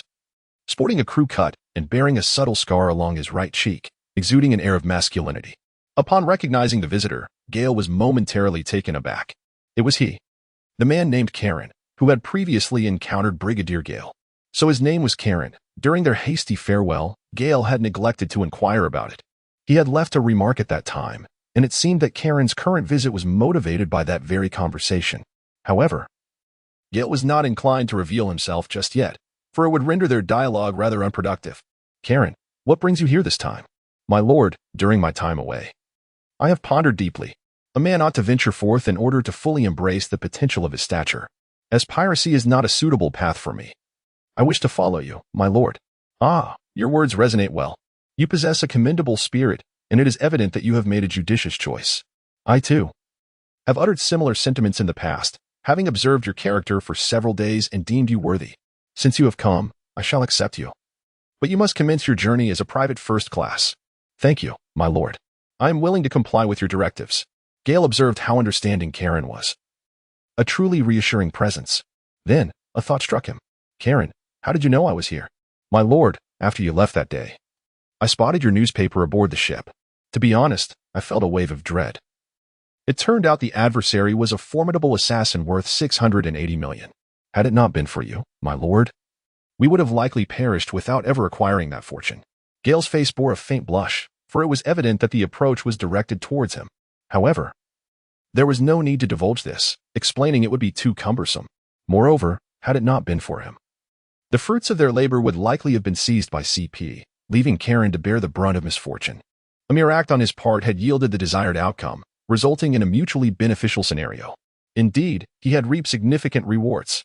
He had ascended in rank, acquired the fruit, and even bestowed a reward upon Bailey, a veritable dual gain of fame and fortune. Yet, unbeknownst to Gale, Michelle had brought with her a bounty prepared by Dover intended for his demise, amounting to a staggering 800 million berries. This, however, was the sole blemish on an otherwise splendid situation. Nonetheless, Gale might not demand this sum from Karen, for he had already garnered considerable benefits himself. Should he wield the fruit wisely, its value would undoubtedly surpass that of the 800 million berries. The grace of his superiors would forever be etched in his heart. With this bounty, he had secured a stable future for his entire family, ensuring they would never want for sustenance or clothing. Now, he approached his lord with a heart unburdened, ready to charge into battle. In truth, the sense of parting was not as profound as one might expect in time. He would realize that serving in the Navy was far more stable than the life of a pirate. By the way, Karen, how has your development of the oil fruit progressed? Can it transform into burning oil? Gale harbors another significant intention in his unique regard for Karen, which lies in the potential of her oil fruit. This also serves an intriguing purpose for Gale himself. I am unaware of the extent to which the fruit's abilities have been developed. However, the combustible oil you mentioned, my dear sir, certainly holds promise. Upon hearing this, Gale's eyes sparkled with excitement. Quick, demonstrate it for me. Karen nodded, opened his right palm, and conjured a puddle of oil that flowed onto the hard granite floor. At that moment, as he was smoking, he retrieved a lighter from his pocket, igniting it and tossing the flame onto the oil on the ground. In an instant, a burst of fire erupted, burning fiercely on the surface for nearly 10 minutes. Gale was somewhat exhilarated. With this oil, his scientific endeavors had acquired yet another vital resource. He also contemplated constructing a vessel capable of swift navigation without relying on sails for propulsion. If circumstances permitted, he even aspired to possess a flying ship. Were it not for Karen, he might have even contemplated the ship of the island's denizen. In any case, his own vessel would eventually meet its demise. Salvaging it in time would suffice. As for the present, he chuckled to himself, thinking it would be prudent to remain observant. Gale has meticulously devised a plan to request Dr. Walter's assistance in crafting a hybrid motorcycle plane powered by his own electricity and solar energy. Once the thermal sensing apparatus for the training device is completed, this contraption would undoubtedly surpass the imposing three-wheeled motorcycle of Bismarck. Furthermore, flying would become far less strenuous, allowing him to embark on aerial adventures with Gallet, which would be a delightful experience. The timely arrival of Karen has enabled him to expedite his plans for the power boat. Truly, fortune favors him. Gale was so thrilled that she nearly leaped into the air. "Karen, come with me." Gale walked briskly, hastily bringing Karen to the laboratory. "Dr. Walter, I would like to introduce someone to you." Even before entering the lab, Gale's voice resonated. Upon hearing Gale's call, "Doctor," Walter set aside the components he was examining and turned to look behind Gale, where a middle-aged man stood. After both men had come to a halt, Dr. Walter scrutinized the individual Gale had mentioned, trying to discern what was remarkable about him. But despite his prolonged observation, he could not identify anything of note. What makes him special? He is an oil fruit ability user. He can produce oil that generates combustion energy. I hope that once you complete your current project, you can collaborate with Karen to create an engine powered by the explosive force of this oil. Upon hearing Gale's words, Dr. Walter's eyes sparkled as he gazed intently at Karen. "May I take a look?" Karen proceeded to demonstrate once more. As Dr. Walter observed the flames that burned for an extended duration, his thoughts drifted far away. Gale and the others did not disturb him. After a brief moment, Dr. Walter emerged from his reverie. "General Gale, once I finalize my current endeavors, I shall devote myself entirely to this engine. This capability has inspired a multitude of intriguing avenues of research, and as you mentioned previously, electric propulsion is a fundamentally simple technology. Furthermore, I must also dedicate time to studying solar energy. General Gale, you have truly surprised me. I sense that these investigations will significantly advance the progress of maritime development." Walter spoke with an air of exuberance.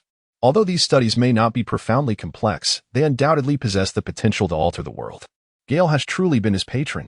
Chapter 53. The journey. After a delightful conversation, Gale exited the laboratory, feeling a sense of joy. Many concepts that he had once deemed unattainable in his former life now appeared feasible within the context of his current abilities. Moreover, each of these studies holds the promise of transforming the world.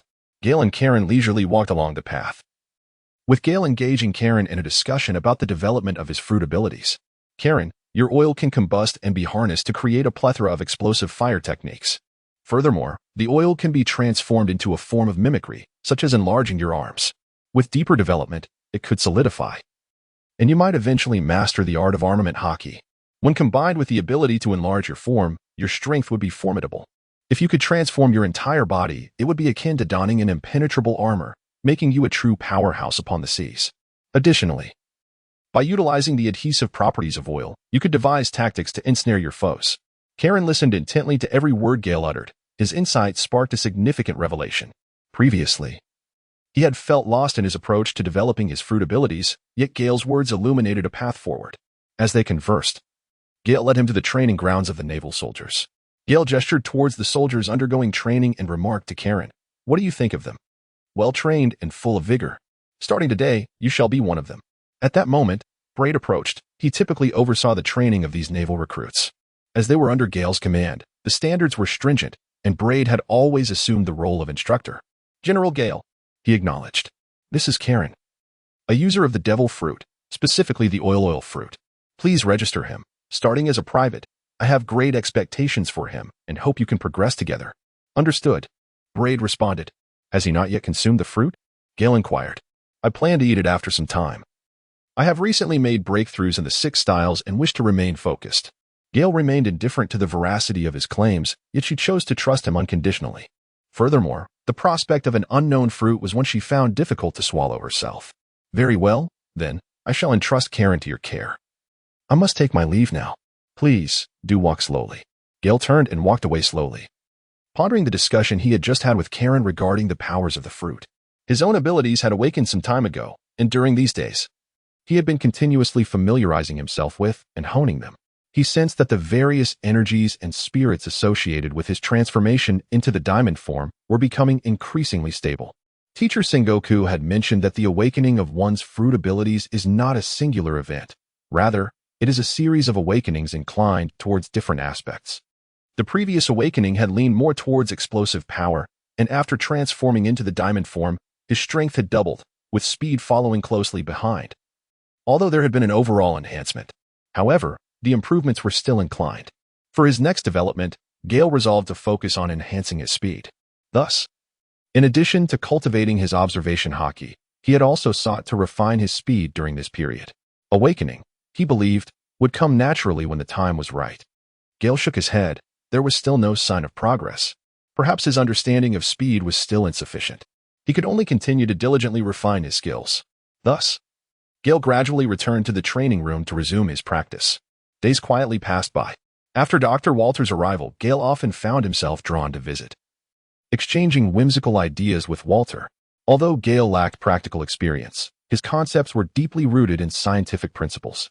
He gradually became more familiar with Walter, who, in turn, began to accept this young brigadier. Walter did not consider his abilities inferior to others, yet he had always struggled to demonstrate them. This young brigadier instilled in him a sense of hope. At that moment, Gale left countless residual images in the training room. The sound of the telephone bug echoed through the chamber. Hearing the voice, Gale paused, switched off the machine, and approached the desk to answer the phone. Hello. This is Gale. Gale, this is Sengoku. Sir, what can I do for you? There is a task that requires your attention. Please, go ahead. A Baroque work studio has emerged in the kingdom of Alabasta, suspected of subverting the realm. I suspect their target is the underworld king. I have doubts about the 7 warlords, Crocodile, and I suspect he may be involved. Furthermore, Carp has gone to the East Sea, and the other admirals are occupied with their missions, tasked with safeguarding the New World. Hence, I am sending you to ascertain the truth. If necessary, you may employ any means at your disposal. Upon hearing this, Gale was taken aback. Did he not know that Crocodile was the leader? Yet, he could not voice this thought. How had the narrative altered? Was Crocodile defeated by Luffy? Was it possible that his previous existence had gone unnoticed? Was it merely a case of insufficient manpower? Or had they arrived too late, only to find Crocodile already vanquished by Luffy? A torrent of questions surged within Gale's mind, leaving him perplexed and bewildered. Nevertheless, regardless of the uncertainties, this appeared to be a task devoid of peril. This journey could be likened to a leisurely excursion. I accept the mission. Gale, while Alabasta may not boast many formidable warriors, exercise caution. Alabasta is a member of the world government, and it is our duty to protect them from the encroachments of malevolent forces. If the underworld king is indeed involved, it would be prudent to secure all relevant information. Gale sensed that this task involved some government secrets and required utmost seriousness. Yes, teacher. I will take a team over immediately.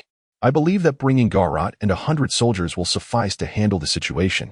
It should be manageable. Please make the arrangements. Take care of yourself. With that, Gale hung up the phone and exited the training room, seeking out Colonel Bai Chuan.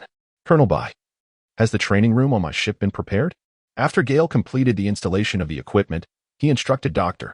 What to create another set to be placed aboard the ship, designed for easy disassembly. This was accomplished the day before yesterday. Is Brigadier Gale preparing to depart? Upon hearing Gale mention the training apparatus aboard the vessel, Bai Chuan speculated that it might indicate an impending assignment. This thought stirred a sense of excitement within him. Indeed, a mission has been entrusted by the Marshal. Please summon Brad, Gallet, and Dasky to the conference room. I have an announcement to make. Understood, Bai Chuan. Upon grasping the situation, felt no disappointment and promptly turned to call for Brad. Gale arrived at the conference room ahead of schedule. After a short while, Brad and Chuan made their entrance, followed closely by Gallet and Dasky. Once everyone had gathered, Gale wasted no time and got straight to the point. Brad, I need you to enlist 100 soldiers to board the ship. I have a mission to undertake tomorrow. As Gale's speech reached this point, he was taken aback by the fervent expressions of the crowd, akin to a pack of wolves catching a whiff of meat. Ahem, however, Gallet, you shall accompany me, while the rest remain here. Hooray, hooray, hooray. A new journey awaits. Gallet leapt with joy, nearly crashing through the rooftop. I want to go too. Dasky exclaimed almost in a roar, having already risen to her feet with her hands braced against the table. This. Gale witnessed Dashi's outburst and found himself at a loss for words. He felt the weight of the situation. Recognizing that a lack of combat strength here would be a grave dereliction of duty, Gale sought assistance from those around him, yet each person appeared to be distracted. their eyes wandering aimlessly. Cursed be it, they are all nefarious individuals. After a prolonged stutter, Gale finally managed to express his sentiment. I believe this place requires your presence. Without you, we shall surely be unable to subdue so many pirates. Dasky deliberately ignored him, her eyes wide with disbelief. Preposterous. Brett's strength is formidable enough. If he were to encounter pirates he could not handle, I would hardly fare any better. Moreover, we have a significant number of Navy personnel, after all. Lieutenant Beachwan managed to hold his ground alone back in the day. Upon hearing this, Beachwan felt a slight flush creeping to his cheeks, thinking to himself that one could hardly compare such situations. Then, Gale glanced around once more, his gaze landing on Gallet, who seemed to harbor no objections. He continued, Very well, Bread, Lieutenant Beachwan, I entrust this matter to you. I hope to return to a complete sobriety. At your service. Chapter 54 broke the waters of the Grand Line. It was merely the third day since Gale and his companions had departed from Champoti. Gale stood at the bow of the ship, gazing intently ahead. Gale, what are you looking at? Came the voices of two women from behind. Gale turned to see the two ladies basking in the sunlight in the distance, and involuntarily swallowed hard, sensing a surge of warmth threatening to escape from his nostrils. Gale took a deep breath, striving to calm himself. After a while, he averted his gaze and turned back, facing the vast oceans. No longer looking at the two women clad in bikinis. Fortunately, they were on the second deck of the ship, where the soldiers dared not venture. Otherwise, he would be unable to confront his own comrades. Gale displayed an enigmatic demeanor once more, with his hands clasped behind his back. Gale merely lacked the courage to gaze upon the two women. There was no question of looking at anything. Yet, he refrained from expressing this sentiment aloud. As for me, I ponder the nature of existence, questioning why I am endowed with such striking charm and elegance. Suddenly, two exquisite visions materialized before me. As two enchanting women in bikinis laughed with delightful abandon. Fortunately, Gale remained oblivious to this spectacle. Otherwise, he might have found himself in a state akin to Sanji, bleeding profusely and in dire need of a transfusion. Moreover, it remains uncertain whether the ship's doctor possesses the requisite skills for such a task. Gale prepared to rise and practice a set of punches at sea. Suddenly, a thick black mist appeared in the distance. What a coincidence! Could it be that a storm is brewing? Yet, Gale sensed that the situation was far from simple. There must be something amiss. He then inquired of the soldiers on the deck below, which sea region are we entering? Reporting to you, General, we have entered the realm of the Bermuda Triangle. Oh, how fortuitous! Is this not the territory of Moonlight Moria? This black mist approaching us, does it seek to devour our ship? After all, we are a naval warship. Gale mused. Considering the audacity of their predicament, was it merely because their vessel was of a mere colonel rank that they felt emboldened? Or had it simply wandered here by chance? However, a sudden thought struck Gale. The adversary possessed something of great value. He turned away, adopting an air of inscrutable mystery. Dasky, there will be a surprise shortly. What sort of surprise? Is it related to that black cloud? At this moment, the two women approached gracefully, having also noticed the ominous black mist drawing ever closer. Indeed, it appeared that a thrilling spectacle was about to unfold. Gale spoke with a certain depth of meaning, leaving both women somewhat perplexed. However, one could not doubt the accuracy of Gale's words. What an impressive figure! My dear Major, the encroaching darkness ahead is drawing near. Shall we take evasive action? Called out the navigator from below. Gale pondered for a moment, realizing that the vessel before them was as large as an island, undoubtedly capable of accommodating their approach. They would steer closer, find a suitable spot to dock, and then stand by on board. Understood, he commanded. You two should change into more appropriate attire. This is rather inconvenient.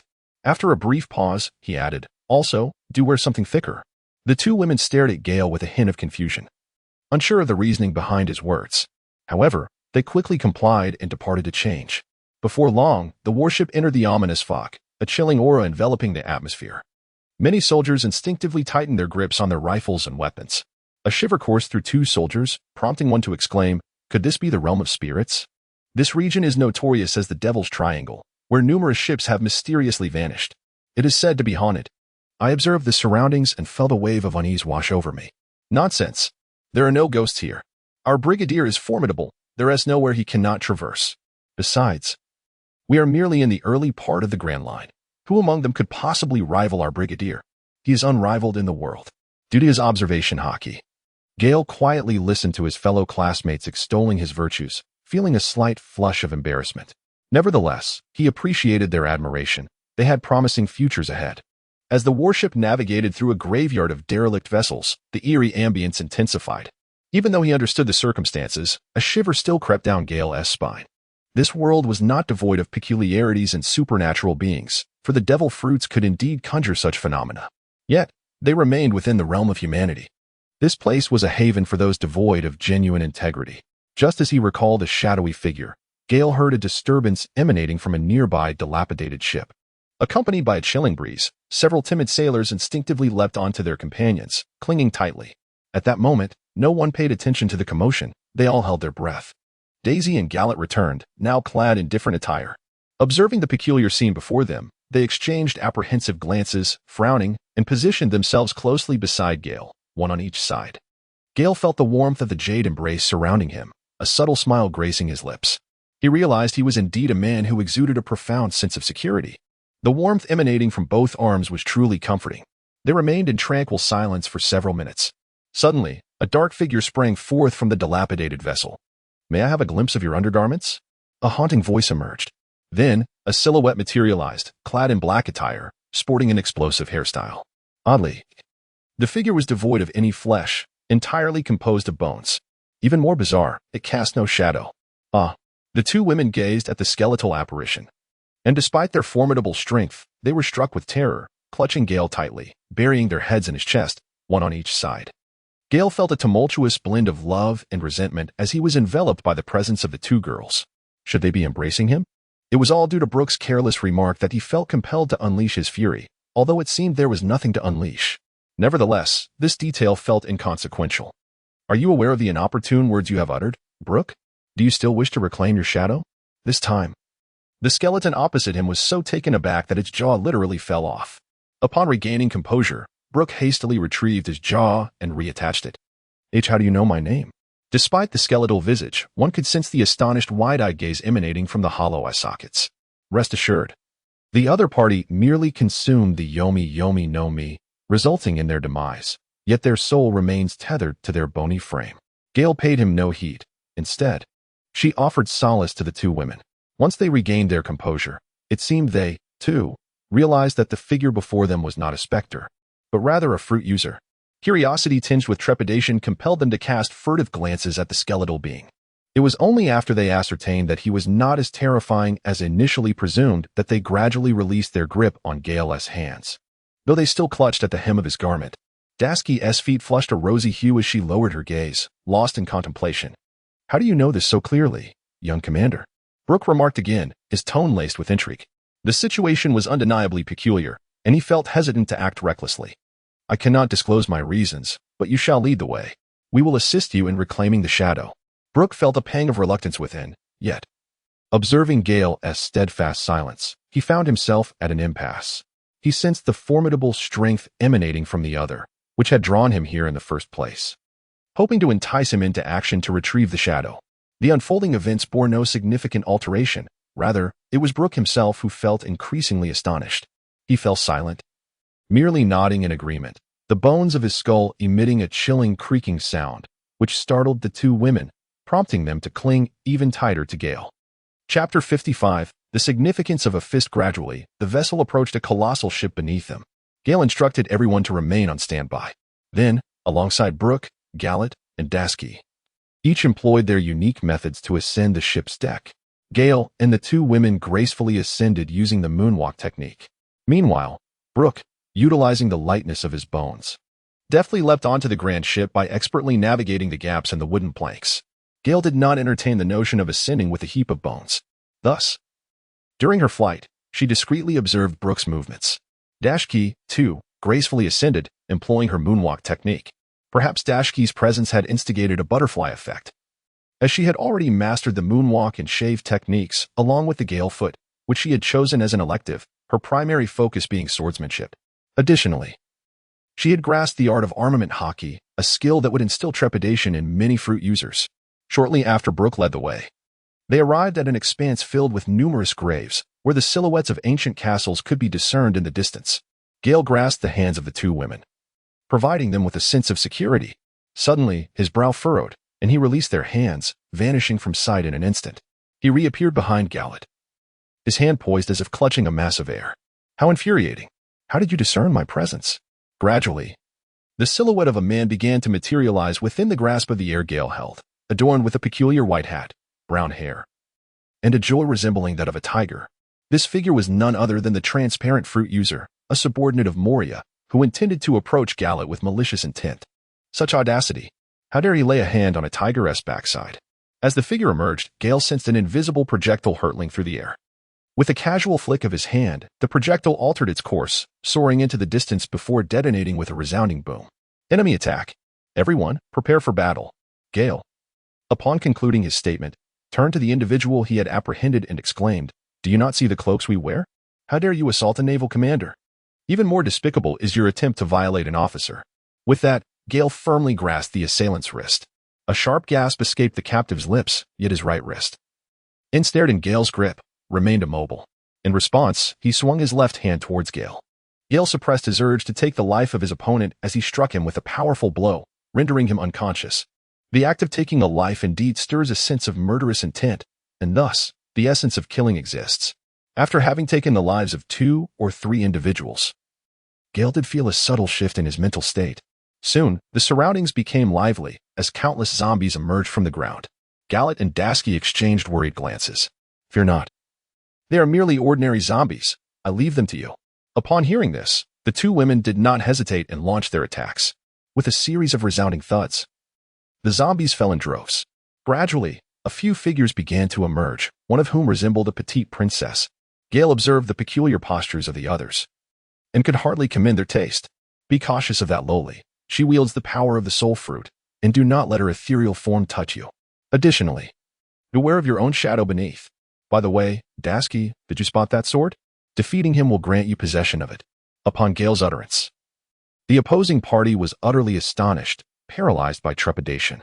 The locale evidently bore the marks of premeditation, exuding an unmistakable air of confidence. Meanwhile, Dasky discerned the sword with keen clarity, her gaze piercing as she swiftly appeared before several individuals.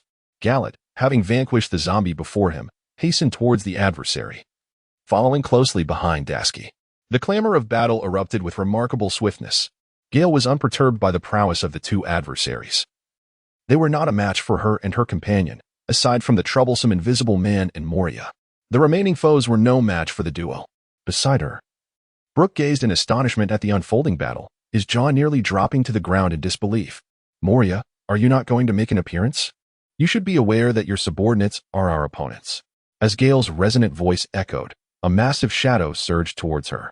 Yet, in an instant, Gale vanished from her position. Gradually, a colossal figure emerged from the shadow, its striking green hair particularly conspicuous. Truly, an odd assortment of individuals. "You insolent brat. Do you not realize that I am one of the 7 warlords? What is the meaning of this?" Moria snarled, baring his teeth in frustration. This troublesome little rascal was unlike any he had encountered before. "Oh, but you believe it justifiable to seize others' shadows? Your subordinates have attacked the Navy with this sole charge. I could apprehend you. Over the years, how many Navy personnel have you deprived of their shadows only to discard their lifeless forms?" Gale appeared somewhat indifferent, speaking with a casual air. As the lowest ranked of the 7 warlords, he deemed his opponent not worthy of concern, provided he did not retreat into the shadows. "You insolent brat. I have no idea what you're babbling about, but you shall pay dearly for your arrogance." "Oh, I am quite eager to witness what price you will pay." No sooner had the words left his lips than Gale beheld a swarm of bats descending upon him. With a cold smirk, he immediately unleashed a flurry of ordinary Gale kicks. Gale kick, shooting star. Countless bats were torn asunder, scattering into the void of the sky. A razor-sharp Gale materialized before Moria, his right fist raised in a powerful gesture, while Moria's colossal form appeared as an enormous target. However, as Gale unleashed his punch, the massive figure abruptly vanished from sight, exchanging its physical presence with a shadow. Yet Gale was prepared for this maneuver, swiftly retracting his fist and pivoting to deliver a strike behind him. An iron fist, shattering. Moria hastily retaliated, throwing his own punch in response. With a resounding crash, a striking visual disparity unfolded before all.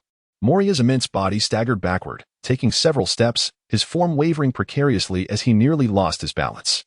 Though both combatants were merely testing each other's strength, such a fleeting moment could reveal much. "Enough. Cease this at once," Moria exclaimed. shaking his numbed arm as the realization dawned upon him regarding the identity of his opponent. This was the very individual who had bested both Doflamingo and Mihawk. As Moria's voice echoed, the clamor of battle gradually subsided. Despite the numerical advantage of the adversaries, several had already collapsed, leaving only the Sword Master Dracul and Perona in a struggle to maintain their ground. Gallet and Dasky exchanged glances at Gale, and upon his nod, they too ceased their actions. "You are the esteemed Brigadier General Gale." "Indeed, that is I. Today, I concede. After all, I am a warlord of the sea, and I have not committed any grave transgressions. What must I do to secure my release?" Gale smiled upon hearing this. "I take great pleasure in engaging with intelligent individuals. I require that Autumn Waters, and also return Brutus's shadow to him. Furthermore, you would do well to safeguard the dragon horse's remains, for I cannot guarantee that secrets will not be divulged." Are you not going too far?" Moria retorted through clenched teeth. "Too far? Shall we test the limits of restraint once more? Did you realize the extent of your overreach when you bullied the weak? But I did not bully the Navy. Most of them are pirates." Gale was momentarily taken aback, seemingly acknowledging the fact that the identity of the 7 warlords was indeed linked to his colleague. He felt confident that he could apprehend any pirate. However, he was resolute in his determination to seize the Autumn Water. Why? Because his might was formidable. Moria was undoubtedly not a virtuous individual. "If I can vanquish you, I will certainly uncover your misdeeds. I am aware that among those who have eluded the shadows, many are innocent civilians, and that transparent figure also assaulted us moments ago. I pose but one question: will you comply or not?" Moria, in a fit of rage, pointed at Gale, his finger quivering with agitation. Yet, after an extended silence, he found himself unable to utter a single word. He recognized the likelihood that he could not overpower him, and furthermore, the other party would not grant him the time to unleash his ultimate technique. Chapter 56. The Autumn Water in hand, an eerie silence enveloped the surroundings. Moria's subordinates watched Gale and the others with bated breath, their bodies tense and apprehensive, fearing the eruption of conflict, especially after the harrowing experience with Gallet and his companions. "Very well, I shall acquiesce," Moria finally conceded after several minutes of hesitation, his voice tinged with resignation. Upon uttering these words, it was as if the air had been let out of him. Following his defeat at the hands of Kaido, which resulted in the demise of numerous original crew members, nearly a complete rout, he had come to understand the weight of capitulation. Even though submission required immense resolve, failing to do so would endanger the lives of those he blindly trusted. Shortly thereafter, the Autumn Water found its way into Gale's possession, and Brook's shadow returned to him. Dasky gazed at the Autumn Water in Gale's hands with fervent excitement, her eyes wide and unblinking, as if she could almost translate her gaze into something tangible. She had an ardent desire to collect the world's renowned blades. Her passion and obsession with swords were exceptional, and this particular blade, indeed, was one of the 21 great blades, an epitome of the world's finest craftsmanship. After all these years, it was uncertain how many of these legendary swords remained. Each blade could be said to represent at least one legend.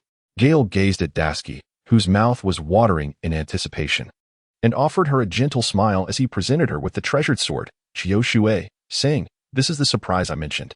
When you selflessly offered to withstand the night rain for me, I vowed to gift you a renowned blade." Dasky unsheathed Chiyo Shuei, admiring the reflection of her own visage upon the blade's surface, caressing its edge as though it were her own child. "Gale, thank you," she spoke softly, her eyes warm and tender as they met his. Despite the peculiar surroundings, an unexplainable warmth enveloped them, perhaps due to the intoxicating influence of hormones or the burgeoning affection between them. This succinct expression of gratitude resonated deeply, warming the hearts of those present. To Gale's surprise, Gallet was not angry or jealous at that moment. She happily told Dashki that there was no need to thank him, as this was what he, as a man, ought to do. Gale breathed a sigh of relief, accompanied by a wry smile. He then turned to Moria and said, "Thank you for your generous gift. With that, we shall take our leave. Do visit me for tea in Chambord when you have the time." Moria nearly fainted from frustration. This is outright theft. Did I intend to give you anything? Yet, he dared not voice his indignation. Having been one of the 7 warlords for so many years, he had engaged in numerous clandestine activities. He feared that angering this formidable adversary could lead to his capture. Such a fate would spell disaster, as it would unravel all his meticulously laid plans. Though he felt a sense of displeasure, he did not allow himself to display any outward signs of it. No need for farewells. Upon hearing these insincere words, Gale smiled faintly and chose not to linger. He turned away, accompanied by the two women, aware that prolonging the encounter might leave him at a disadvantage. Brute followed Gale all the way back to his ship. Once aboard, Gale noticed that Brute still had no intention of departing. "What are you doing following us?" Gale inquired of Brute, who had followed him, as he had assumed that Brute's previous compliance was merely a fear of Moria's reprisal. However, at that moment, he observed no indication that Brute intended to depart. "I wish to see the undergarments of the two young ladies." "Oh no, no, no. I desire to follow the esteemed gentleman." Gale restrained the impulse to shatter his bones, despite the veins in his clenched fists standing out prominently. "I shall be quite frank," he stated. "I refuse." Brutus was taken aback by the directness of Gale's refusal, standing there in stunned silence for a moment. "Return to your wretched vessel. Soon enough, you shall encounter your comrades. Trust me, just as I know your name." Gale ultimately could not bring himself to harm him. After all, he was a pirate. Despite being a member of the Navy, he always apprehended those who were truly wicked. Yet, he was reluctant to confront someone he felt an overwhelming urge to strike. Oh no, rather, it was a matter of principle. What if he were to be startled awake in the dead of night? "Sir, may I inquire who that companion is?" Brute was eager to understand how Gale possessed such knowledge. However, he recognized that everyone harbors their own secrets and understood that he should refrain from asking. "This is something I cannot disclose. You are a pirate, and I am part of the Navy. My reluctance to apprehend you is already a considerable concession. But soon, they will arrive. Many of them, and with just a glance, you shall sense the fateful connection destined to unfold. With that said, please take your leave." Brute ceased his inquiries, and after expressing his gratitude, he departed. Thus, Gale's ship resumed its journey toward Alabasta. "Where have all the men gone?" a burly man exclaimed, glancing around in terror, utterly at a loss. This man, with a prosthetic left leg and a pirate captain's hat perched upon his head, seemed desperate for others to recognize him as a pirate. He wielded a large knife, its blade bearing a peculiar notch. At that moment, his crew lay strewn about, unconscious, their fates uncertain. On the opposing side stood merely 3 individuals. No, to be precise, only 2 were truly engaged, women. The jovial little imp beside them had not lifted a finger. As he surveyed the awkwardly positioned bodies, regret washed over him. Why? After pillaging a village and vanquishing the local navy, had his confidence swelled so immensely? He had charged toward the navy ship with a brashness he had not previously possessed. Emboldened by the sight of what appeared to be mere children and those 2 captivating young women, he had boldly declared to his crew to seize the vessel, intent on claiming the 2 ladies as his own. However, he had not anticipated that when he bravely attempted to board, the navy remained entirely composed, laughing as if at his folly. In retrospect, they were likely mocking his audacity. All their soldiers had refrained from engaging, while those 3 cloaked youths, 2 of whom he had fixated upon, effortlessly defeated his entire crew. The ground bore witness to various forms of defeat, some with singed hair and scorched faces, others with eyes rolled back in shock, and still more with sword wounds to their chests or backs. Yet they chose not to strike at him, as if relishing in his torment. Their ship had already sailed far beyond, and he realized the 3 young rascals remained, merely toying with him. "Show yourselves, you wretched little imps!" he screamed, a sound that echoed both in terror and as a rallying cry for himself. Yet, after each outburst, he found only emptiness surrounding him. Could they not engage him in a proper fight? Why not simply strike him down or render him unconscious? Instead, he had merely gashed himself with his own blade, leaving him with a notch and no sight of his adversaries. What kind of absurdity was this? At long last, a voice resonated. "Are you searching for us?" A youthful, handsome visage materialized before him, flanked by the 2 young women. The trio perched upon his mast, gazing at him as if he were a jester. Chapter 57. Testing the Sea King's might. The captain directed his knife toward Gale, trembling in a manner that once would have conveyed authority and fluidity. Now, it required immense courage. "What do you intend to do? Is it not possible to engage in a proper fight? Is such mockery truly enjoyable?" He felt on the brink of madness. Death was not the source of his fear. Rather, it was the uncertainty of whether he would meet his end or be forced to await it in torment. "So, do you now comprehend your error?" Gale softly uttered a few words. Throughout this journey, he had long lost count of the number of pirate bands he had vanquished. Consequently, the sailors aboard had grown accustomed to the routine. Whenever pirates approached, they merely regarded them with a sense of pity, casting sorrowful glances in their direction. Thus, Gale's ship had habitually continued its course, drifting further away. Gale and his companions possessed the ability to hover, and it was impractical to capture every wave of pirates they encountered. With limited manpower, it was impossible to confine so many individuals in the hold. Typically, they would dismantle the vessels of these foolish pirates, leaving them to their fate. Alternatively, if a naval base happened to be nearby, they would secure them there. Generally, Gale refrained from delivering fatal blows, always allowing them a chance for survival by damaging their ships. However, these pirates were nearly all adept swimmers, capable of using planks or similar materials to stay afloat. Should any unfortunate demise occur, that would merely be the expected outcome.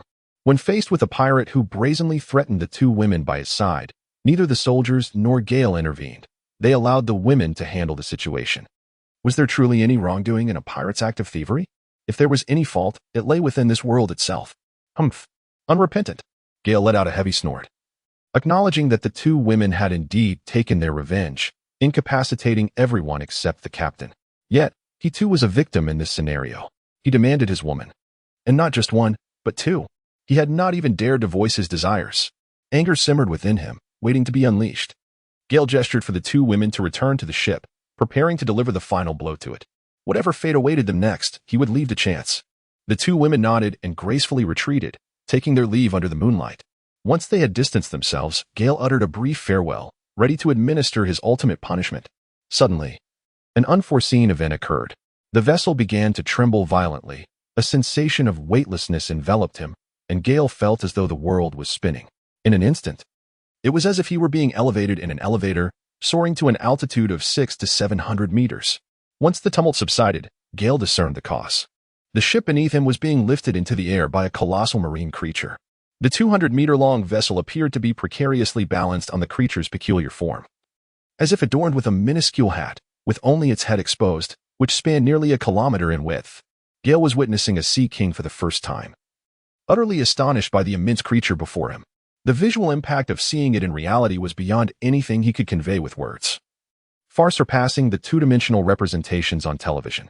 In the distance, two women, having just stepped away, were drawn back by the commotion, their eyes widening at the sight of the colossal sea king. Yet, they showed no fear. Gallet, on the other hand, was exuberantly shouting with glee, "Ha ha ha, kid. If we're going to die, let's die together." Upon hearing the frenzied cries, Gale turned in the direction of the sound, spotting the one-legged captain who leaped onto the head of the Sea King, brandishing his sword in a flurry of strikes.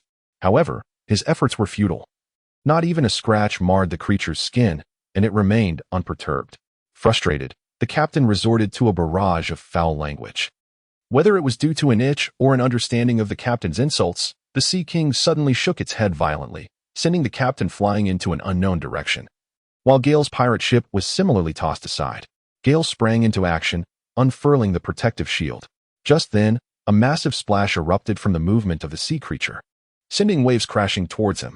It seemed like a trivial matter. Although the waves appeared intimidating, Gale successfully shielded himself from the brunt of the water, avoiding any unfortunate immersion. At that moment, Gale's heart raced with excitement, brimming with anticipation. He had anticipated encountering such regal sea creatures only in the doldrums, yet here he was, witnessing one in this very place.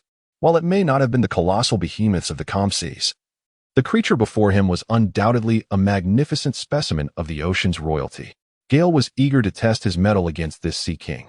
After all, delivering a punch that could shatter a creature the size of a small island was undeniably more exhilarating and awe-inspiring than simply toppling a mountain.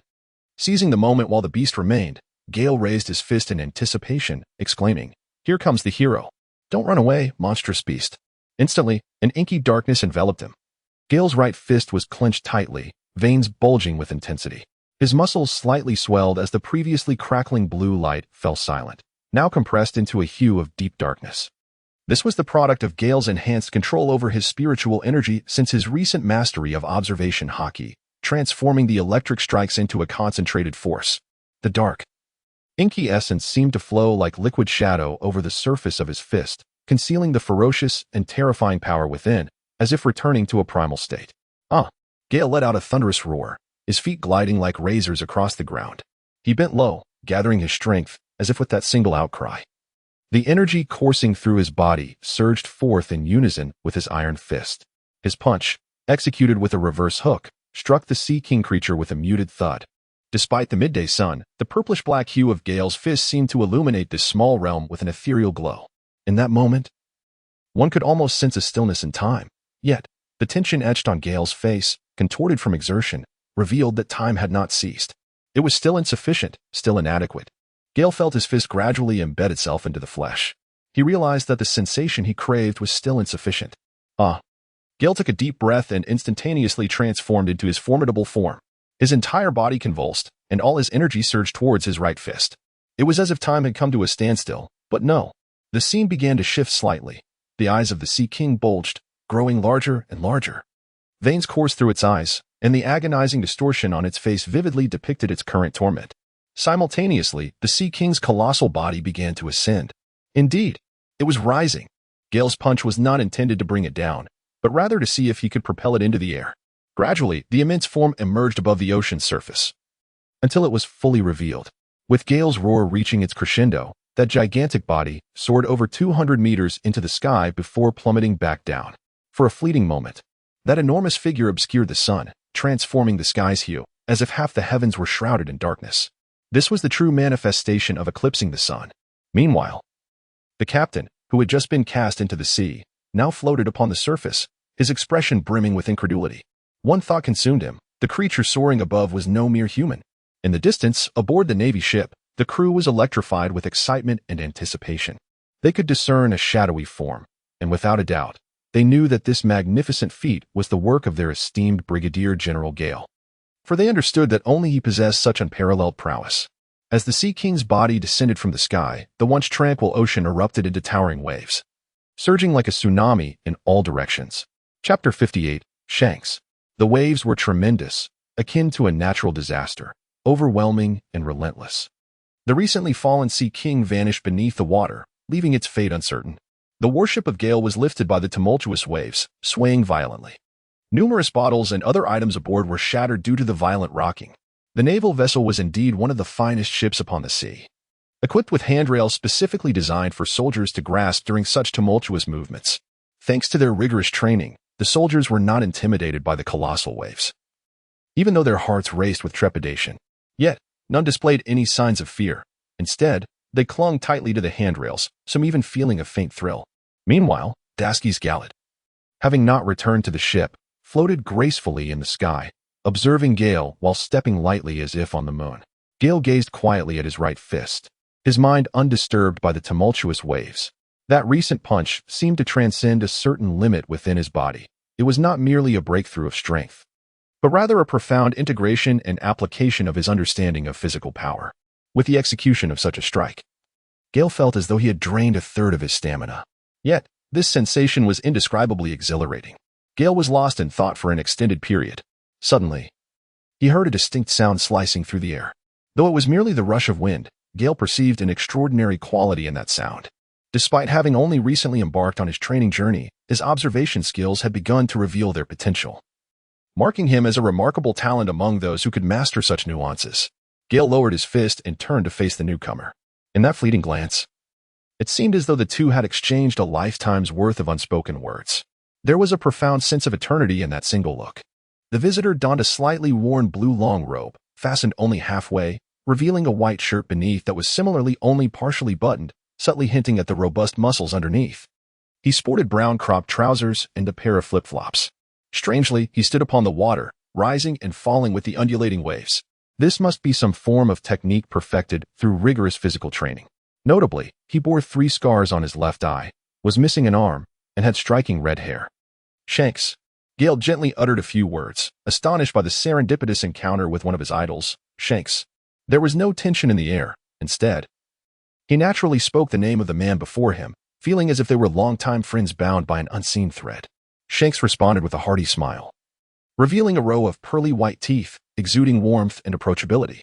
"Ah, it is Brigadier General Gale. I never expected our first meeting to occur in these waters. I assumed it would be in the New World or perhaps at Sabaody Archipelago," Shanks remarked. "Indeed. I too did not anticipate crossing paths with one of the 4 emperors here upon the ocean's surface. It seems that life has a way of weaving unexpected tales." Gale replied, "I was truly taken aback by the astonishing spectacle of you sending that Sea King flying. It came from such a young and vibrant gentleman. You are indeed a remarkable talent, the strongest young genius of the Navy," Shanks continued, his sincerity evident in every word. "I had presumed you would embody the lofty demeanor of the current admirals, yet you are so approachable, radiating an invigorating spirit," Gale noted. sharing in the genuine mirth that lingered between them. The fleeting glance they exchanged spoke volumes, revealing the allure of the individual before him. Alas, it is a pity that we have no wine to celebrate this moment. Gale sighed softly. Ha ha ha ha, let us go. I have wine aboard my ship. Tonight we shall celebrate. Gale's smile blossomed even more brilliantly upon hearing these words. Indeed, he truly lived up to his status as her idol, Shanks. Such charisma is not something that ordinary individuals possess. It is no wonder that the forum's masters jestingly referred to him as a user of the face fruit. Unfortunately, my ship lies not far away, and today I am adorned in military attire, a reminder of the honor and responsibility I carry. Should there come a day when I am free of duties, I shall visit you in secret. Do not send me away then. Gale gestured to the military uniform adorning his form. At that moment, suspended in the air, his righteous cloak billowed dramatically in the sea breeze, exuding an air of valor. Shanks, with a satisfied nod towards Gale, wore a smile that danced in his eyes. Indeed, I have chosen you as my friend. I shall await your arrival in the New World. I hope it is not upon the battlefield, but rather at a grand banquet, he chuckled. I shall not linger, as my comrades aboard the ship await my presence. May it be so. Shanks waved farewell to Gale, and in the blink of an eye, he vanished from Gale's sight.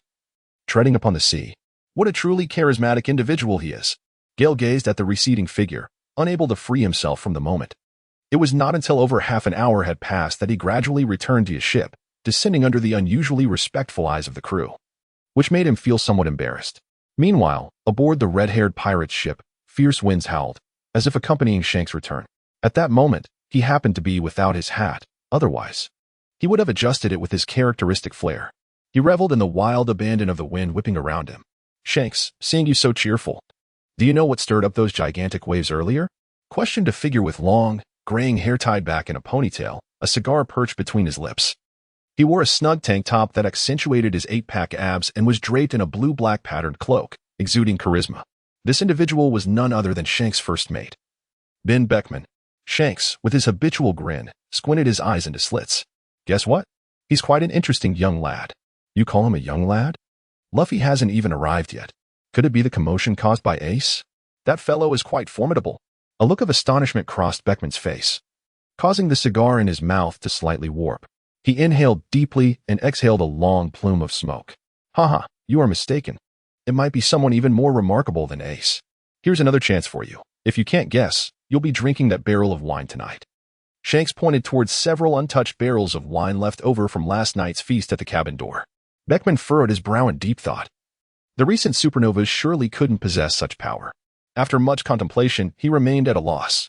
At that moment, Shanks had already opened a barrel, pouring himself a generous glass to drink alone, as if to compensate for the regret of the earlier encounter with a drink. He savored the complexity of the moment, feeling an unusual sense of amusement. Then, observing the pensive Beckman, Shanks remarked, a friendly reminder, he's a Navy officer. Beckman's frown deepened. A Navy officer? A youth? How could he possibly possess such strength? He shook his head, but suddenly a thought struck him. Could it be that naval prodigy, the current Brigadier General, Gale? Upon uttering this name, Beckman himself was astonished, yet he had articulated the only plausible answer. Bingo! Shanks snapped his fingers, then mused aloud with profound significance. An intriguing character indeed. I sensed he was kindred spirits at first glance. The future world surely belongs to them, just like it once did for Roger and Garp. And now for us against the three admirals. The coming decades will undoubtedly be theirs, alongside Luffy and his crew upon the vast seas. Ha ha ha ha, Beckman. Do you realize how fascinating this is? Chapter 59, the appearance of Blackbeard due to Gale's earlier display of hockey, which garnered him much admiration. Their ship had experienced such violent rocking that many wooden barrels of fresh water were damaged, leaking everywhere. Additionally, some preserved food had also become inedible due to the broken barrels. Consequently, they were compelled to seek out a nearby island to replenish their supplies. This island just happened to be Gaia Island, a most peculiar place indeed. Gale and his companions stood upon the second deck of the ship, gazing at their soldiers busily transporting goods to the island. Gale's eyes appeared somewhat distant as he unconsciously turned his gaze skyward. Should he venture up there? The allure of boundless gold and the flying ships, technological marvels of the vast earth, beckoned him. If only he could acquire the schematics for that vessel. He too could construct one to return. Such blueprints would be a significant military achievement for his mentor in the warring states. Moreover, they contained historical texts which, regardless of their nature, be it good or ill, held little relevance to him. His primary duty lay in fulfilling his own responsibilities. As for everything else, Gale felt a profound disinterest. Yet, if it were for the purpose of safeguarding the world, then indeed, he was engaged in such a venture, accumulating small contributions to effect greater change. While he may not alter the world or others, he could at least improve himself and, in doing so, bring some benefit to others. The island above held the fabled shells, extraordinary treasures such as the wind shell, sound shell, and impact shell, among others. How he yearned for them. Yet, the chaos of it all overwhelmed him. Alone, he could not retrieve them. Surely, he must bring everyone along. However, he currently lacked the means to elevate them to the skies. Perhaps he would ascend alongside Luffy? Gale shook his head. He could not risk the lives of over 100 souls aboard the ship. What a vexing predicament. The knowledge he possessed had only become a source of his own turmoil. Gale shook his head, expressing his reluctance to ponder further. It felt as though he had been ensnared in a whirlwind of numerous entanglements. This journey to Alabasta seemed to be an intricate tapestry of coincidences woven together. And then there was the impending incident involving Ace and Blackbeard. For the sake of Master Carp, and to rectify the regrets of his past life, should he assist Ace? A sense of melancholy and a throbbing headache enveloped him. It was merely a small island of Jaya, yet it left Gale feeling oddly unsettled. As if sensing his inexplicable frown, Gallet and Dashki approached him. "Gale, why the daze?" Gallet inquired, a smile gracing his lips, exuding an enchanting charm. Gale emerged from her stupor. Before Gale stood two individuals, whom he ought to cherish dearly. As for altering history or transforming the world, that is merely a philosophy of existence. One should embrace the flow of circumstances and find contentment within them. Regarding the Sky Island, aside from Enel, Luffy did not take anything of significance, and there will always be opportunities ahead. Upon realizing this, Gale's expression brightened considerably, and he found himself in a state of joy. It was nothing of great consequence, merely the recollection of some intriguing matters. Dashki refrained from further inquiries, for Gale often possessed knowledge beyond the ordinary, and she had grown accustomed to it. The arrival of Gale and his naval crew stirred quite a commotion on Gaia Island. After all, the island was inhabited by pirates. Albeit none of significant notoriety, which prevented any outright conflict, the locals merely cast menacing glances at the Navy. Soon, the supplies aboard the warship were nearly prepared. Gale was just about to issue the order to set sail when, unexpectedly, a mass of dark clouds loomed overhead, swiftly enveloping the sky. Accompanied by flashes of lightning and the rumble of thunder, an ominous storm seemed imminent. As dusk approached, Gale shook his head and, with a wry smile, addressed his companions. "The heavens seem intent on keeping us here. We shall not depart tonight. Let us rest by the shore." Gale remarked to the few individuals before her that Gallet and Dashki were indifferent. On rainy days, there were more stories and activities to share. It was a mystery why everyone seemed to enjoy gathering together on such gloomy days. Perhaps there were numerous romantic tales woven within those narratives. Gale summoned a fellow graduate from his cohort, now serving under him as a captain, to oversee the troops currently in his command aboard the vessel. "Beigel, please arrange the evening's provisions. We shall have an additional meal tonight, as the soldiers have worked tirelessly, given the ample supply of food. A modest allowance for libations is permitted, but only those on the night watch may partake." "Understood." Beigel, a young man with a physique somewhat resembling Gale's, was one of Gale's staunchest supporters. Upon hearing his superior's decision to reward the soldiers, he eagerly dashed off to make the necessary arrangements. Though military regulations were stringent, Gale's men adhered to them even more rigorously. Nevertheless, he believed that a balance between labor and rest, along with a blend of leniency and discipline, constituted a commendable approach to leadership. Gale smiled as he jogged away from Jill, feeling a twinge of joy at the sight of his subordinate's happiness.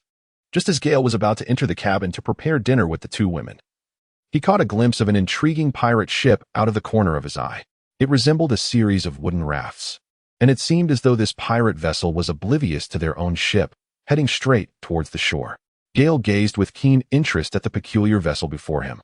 Though it appeared to be merely an ordinary pirate ship, he pondered which audacious pirate dared to approach so brazenly, even in the presence of a naval warship. After all, notorious pirates were certainly not as commonplace as cabbages. The clouds grew progressively darker, signaling the onset of dusk, yet the atmosphere felt akin to the depths of night, heralding the inevitable arrival of a torrential downpour. Gradually, the ship drew closer to the shore. A rumble of thunder erupted from above, and in that fleeting moment, the once impenetrable darkness of the sky was illuminated, revealing the faces of the two onlookers in stark relief. Gale and the other individual were both intently observing one another. In that brief exchange, no narrative unfolded, yet within their hearts, tumultuous waves surged. With a resounding crash, another thunderclap reverberated, casting light once more upon their faces. This time, the surprise had dissipated, leaving them to silently appraise each other, albeit for just an ephemeral instant. Then, the rain cascaded down in torrents, as if their fateful encounter were accentuated by an atmospheric embellishment. The downpour came in relentless sheets, with raindrops the size of beans plummeting furiously from the heavens. Gale had yet to return to his room, and in this moment of distraction, the torrential rain had thoroughly drenched him. Yet, he remained oblivious to this fact. It was he, Marshal D. Teach. To those unaware, any officer would perceive him merely as a petty pirate, for he bore no bounty and lacked any notable achievements. However, what many did not realize was that he had just slain the captain of the 4th Division under Whitebeard and had escaped with the power of the dark fruit. All while Ace was relentlessly pursuing him. A future supervillain, he had amassed a bounty exceeding $2 billion before his reincarnation, and his influence was extraordinarily vast. He was indeed a man of remarkable character. Today, he had been encountered once more, accompanied by an air of dramatic flair. "Hey, Gale, what are you doing?" Gallet rushed out, holding an umbrella. Gale has just realized that he has once again drifted into a reverie. Recently, many of his brain cells have perished. Gale gestured for Gallet to return, while he strolled leisurely in the rain, reflecting on the notorious figure of Blackbeard. First and foremost, he was undoubtedly a villain. Secondly, his strength was undeniably formidable. Even before he consumed the dark fruit, his power was astonishing, and after his transformation, it had multiplied exponentially. He was certainly a far more daunting adversary than that Michelle. The dilemma remained. Should he seize the opportunity to capture him now, while he was still in his formative stages, or should he assist Ace in overcoming this perilous trial? Gale was once again engulfed in conflict. And then he shook his head in disbelief. One can only hope he does not bring about his own demise. Chapter 60, A Glimmer of Clarity. The rain continued to pour. Gale has emerged from her chamber, refreshed after a bath and adorned in a new attire, now radiating a vibrant spirit. HM? Gale's nose twitched as an enticing aroma wafted through the air. How delightful. Gale's appetite was greatly stirred. It was evident that the two girls, Gallet, were indulging in a hot pot feast. Just now, Gale was accompanied by 2 women when the voice of Gallet resonated in her ears. "Gale, you big fool. Have you finished washing the hot pot for the lamb?" Gale immediately headed towards the source of the enticing aroma and lively sounds. Goodness. The 2 women who had been by his side for quite some time were becoming increasingly like him in every way. On a rainy day, nothing quite compares to a hot pot filled with lamb. Even Gallet, the staunch vegetarian, had begun to indulge in meat to accommodate Gale. This always struck Gale as somewhat cruel. Yet, it was he who was truly cruel, for he could not resist the allure of meat. Before long, the atmosphere became lively, filled with laughter and joy. Meanwhile, within the Blackbeard ship, the lighting was somewhat dim, with 4 individuals gathered around a table.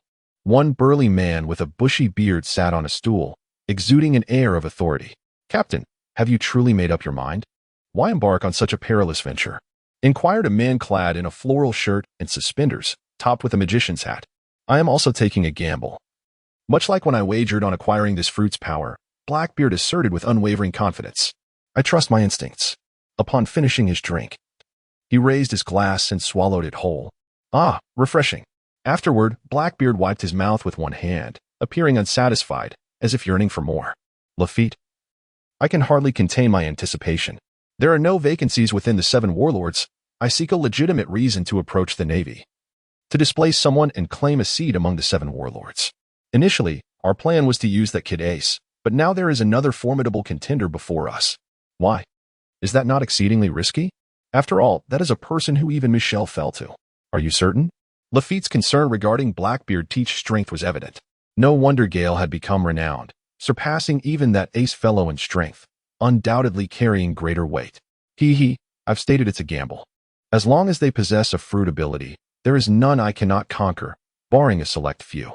Moreover, should I succeed in capturing him, securing a seat among the 7 warlords will be all but assured. I have waited far too long. The sea cannot afford to wait for me any longer. I do not possess the luxury of time to linger any further. Thus, I wish to take this risk." Teach appeared exhilarated. After over 20 years of living undercover, he was thoroughly weary of suppressing himself. Though he was a man who relished expression and action, the years had twisted his heart in frustration. The room fell silent once more, leaving only the sounds of chewing and drinking. Life is inextricably linked to food and drink, especially when shared with those one cherishes. The downpour had persisted for over 2 hours, with intermittent flashes of lightning and thunder, as if applauding the merriment within. Knock, knock, knock. A loud knocking reverberated from outside the door. Who is it? At this moment, Gale had satisfied his hunger and was in the midst of brushing his teeth. Brigadier Gale. I am your superior, Gil. Pray tell, what is the matter? It is said that a band of pirates wishes to speak with you. Not only Gale, but even the 2 maidens who were frolicking nearby paused, their alluring hands stilled, as they leaned in to listen intently. Who are they? They call themselves the Blackbeard pirate crew.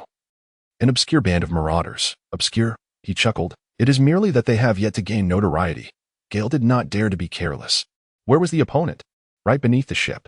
Upon hearing this, Gale stepped out of the room, while Beagle promptly held an umbrella for Gale. Elgarot and Dasky also produced 2 umbrellas, opening them as they followed suit. Gale ascended to the deck, leaning over to observe the few individuals below who were not engaging in any activity.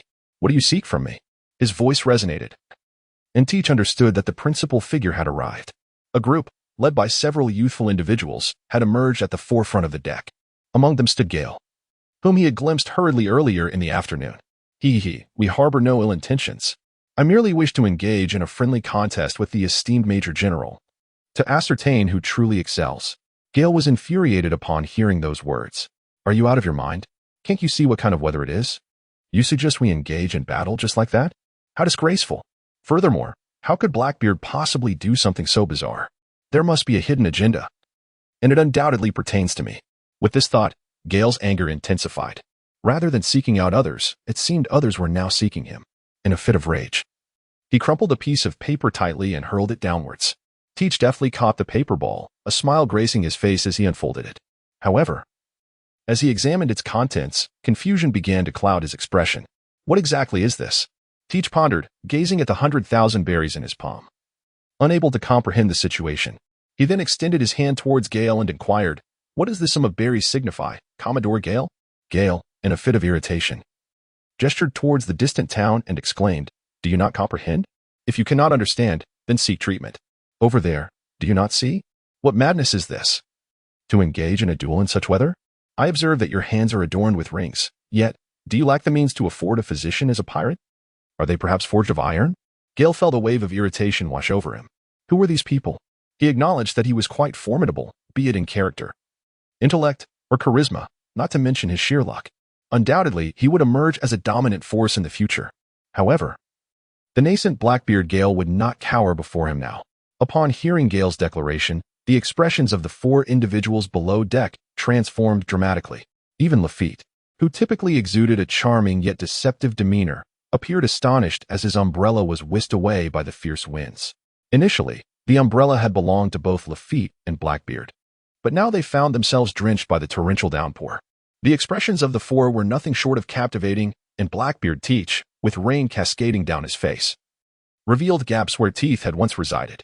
At this moment, he was visibly agitated, struggling to contain his breath. Teach began his maniacal laughter, his expression bordering on lunacy, perhaps for the first time feeling such intense vexation, especially from a mere boy under 20. The laughter resonated for a while, before Teach, with a sinister grin, remarked, I believe that Major Gale may not be aware of who we are. Otherwise, you would not dare to act so boldly. My perspective has shifted. I now intend to capture all of you. I will ensure you regret your actions this evening. I will torment the 2 young ladies by your side, extinguishing your will, and then compel the Navy to pay a substantial price to retrieve a worthless wretch. Gale's eyes narrowed, and a fierce intent flickered within his gaze as he fixed his stare upon Blackbeard. Initially reluctant to involve himself in such tumult, he found that trouble inevitably sought him out. Blackbeard Teach, are you scheming to garner the attention of the world government by using me to advance your ambitions of entering the 7 warlords? Gale's voice was as frigid as ice, and though he had already resolved to kill, he intended to first torment his adversary with words. Ah, how amusing. It appears that you, the esteemed admiral, recognize me and have surmised my intentions. Do you harbor a twinge of regret for your actions? Regret? I believe it is you who should feel remorse. I concede that you are a hero, having bided your time for 2 decades within the Whitebeard pirates, ultimately slaying Commander Sachi to seize the dark fruit and escape. Yet, should you not have continued to remain in the shadows, seeking the opportunity to become one of the 7 warlords, rallying your crew to forge a path toward becoming one of the 4 emperors? The air trembled with thunderous echoes, each word resonating like a divine decree in the ears of those present. Chapter 61. The battle commences. The atmosphere was electric, with the audience too astonished to even draw a breath, save for the intermittent rumble of thunder above. No one could fathom how Gale had acquired such knowledge. Yet Blackbeard Teach, a formidable figure in his own right, shared a similar prowess. "Who are you? I refuse to believe that the Navy possesses such knowledge," Blackbeard exclaimed, his eyes wide in disbelief as he stared at Gale. Indeed, had his plan unfolded as intended, he would have defeated Ace and delivered him to the Navy, thereby provoking Whitebeard into a rescue attempt, creating the perfect opportunity to eliminate him and seize his powers to ascend as one of the 4 emperors. What else did this young man know? Regardless of the methods you employ, you could still absorb another devil fruit's power or even transfer abilities. Had you not crossed me today, perhaps you could have risen to become a formidable warlord. Alas, that opportunity has slipped through your fingers. Gale's murderous intent was unexpectedly unleashed.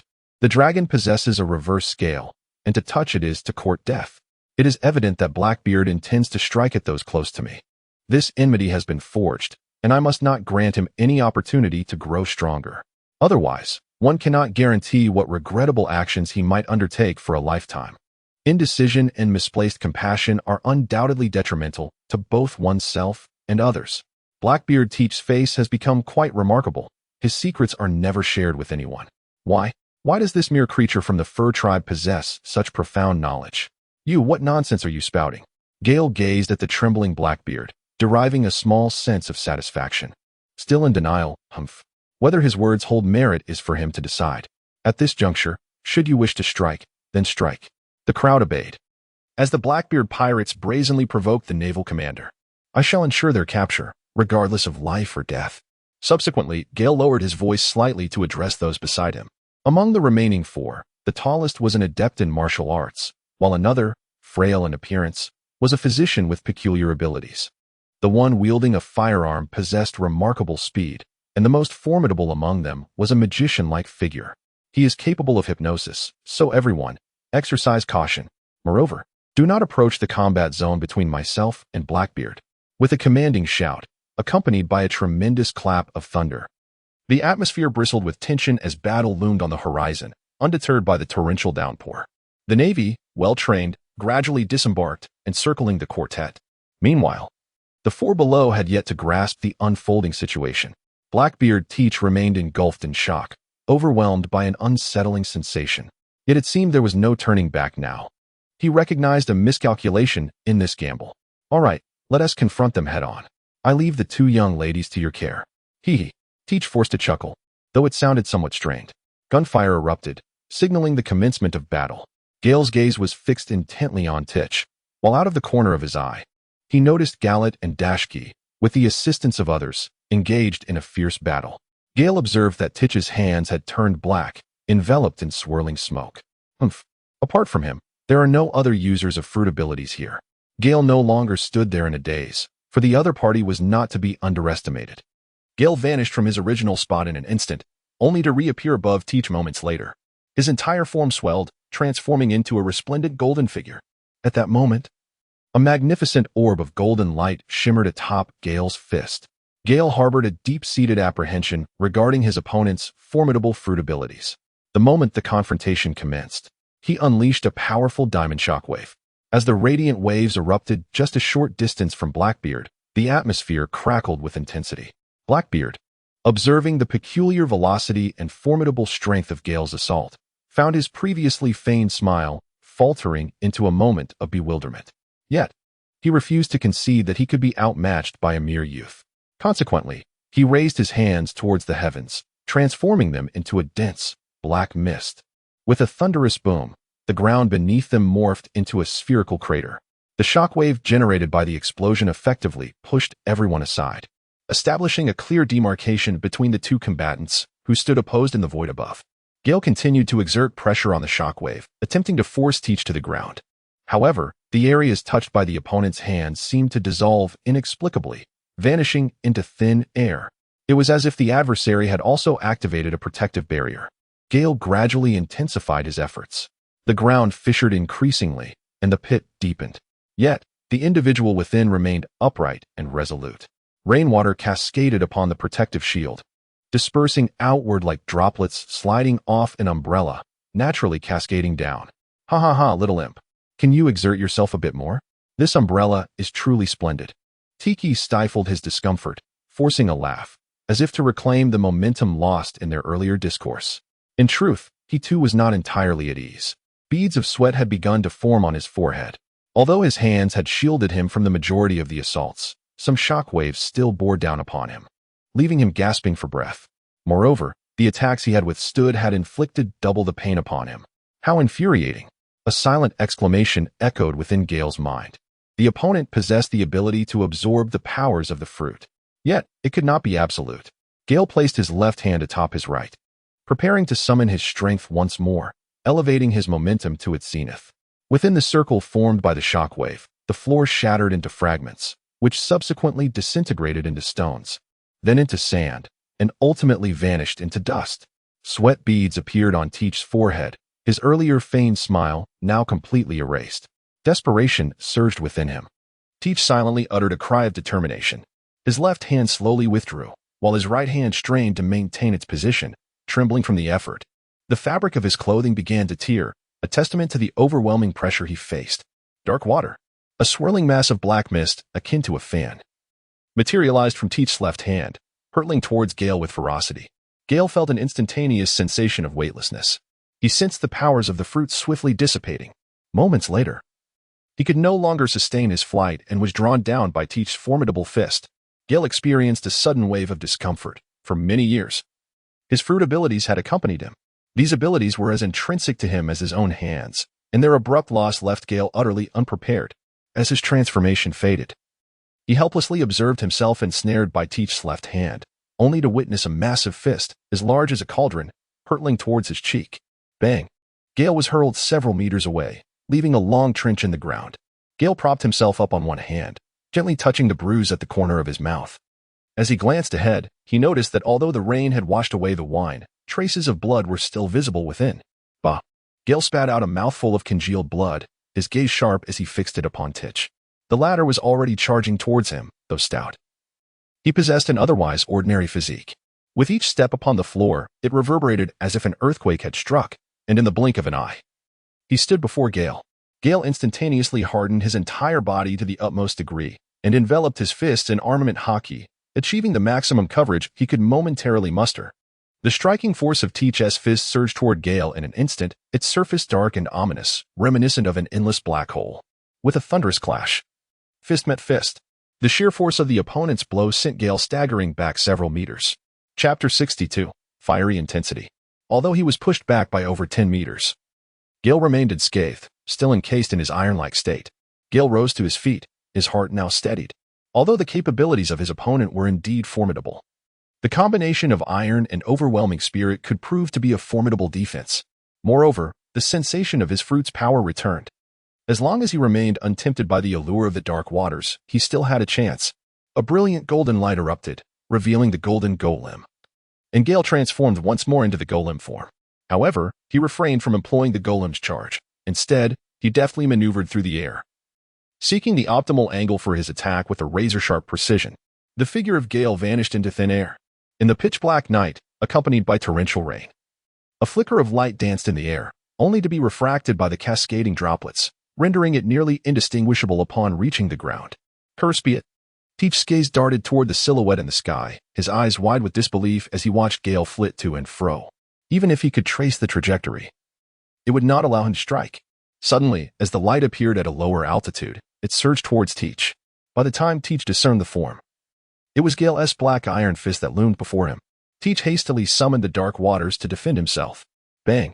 With a resounding clash, both combatants were propelled backward. Gale was filled with indignation, once again confronted by that bizarre suction. Were it not for the overwhelming aura enveloping him, he would have been sent flying by the previous blow. Each time he experienced that sensation of being drained, it was simply unbearable. How infuriating! Once more. Bang. Whoosh. Bang. This relentless cycle continued until, at last, an opportunity presented itself when Teach exposed his back. Gale charged forward. Gale believed he had seized the opportunity. If this punch landed on him, Gale was confident that he could send him flying into the sea with a single strike. Gale, already inebriated, was about to reveal a smile when, suddenly, that familiar sensation of waning strength overcame her. How unfortunate! Gale was struck and sent flying by Teeth's meticulously prepared shadow fist. With a gasp, he tumbled, and, as he passed through the lake pit, splashes of water erupted around him. Gale's body was now coated in a layer of mud. Gale pressed his hand against his abdomen, a wave of spasms coursing through him. His body, struck by the dark water fist, was recovering at a painfully sluggish pace. What to do? The rain gradually diminished, yet the sounds of the battle along the coastline became increasingly distinct, prompting many curious onlookers to emerge and steal glances. On the battlefield, sword energy soared, electric strikes illuminated the scene, and the shadows of tempestuous kicks danced amidst the chaos. Dasky confronted the magician like Lafitte, while Gallet faced off against the sharpshooter Oka. Meanwhile, Vigil led a throng of soldiers in a fierce assault against the formidable ship's doctor, Poison Q, and the imposing Basis, providing support to Dasky and Gallet. Although Gale and his crew were numerous, they merely held the upper hand, and Gale noticed with dread that two of his subordinates lay motionless on the ground, their fates uncertain. Despite being the original Blackbeard pirates, their combat prowess was indeed extraordinary. Ha ha ha, little brat. Have you already succumbed to despair? Teach wobbled forward, his corpulent form advancing toward Gale, seemingly indifferent to the plight of his crew. His toothy grin was rather unsightly. Humph, the power of the dark fruit is indeed formidable. It deserves its reputation as the strongest of the natural types. But you are merely a man reliant on the fruit's abilities. Gale clutched his aching abdomen, yet suddenly he was roused by his own thoughts. Indeed, the power of the fruit. If he refrained from utilizing its abilities, he could still prevail. Over the years, the immense augmentation bestowed upon him by the fruit had been undeniable. Although he was a master of close combat techniques, he had invariably engaged his opponents using the transformed capabilities granted by the fruit. The temptation of its multiplied prowess was simply too alluring. Not only did it not exhaust his stamina, but the fruit's power also facilitated a swift recovery of his energy. Thus, he had continuously employed these abilities. For to refrain from utilizing them would be sheer folly. Consequently, every strike and move he executed was imbued with the essence of his fruit's capabilities. Whether it was flight, the diamond impact, or even the iron fist, each was a testament to his own power, enhanced and modified. This almost made him forget that, apart from the fruit's powers, he was also a martial arts expert with a profound understanding of the essence of life. In this battle, where the fruit's abilities had ironically become a burden, he realized that fighting without transformation, relying solely on his physical prowess, would yield far superior results. With this revelation, Gale's eyes sparkled with newfound clarity. How could one comprehend the 20-year wait that culminated in this fruit? Had I chosen to settle, perhaps I would have already made my name across the seas. Nevertheless, it is not too late. Once I capture you and negotiate terms with the Navy, the legend of Blackbeard Teach shall commence. Ha ha ha. As he spoke, Teach could not resist the urge to clap his hands upon his chest and tilt his head back, laughing heartily into the gentle rain and wind. I concede. You are indeed a person of cunning and ambition, but your arrogance in attempting to use us as stepping stones is a grave miscalculation. Gale has risen from the ground, no longer clutching his abdomen. With his head held high and chest out, he locks eyes with Blackbeard. What a conceited brat. Have you not realized that you cannot defeat me? Once I conquer you, it will be your comrade's turn. Ha ha. Teach declares, raising his robust, hairy arm. His fist swirls with dark water, hurtling towards Gale. Yet, at that moment, Gale seems transformed. Since he embraced his newfound abilities without relying on the fruit's powers, Gale feels an elevation of both body and spirit. A sinister smile creeps across his lips. However, as the distance between Gale and Blackbeard diminishes, the grin on Blackbeard's face only widens, but after a brief moment, that smile freezes upon his visage. Gale evaded his attack with an exceedingly peculiar maneuver, soon vanishing from sight, only to strike Blackbeard's back with a formidable blow enveloped in a menacing aura. The impact was devastating. Blackbeard swiftly pivoted, using his smoke-laden hand to defend himself. Indeed, Blackbeard proved to be a master of martial arts, even without the powers of a devil fruit. He had managed to leave 3 scars on Shank's face over a decade ago, demonstrating he was no ordinary foe. The two men staggered back 3 paces from the force of the collision. Blackbeard, somewhat vexed, realized that while Gale's punch lacked the potency of his previous devil fruit-enhanced strikes, it nonetheless left his hand tingling with discomfort. Gale did not relent, leveraging his mastery of hockey, his heightened perception, and the advantage of speed. He was determined to bridge the gap created by his opponent's fruit abilities. Bang, bang, bang. In an instant, dozens of punches were exchanged, and the intensity of their battle eclipsed that of all others present.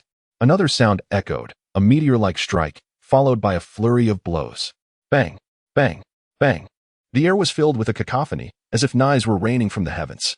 The rain had ceased. The battlefield had transitioned from the edge of the ship to the sandy shores, then into the woods, startling flocks of birds and toppling numerous trees before returning to the beach. In this chaotic scene, dust and debris flew, showcasing the ferocity of their combat. Even amidst the darkness of night, one could discern the 2 distinct shades of black emanating from their hands. The onlookers, parched and wide-eyed, could not help but swallow nervously. Chapter 63, Blackbeard's Ultimate Technique. Bang, bang, bang. The ultimate art. Iron Fist.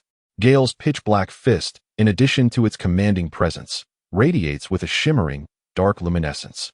Unlike Teach's brand of darkness, while both are shrouded in black, there exists a stark contrast between the luminous and the obscure. Gale seized the moment, following a swift kick. Teach stumbled, teetering backward. Gale capitalized on the opportunity and delivered a powerful punch. Teach, caught off guard, could only watch as Gale's fist, imbued with explosive force, struck his abdomen. His eyes bulged as a mouthful of blood mixed with saliva suspended in the air. Teach's massive frame was propelled backward at an alarming speed, his anguished cries morphing in pitch through his gaping teeth. With a resounding thud, a cloud of dust erupted as Teach's body came to a halt 30 meters away. A wave of nausea overcame him, leading to another bout of vomiting, this time expelling the contents of his stomach. Tonight's meal mingled with gastric juices. How revolting. Gale covered his nose in a fit of laughter, provoking a brawl. Ah, the laughter of Teach, who had just finished retching, echoed loudly. Such a sound was almost melodic. Could it be that he relished the experience of being beaten? There was no mention of this in his past life. Or perhaps, was it simply that his technique was so exquisite that it brought him unparalleled pleasure? Gale secretly fantasized, sighing. Indeed, the allure of a person knows no bounds. Even when struck, he remained so blissfully content. Gale fixed his gaze upon Teach until the latter's voice resonated once more. You have successfully provoked my ire, you insolent brat. May you all perish. Teach's visage contorted as he uttered those words, saliva spewing forth in a few thick droplets, which clung to the stubble that had only just begun to sprout upon his chin. His wild curls danced erratically in the howling wind, creating a tempestuous spectacle that complemented his vagabond attire. Gale could not resist tossing 100,000 berries in his direction, yet at that moment, he lacked the inclination to part with his coins. A sense of foreboding washed over him. It seemed that the situation was spiraling into chaos. Before long, Teach pressed his hands against the ground, and a tremendous plume of black smoke erupted from behind him, seeping into the earth and gradually diffusing outward. Everyone, flee. The captain has lost his temper, cried one of the subordinates aboard Blackbeard's ship, Basis, his burden lightened by the presence of mere ordinary sailors. With that, he took to his heels. Run, echoed Lafitte's voice, as the scene of chaos unfolded, leaving the sailors momentarily stunned, exchanging bewildered glances. Yet, an unshakable sense of wrongness lingered in the air. Gale's expression changed dramatically. This is the ultimate move of Blackbeard Teach. Everyone, quickly flee and return to the ship. With a thunderous roar, Gale unleashed his formidable power, transforming instantly into his colossal form. He soared ahead of the last marine, then planted his hands firmly on the ground. Radiant golden light emanated from his palms, expanding in size and breadth, ultimately manifesting as a magnificent wall of shimmering gold. Golden shield. Everyone flee. Gale urged his subordinates to flee swiftly. While both he and Daskage Garrett possessed the ability to soar through the skies, his soldiers lacked such aerial prowess. Consequently, Gale exerted all his strength to block Tiki's formidable attack, yet it was merely a defense. The enormous dark mist resembled a black hole, siphoning away his abilities. To maintain the shield, Gale could only ceaselessly unleash his powers. Hurry! The chaotic sounds erupted, and even the island's inhabitants, witnessing the soaring blend of gold and black, immediately took to their heels. Anyone who lingered would be a fool. The pandemonium of escape was palpable. although the Navy had just over 100 men. Boarding the vessel together proved excessively cramped, thus slowing their pace. Some, in their haste, stumbled and fell but were quickly assisted by their comrades to continue their flight. Gale was already drenched in sweat, his complexion pale and his hands numb. At this moment, Blackbeard's personal prowess was inferior to his. Yet his peculiar fruit ability countered all other fruit users. Gale could only rely on his armed and observation hockey to engage him, managing to gain the upper hand. However, just as the situation reached its climax, Blackbeard unleashed a devastating move, having accurately anticipated that he would expend his stamina to assist his comrade. How infuriating! Gale's heart burned with anxiety. Some of his soldiers had yet to ascend, and he could not afford to yield. Gritting his teeth, he resolved to persevere. Today, he must resolve this matter, for the looming threat took precedence above all else. Little brat, are you on the verge of collapse? Once I absorb all this power, I shall unleash every ounce of it upon you. Do you regret your choices now? Ahaha. Blackbeard Teach observed Gale's current predicament, relishing his disarray and arrogantly commending his own cunning. The dark mist slowly expanded, seemingly engulfing a third of the island, save for the area shielded by Gale and another distant isle. Gradually, the black fog began to absorb everything, resembling a colossal black hole. All matter was crushed and drawn in, contorting and transforming. The populace had already scattered in flight. What had been a bustling town by day had, in an instant, become desolate. Several minutes had passed, and the sailors had boarded their vessels, setting sail from the harbor. Gale exhaled deeply, feeling utterly exhausted. Just as he intended to withdraw his hand, he realized it was firmly ensnared, causing his expression to shift dramatically. Captured by his powers.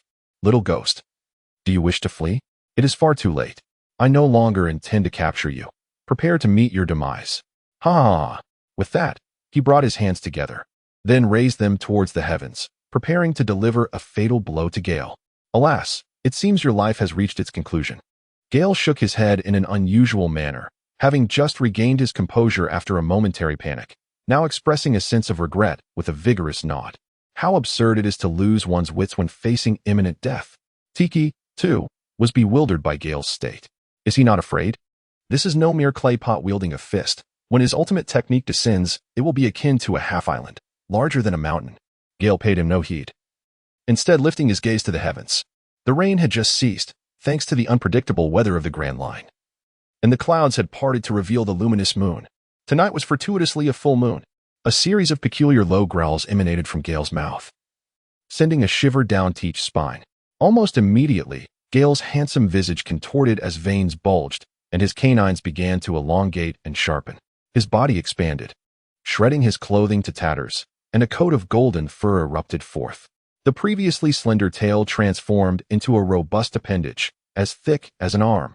It was akin to the metamorphosis of a giant ape, yet unlike the humanoid form of King Kong. This was a true embodiment of the great beast, more powerful and towering. Even hunched over, this behemoth stood over 3 meters tall. A jubilant yet haunting howl reverberated across the island, echoing over the vast ocean. This is the second transformation of Gale. Although it remains painful, he has gained greater control over it. This transformation is smoother and more perfect than the last. Daskiga, Gallet. And others wear smiles, undeterred by the overwhelming chaos that looms ahead. For at this moment, Gale embodies the mightiest form of the Moon Lion. Chapter 64. The dark fruit. Since the northern waters surged halfway to the Sky Island, such a magnificent spectacle has not been witnessed. It has been many years since that event, now regarded as a legend by generations who have inhabited this place. The smoke has obscured the stars and the moon. Yet, it is of little concern. As long as it is a full moon, Gale shall have his moment to shine. Teach gazes at Gale in astonishment, suddenly recalling tales of the legendary Moon Lion transformation, as it had been raining when he sought out Gale. He had not considered the implications of his being a Fur Tribe member. Truly, fate plays its tricks. Indeed, fortune cannot be relied upon indefinitely. However, the outcome remains uncertain. Under this ultimate technique, Blackbeard's confidence swells. He believes no one can withstand his onslaught. As if to bolster his own spirits, Teach lets out a deafening roar. His momentum has reached its zenith as he presses his hands downwards. He intends to crush this little imp before him into oblivion. Gale was well prepared at this moment. His furry, golden right hand was muscular and towering, while his left hand was even more robust. The iron had hardened and was enveloped in a layer of armament hockey. Additionally, even the electric shocks were shrouded in a layer of dark electric clouds. Ultimate technique. Iron Fist. There was no need for further elaboration. It was time for action. Gale's current form could not be sustained for long, and he was ready to deliver a decisive blow. Thus, it perfectly coincided with Teach's ultimate move. A thunderous roar erupted, akin to a cataclysmic event, accompanied by flashes of purple-black light. The ground trembled, and the air was filled with tumultuous waves. The continuous sound reverberated in everyone's ears, as dust and smoke billowed forth, engulfing the surroundings like the preceding black mist. After a considerable time, the wind arrived, dispersing the thick clouds of smoke. The first sight to greet everyone was a glistening figure suspended in the air, with a fluffy tail trailing behind. At this moment, Gale had gained experience and covered himself. Following a cacophony of screams, everyone finally discerned the situation on the ground. It could no longer be referred to as land, for the immense crater had confirmed its devastation. The sea was surging in, and once the water filled this diminutive portion of the island, there would be no more land. Thus, Gaia Island would lose yet another fragment of its territory. Gale suppressed the chilling sensation of being exposed, covering himself with his left hand, and swiftly flew over to rescue Teach, who was on the verge of being engulfed by the sea. He rapidly returned to the ship. At that moment, Teach was in a pitiable state, and barring any unforeseen circumstances, was likely beyond the brink of life. Gale instructed the two women to keep an eye on Tiki, then swiftly slipped away, entering the bathroom to bathe and change amidst the amused gazes of the sailors. How mischievous. After a considerable time, Gale emerged, enveloped in an alluring fragrance, with a towel in hand to dry her hair. Gale gestured towards Blackbeard, who was now on the brink of death. As Gale felt for his heartbeat, he realized it had ceased. However, the rhythm of his breathing indicated he still clung to a flicker of life. Carry him into a room, he commanded. Everyone else, pursue the remaining remnants. If you find yourselves unable to handle it, summon me. And one person, prepare my meal. Gale was aware that Blackbeard's days were numbered. However, he harbored a notion he wished to validate. Indeed, my lord. Upon hearing this, Galatdaski and the others disembarked with renewed vigor, eager to apprehend the target. Unlike before, this time they brimmed with confidence, with such an impressive brigadier at their helm. What was there to fear? They merely needed to hone their skills. Gale entered the room designated for prisoners, where they were bringing Titch in. He instructed them to carry him inside, for Gale sought to validate a conjecture of his own. At that moment, the surroundings were devoid of any presence. Gale entered the room, holding an apple. Tiki's heart had ceased to beat, and he had been hanging on by sheer willpower. However, upon seeing the fruit in Gale's hand, his eyes widened in astonishment. A final thought flashed through Tiki's mind. Why? I am the one who understands the dark fruit better than anyone else in this world. Why does that little brat know about it too? Why? Gale succumbed to breathless demise. Gale hastily placed the apple into Blackbeard's hand. Suddenly, a surge of dark energy emerged from Teach's forehead, swiftly entering the apple. The fruit began to swell, its shape transforming as intricate purple patterns manifested, resembling precisely the ominous fruit Gale had once glimpsed on television in a past life. Gale grasped the fruit, suppressing the astonishment within. This singular fruit, by virtue of its inherent capabilities, could indeed illuminate a formidable warrior. The dark fruit undeniably stood out as an extraordinary entity within the realm of natural powers. Possessing foreknowledge of the narrative, Gale understood that Blackbeard had the ability to seize others' powers. Thus, he later embarked on a quest across the New World to hunt down those endowed with devil fruit abilities. Apart from the fruit's power, which Gale could not verify, the act of commandeering abilities was undoubtedly a testament to the prowess of the dark fruit, likely akin to the power of absorption. Moreover, unique fruits must possess distinctive traits. It is plausible that the dark fruit could siphon the essence of deceased users, transforming it into a devil fruit without the need for the nurturing of the surrounding sea. Unlike other natural fruits, the peculiar dark fruit does not exhibit elemental transformation. Rather, it seems not to undergo rebirth through gestation, but rather, akin to its capacity to usurp powers, it may directly inhabit nearby fruits. Gale once harbored doubts about the overwhelming power of this fruit, believing that even the ocean itself shunned the dark fruit, leading to its remarkably unique method of cultivation. Yet, Gale's intuition proved correct. The fruit in his possession was indeed the legendary dark fruit. Regrettably, he hesitated to consume two fruits simultaneously. Even Teach had refrained from hastily devouring another fruit, enduring 2 decades of patience before finally acquiring this one to consume. Gale pondered whether he should have his teacher attach it to other weapons. No, that wouldn't do. He shook his head, entrusting such a nuclear-like object to his teacher, only to have it passed on to the scientific department, could very well result in it falling into the hands of the world government and the celestial dragons. Gale had long harbored doubts about their benevolence. However, his skepticism did not extend to his teacher. He understood that many matters were beyond one's control. The temptation to experiment on himself was alluring. Gale found himself constantly contemplating whether he could consume 2 devil fruits. Why was it that Blackbeard could? Was it due to the power of the Yami Yami no Mi? Or was it because his constitution allowed him to bear 2 fruits? There had been speculation in the past that it was linked to having 2 hearts, 2 personas, or even 2 souls. The notion of 2 souls resonated with Gale, particularly considering Brook's fruit power, which was inherently tied to the soul rather than the body. Numerous devil fruits, such as Big Mom's Soru Soru no Mi and Perona's Horo Horo no Mi, also indicated a connection to the soul, suggesting that the powers of these fruits might indeed be anchored in the essence of one's spirit. When the soul perishes, the powers of the devil fruit could potentially regenerate from some unknown source. Moreover, there was the intriguing phenomenon of Zoan-type fruits being able to attach themselves to inanimate weapons, creating the illusion of life. This could very well be attributed to the soul of the devil fruit itself. Thus, Gale speculated that the many mysteries surrounding devil fruit powers were undoubtedly linked to the soul.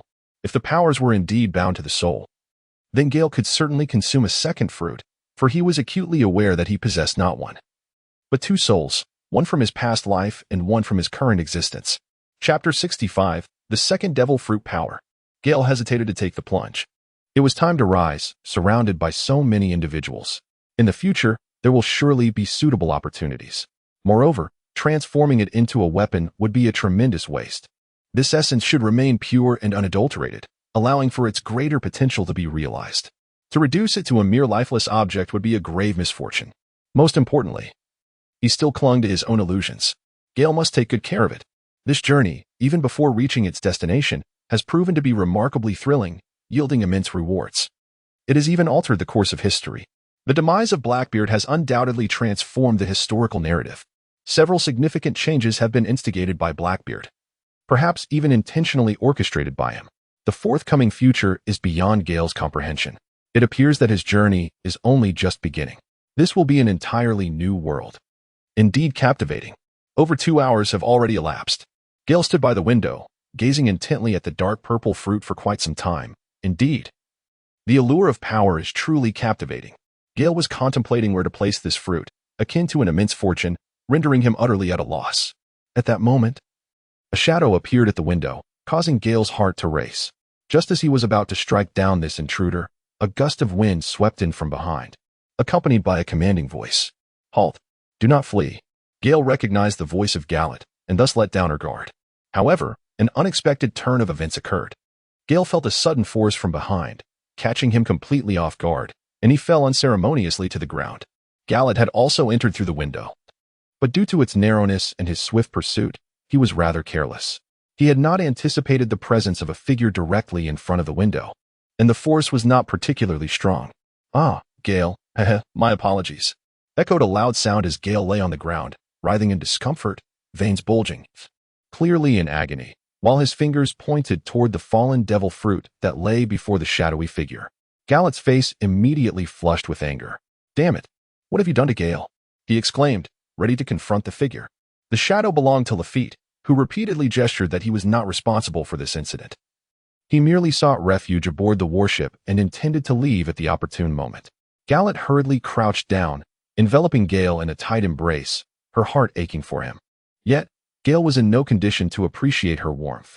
He felt as though 2 conflicting forces were battling within him, as if his body might explode from the strain. The devil fruit that had rolled away now bore a small bite mark, the result of Gale's earlier fall, as he had inadvertently bitten down on it, causing it to become lodged in his throat. At that moment, he had struggled to expel it, but could not. Finally, unable to resist any longer, Gale swallowed the fruit's flesh that had been stuck in his throat. This time, perhaps due to the lack of juice or contact with his tongue, he did not perceive any flavor, and he was far too late to savor the moment. Gale felt as though death was imminent. It turned out that the fruits of this world were indeed not meant to be consumed twice. The sensations within were truly unbearable for any mortal. It was a stroke of fortune that her body had not succumbed to an explosion. Gale's forehead was already drenched with cold sweat, his thick hair appearing as if it had been soaked through. Occasionally, a few drops fell to the ground. Witnessing Gale's agony, Gallet was also in a state of panic, and soon began to weep softly. Gale cradled the weeping Gallet, his gaze distant. Memories from a past life began to surface like scenes from a film. Long-forgotten recollections that filled Gale with a profound sense of happiness. At least before his demise, he could once again behold the faces of those he had begun to forget. With his eyes closed, Gale appeared to drift into a state of serene slumber. Wait, something felt amiss. Why was there no pain? Gale had not truly succumbed to slumber. He lingered in a state of recollection, awaiting his fate. However, the two energies within him had ceased their tumultuous struggle, as if they had found a serene corner within the recesses of his mental realm. A sharp intake of breath. Could it be that the legendary conjecture held truth? Despite being enveloped in the gentle, fragrant embrace, Gale felt no longing. He swiftly rose, lifting his left hand, focusing on the swirling power of the dark mist that resided in his mind. In an instant, his elongated fingers began to exude a dense, inky vapor, gradually transforming his entire palm into a billowing cloud of darkness. Indeed, it was true. He had not perished. Rather, he had acquired the power of the dark fruit. Gale excitedly gazed at his hand, feeling as though his golden finger had finally arrived. This was indeed the manifestation of a traversing bug.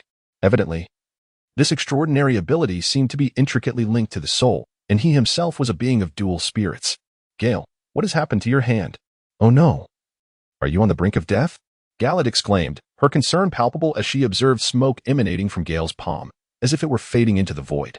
The thought pierced her heart with anguish. Foolish one, I am perfectly fine. By the way, what about Lafitte? Gale gazed tenderly at Gallet, who was weeping heartbrokenly, and spoke softly. What more could one desire than such a remarkable person? Alas, just moments ago, I was here, and witnessing your distress nearly frightened me to death. How could I possibly find the heart to concern myself with anything else? Gallet repeatedly scrutinized Gale, as if to ascertain that he was truly unharmed, and gradually, his sobs began to diminish, eventually culminating in quiet whimpers, pitiful and reminiscent of a wounded child.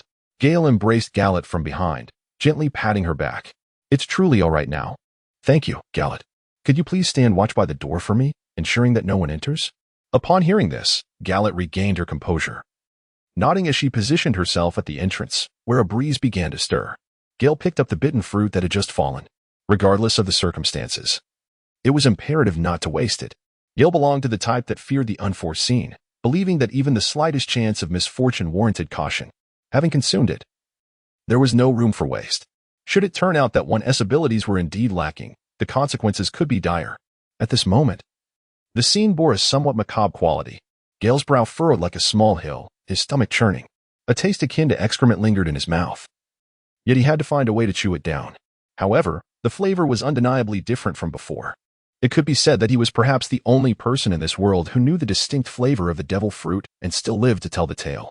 After swallowing the final bite, Gale panted heavily, desperately seeking fresh air to cleanse his palate. Gallet had long since turned her gaze away, the scene too beautiful to behold. Once Gale finished, Gallet, with a hint of confusion, inquired, Gale, was that the power of the Blackbeard we just encountered? Indeed, Gallet, this fruit possesses immense power. One might even say it ranks as the strongest. What? Gale, didn't the teacher say that consuming 2 fruits would result in instant death? Gallet's eyes began to cloud with uncertainty. Yes, but, Gallet, I'm not entirely sure why I could consume 2 fruits. However, this must remain our secret. We cannot disclose it to anyone. I am uncertain whether this is a blessing or a curse. Until we attain greater strength, we must keep this to ourselves. It could serve as a trump card in dire situations. Gale understood that an innocent person might suffer for holding precious things, without absolute power. He could not guarantee that the situation would not pose a danger. He could take risks himself, but those around him were utterly incapable of doing so. Upon hearing such terrifying news, Gallet nodded incessantly like a frightened chick. Chapter 66. Transformation. That night, the entire Gaia Island was engulfed in sleeplessness. Whether it was the lost land or the events of that fateful night's capture, both profoundly shook the hearts of the people. Anxiety gripped everyone, each fearing that misfortune might befall them. After Gale made another attempt, one Lafitte still managed to escape. However, this was of little consequence. That day in the room, he lamented not witnessing himself consume the fruit, unaware that it was, in fact, the dark fruit. Gale was acutely aware of his formidable ability to infiltrate and conceal himself. Capturing him would indeed be an exceedingly time-consuming and labor-intensive endeavor. At that moment, dawn was breaking. Gale stood at the bow of the ship, lost in contemplation as he beheld the sun rising above the horizon, emerging and then leaping from the surface of the sea. A cascade of golden light shimmered across the undulating waves. Behind him, Gayer Island was shrouded in a veil of mist, reminiscent of a mythical paradise, ethereal and dreamlike. The events of the previous night's battle lingered in his mind, and though he had endured a sleepless night, Gale felt merely fatigued from the exertion. Yet, he found himself ensnared in profound reflection, unable to extricate himself from its depths. Strangely, he did not perceive his presence as having any significant impact on the world around him. Despite his longing for formidable power, he yearned more to be an observer, to witness the unfolding of this world's narrative.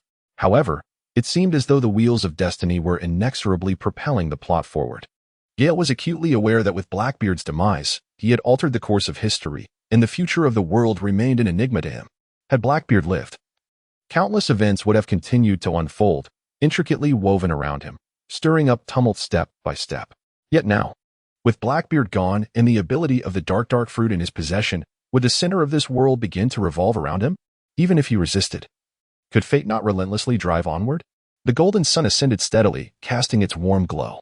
Behind Gale stood a multitude of Marines, silent and respectful, as they gazed upon the man illuminated by sunlight, who seemed to radiate a divine aura. He was regarded as an omnipotent deity in their eyes. Gale's strength had repeatedly redefined their perception of power, fostering the belief that as long as he was present, their division could achieve the impossible.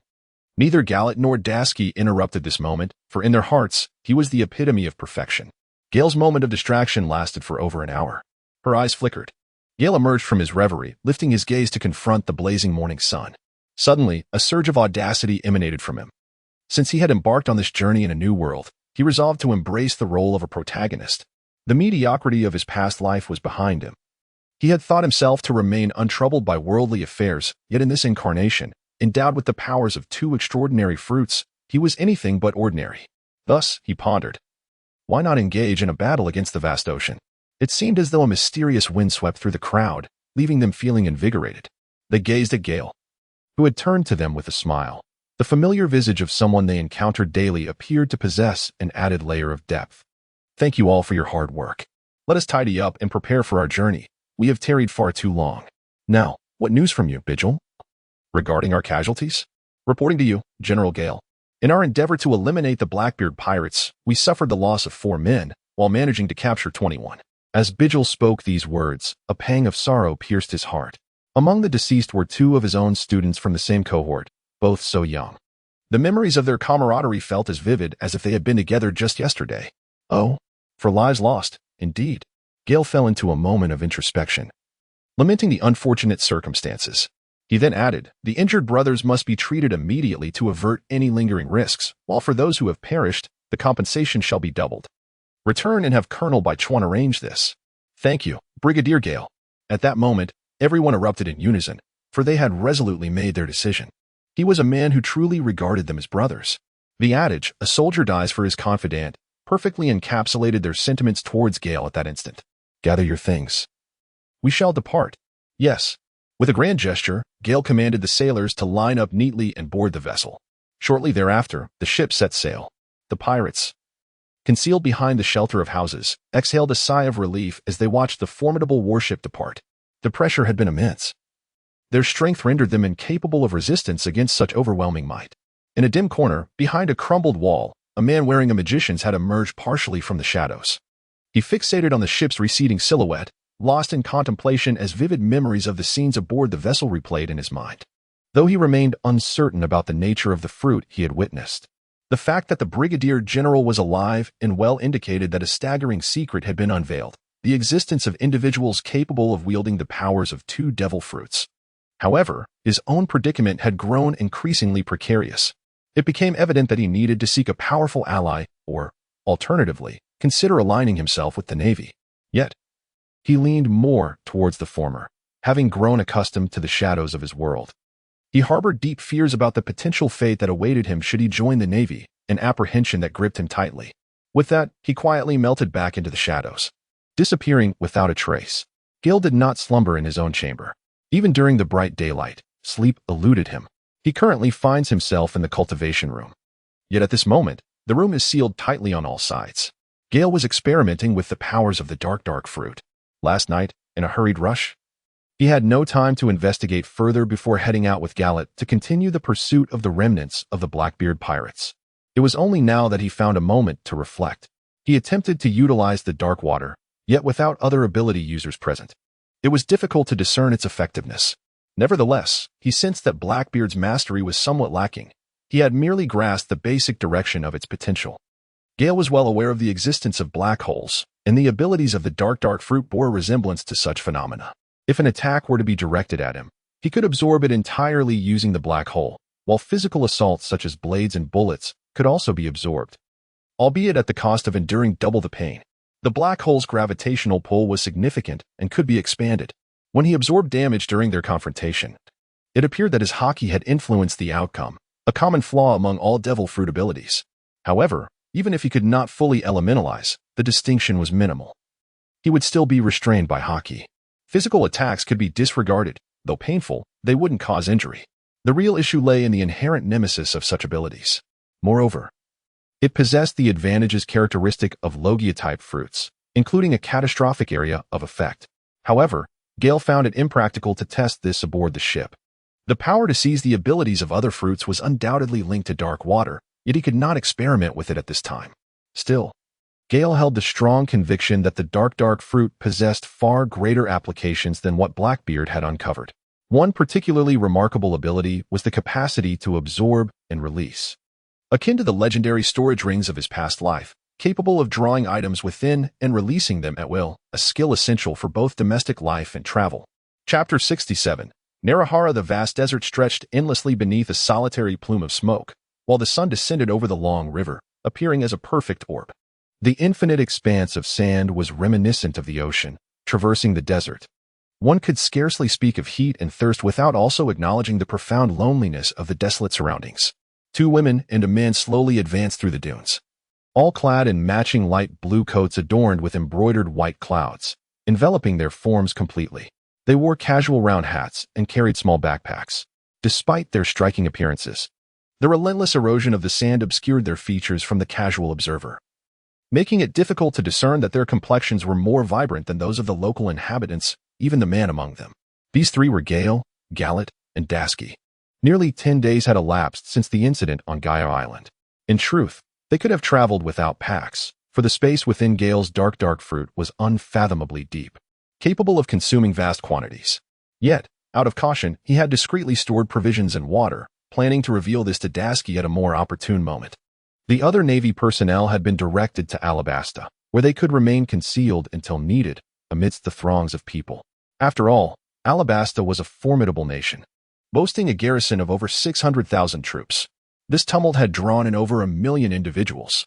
Despite the formidable martial prowess and equipment of these soldiers, it was still woefully insufficient, and they could not afford to clash with civilians. Thus, they would remain hidden until summoned. Although Gale understood the intricacies of the situation, there was a necessary process to approach the objective, for knowledge would be too astonishingly unconventional. Therefore, he and his companions had disembarked early, embarking on foot to explore the country, to behold the desert, and to gather tidbits of information. If fortune smiled upon them, there were individuals he longed to encounter in this very place.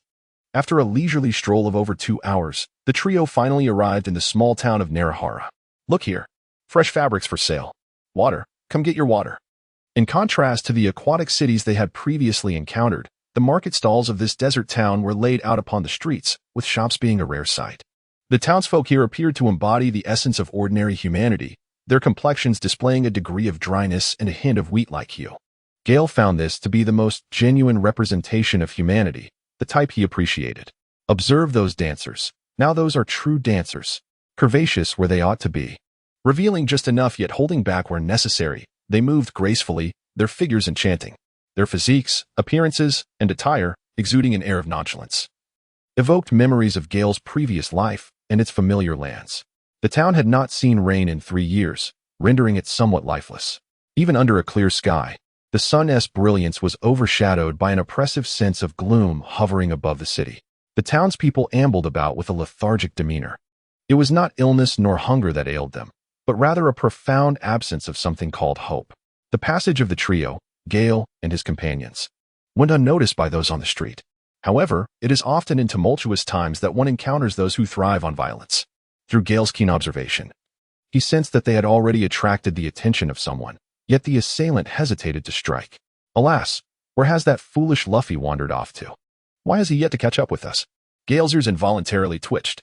Gale's eyes brightened at the sight before him.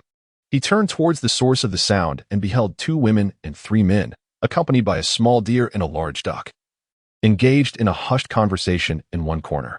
The voice he had just heard belonged to a young girl clad in an orange outfit reminiscent of a dancer. She was none other than Nami, the goddess who had captivated his dreams in his previous life. Yet, she appeared rather youthful now, despite Gale being of a similar age. Beside her stood a blue-haired girl named Robin, while the gentleman in a black suit, smoking a cigarette and exuding charm, was Sanji, who was just a shade less handsome than Gale. Alongside them were Chopper, the little deer, and Usopp, with his elongated nose. After Gale meticulously matched each person's appearance with the memories from his previous life, he gazed for a while. After all, there exists a distinction between animation and reality. Wait. That is not quite right. Aside from Luffy, there is another individual, isn't there? Just as Gale contemplated this figure, an excited voice rang in his ear. Kuina. Is that you? The 3 of them turned their gazes towards one another, and indeed, it was the very person Gale had just been pondering, the swordsman from the ship, Zoro. Zoro approached Ishiki with small, eager steps, filled with excitement. Gale suddenly recalled a particular meme, noting the striking resemblance between Dasky and Zoro's master, Kushiru's daughter, Kuina.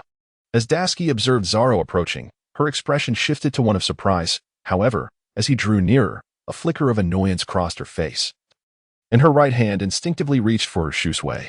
Just as her fingers brushed the hilt of her sword, she noticed the 3 blades at his waist, one of which had a particularly eye-catching scabbard and hilt reminiscent of the legendary sword, Wado Ikamanji. A gasp escaped her lips, and she instinctively covered her mouth with her hand, realizing her lapse in composure. Yet, upon recognizing that he too was a swordsman, her wariness diminished significantly. In the eyes of a swordsman, there lay a greater sense of respect and camaraderie. Is it truly you, Kuina? Zoro's ears perked up at Dasky's exclamation, as if he had confirmed that she was the one he had long refused to acknowledge as lost.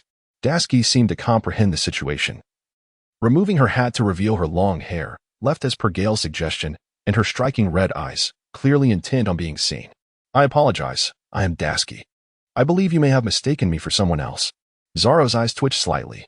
As if he had grasped a truth he desperately wished to accept yet found difficult to embrace. My apologies, I mistook you for someone else. I am Zoro. Pleased to make your acquaintance. Please take care of me. After a prolonged silence, Zoro finally spoke.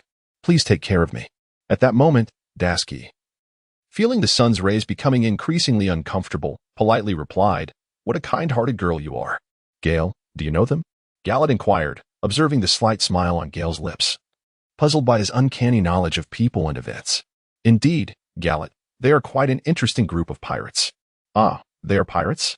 Dasky turned to Gale, astonished that someone who appeared so amiable was indeed a pirate. Well, they are not necessarily bad people.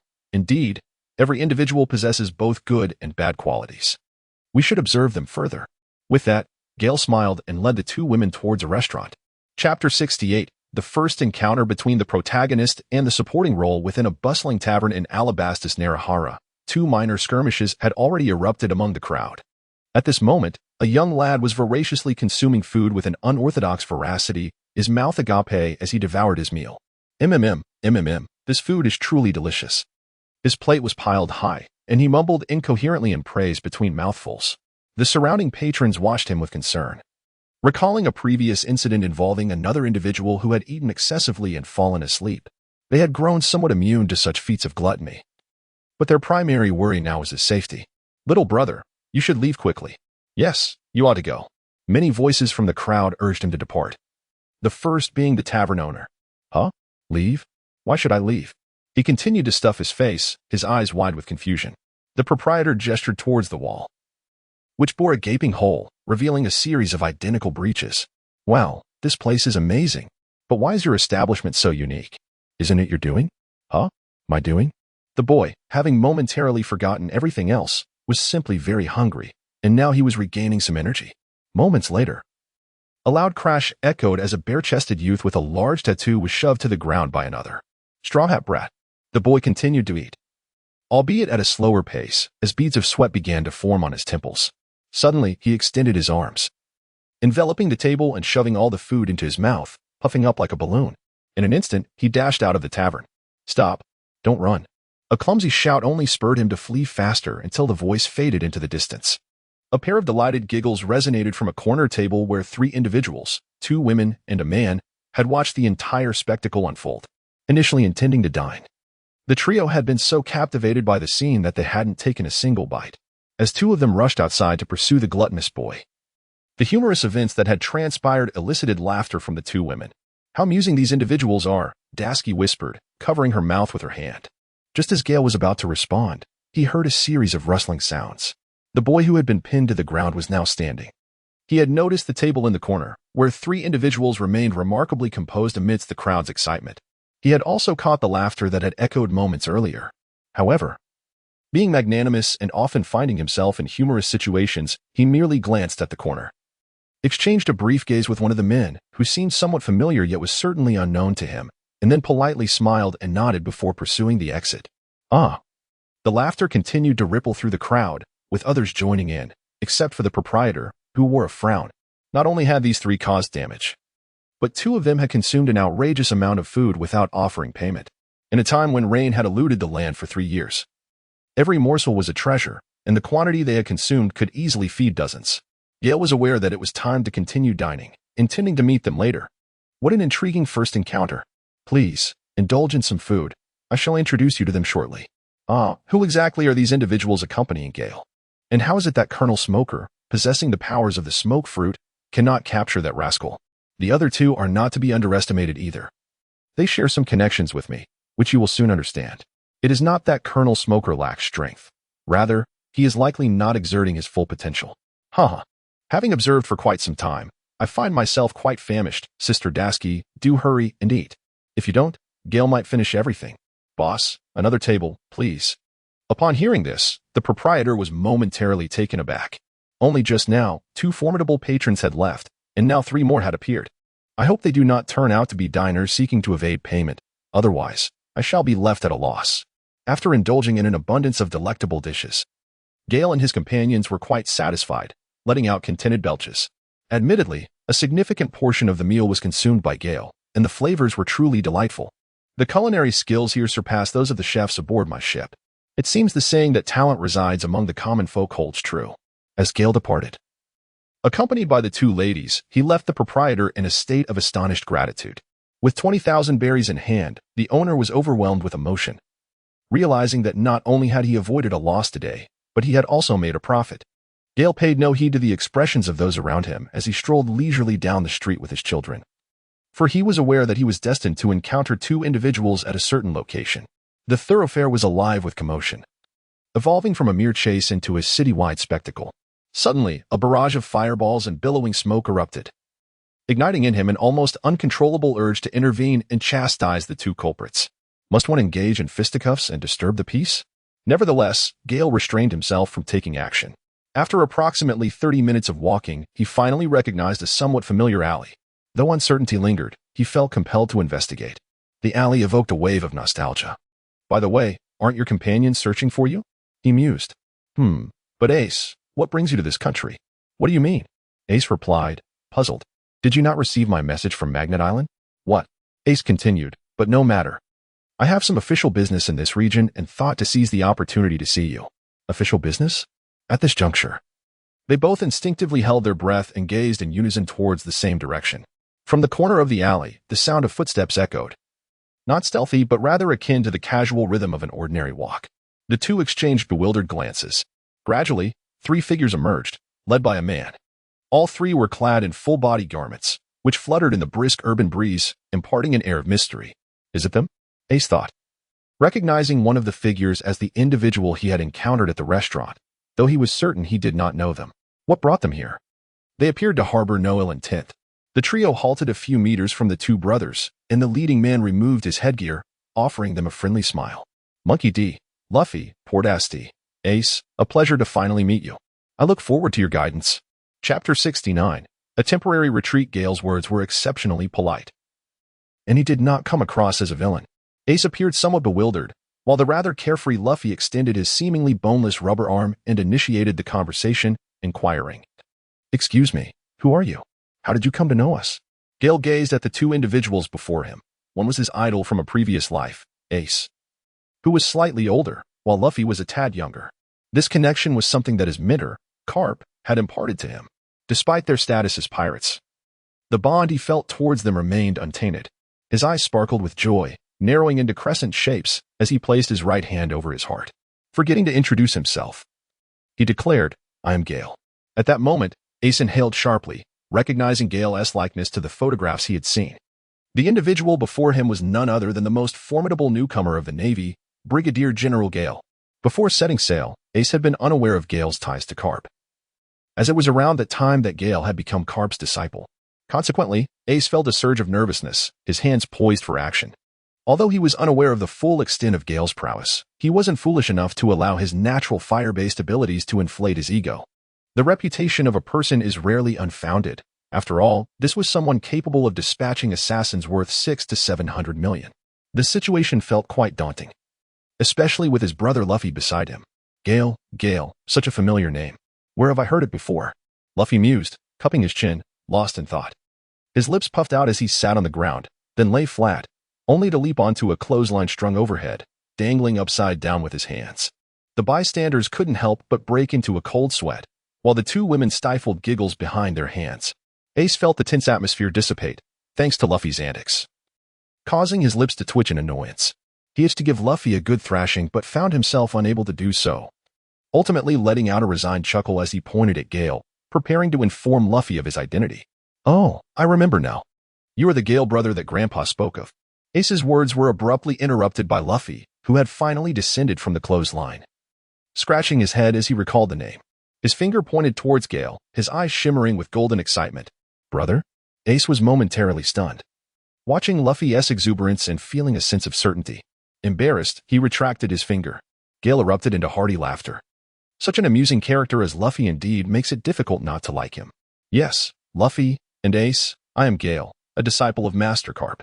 Ace's jaw dropped in astonishment, nearly grazing the ground.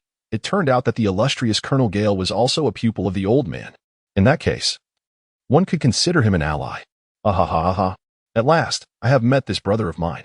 Let me take a look. He appears no different, possessing two eyes, a nose, and a mouth just like anyone else. Why does Grandpa always extol your virtues, insisting that I learn from you?" At this moment, Gale found himself in a somewhat awkward predicament, having underestimated Luffy's exuberance. Luffy was inspecting him from left to right, even climbing onto him, playfully pinching here and there. Suddenly, a gasp escaped his lips. "What is this?" Luffy had discovered Gale's tail beneath his garments, and without hesitation, he reached in and yanked it out forcefully. The sharpness of the action elicited a collective wince from everyone present, as if they could feel the pain themselves, and it appeared as though it might snap at any moment. Gale's complexion had turned pale. Had it not been for the dark fruit's ability to absorb damage, albeit at the cost of experiencing double the pain, he might have been torn apart. This marked Gale's first encounter of such a nature. "Luffy, put that down immediately. That is Gale's tail. If this continues, it will surely be severed." Ace, unable to bear the sight any longer, swiftly admonished Luffy with a stern tone. Should Luffy persist in this manner, the tail would undoubtedly be at risk of being truly broken. "Wow, that's a tail. How impressive." Upon hearing this, Luffy's eyes sparkled with excitement. After stealing a few more reluctant glances, he ultimately decided to let it go. Gale swiftly tucked his tail back into his garment. In truth, he had nearly reflexively used his tail to swat away Luffy just moments ago, but he managed to restrain himself, although it felt somewhat awkward. Gale understood that Luffy's nature was simply that way. It truly is a challenge to be his companion. "Gale, do tell. Without your tail, I am at a loss," Luffy exclaimed, bending his knees slightly in a stance reminiscent of a martial artist, yet bouncing up and down with palpable enthusiasm, his mouth agape in a wide grin, brimming with curiosity. "Luffy, I hail from the monkey fur tribe, distinct from your kind, and I bear the traits of animals upon my very being. Furthermore, observe Garrot. See how she possesses rabbit ears atop her head?" Gale gently removed Gallet's rather unique hat, revealing a pair of fluffy white ears. Upon having her hat taken off, Gallet shyly smiled at the two, a natural and endearing blush adorning her cheeks. How remarkable! Luffy, in his usual nonsensical manner, displayed a modicum of restraint and refrained from approaching Gallet. Otherwise, Gale would surely have intervened. I often hear Captain Carp speak of both of you, which is why I have come uninvited today. We have somewhat acquainted ourselves, and Gale spoke with a certain ease. I frequently hear my grandfather mention you. My ears have become calloused from listening. He also praises your prowess, suggesting I follow in your footsteps and become a Navy officer. But I have no such intentions. I aspire to be the king of the pirates. Greetings, Gale. I did not anticipate that you too were a disciple of my grandfather. I had assumed you were here in your naval capacity to apprehend us. Ace scratched his head awkwardly, feeling somewhat embarrassed, as he had been a bit anxious at first, given their opposing stances. After all, even now, a hint of concern lingered within him. Ha ha. It was indeed Captain Carp who wanted me to bring you back. However, I did not agree, ha ha ha ha. The three of them erupted into hearty laughter, finding amusement in the notion of outsmarting the old man. Just as they were about to continue their conversation, a voice called from behind. Hurry, they are here. Surround them, and do not let them escape. The soldiers had located Luffy and the others, preparing to apprehend them. Gil cast a glance behind him and said, You all may go ahead. I shall join you shortly as I have matters to discuss with you. The two brothers exchanged no further words, merely nodding in acknowledgement before departing. Trusting the naval officers implicitly. Quickly, do not let them escape. Pursue them at once. Who are you? Why do you appear here? I suspect you are accomplices of pirates. Seize them. Upon hearing the words, Gale and his companions exchanged smiles, seizing their coats and dramatically tossing them into the air, revealing three young figures adorned in capes of justice. The sailors were momentarily taken aback by the stark contrast in appearance. The youth at the forefront held a rank surpassing that of their colonel, being a brigadier general. Despite their astonishment, they immediately saluted Gale. Greetings, sir. I am Brigadier General Gale from headquarters, here on official business. Please inform Colonel Smoker that I shall take charge of matters here. Yes, sir. Colonel Smoker. During our pursuit, we encountered Brigadier General Gale. He claims to be executing official duties. We should return. With a resounding clap, Smoker slammed his hand against the nearby wooden surface. Gale, what brings him here? This is absurd. Am I the sort to simply acquiesce to your demands? Chapter 70, The Choice of Princess Weiwei near the shores of Alabasta. A small boat glided smoothly across the water. Luffy, is that person truly your brother? Indeed. Haha. His name is Ace, and he set sail 3 years before me. Are you not worried about leaving him behind? Fear not. Ace is exceptionally formidable, and even before he consumed his fruit, I couldn't defeat him. Really? Not once? Absolutely. However, now I am undoubtedly the stronger one. Ha ha ha. The others broke into a cold sweat, recognizing the blatant exaggeration, yet Luffy remained unfazed. Who exactly can you hope to surpass? Just then, a figure appeared, bare-chested and clad in casual shorts, adorned with several accessories. Perched on the boat's railing while securing his hat against the wind. Ah, Ace. Ha ha ha. No worries at all. Luffy's laughter was so infectious that it was impossible to discern its authenticity. His audacity was remarkable. Oh, Ace, these are the companions I mentioned. How delightful. My brother is in your care. Nonsense, he lacks manners. You must find him quite troublesome. Not at all. Please, allow us to serve you tea. I shall brew a pot. Sanji, with a cigarette dangling from his lips, interjected as Ace spoke, realizing it was poor hospitality to leave their guest standing. No need.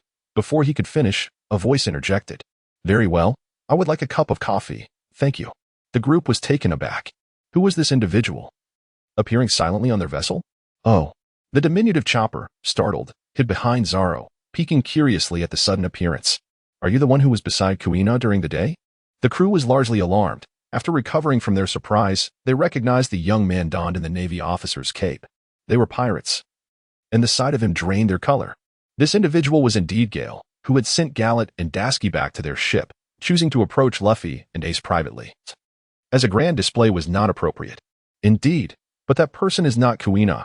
He is a friend of mine, Colonel Dasky. The crew exchanged fearful glances.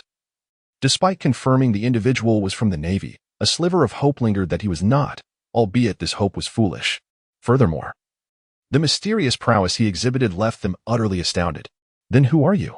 At this moment, it was Princess Weiwei who spoke, though she was with Luffy and the others. She had not officially joined their ranks and retained her protective status. Thus, despite her trepidation, she was perhaps the least fearful among them. Greetings, Princess Wei Wei. Gale performed an elegant noble gesture before the princess and then proceeded to speak. I am Brigadier General Gale, dispatched to investigate the Baroque Studios' attempts to undermine the Kingdom of Alabasta. May I inquire, Princess Vivi, how I may assist you? The title of Brigadier General had caused beads of sweat to trickle down the brows of those present, for this was the highest-ranking naval officer they had ever encountered. And he was remarkably youthful. Princess Vivi appeared somewhat composed, while Nami subtly edged back a few steps. If their conjectures were correct, this Gale was indeed the naval prodigy who had made waves in the seas a few years prior. Observing the expressions on their faces, Gale felt a sense of helplessness. It was not appropriate to assure them of his benign intentions outright. Rest assured, everyone, he is merely my grandfather's apprentice, so there is currently no hostility, Luffy interjected. Sensing the tension in his heart, he harbored no animosity toward the Navy.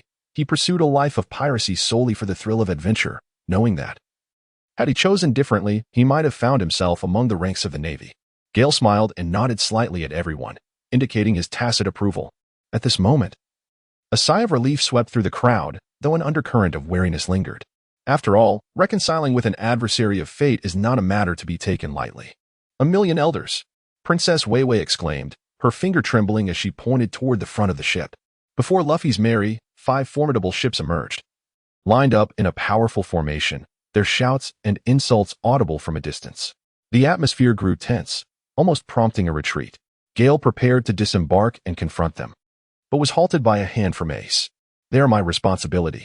Although their current target is you, allow me to handle this, he asserted. Before Ace could respond, Gale vanished in a flash, reappearing above the 5 ships. Stormfoot, Meteor, with a series of swift slashes. 5 vacuum blades expanded in the wind and descended upon the vessels. In unison, the ships erupted in a cacophony of explosions, engulfed in chaos. Remarkably, Gale appeared untouched, still wearing his serene smile. As the dust settled, he returned as if he had never left. If it weren't for the undeniable sight of the 5 ships sinking, they might have questioned their own senses. Yet, the cries for help, the shouts, the curses, and the creaking of the pirate ships as they fragmented and sank made it clear that this was no mere illusion. Such terrifying power. This was the collective thought of all present, including Ace, who felt an immense pressure. If he wished to obliterate the vessel, none could stand in his way. The only one seemingly unfazed was the carefree Luffy. Wow, that's amazing, Gale. No wonder Grandpa always says you're incredible. I can't wait to spar with you. Luffy's eyes sparkled with excitement, a reaction Gale had grown somewhat accustomed to. Ace, hearing Luffy's words, felt a surge of eagerness himself, ready to engage. Gale shook his head. No, this is a special time, and a man's duel cannot be taken lightly, right, Luffy? Ah, ha ha ha ha. All right, I concede that you were quite formidable. Let us compete again next time. Luffy erupted into another fit of heartless laughter. The crowd exchanged glances, exasperated. Could he not boast so blatantly? It made one reluctant to associate with him. The atmosphere finally eased a bit. Gale took a few steps and addressed Princess Wei Wei. Princess Wei Wei. Regarding the Baroque works inciting the rebellion to undermine the kingdom, it was orchestrated by Crocodile. Is that correct? How did you know? Indeed, Mr.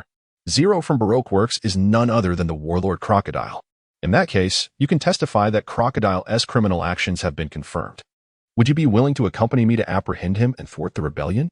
Ah, Princess Wei Wei found the situation to be rather sudden. For someone who had been troubled, this was the best news she could have received, especially with the evident strength of this young commander. Chapter 71. The News of Blackbeard's Demise. Gale had already taken a seat by the small table, while the gallant Sanji graciously served a cup of coffee, elegantly crossing his legs. He gently stirred the freshly brewed coffee with a spoon, softly blowing on it. After taking a mere sip, he set the cup down, gazing at the hesitant Princess Miwei. Well, General Gale, I cannot abandon my companions. I promised them that we would venture forth together. Princess Miwei, having forgotten about her companions for quite some time, lowered her head. She yearned for the assistance of this young general, however. The memories of her beautiful and beloved friends had deeply etched themselves in her heart over the days. Perhaps, Princess Miwei, you should know that by acting sooner, I could save the lives of hundreds, even thousands of your subjects. Gale spoke with piercing clarity, articulating a truth that resonated deeply. Had Princess Wei Wei possessed even a shred of evidence, he would have apprehended Crocodile beforehand, thereby saving countless lives. I am acutely aware of this. However, the turmoil has escalated to such a degree that, even in the absence of Crocodile, it would be exceedingly difficult to halt the chaos. As long as the rain continues to withhold its grace, the unrest shall undoubtedly persist. While I lack direct evidence to substantiate that this is Crocodile's machination, I am determined to collaborate with my comrades to gradually unravel their conspiracy, allowing everyone to perceive this deception clearly. At the very least, it is crucial for the long-term development of our nation. General Gale, may I implore you to permit my companions and me to take this perilous risk? You could observe from the sidelines and, when necessary, lend us your assistance. Princess Weiwei spoke with fervor, her limbs trembling with a mix of anguish and determination. Her struggle, excitement, and uncertainty were palpable. Alas, Gale let out a soft sigh. Indeed. Even if he personally apprehended Crocodile, the war would persist, and without substantial and credible evidence, internal strife would remain unresolved. He could only address the symptoms, never the root cause.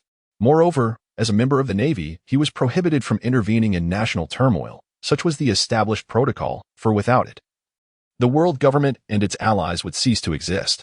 Yes, Gale, I still intend to send the Crocodile flying myself, exclaimed Luffy, energetically swinging his arms in circles akin to a spinning fan.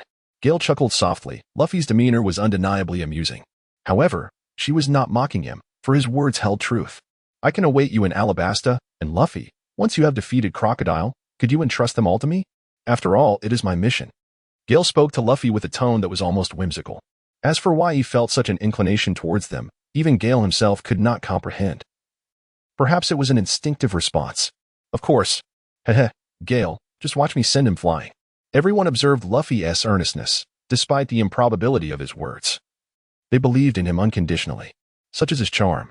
Princess Weiwei tightened her grip on her garment, her eyes glistening with unshed tears as she softly murmured, "Everyone." Gale felt that his role as a Navy officer was no longer suitable, and he wished to depart. Just as he stood up, he recalled Ace's ongoing pursuit of Blackbeard's whereabouts. Instead of walking aside as he originally intended, Gale found himself striding directly towards Ace. He took a moment to thoroughly examine Ace, the freckles beneath his eyes, the hat, the tattoos, and the trousers, all exuding a vibrant, sunny disposition. This was a lingering regret from Gale's past life as a pirate. In this lifetime, he had inadvertently aided in the elimination of Blackbeard because of himself. Ace's typically cheerful countenance now bore an unusual seriousness, struggling to accept that this Navy Rear Admiral could be considered an ally. He scrutinized Gale as well, noting the golden hair, the angular face, and the light yellow suit that lent Gale an air of nobility. Gale, is there something you need? The question came out somewhat awkwardly, for since he consumed the Marimara no Mi, he had yet to feel pressure from his peers, and the atmosphere felt distinctly perilous. The strange speed and formidable martial prowess he had just witnessed instilled a sense of caution within him, particularly as he sensed the formidable power of Haki emanating from Ace. Ace, are you pursuing Blackbeard? Oh, yes. He killed Sachi and fled with the fruit. He was my subordinate, and I must personally bring him back. Do you have any information about him? Ace clenched his fists, unable to suppress his emotions when Blackbeard was mentioned. Actually, I wanted to inform you that Blackbeard has already been slain by me on Gaia Island. Gale's demeanor was as serene as a gentle breeze. Yet to the ears of those present, it resonated like a thunderclap. This was the formidable opponent that Ace had pursued for so long without success. Could it truly be that one could take a life so effortlessly? Such a refined and genteel individual, devoid of any burden in taking a life? Ace, taken aback, found himself at a loss for words. He had traversed a significant portion of the sea route over a considerable period. Although he was aware that this Brigadier General Gale possessed the strength to vanquish Blackbeard, he still found it somewhat difficult to accept. Is this reality? Indeed. It is unequivocally true. Initially, he intended to capture either Luffy or you to present to the world government, hoping to cultivate amicable relations and secure a place among the 7 warlords of the sea as a legitimate pirate. However, upon encountering me on Gaia Island, he altered his strategy, seeking to defeat me as a means to negotiate with the Navy. His devil fruit ability is undeniably troublesome, but alas, he has crossed paths with me. Gale rested her hands upon the ship's railing, gazing out at the vast sea, deliberately ignoring the expressions of those behind her, leaving them only with the silhouette of her back, skillfully concealing her true emotions. Gale had yet to express everything he wished to say. Ace, I have indirectly saved your life. I hope your future endeavors do not disappoint me. Gale, this Blackbeard has schemed for years with an overly intricate mind. Yet he failed to account for you. Although I did not personally apprehend this traitor, it is fortunate that you were able to resolve the matter. Regardless, I must extend my gratitude to you. This is a debt of gratitude I owe. Ace bowed to Gale in appreciation. Shall we convert this into cash instead? Gale's remark came as a surprise. Huh? How much? Ace instinctively responded, perhaps 500 million berries? Gale turned around, extending the 5 fingers of his right hand. Everyone's jaws dropped in astonishment. Cold sweat trickled down their faces, and Luffy's jaw truly seemed to rest upon his chest, a rather amusing sight. Ace was exceedingly surprised. Although he was a pirate, he never resorted to outright plunder, often only teaching a lesson to other oblivious pirates to earn a little extra. After the initial shock, as if having made a significant decision, he nodded solemnly. All right, however, I currently lack sufficient berries. May I owe you for now? He chuckled. Just kidding. Gale burst into laughter, remarking that only these individuals could be so easily deceived. Had it been those he was more familiar with, they would hardly pay him any heed. Ha ha. Ha ha ha. Ace, Gale is merely jesting with you. Discussing money can be quite detrimental to relationships, he quipped, his laughter carefree and unrestrained. Well then, I shan't linger any longer. Luffy, Ace, I shall take my leave. Without awaiting a response from the others, Gale gracefully executed a few steps of moonwalk and vanished into thin air in the blink of an eye, leaving Luffy behind, waving and calling out, goodbye. Meanwhile, Luffy's crew remained in astonishment, pondering how each of the captain's brothers was more impressive than the last. Chapter 72. Tina in the waters of the Alabasta Kingdom. A naval vessel glided across the sea. In the training room, white balls filled the space, and a shadow moved about, evading them with remarkable agility. Humph. Such an unromantic fellow, the lot muttered, her irritation palpable as she took a hefty gulp from the juice on the small table before her. Yet, her vexation seemed far from quelled as she let out a soft huff, her short yellow hair bouncing in frustration. Hee, that's just how Gale is ambitious, responsible, and kind to those around him, Dasky observed, her eyes crinkling with mirth as she regarded Galat. Dasky, it seems you've been enchanted by Gale's facade. Is he truly as admirable as you claim? While he is indeed devoted to his training, did you not notice his flirtatious nature? He left us at noon to seek out someone, undoubtedly drawn by those 2 enchanting ladies aboard that ship, Galat retorted, her annoyance stemming from being excluded from the outing. Having clearly seen the 2 charming women among the pirate crew, how could someone like Gale resist such a lure? Dasky continued to smile. Come now, Galat, trust in Gale. But Dasky, don't you think Gale already has enough with us? Galat began, only to realize she had inadvertently revealed too much. Dasky, catching the tail end of her statement, flushed a vibrant shade of crimson, akin to a ripe apple. Colonel Tina, a naval vessel has been spotted ahead. We are uncertain of its affiliation, reported a sailor as he hastened to a female officer. This officer, with her pink hair and form-fitting purple uniform, exuded a commanding presence. Her long legs elegantly concealed beneath tailored trousers, complemented by a cape that bestowed upon her an air of sophistication. Oh, Colonel Tina took the sailor's binoculars, swaying gracefully as she ascended to the second deck, peering through them at the approaching ship. Though few pirates dared to impersonate naval vessels, the Navy adhered to protocols. For instance, when encountering a superior, one was obliged to yield. To her surprise, she beheld a ship identical to hers, suggesting it was of equal rank. But why would a vessel of equal status enter her jurisdiction without prior notice? It was certainly not the case with the notorious White Hunter, whose ship Tina knew all too well. Setting down the binoculars, she lit a cigarette, taking a long drag as she pondered the identity of the vessel. Only upon closer proximity would the truth be revealed. Moments later, both ships slowed their pace, on the verge of an encounter. Dasky and Galat positioned themselves at the bow, eager to discern the identity of the vessel, despite only having a few acquaintances among the officers, most of whom were classmates. As the 2 ships drew closer, the 3 women on the decks exchanged glances. Tina, surprised, noted the youthful appearances of the 2 midshipwomen before her. Who are their superiors? She mused. At that moment, Gale, sensing the shift in atmosphere, concluded his training session and, towel in hand, emerged from the training room without a care. Humph, Galat remarked, eyeing yet another beautiful officer. However, Gale's keen instincts seemed to draw him toward every attractive woman, as if he had a sixth sense for such encounters. Gale wiped the sweat from his brow with a towel as he strolled leisurely onto the deck. Yet, an unsettling atmosphere enveloped him. Directly across was a warship, unmistakably imposing. It wasn't until Gale reached the bow of the ship that the truth became apparent. The effete of the swine had been stripped away. Gale's gaze was unwavering, and his mouth watered in anticipation. Indeed, Tina epitomized the very type that Gale favored, with her alluring curves and commanding presence. Why did he not feel the same attraction towards Wei Wei and Nami? It was simply because they were still youthful, and even Gallet and Dasky remained in their tender years. What captivated him most was the allure of a voluptuous, mature woman. Oh, Gale let out a pained cry, for it was Gallet who had pinched him sharply at the waist. Tina gazed at the striking young man with golden hair, and his tale reminded her of his identity. She had encountered Brigadier General Gale before. Tina was a disciplined officer, and although the behavior of others might sometimes border on rudeness, she had grown accustomed to it. As many would regard her with such expressions. After all, who could contain Tina's allure? As she rendered her salute, the other sailors aboard the vessel were equally astonished to discover that the remarkably youthful figure before them was indeed a brigadier general. Had there been no other young men nearby, they would have found it hard to believe this reality.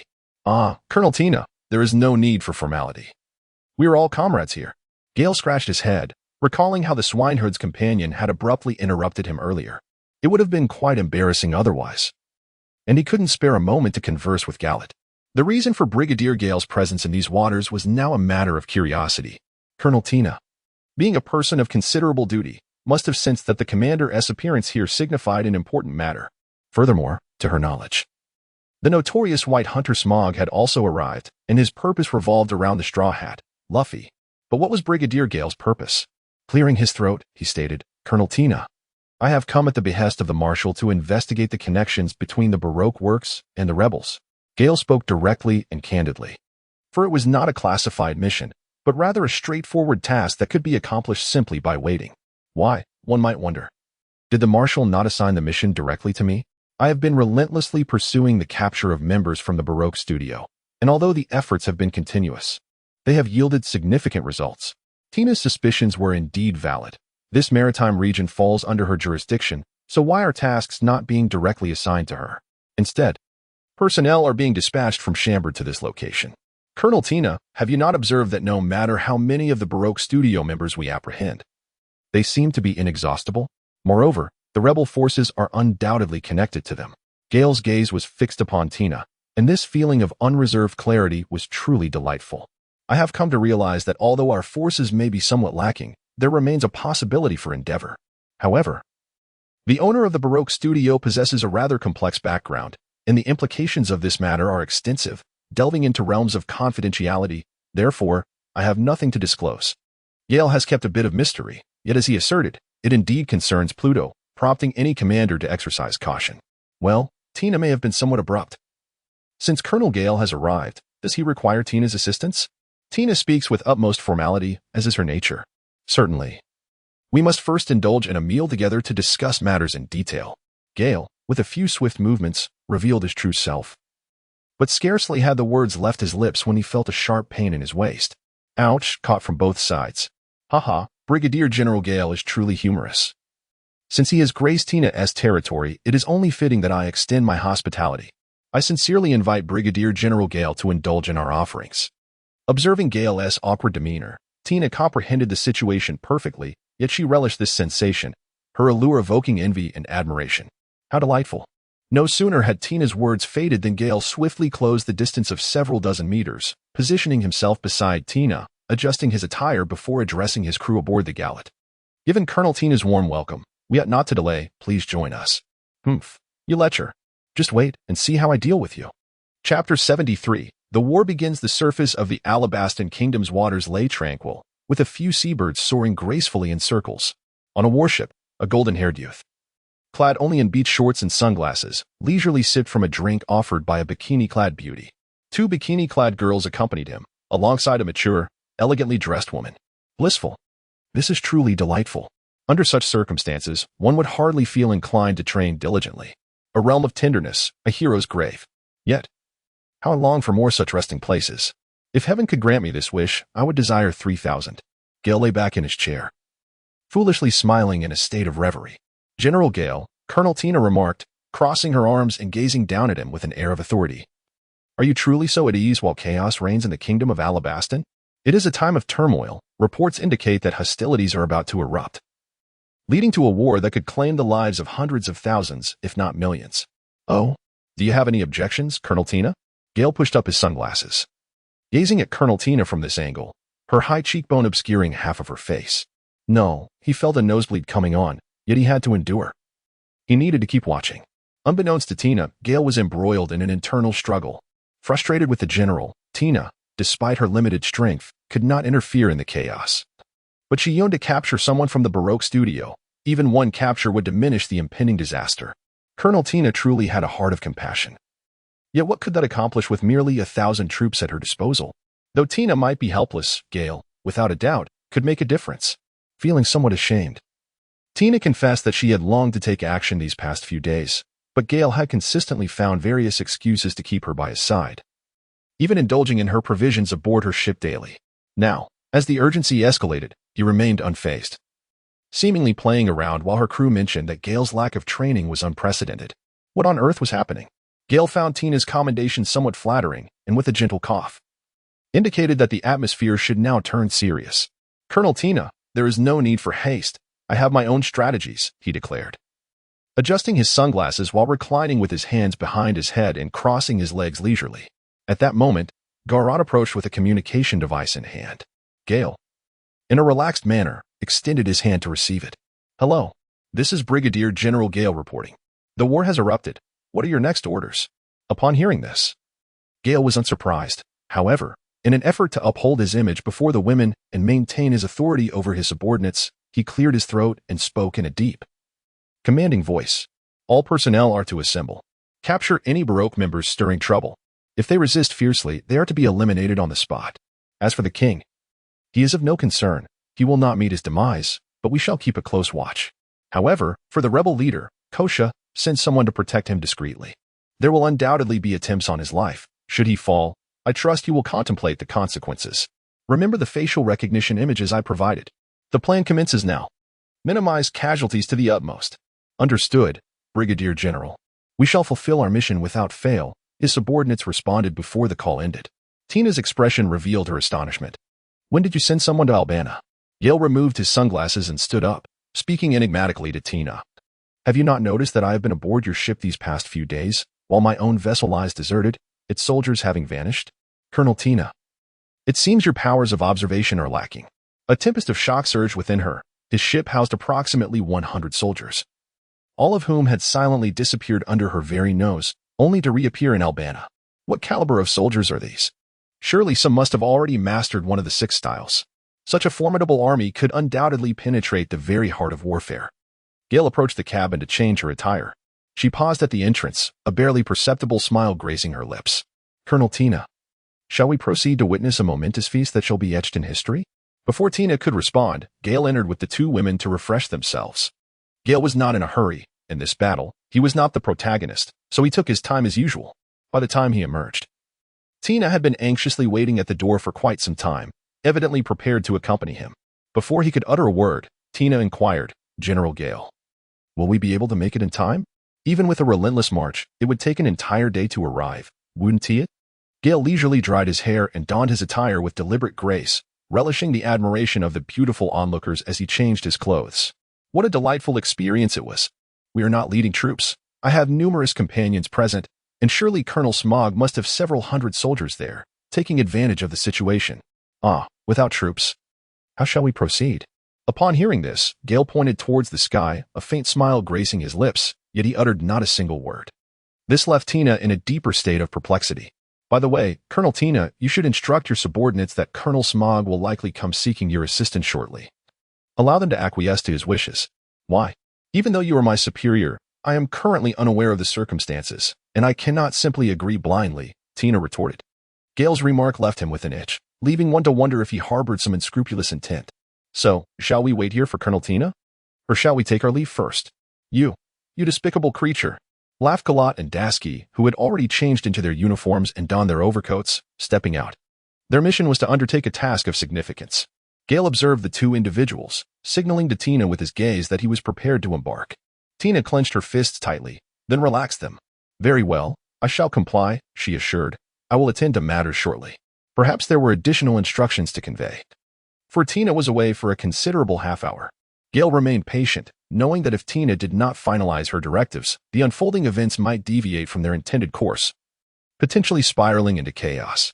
After all, Smoker was on his way to locate the range ship. Brigadier Gale, Tina is ready. How shall we proceed? Tina gracefully ascended the stairs, her voice echoing before her presence could be seen. "Come on up, Gallet. Dasky, you stand to my left." Upon hearing this, Gallet chuckled and effortlessly leaped onto Gale's back, while Dasky positioned herself to Gale's left side. Gale extended his right hand and beckoned Tina. Tina, still in a state of confusion, approached him slowly and arrived at his side. Gale swiftly grasped Tina's delicate, smooth hand and caressed it a few times. "Ready to go, let's embark." Gale leaped powerfully into the air, carrying 3 individuals with him. It was not that he did not desire to soar directly, rather, the force beneath his feet could potentially damage the vessel below. Despite bearing the weight of 3 beautiful women, his previous training in the lunar steppe had prepared him for burdens far greater than this. Although Gallet and Dasky were also adept in the lunar steppe, their ordinary means of transportation proved to be excessively taxing, suitable only for brief periods of levitation, while prolonged aerial travel was simply impractical.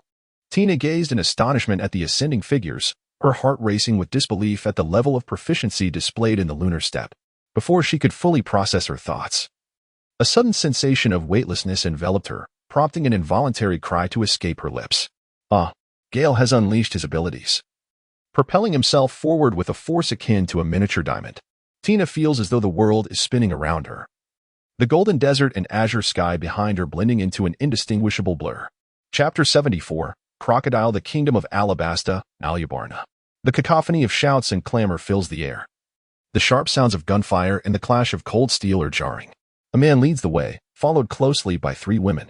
The soldiers engaged in battle, unaware of the unseen force, part to create a pathway for the 4. Tina's heart is tumultuous with astonishment, even with the added weight of her companions. Their speed is astonishing, leaving her dizzy. Amidst the chaos of the battlefield, Gale miraculously forms an invisible barrier, allowing the 4 to navigate as if strolling through a serene garden.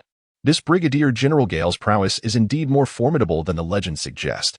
Despite the throngs of people, the exchange of melee and ranged weaponry, and the chaos of stray bullets, nothing penetrates Gale's diamond shield. All are thwarted beyond the luminous barrier. Although the shield is expanded, increasing its protective radius, the energy consumption is significantly less than that of a confrontation between masters. Gale had never witnessed a battle involving 1,000,000 people. The sheer mass of humanity was truly magnificent. In his previous life, such a sight would have sent him into a panic. Although he felt a sense of awe now, he could not allow those around him to perceive his trepidation, for it pertained to the dignity of a master and the profound issues of a man's sense of security. At that moment, the crowd surged toward the palace gates, shouting with fervor, "Charge! Charge! We are nearing the palace. We are almost at the gates. Look! What is that? A white flag. What white flag? Behold, it is the king's army."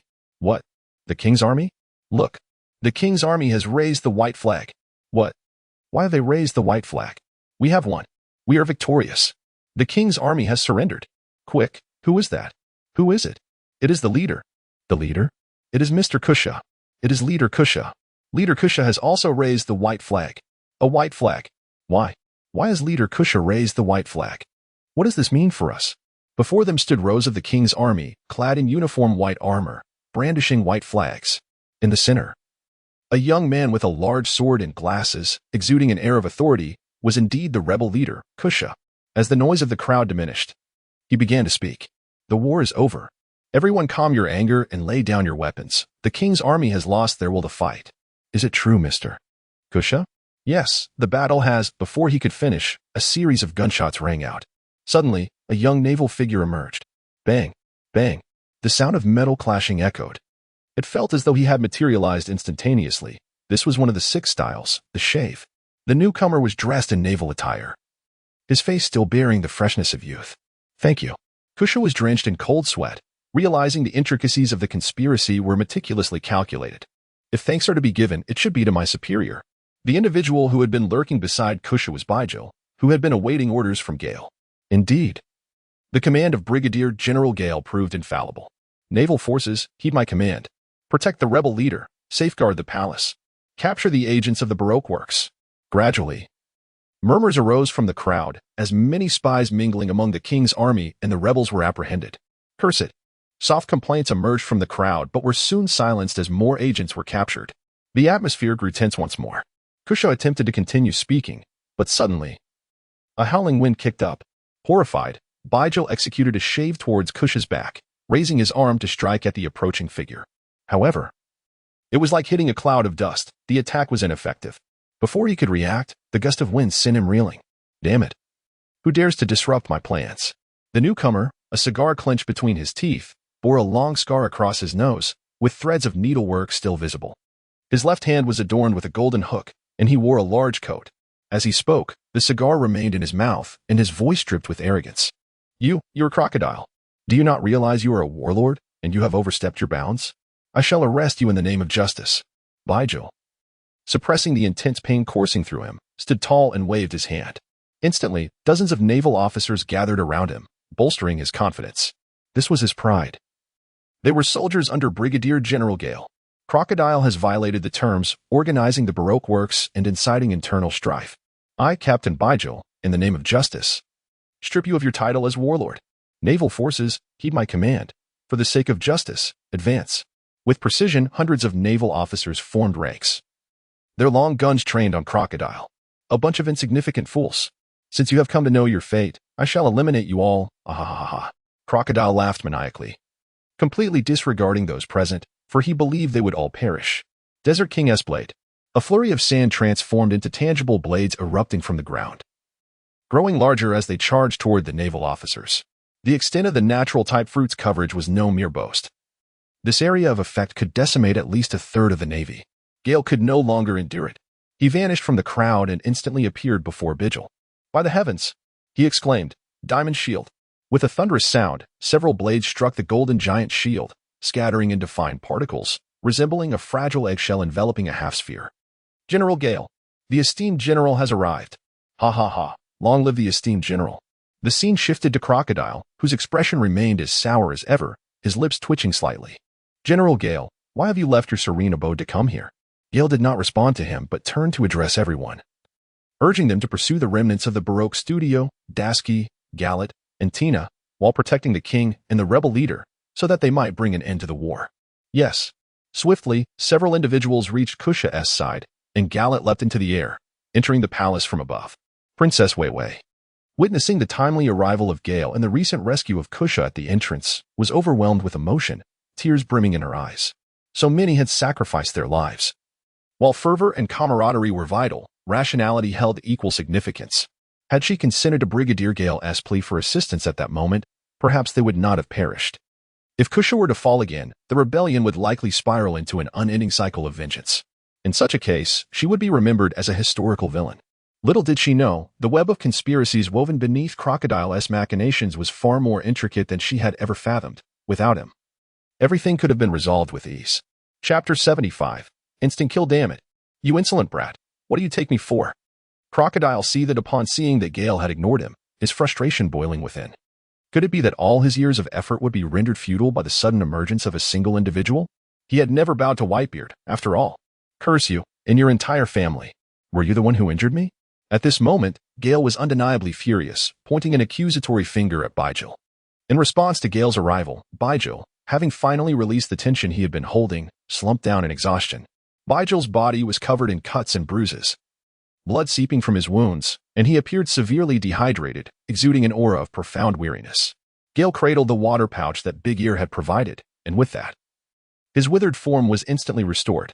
Meanwhile, the ship's doctor had already approached to assess any injuries. What of it? Regardless of who you are or your standing.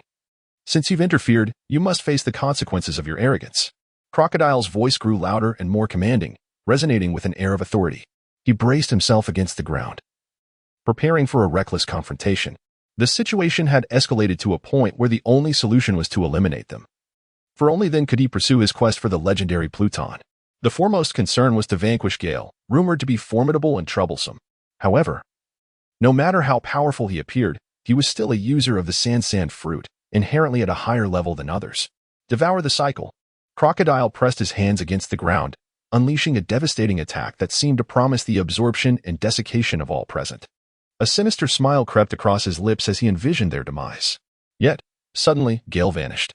And when Crocodile's gaze returned to the scene, he was met with an enormous obsidian fist. Thunder, iron fist. Gale could no longer tolerate the sight of that lifeless face, so overly self-satisfied, believing himself invincible simply because he had consumed a natural-type devil fruit. Without that power, a multitude of his subordinates could easily defeat him. There was little to be said. He immediately unleashed a formidable attack. A razor-like strike descended upon Crocodile's head, accompanied by a fist enveloped in black lightning and hockey. Bang! The staircase leading to the palace was shattered into ruins, leaving behind a gaping pit several meters deep, a testament to the force of Gale's assault, which he had tempered slightly. This crater was entirely the result of his own body colliding with the ground. The droplets of blood in the air had yet to settle, and he was already deeply entrenched within the cavity, illustrating the astonishing speed of his movements. At this moment, Crocodile's eyes bulged, his expression one of disbelief. Teetering on the brink of unconsciousness, he could not fathom why this young boy was so extraordinarily powerful. "Oh, my apologies for the excessive force. I did hold back," he mused. That pathetic fool, relying solely on his fruit-s abilities, is utterly oblivious to his own limitations. Whoever dares to injure me and provoke my wrath shall spend the remainder of their life in despair. At that moment, countless pairs of eyes beheld the awe-inspiring sight of this young warrior, who had brought the formidable Crocodile to his knees, his once mighty demeanor reduced to one of utter desolation. Could a natural-type fruit user truly be bested?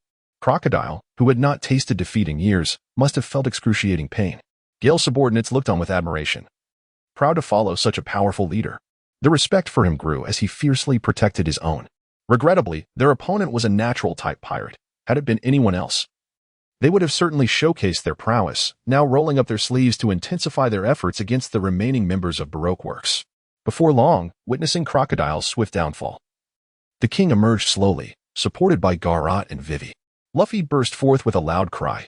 "Where's that dead crocodile? I'm going to send him flying." Luffy scanned his surroundings. Princess Vivi awkwardly pointed towards the staircase below. Luffy's eyes widened in realization. Ah, the crocodile is truly defeated. Who? Following Vivi's gesture, he rushed towards the pit, discovering Crocodile's battered form, and began searching for the one who had incapacitated his target, until he finally saw Gale. "It's Gale. Weren't you supposed to let me send him flying?"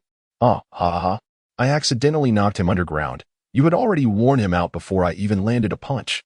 Gale spoke with a hint of embarrassment, admitting that he had yet to fulfill his promise before he was unable to restrain himself any longer. However, this scene appeared rather peculiar to onlookers. A formidable naval brigadier general was conversing so courteously with a pirate. "Ha. Well, it was our combined efforts that led to your fortune," laughed Luffy, his thick skin rendering him speechless. Gale could only respond with a wry smile and a shake of his head. You all are going to die, ha," came the intermittent voice of Crocodile, weakly uttering his final words from within the cave. He still had a trump card.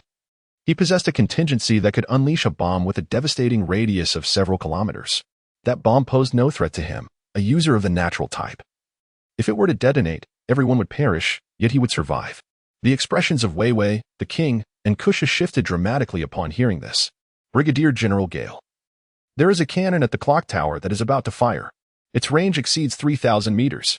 Realizing what had been overlooked, Wei Wei summoned nearly all her strength to shout. Oh, Gale indeed forgot about this matter, and then followed the slight princesses to see the clock tower across the way. He recalled that the bomb was indeed a timed device. Very well, let us assist them in resolving this predicament. Gale strolled beneath the clock tower, executing a sidestep that compressed the air, cleaving the tower at a precise 45-degree angle. This spectacle unfolded under the watchful gaze of millions, all left in stunned silence. Gale interlocked his fists, raising them high. A magnificent wave of golden light erupted from his hands, soaring upward. The Titan's impact. It propelled half of the clock tower, weighing several tons, into the sky. This Titan's impact was meticulously controlled. The front was enveloped to protect the clock tower from destruction, while the thrust surrounded both the tower and the two Baroque figures within, sending them soaring thousands of meters into the heavens. Subsequently, Gale withdrew the protective force, and the shockwave pierced through the bomb. Boom. A radiant blast transformed the daylight into an expanse of blank parchment. Then, the horizon erupted into a colossal mushroom cloud. It was blinding and deafening, reminiscent of a nuclear explosion from a bygone era. Those who dared to gaze directly upon it felt as though their eyes might be scorched. It was akin to witnessing a grand ceremony. After a resounding explosion, it seemed to herald the rebirth of Alabasta, with the entire nation rejoicing. Crocodile, upon witnessing Gale's actions, could no longer sustain his composure and fainted from the overwhelming strain. Gale gazed at his masterpiece, a wave of satisfaction washing over him as he clapped his hands and strolled back to the palace entrance. At that moment, Tina, Gallet, and Dasky had also approached his side. Tina, in particular, found herself genuinely impressed by the formidable General Gale. Indeed, It was evident that a striking exterior in a man could only be truly enchanting when paired with exceptional strength. Gale approached the king and bowed before him. Alabaston is a great nation, its royal family comprised of nobility, who also serve as patrons of their naval forces. Under the immense gratitude of King Gale rose to his feet. Gale subtly conveyed to him that the true hero of this occasion was not he, but rather another, and that he was merely reaping the benefits. He urged him to first adeptly address the matter of the rebellious army and elucidate the circumstances surrounding the present situation. Chapter 76. The Conclusion of Events. Ensure that they are all confined using sea stone. Gale pointed at Crocodile and his subordinates, addressing his own men. It was only after Crocodile was shackled with sea stone cuffs that Gale, noticing a shortage of manpower, began to survey his surroundings. Suddenly, he spotted a few figures lurking in a corner. Hey, you there. Stop looking around aimlessly. You must be Smoker's subordinates. Come here at once and assist in escorting the prisoners. There are simply too many of them. Gale pointed indiscriminately towards the corner, where their numbers exceeded his own. Though their combat prowess was inferior, their sheer numbers facilitated the task at hand, particularly in the matter of escorting prisoners. The Baroque works had an overwhelming presence. Yes, Commander. A shrewd middle-aged man, accompanied by several subordinates, approached to pay his respects before leading his men to assist. Their superior officer was of little concern at that moment, for Gale's authority reigned supreme. They had witnessed firsthand that even their own natural abilities, represented by their commander Smoker, would likely lead to a fate akin to that of Crocodile. It was imperative not to provoke their leader. After a while, the sky darkened ominously, and the distant rumble of thunder heralded a long-awaited downpour in Alabasta. Rain, how wonderful! Indeed, it has finally rained. The kingdom is saved. We are saved. I crave the rain. I long to drink the raindrops. Ah, how refreshing. At long last, this day has arrived. The rain fell with impeccable timing, a veritable blessing. Despite its intensity and the somber gloom that enveloped the sky, it could not obscure the joyous smiles of the people. This rain in Alabasta quelled the internal strife with minimal cost, surpassing the impact of Crocodile's defeat and the explanations offered by the leader of the rebels, Kusha. Gale and his companions stood amidst the rain, sheltered beneath a radiant canopy of light, an extraordinary sight that deterred anyone from approaching. For all had witnessed the formidable power that transcended humanity. Indeed, Brigadier Gale was a youthful hero, not only astonishing in martial prowess but also adept at effortlessly resolving the crisis of insurrection. Tina admired him greatly. As she approached gracefully, she felt as though she had encountered a miracle. The sheer force with which he had shattered Crocodile's defenses was remarkable, and his ability to propel dozens of tons of the clock tower skyward left onlookers in awe. Furthermore, his management of the insurrection seemed impeccable. Whether it was safeguarding the assassinated rebel leader or neutralizing the bomb at the clock tower, he handled each situation with exceptional skill. It was as if he were endowed with boundless capabilities. Such individuals possess an undeniable charm. I also hold great affection for Colonel Tina's forthright nature. Gale gazed upon Tina's graceful figure, feeling a touch of boldness. Tina, in turn, was pleasantly surprised by Brigadier Gale's wit. Reporting to the Brigadier, should we apprehend the Straw Hat crew, who are now utterly exhausted by the roadside? At that moment, Vigil approached. Having observed Luffy's actions during these days of concealment, he found himself hesitant to arrest them, prompting him to seek Gale's guidance. Oh? After a moment of feigned contemplation, Gale responded, they are heroes. Let us spare them. Yes, Sir Brigadier, Vigil exclaimed, visibly delighted, before swiftly returning to continue his pursuit of criminals. Brigadier Gale, why did you choose to let the Straw Hats go? Tina inquired, her confusion evident. Because that is the justice I hold in my heart, Gale replied. Gale found himself at a loss to respond to the intricacies of the situation, however. Even without a past life, he was resolute in his conviction not to apprehend these heroes at this moment. Tina's expression was quite remarkable. In truth, she herself lacked an unwavering belief, only knowing to obey. Perhaps this young gentleman would lead the Navy down a more righteous path.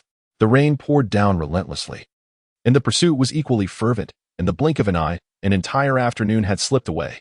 Gale observed that events were drawing to a close, and the rebellion in the kingdom of Alabasta was nearing its end.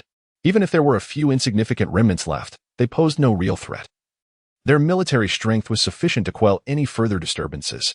Without the leaders at the forefront, no significant waves could arise. Otherwise, Alabasta would have long ceased to exist. Thus, he strolled towards the king. Esteemed monarch, he began, I believe what you require at this moment is a grand feast, while we, in turn, should take our leave.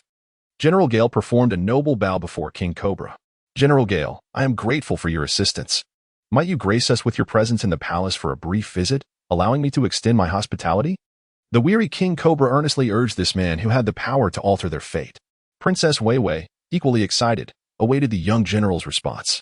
Everything unfolded under his meticulous planning, a reality that, upon reflection, was indeed chillingly detailed. I appreciate your kind invitation, Your Majesty. But I must inform you that I shall soon depart from this place. My visit was solely to address matters concerning the Baroque studio. And having apprehended most of the individuals involved, it would be inappropriate for me to linger further. There are regulations within the military that prohibit such actions. And it is our duty to serve you. General Gale, is it truly impossible for you to stay? I am immensely grateful for your help, Princess Weiwei exclaimed. Rushing to his side, her now mature form exuding feminine allure after the rain. Yet, Gale restrained himself this time, offering her a smile. Princess Weiwei, it is your companions who deserve your gratitude for their unwavering support and sacrifices. Moreover, given our differing statuses, it would be inappropriate for me to remain. I must take my leave. With that, Gale straightened his posture, saluted the kingdom and the princess, and led his team away. Under the watchful gaze of many, they gradually disappeared into the curtain of rain. On a certain coast of the Alabastan kingdom, a man with a white buzz cut and a white coat, cigar clenched between his teeth, exuded an air of frustration amidst swirling smoke. General Gale, have your hands become somewhat too long? You have enlisted all my soldiers to apprehend the members of the Baroque studio while forbidding my men from pursuing the Straw Hats. Are you overstepping your bounds? Do you not realize the toil I have endured in chasing the Straw Hats all the way here? Gale and the other girls walked far away, sensing that the young man seemed intent on provoking a confrontation. It matters not. After all, we are all engaged in the pursuit of justice, are we not? Gale scratched his head, feeling slightly embarrassed for not allowing others to capture Luffy and his companions, as it was his own idea. However, how could he let such a splendid opportunity slip away? Colonel Smoker forcefully struck the wooden bench beneath him, causing a corner to break off instantly. Gale gazed at Smoker, suppressing a chuckle, for it was evident that his intentions were not to apprehend them. Colonel Smoker, you ought not to question the commander's decisions. Moreover, for a hero such as yourself, it would be beneath your dignity to capture them. I shall not play the villain. And I trust you would not assume that role either, would you? You scoundrel. This is all you. Smoker retorted, feeling a twinge of indignation. Gale understood that this was a display of skill, so he decided to offer him a way out. After all, they were on the same side. Colonel Smoker, this is also your sense of justice. Gale revealed a meaningful smile, and surprisingly, Smoker did not retort this time. He merely struggled slightly before taking a deep puff of smoke and falling silent. Chapter 77. Departure to Skypiea. As the phone rang incessantly, a man with a beard styled into braids had just concluded his affairs beneath the desk emblazoned with the bold words absolute justice. This was Sengoku. Teacher. Gale. What is the situation? Report, Marshal. All members of Baroque Works, except the deceased Mr. 3, have been apprehended, including the secret leader, Crocodile. Crocodile. It truly is him. That treacherous wretch. Sengoku appeared quite enraged, the intensity of his braided hair swaying indicating his agitation. Indeed, and he openly proclaimed his intent to locate the legendary figure, the king of the underworld, and to reconstruct a military empire in Alabasta, demonstrating his audacious ambition. Humph. Did he ultimately uncover any information? None. He was thwarted by the Straw Hat crew, who continuously obstructed this turmoil. Crocodile's plans were persistently disrupted until I managed to capture him. Among them, Colonel Smoker also encountered and assisted in apprehending the Straw Hats in Alabasta, with Colonel Tina playing a significant role in the efforts.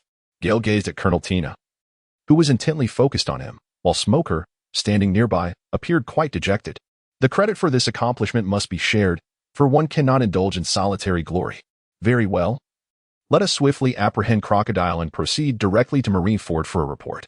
This time, you and your esteemed subordinate shall each be promoted by 1 rank. You will ascend to the rank of Rear Admiral, and I intend to assign you to the New World. As for Smoker and Tina, they too shall receive a promotion. Yes, Marshal. Hurry back, young man. By the way, have the Straw Hat crew been captured? Not yet, sir. Why is that?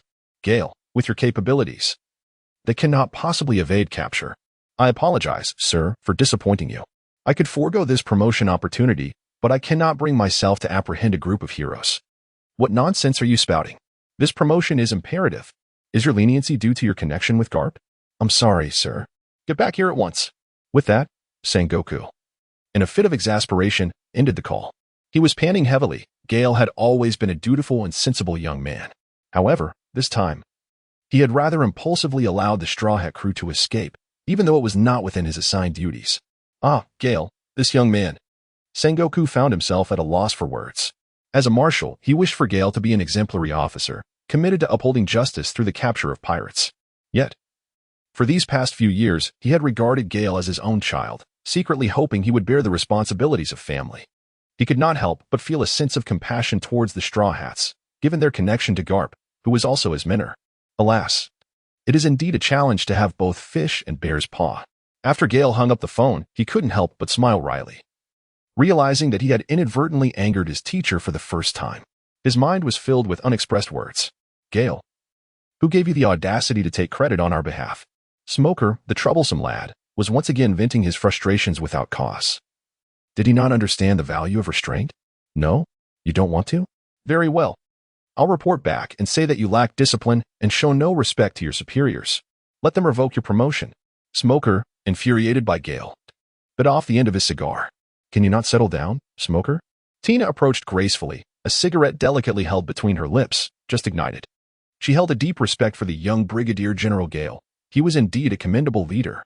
Moreover, from their earlier conversation with Sengoku, it was evident that Gale's connections were exceptionally formidable. The three venerable elders of the Navy were his mentors. It could almost be said that he could navigate the seas with ease. Yet, he exhibited none of the arrogance typically associated with such privilege. He had his own methodology in his endeavors, and most importantly, he possessed immense strength. Even his recent promotion to Rear Admiral seemed insufficient in comparison to his capabilities. What a formidable young man he was. Indeed, you should learn more from Colonel Tina. Gale deftly seized the cigarette from Tina's lips and placed it between her own. She indulged in the delightful sensation of the smoke, reminiscing about her previous life as a smoker, a habit she had yet to indulge in during this existence. Whether it was the flavor of the tobacco or the unique essence lingering from Colonel Tina's mouth, this cigarette proved to be exceptionally pleasing and comforting. Gale exhaled a puff of smoke towards Smoker, as if to convey with his gaze, "Observe, I am indirectly kissing Colonel Tina." Tina, infuriated, was about to commend him but found his demeanor had turned frivolous. Consequently, she coldly crossed her arms and averted her gaze from the two men. How absurd. Smoker's mouth hung open for an extended moment, yearning to retaliate, yet sensing his own inadequacy, he could only utter a feeble, "Heh." Gale delights in witnessing his misfortunes, especially since he perpetually wears such a sour expression. Moreover, this fellow, despite clearly harboring feelings for Tina, remained silent. If it weren't for the fact that I am 5 or 6 years his junior, it is quite possible that he would have little to no chance at all. Gallant. Let us indulge in a grand feast. Today, I shall personally prepare the meal. Colonel Tina, would you care to join us for a drink? This promises to be a truly unique dinner, unlike any other in the world.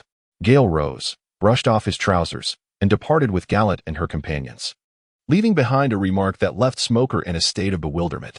After taking only a few steps, he returned with a playful bounce. Smoker, I was just kidding. Let us go together. By the way, did you capture Mr. 11 and acquire that splendid knife from Washoe? Oh, we're on the same team, so gift it to me. With that, their bond was reaffirmed. Wow, this is exhilarating. So high up, a girl adorned with 2 fluffy ears was currently sprawled atop a young boy. Below them, the clouds raced past, while the 2 figures traversed through layer upon layer of mist. Ah, how beautiful! The girl exclaimed in excitement, eagerly rubbing her small hands against Gale's cheeks to express her joy. Be careful. Don't fall. If you do, I can't guarantee I'll catch you. The boy struggled to articulate his words clearly as his face was being squished by the exuberant girl, making coherent speech a challenge. Thus, they were none other than Gale and Gallant. As Gale traversed Gaia Island, he harbored a desire to ascend. Yet he was apprehensive about delaying the mission of the Alashtan Kingdom, which had already consumed too much of his time.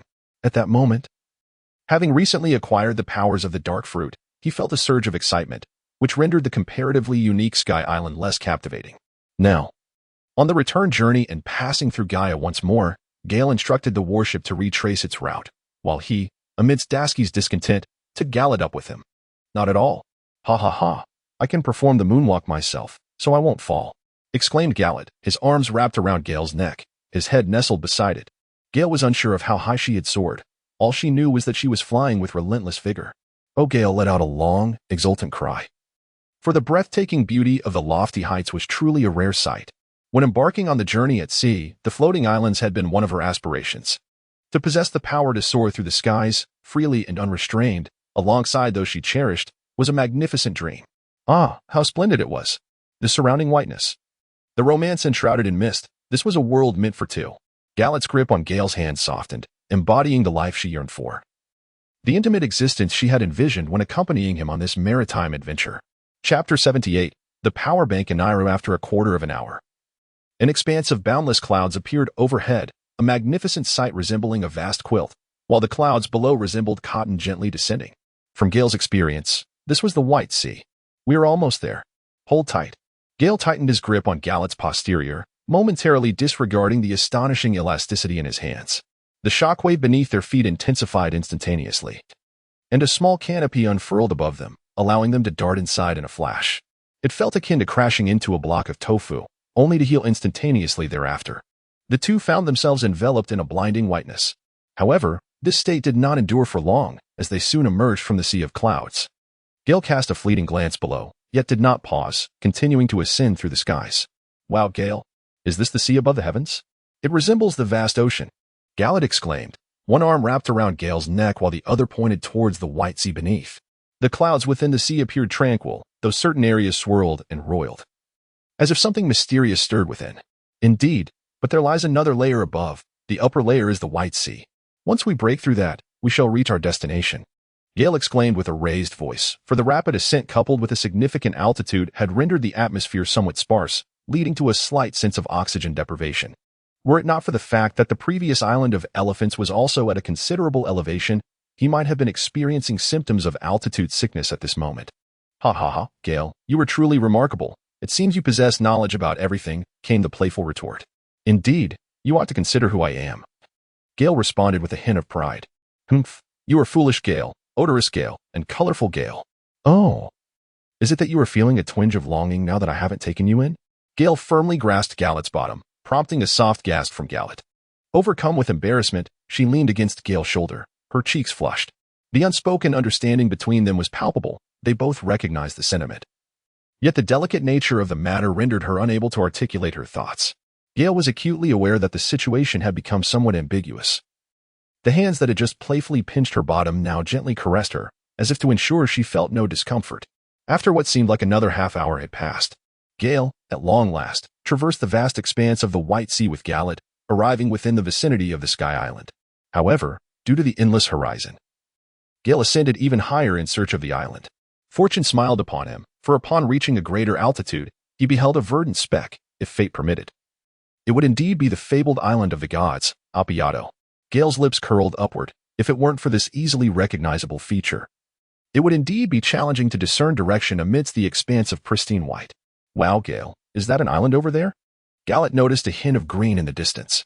Indeed, haha, Galet, let us embark on an adventure. Onward, Gale ship, amidst the boundless white world. A glimmer of gold emerged. Although it appeared distant under Gale's swift flight, it was but a mere kilometer away in no time. Suddenly, Gale's trajectory shifted abruptly. A thick bolt of lightning erupted from the very spot Gale had occupied moments before. With a thunderous boom, it wasn't as terrifying as nature's own thunder. Yet it was not far off. Galet's face turned pale with fear, clutching Gale tightly. Damn it, I certainly do not wish to be struck by lightning again. Gale, it seems we are not welcomed here. Before Gale had even graduated, he nearly fell victim to a lightning strike, much to the amusement of his classmates at the time. Had it not been for his developed observation hockey, he would undoubtedly have been struck. It appears that fellow's observation hockey is indeed formidable. Gale no longer lingered, for he sensed that the next bolt of lightning was imminent. Thus, he unleashed his full power, soaring toward the colossal vine that towered above the island. Boom! Another immense lightning shadow materialized at the very spot where Gale had just been, yet he had vanished from the scene. At the pinnacle of the gigantic vine, a vast cloud loomed, within which lay a man swathed in a white turban, his elongated earlobes dangling, and 4 large drums adorned with 3 comma-shaped engravings resting against his back. He languidly opened his eyes. A resident of the Sky Island. Before he could utter a word, 2 figures materialized before him. Hello.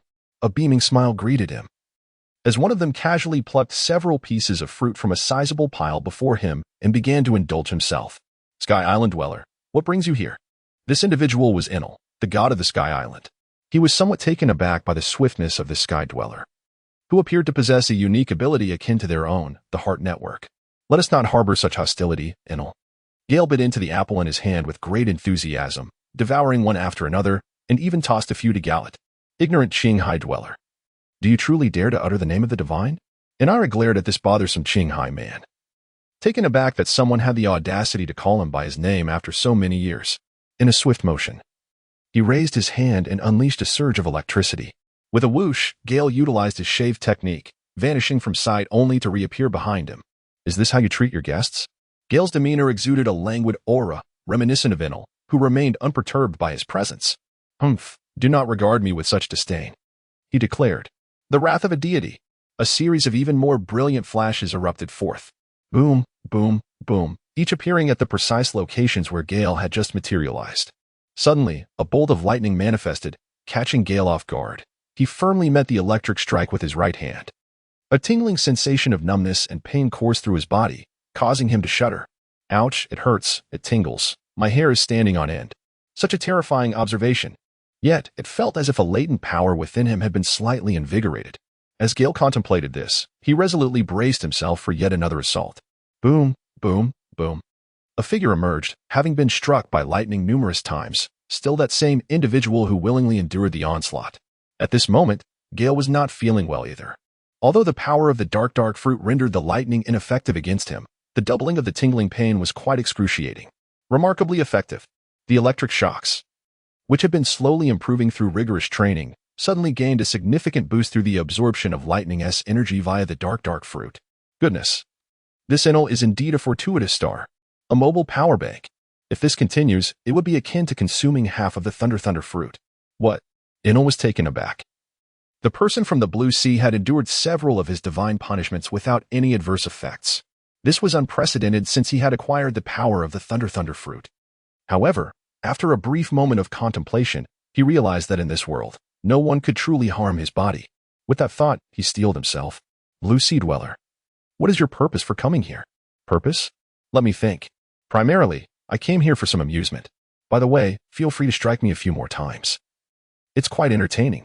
Gale had yet to fully immerse himself in the experience when it abruptly slipped away. His intentions were merely to bring Galet here for a bit of amusement. If there were any ulterior motives, it would be to acquire the shellfish of this place. And perhaps the gold as well. Of course, there was also the matter of observing Inal, but he harbored aspirations of subduing Inal. For such a formidable fruit ability should not be squandered. After enduring a few blows moments ago, his desire to conquer Inal intensified. Chapter 79, The Battle with the Divine. The humble denizens of the Blue Sea, upon arriving here, uttered nonsensical proclamations. Inal, incensed, recalled the misfortunes of his childhood, the disdain he faced, the myriad torments he endured. He had vowed that those who looked down upon him would be cast into the depths of hell. Thus, having acquired the title of the mightiest wielder of the Rumble fruit, his first act was to annihilate Baika, to obliterate those who had once scorned and bullied him, to eradicate the places that evoked memories he wished to forget. His body began to shimmer faintly, arcs of electricity crackling around him, as he prepared to unleash his wrath. Wait a moment. Gale raised his hand towards Inal, signaling him to remain still. Ha ha ha ha. Do you regret clashing with a deity? Boy, submit to me, the great god, and I shall lead you to the infinite land, where you shall attain unparalleled glory. Inal, picking at his earwax, chuckled awkwardly. He, who had always considered himself divine, had recently completed the Arc Phronesis and was contemplating selecting a few individuals to accompany him to the boundless land of his dreams. Oh, I merely wished to inquire if you desired to become my subordinate, but it seems you preempted my question. Gare, regaining his swagger, scratched his head in disbelief. This fellow truly had the audacity to seize his lines. He had even mastered the accompanying gestures, yet his delivery fell short of elegance. What? Damn those Qingdo folks. You shall pay dearly for your foolishness. I shall make you aware that trespassing upon the divine is an unforgivable sin. 30 million volts. Thunderbird.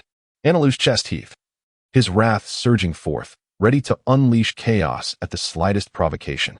With a disdainful smile, Gale deftly evaded the attack and swiftly maneuvered behind his opponent. His right hand rose, enveloped in darkness. Iron Fist. However, the anticipated outcome did not materialize. Inal had long sensed Gale's assault through his mind's web, preemptively transforming into an elemental state to evade the blow. Moreover, The swiftness of lightning surpassed Gale's expectations. Gale instantaneously transformed into his formidable form during the movement. Razor. Gale unleashed his rapid six-style combination, the Razor. In an instant, he appeared before Enel, his fist transformed into a deep shade of black. Prepared to subdue him with sheer force. Whoosh. Yet again, his attack was evaded. It seems that Luffy's victory over him was indeed a historical injustice. Although he possessed the inherent advantage of elemental affinity, the combination of lightning speed and the advanced Kinbunchika Haki, developed through the Rumble fruit, rendered him an exceptionally formidable opponent, even without the use of Busashoka Haki. For the power of Busashoka does not encompass all. At this moment, Enel was drenched in cold sweat, overwhelmed by such swift velocity. He sensed the explosive power emanating from his opponent's transformation, and the techniques employed were entirely foreign to him. 30 million volts, Thunder Beast. A beastly creature crackling with electricity surged towards Gale's trajectory. Gale clenched his right fist, channeling his strength into an iron punch, aimed directly at the Thunder Beast. The iron fist swiftly shattered the creature, propelling itself towards Enel with remarkable speed. The impact resonated as Enel, caught off guard by the sudden attack, was struck by Gale's fist.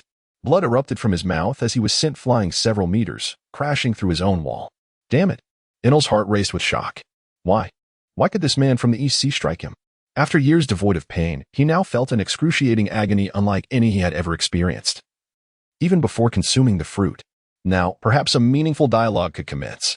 Gale halted his movements, standing before Enel. He dusted off his hands, as if he had merely accomplished a trivial task. Indeed, Enel presented a formidable challenge. Without the power of armament Haki, he would surely be brought to his knees.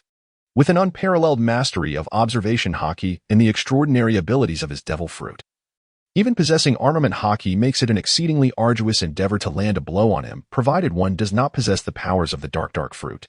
Gale had no intention of engaging in combat right away. He had yet to savor a proper meal. Enel was bloodthirsty and brutal, having sunk his own hometown of Burka, rendering it a veritable sea of corpses and blood. Moreover, if Gale did not intervene, Enel would embark on his arc maxim towards the endless land, leaving destruction in his wake as he obliterated this sky island. Such cold-hearted ruthlessness instilled fear in Gale. He dreaded the potential butterfly effect of his presence. Should Luffy fail to defeat Enel, the lives of everyone here would be in jeopardy.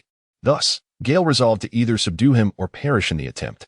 He would not hesitate to eliminate a heinous criminal responsible for countless atrocities.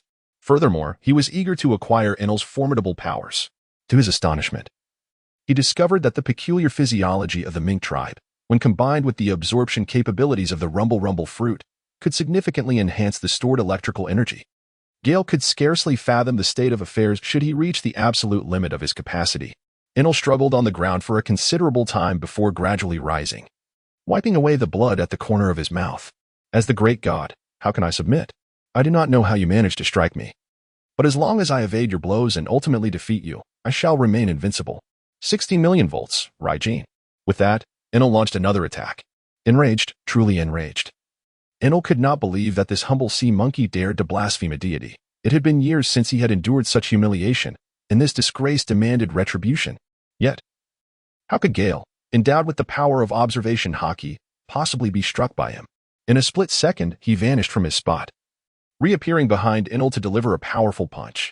A flash of electricity illuminated the air as Enel also disappeared from view. The scene was filled with fleeting afterimages of the two combatants and shimmering arcs of electricity. They engaged in a game of cat and mouse, exchanging positions in a relentless dance of offense and evasion. Garlot, watching from the sidelines, couldn't help but stifle a laugh. How infuriating. Enel's cold sweat poured down as he realized that he couldn't even graze the hem of his opponent's clothing, and his own attack seemed utterly ineffective. Just when he felt utterly helpless, Enel spotted Garlot, who was indulging in his fruit nearby. It was that sea dweller's companion. With renewed determination, Enel evaded Gale's strike and, with a flash, transformed into a bolt of lightning, appearing before Garlot. Damn it! Gale was incensed. Why do people nowadays always resort to targeting the relatives of their adversaries when faced with defeat? Gale resolved to cease his playful engagement with him. Dark water. A small black hole, slightly larger than Gale's palm, materialized in his other hand. This was Gale's modified version of dark water, possessing a suction power far superior to that which Blackbeard previously wielded. Had Blackbeard utilized Gale's enhanced version at the time, it is conceivable that Gale would not have endured until the full moon transformation, ultimately succumbing. Enel's forward momentum abruptly halted. his eyes widening in disbelief as his body seemed to act independently, his fruit abilities uncontrollably propelling him backward into Gale's grasp. How could this be? Enel, once again astonished, felt a tidal wave of turmoil surge within him. Throughout this day, he had encountered more instances that shattered his worldview than ever before. His infallible lightning abilities and his heart network powers repeatedly faltered. And now, ensnared in another's grasp, he found himself devoid of any sensation of his powers. It was akin to a time before he possessed such abilities. His powers had inexplicably vanished. Who on earth are you? Enel was in a state of utter panic. Completely flustered. I shall inquire once more. Are you willing to accompany me? Gale grasped Enel's shoulder with one hand, and no matter how fiercely he struggled, he could not break free from his hold. How is this possible? I am a god. Enel protested defiantly, swinging his fist back toward Gale. Gale shielded himself with a metal block in his left hand. To him, Enel, devoid of any fruit abilities, was nothing more than a mere nuisance. In a swift motion, he retaliated with a punch to Enel's face. You overconfident fool. You think of yourself as a god. Gale could not restrain himself and landed several more punches on him, leaving Enel's cheeks swollen to a considerable degree. I ask you, will you still agree? What did you say? Gale listened as Enel spoke incoherently, and in a fit of anger, struck him several punches. This is what happens when you fail to articulate, he proclaimed. After the assault, he heard a faint whimpering, and it dawned on him that he had swollen Enelu's mouth. Unable to speak. Are we? Gale awkwardly remarked. I apologize. I was too forceful. I shall be more cautious next time. Enel nearly fainted from the humiliation, his face drained of color. A figure of authority, he had never before endured such indignity. True. There have been instances in the past, but those who dared to insult him had all met their demise at his hands. And he had annihilated everyone present at that time. Chapter 80. The ownership of the thunder fruit changes hands. Gale gazed at Enel, whose eyes widened in disbelief, and felt a pang of hesitation in his heart. Despite knowing that mercy was not an option, he resolved to inquire once more. Are you willing to become my subordinate? Strangely, this time Enel nodded vigorously. Now it was Gale's turn to be taken aback. He had distinctly sensed the palpable intent to kill emanating from him. Gale pondered silently, weighing his options, and concluded that he could not bear the repercussions of the impending storm. Thus, he released his grip on the right hand of Enel. However, in that fleeting moment of liberation, Enel transformed into a flash of lightning, vanishing to a distance of 100 meters. The injuries on his face gradually receded, healed by the powers bestowed upon him by his fruit. Cursed brat! How dare you insult a deity such as myself? I shall ensure that you and all the inhabitants of this island meet your demise. With a grimace, Enel unleashed a surge of electricity, transforming into a colossal figure of thunder. This is bad. Gale realized he wished to flee, likely in pursuit of his proverbial ark to obliterate the Sky Island. Yet, such a resplendent, dreamlike island would not fall to his whims. Prepared for this moment, his right hand manifested a dark, swirling void, profound and enigmatic. Dark water. Enel, transformed into a colossal embodiment of lightning, intended to escape, believing this Qinghai man could not keep pace with him. However, an overwhelming sensation of imbalance surged through him as his massive form slowly drew nearer. 200 million volts. The god of thunder had arrived. Enel, in his most formidable form, unleashed his ultimate attack, determined to shatter the insignificant creature before him. The immense lightning surged toward Gale in an instant. Gale was aware of the razor's edge, yet it still grazed his shoulder. A searing pain surged through him, causing his body to convulse. Though he had the ability to absorb damage, the excruciating agony nearly rendered him unconscious. Dark waters. Gale endured the pain, exerting more strength in his hand. He suddenly drew in sharply towards Enel. This time, Enel, already weary from launching his attack, was swiftly pulled towards Gale. Gale raised his hand and delivered a powerful blow to his head. It was no jest, for one so morally corrupt and heinously wicked. There was no reason to hold back. He had already afforded him ample chances. With a resounding impact, Enelu was sent flying several meters, ultimately colliding with a wall before coming to a halt. Gale swiftly followed up with another punch, and after enduring 2 more strikes, the physically inferior Enelu lay breathless upon the ground. Garat, quickly bring an apple. Gale called out to Galet, expressing his desire to experiment with the abilities of the shadow fruit, a power he had yet to explore. Galet swiftly approached him, holding an apple in hand, and presented it to Gale. Gale joyfully grasped the apple, employing his dark water abilities with a swift motion towards Enel. Indeed, each time he absorbed the essence of a fruit user, a sensation coursed through him, and with the waning of Enel's life force, he felt the powers of that fruit intricately converging towards his right hand. As the last vestiges of Enel's vitality ebbed away, Gale sensed that he was clutching a soul, reminiscent of a blue demon. He pressed the apple in his left hand with his right, gradually releasing the fruit's abilities. As the apple's hue transitioned to a deep blue, it began to morph and expand. A smile blossomed on Gale's face. Success! Gale let out a thrilled shout. In his hand was a deep blue fruit adorned with lightning patterns, the thunder fruit. Gale was exhilarated to have acquired this extraordinary fruit. Furthermore, he had mastered the method of extracting the powers of the devil fruit. Gallet, hurry, consume it. Gale picked up the fruit and placed it into Gallet's hands. Gallet gazed curiously at the fruit before her, intrigued by the extraordinary ability it seemingly possessed. However, after much hesitation, she could not bring herself to take a bite. Gallet, why do you not eat it? Gale gazed at Gallet, who was lost in thought, and said, Gale, I cannot partake. It is far too precious. Galton rolled his eyes. My dear heart, no matter how precious it is, it pales in comparison to even a single hair of yours. Moreover, only by consuming it can your safety be further assured. Thus, I need not fret over your inadequate strength or your well-being. Gallet felt as though she had consumed honey. Her cheeks flushed like ripe apples. She felt an overwhelming sense of happiness. However, after Galton gazed at her for several minutes, he still remained silent. My little ancestor. What is this all about? Galton, I do not wish to eat. I fear that if you were to fall into the water, no one would come to your rescue. This statement left Galton at a loss for words. It was the second time he had heard Gallet express such a sentiment, and yet, despite its repetition, it filled him with joy. Silly one, if there exists an enemy I cannot defeat, you would be unable to save me should I fall into the water. Furthermore, it is only through your strength that I shall avoid such a fate. Besides, if it were merely a typical fall into the water, I possess the indestructible shield. Water cannot penetrate it. Gallet was ultimately swayed by Galton's words. After careful consideration, she nodded and took a bite of the fruit. Gale observed Gallet, whose brow was furrowed with discomfort, and felt a twinge of sympathy. After turning her head away, she still insisted, make sure you consume every last bit. I fear the effects may not be sufficient. Despite the unpalatable taste, under Gale's insistence, Gallet resolutely consumed all the flesh of the fruit. Although she had heard tales of its unpleasant flavor, it was only upon tasting it that she truly comprehended just how repugnant it was. Ah, how revolting, Gallet exclaimed, sticking out her tongue in distaste. Gale, with a joyful expression, looked at Gallet and inquisitively urged, Gallet, do give your abilities a try. Gallet nodded in response.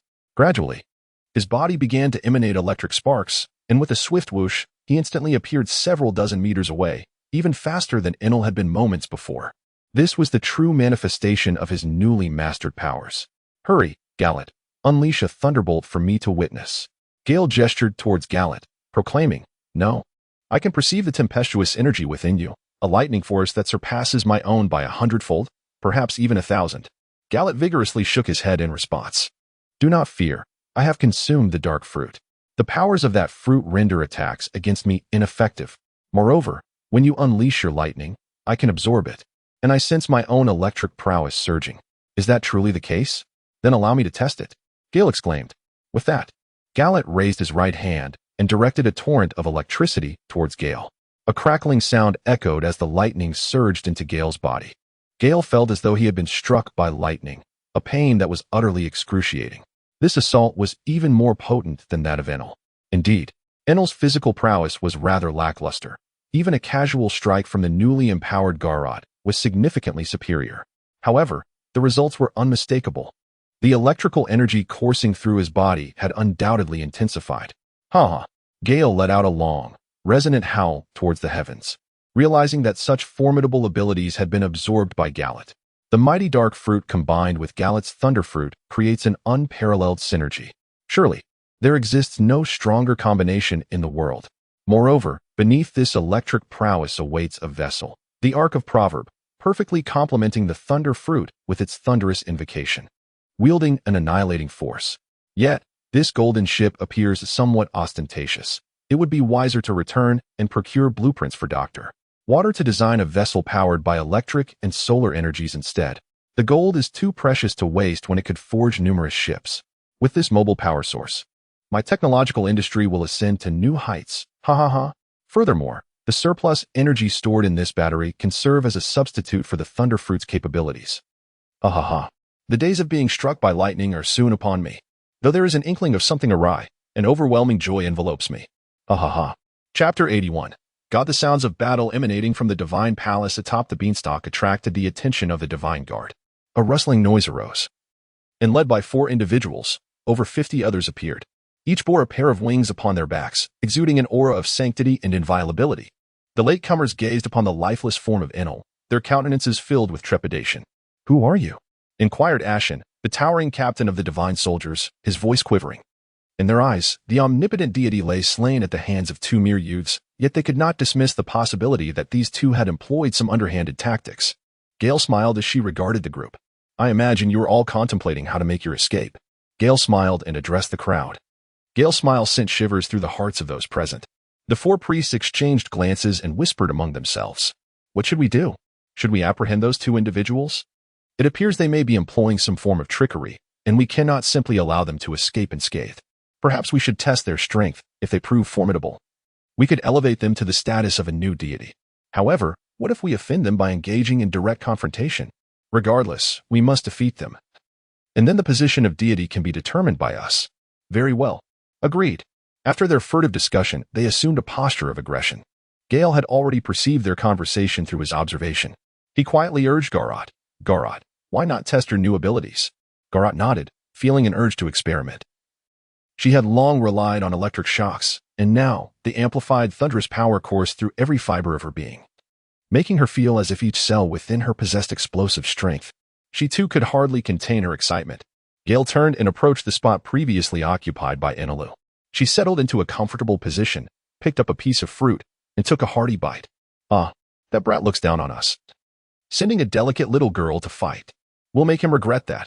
With a rallying cry, a throng surged forward. Amidst the cacophony, 2 figures dashed ahead, brandishing a blade and a firearm aimed directly at Galet. The girl before them appeared startled, frozen in place, and the faces of the attackers lit up with exhilaration, as if envisioning their imminent ascension to divinity. Whoosh!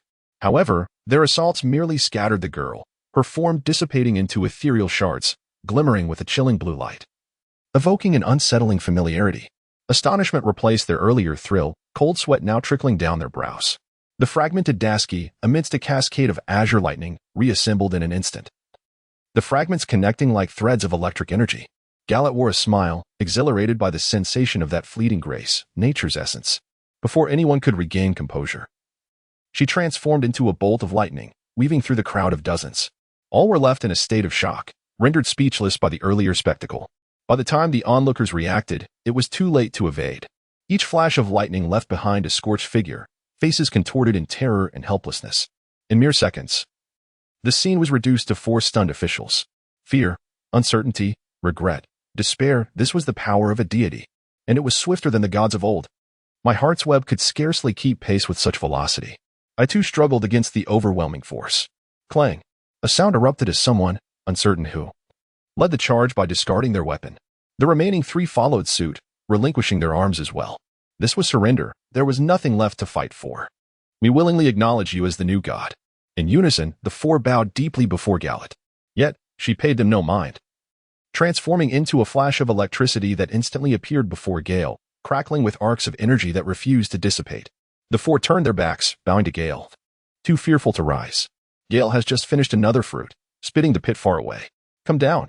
A gentle voice resonated from Gale, prompting a wave of confusion among the onlookers as they exchanged puzzled glances, subsequently scanning their surroundings. Eventually, their gazes settled upon a knight riding a pink-spotted Pegasus suspended in midair. "Goffer?" one of them instinctively uttered. Goffer hesitated for a moment before guiding his steed closer and landing gracefully. Dismounting, he clasped his fist in respect towards Gale. "What is the purpose of summoning me?" "My lord? You are Goffer, the former deity of the Sky Island?" "Indeed. Please, do not feel overly constrained. As you are aware, I hail from Qinghai. Are you familiar with the Navy?" Taken aback, Goffer scrutinized his interlocutor's attire closely. If it resembled the descriptions he had read, then the duo's white cloaks of justice indeed indicated they were naval officers. If they were officers of the Navy, it followed that they could not be villains, for the Navy was said to uphold justice. "My lord, are you with the Navy?" "Absolutely. With Enel deceased and his numerous misdeeds now met with retribution, the Sky Island is left leaderless. Will you take up the mantle to govern this beautiful land and allow peace and camaraderie to flourish?" Gamfer's emotions surged. He had awaited this moment for several long years, his hair now completely white, He had appeared so quickly because he had been lurking nearby. And upon witnessing the brilliant blue light in the sky, he sensed an opportunity had arisen, prompting his rush from a distant corner of the White Sea. "I am willing," Gaufer replied earnestly, bowing in gratitude to Gale. "And what of you?" Gale turned to face the four priests, hesitating only momentarily. "We are willing to offer ourselves to Ganfu." Gale nodded. However, henceforth, the term God would no longer be associated with the Sky Island, as its connotation was far too profound. From this moment on, there would be no gods in the Sky Island, only leaders. Under the stewardship of Gaufer, you shall diligently govern this sacred land. Open the holy land of the Island of Gods, and simultaneously set aside the grievances with the Shandians to coexist harmoniously. On behalf of the Navy, I hereby offer you a pact. As long as you pledge your allegiance to us, we shall provide you with protection. Indeed, the group bowed their heads in agreement. There is no need for such formality, Gaufer. Henceforth, you shall bestow a new title upon the four gods, relinquish hatred, and lead them. Should they refuse to comply, you may contact me through this telephone book. My number is inscribed upon it. Simply press the button, and no matter where I am, I shall hear you. As he spoke, Gale produced a telephone bug from his pocket, a mere fade as it had been concealed within the spatial capabilities of the dark fruit. Gaufer eagerly accepted the telephone bug, thoroughly pleased with Gale's arrangements, having long desired a peaceful resolution to the conflicts with the Shandians. "Yes, my lord. From now on, you may call me Gale." "Certainly, Lord Gale." Gale chose not to elaborate further on the matter of titles. If he preferred to be addressed as Sir, so be it. He had two pressing tasks on his mind. "Ganfoer, gather 100 of each type of shell from your Sky Island, and bring me as many wind shells as possible. Also, where is the Ark of Proverb? Take me to see it?" "Yes, sir." Chapter 82. The returning warship, near the waters of Gaia Island. A naval vessel was making its way slowly through the waters. "Humph, that wretched Gale, and that Gallet. The one who indulges in carnal pleasures, how could they abandon me for their frivolities?" Dasky was on deck, vigorously wielding one of the fine blades Gale had gifted her not long ago, a weapon she had been elated to receive. Yet now, as she swung it, it felt as though the sword weighed 1,000 pounds. Slash, chop, thrust. The maneuvers she had practiced daily with unparalleled finesse now felt sluggish in this oppressive atmosphere. Suddenly, a thunderous boom echoed. The previously radiant sky darkened with ominous clouds. Dasky thought it might rain and paused her actions. However, upon gazing intently at the darkening sky, she perceived two streaks of light racing towards their ship. "Everyone, prepare. Possible enemy attack." Dasky's immediate instinct told her that these were formidable foes. A familiar yet unsettling energy enveloped her. In a flash, the Navy personnel formed several rows, standing at the ready. Yet the two luminous figures approached with astonishing speed. The crew was momentarily dazzled, and then a familiar voice rang out, "Ha, I have triumphed." As they blinked in disbelief, they recognized the newcomer, Colonel Gallet. Following closely was another familiar figure, their own Brigadier Gale. Technically, they should be referred to as Colonel Gallet and Major Gale, but official documents had yet to be received. And Gale had advised them not to rush the change in titles. "All right, you win. I concede my defeat. I shall personally prepare your meal later." "Hooray, Sister Dasky. We're in for a treat." Gallet bounced over to Dasky, who was still in shock and confusion. She was not alone. Everyone else was equally bewildered. Gallet was still crackling with arcs of electricity. This electricity was different from the electric shocks he had previously employed. It now enveloped his entire being. Furthermore, the oppressive energy and volatile power could be sensed from a distance. "What is this, Gallet?" Dasky inquired, pointing at the flickering electricity surrounding him. "Oh, this?" Gallet giggled, gesturing at his glowing form. He then raised his right hand and pointed into the air. "Divine punishment." As his words fell, a more thunderous sound erupted. With a resounding crash, a massive bolt of lightning struck the ocean's surface, sending countless droplets flying. In its wake, a multitude of dead fish surfaced, some of which were as large as half a warship. "What?" The soldiers collectively gasped, their jaws dropping in disbelief. Gallet, unsatisfied, shifted his form and transformed into a humanoid lightning figure that circled the warship before returning to the deck in less than a second. Dasky was left speechless. If her conjecture was correct, this was the power of the Thunder fruit. Gale eloquently articulated the questions lingering in everyone's minds. Having gathered innumerable shellfish from the Sky Island, he requested the four commanders, oh no, they should now be referred to as the four captains, to accompany him in locating the Ark of Prophecy. Once they found it, he instructed everyone to stand back and, utilizing the powers of the dark fruit, discreetly claimed the golden vessel along with some remaining gold and, of course, the shellfish. After repeatedly emphasizing the necessity of obeying Ganfor, he raced back to the warship with Dasky. What? This was the incredulous response of the crowd, a mixture of disbelief and yearning. Was this truly the legendary Thunderfruit? Among the Logia types, it stood supreme, unparalleled in both lethality and speed. After vanishing for centuries, did Brigadier General Gale really return with Colonel Gallet from the fabled Sky Island? How we long to join them. Could Brigadier General Gale take us on another journey? Hee. Sister Dasky, I can fly now, and I'm incredibly fast, so fast that Gale can't catch up with me. At that moment, Gallet reveled in his newfound prowess. Congratulations. Gallet, your strength has undergone a monumental transformation, Dasky remarked, a hint of envy tinging her heart, yet she genuinely felt joy for her dear friend. Their bond as close sisters rendered her emotions complex. Gale had always treated her well, though she yearned for a bit more. Dasky, when the opportunity arises, I shall prepare a suitable fruit for you as well. Gale sensed the jealousy emanating from Darsky. Initially, he intended to find a suitable fruit for her, and with the acquisition of the dark fruit, his resolve only intensified. Although he felt a twinge of guilt for usurping Enel's powers, it was undeniable that the latter was a figure of heinous crimes. The devastation of Baika, along with his desire to obliterate the entire Sky Island, bore witness to his myriad transgressions, each one substantial enough to warrant a death sentence. Gale reassured himself that he merely seized an opportunity to claim his ability. It's all right. Gale, when the time is right, I shall return. My aspiration is to become a grand swordsman. It is the purity of swordsmanship that I truly desire. If possible, could you bestow upon me several renowned blades? Darsky gazed at Gale with her large, watery eyes. He found himself yearning to caress her cheek, yet with Gallet present, he hesitated, leaving his hand suspended in midair. Indeed, I shall, he affirmed. I will undoubtedly gather the finest swords from around the world for you. Gale's tone was resolute. Our Gale is the best. At that moment, Gallet rushed over to embrace Gale and Dasky. Gale, with his hand still suspended in midair, instinctively embraced Dasky as well. The three of them held each other tightly, while the others discreetly chose to avoid the scene. Over these past few days, everyone had clearly observed the affections that both women harbored for Brigadier Gale, and they envied his fortunate position. However, this was only fitting, wasn't it? With Gale's remarkable abilities, it would be entirely reasonable to have another 10 or 8 admirers. If Gale were aware of how his subordinates understood his sentiments, he would surely be moved to tears. Gallet's kind gesture allowed the trio to embrace in silence for a considerable time, and Dasky felt utterly content. Suddenly, an incongruous sound broke the tranquility. Gallet's cheeks flushed crimson. Gale, I am famished. She released her hold and patted her stomach, realizing they had spent nearly an entire day on the empty island, and evening was approaching. Having gone without food all day, even Gale was beginning to feel the pangs of hunger. All right, wait for me. I shall prepare a few dishes and instruct the kitchen to roast 3 whole sheep for us. A celebration for Gallet's newfound abilities. I'm absolutely starving. I intend to devour 1.5 by myself, but I cannot manage half a sheep. We shall share between the 2 of us. Yay. Once Gallet finishes eating, you can have the training machine tomorrow. The electromagnetic waves of this fruit are quite conducive to perceiving observation hockey, and upon awakening, it grants an astonishingly vast coverage range.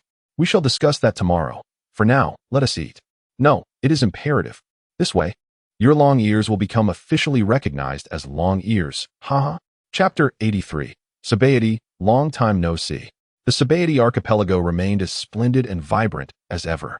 Serving as a bridge to the New World and a crucial transit point, its prosperity was as rich and deep as its lush greenery.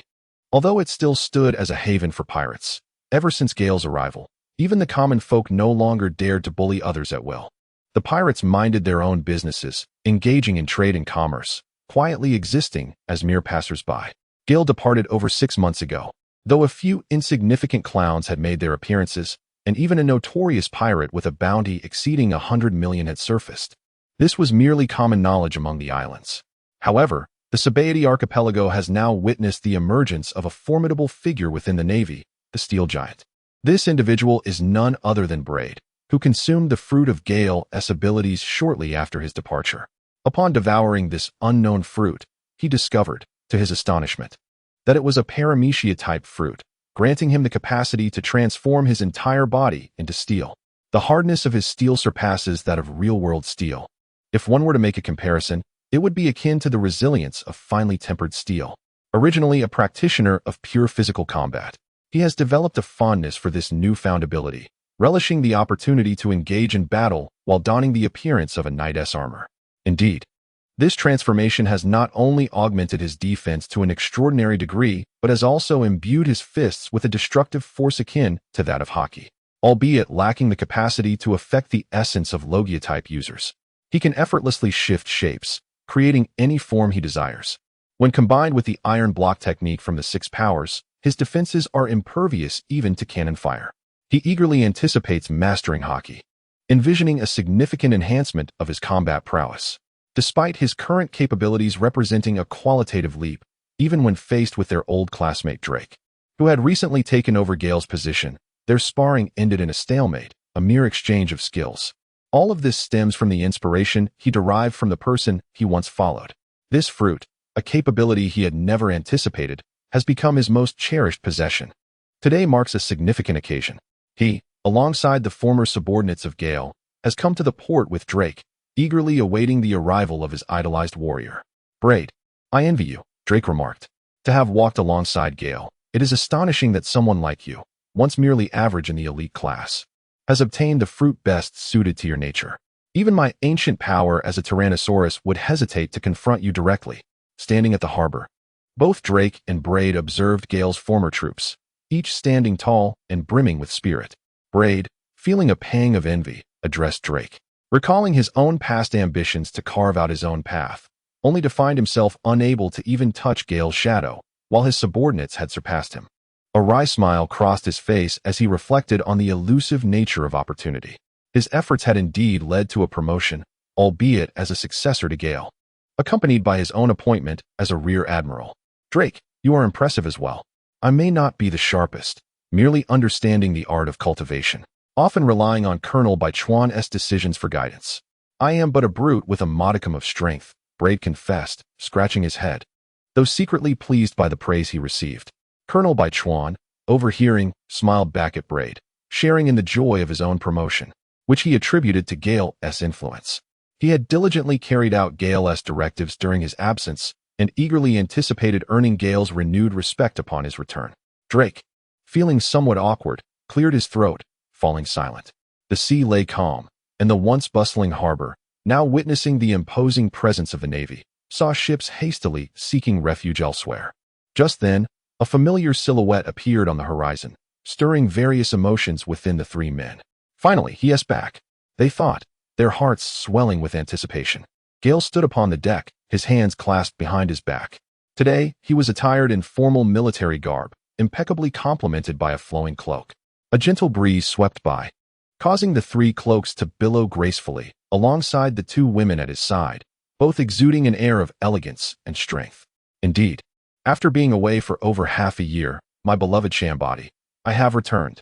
Garak cupped his hands into a circle, bringing them to his mouth, and called out towards the distant silhouette of Shambody across the sea. Dashki, with a perpetual smile gracing her features, too felt a sense of coming home. As time passed, the ship gradually approached the harbor, and the trio discerned three familiar figures waiting on the opposite shore. Gale, eager to return home, stepped onto the port with the two women even before the warship had docked. They paid their respects to Major General Gale. Braid, Baichuan, and Drake saluted Gale. Gale returned the gesture with a bow and addressed the crowd. "Thank you all for your hard work. We are not weary, General Gale. It is you who has toiled tirelessly," the soldiers exclaimed in unison. "Colonel Drake, I did not anticipate that you would be taking over my duties." Gale addressed Drake, remarking that their rapport had always been amicable during their school days.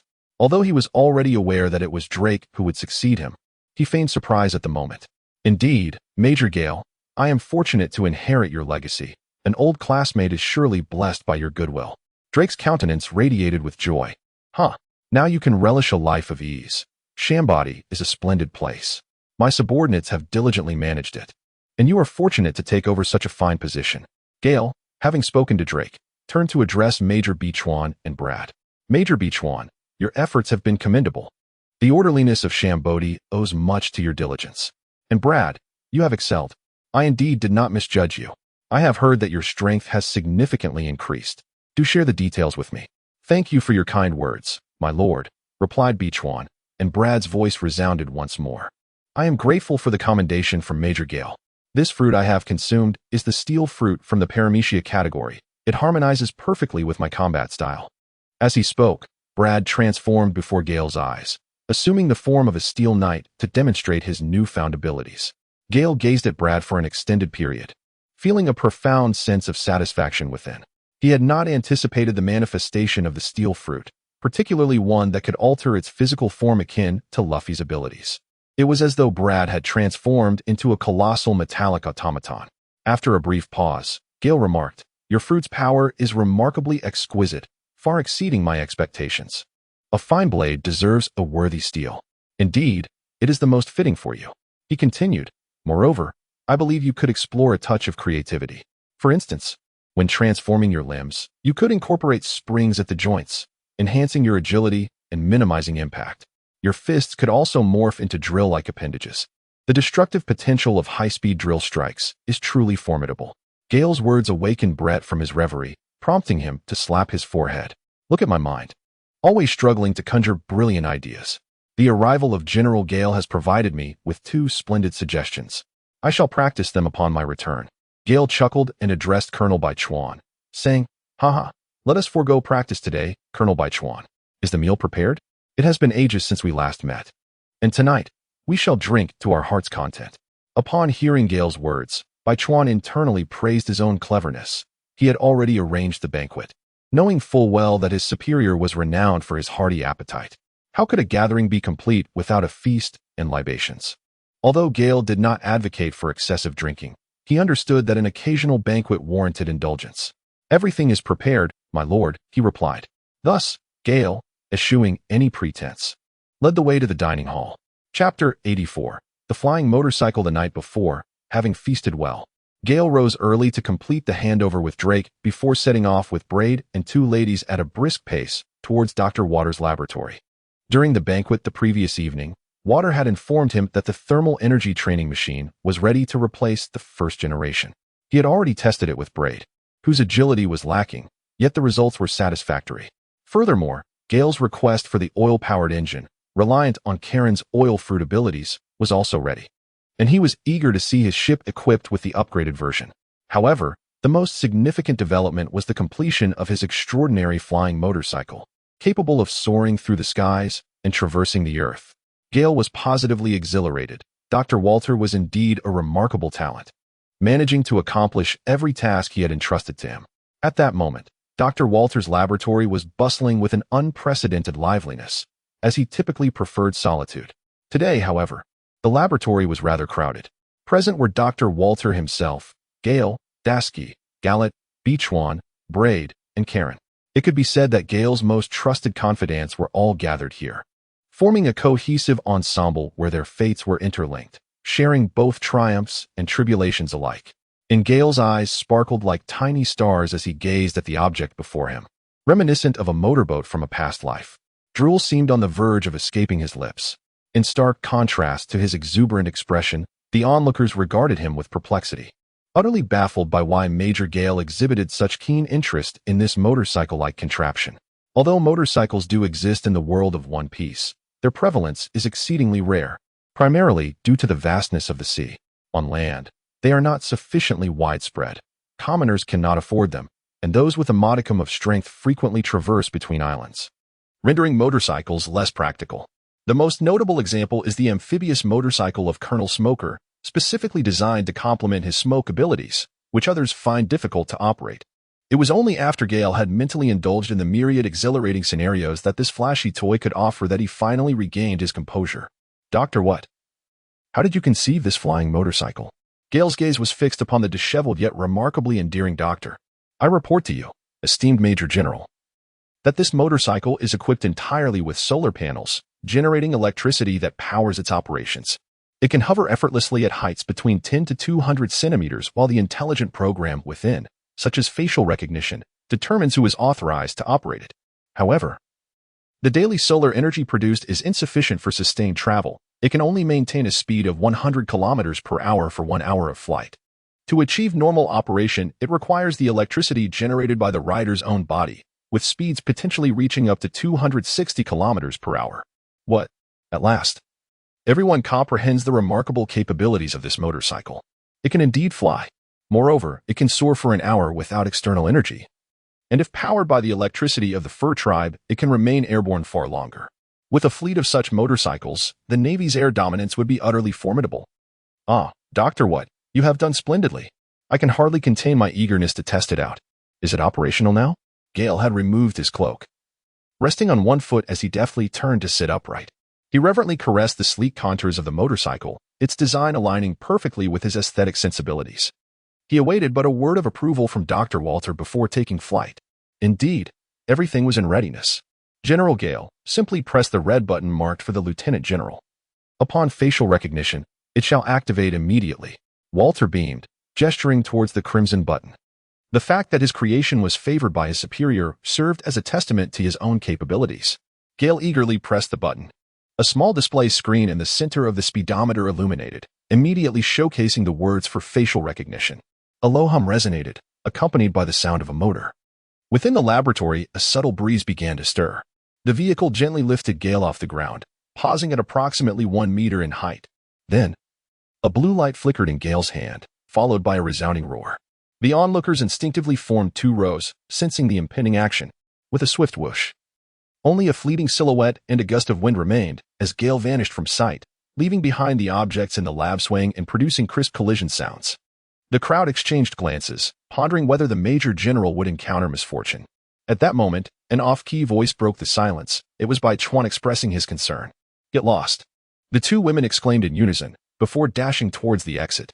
At this juncture, Gale was already riding a sleek flying motorcycle, soaring above the base and completing 2 graceful laps.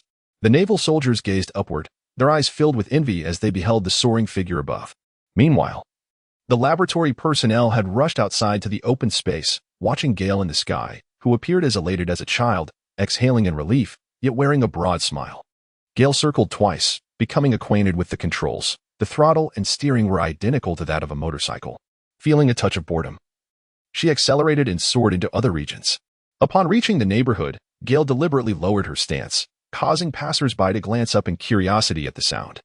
Arriving beside a grand tree, she elevated again, gliding to the very tips of its branches, where she took a moment to admire the towering giant. After a while, Gale returned to the entrance of the laboratory. Unlike her departure, her landing was executed with flawless precision, gliding smoothly to the ground. With an air of nonchalance, she dismounted.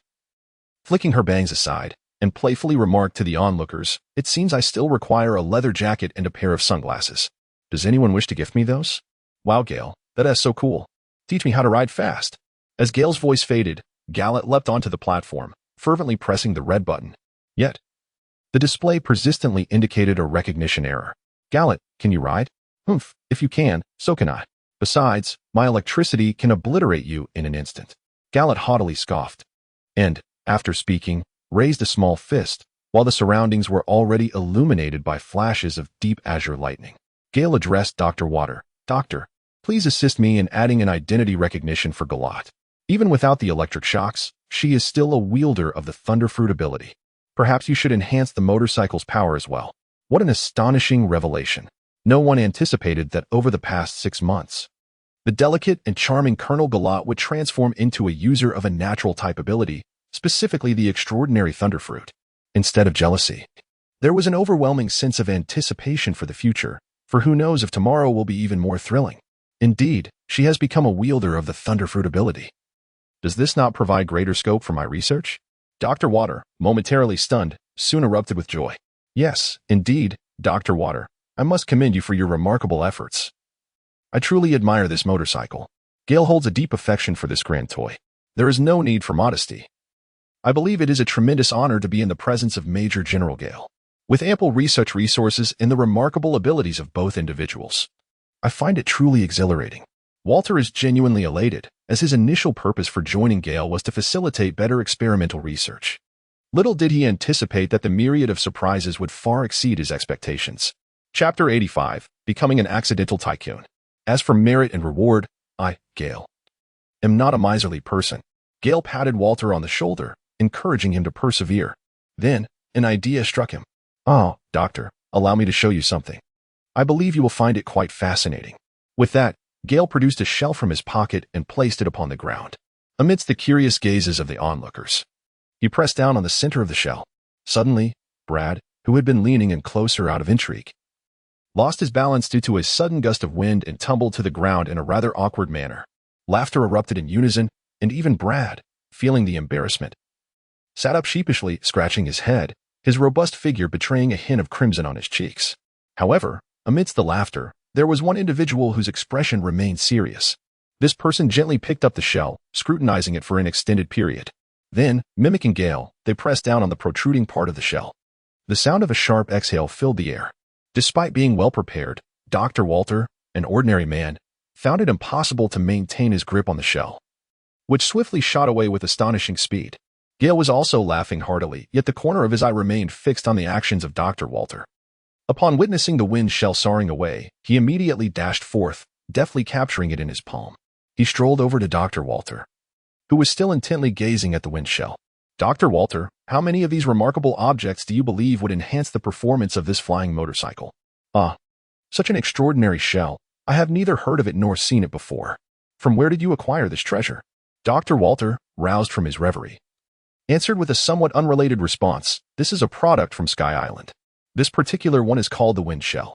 There are many other fascinating shells, such as the lesser wind shell, sound shell, light shell, water shell, influence shell, flavor shell, cloud shell, flame shell, heat shell, flash shell, impact shell, cut shell, and repulsion shell." Gale felt a bit dazed by Dr. Walter's elaborate descriptions, yet his inquiry was incisive. "How many types do you possess?" "Aside from a few exceedingly rare and precious shells, I have a collection of various kinds, including 100 wind shells." "Ah, my lord," setting aside the other shells, "I believe that 4 to 6 wind shells would suffice for the consumption of this flying motorcycle. If possible, I could also create a simplified version of the motorcycle, costing merely 1/10 of your investment." "Oh, very well. I shall provide you with 20 wind shells. When you have the opportunity, please assist me in crafting 2 such simplified flying motorcycles. For the other shells, I will allocate 2 of each for your research, to discern whether it is the marvels of nature or the prowess of technology that prevails." "Yes, my lord, however. The 200 million funds you previously granted me have been largely expended on this flying motorcycle, leaving me with little remaining. What do you propose, Doctor?" Walter's face flushed slightly, as discussing financial matters proved somewhat challenging for him. Gale was equally astonished by the exorbitant cost of the simplified motorcycle. Had it not been for his fortunate windfall on the floating island, this situation might have been rather awkward. Indeed, money seems to slip away all too quickly. "There are no issues with funding. I shall instruct Bai Chuan to deliver it to you today. We ought to tidy up the laboratory and transfer our belongings onto the ship, as we must relocate our base. Please arrange for Bai Chuan to prepare the essential items in advance. It would be best to depart as soon as possible, for I have other tasks at hand." "Yes, my lord," Watt said respectfully, not expecting to have new tasks to undertake so soon. The mere thought filled him with excitement. "General Gale, does the floating island truly exist?" Bai Chuan inquired, having held this question in his heart for quite some time, waiting for the conclusion of Gale and Dr. Watt's conversation. "Indeed. The scenery of the floating island is ethereal, almost dreamlike. It truly evokes a sense of longing," Dasky murmured dreamily, feeling regretful for not having accompanied them. "Yes, especially those shellfish. Their myriad uses are indeed fascinating. However, our Shambodi is equally extraordinary. Ha, but we are about to depart." "Yes, we are indeed on the verge of leaving." Gale led Bai Chuan into his chamber, which was brimming with the gold of Enel that he had liberated from a different realm. In addition to constructing a vessel, there remained not only scrap materials, but also a considerable amount of gold and jewelry. Furthermore, Gale felt it inappropriate to lay claim to the treasures that had been left behind in the golden country of Sandora. "My lord, have you plundered that notorious pirate? Surely, you did not slay a dragon to acquire its hoard?" Bai Chuan stammered as he beheld the room filled with gold, his speech faltering in a mixture of excitement and astonishment. Unable to adequately express his current emotions. "Aha, must you speak so harshly? This was merely found," Gale replied with a chuckle. "Gale possesses a considerable amount yet to be revealed. This is merely a fragment. Should he unveil the Ark of Proverbs, it is likely that Bai Chuan would be utterly astounded. That treasure is worth a fortune, rivaling that of nations. Even Gale hesitates to utilize it, grappling internally with the dilemma of whether to surrender it. He is indeed an exceptional naval officer, yet this bounty was acquired through his own endeavors, devoid of any exploitation of his authority. The conflict within him is palpable. Is the esteemed gentleman contemplating converting this into belly? Indeed, otherwise, the expenses would be exorbitant. Sustaining an entire crew is no simple task. Once exchanged for belly, it shall be entrusted to your stewardship. Numerous expenditures cannot be accounted for publicly, and thus must be drawn from this private treasury. How much belly do you believe you possess? It must amount to at least several billion. If not more, certainly a staggering sum. Gale inhaled deeply, realizing that he had little comprehension of Bailey and the intricacies of the golden ratio. However, he understood what billions represented. It was nearly a bounty of the 4 emperors level. How terrifying was that? And this was merely a portion of what he had presented. He was wealthier than nations. Indeed, he had initially thought that the greatest gain from the Sky Island expedition was the Thunder Fruit. But he had not anticipated that this accompanying treasure held such astronomical value.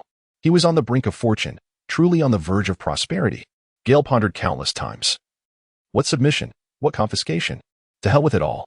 In short, the answer was a resounding no. Did Brigadier General Gale feel it was too little? Bai Chuan's words jolted Gale from his reverie. Bai Chuan too failed to comprehend the meaning behind Gale's statement, nor the significance of his expression. Oh no, no, no. Bai Chuan, everything is entrusted to you. Convert it into Bailey's, will you? We are leaving in a couple of days, so buy more, do not be frugal.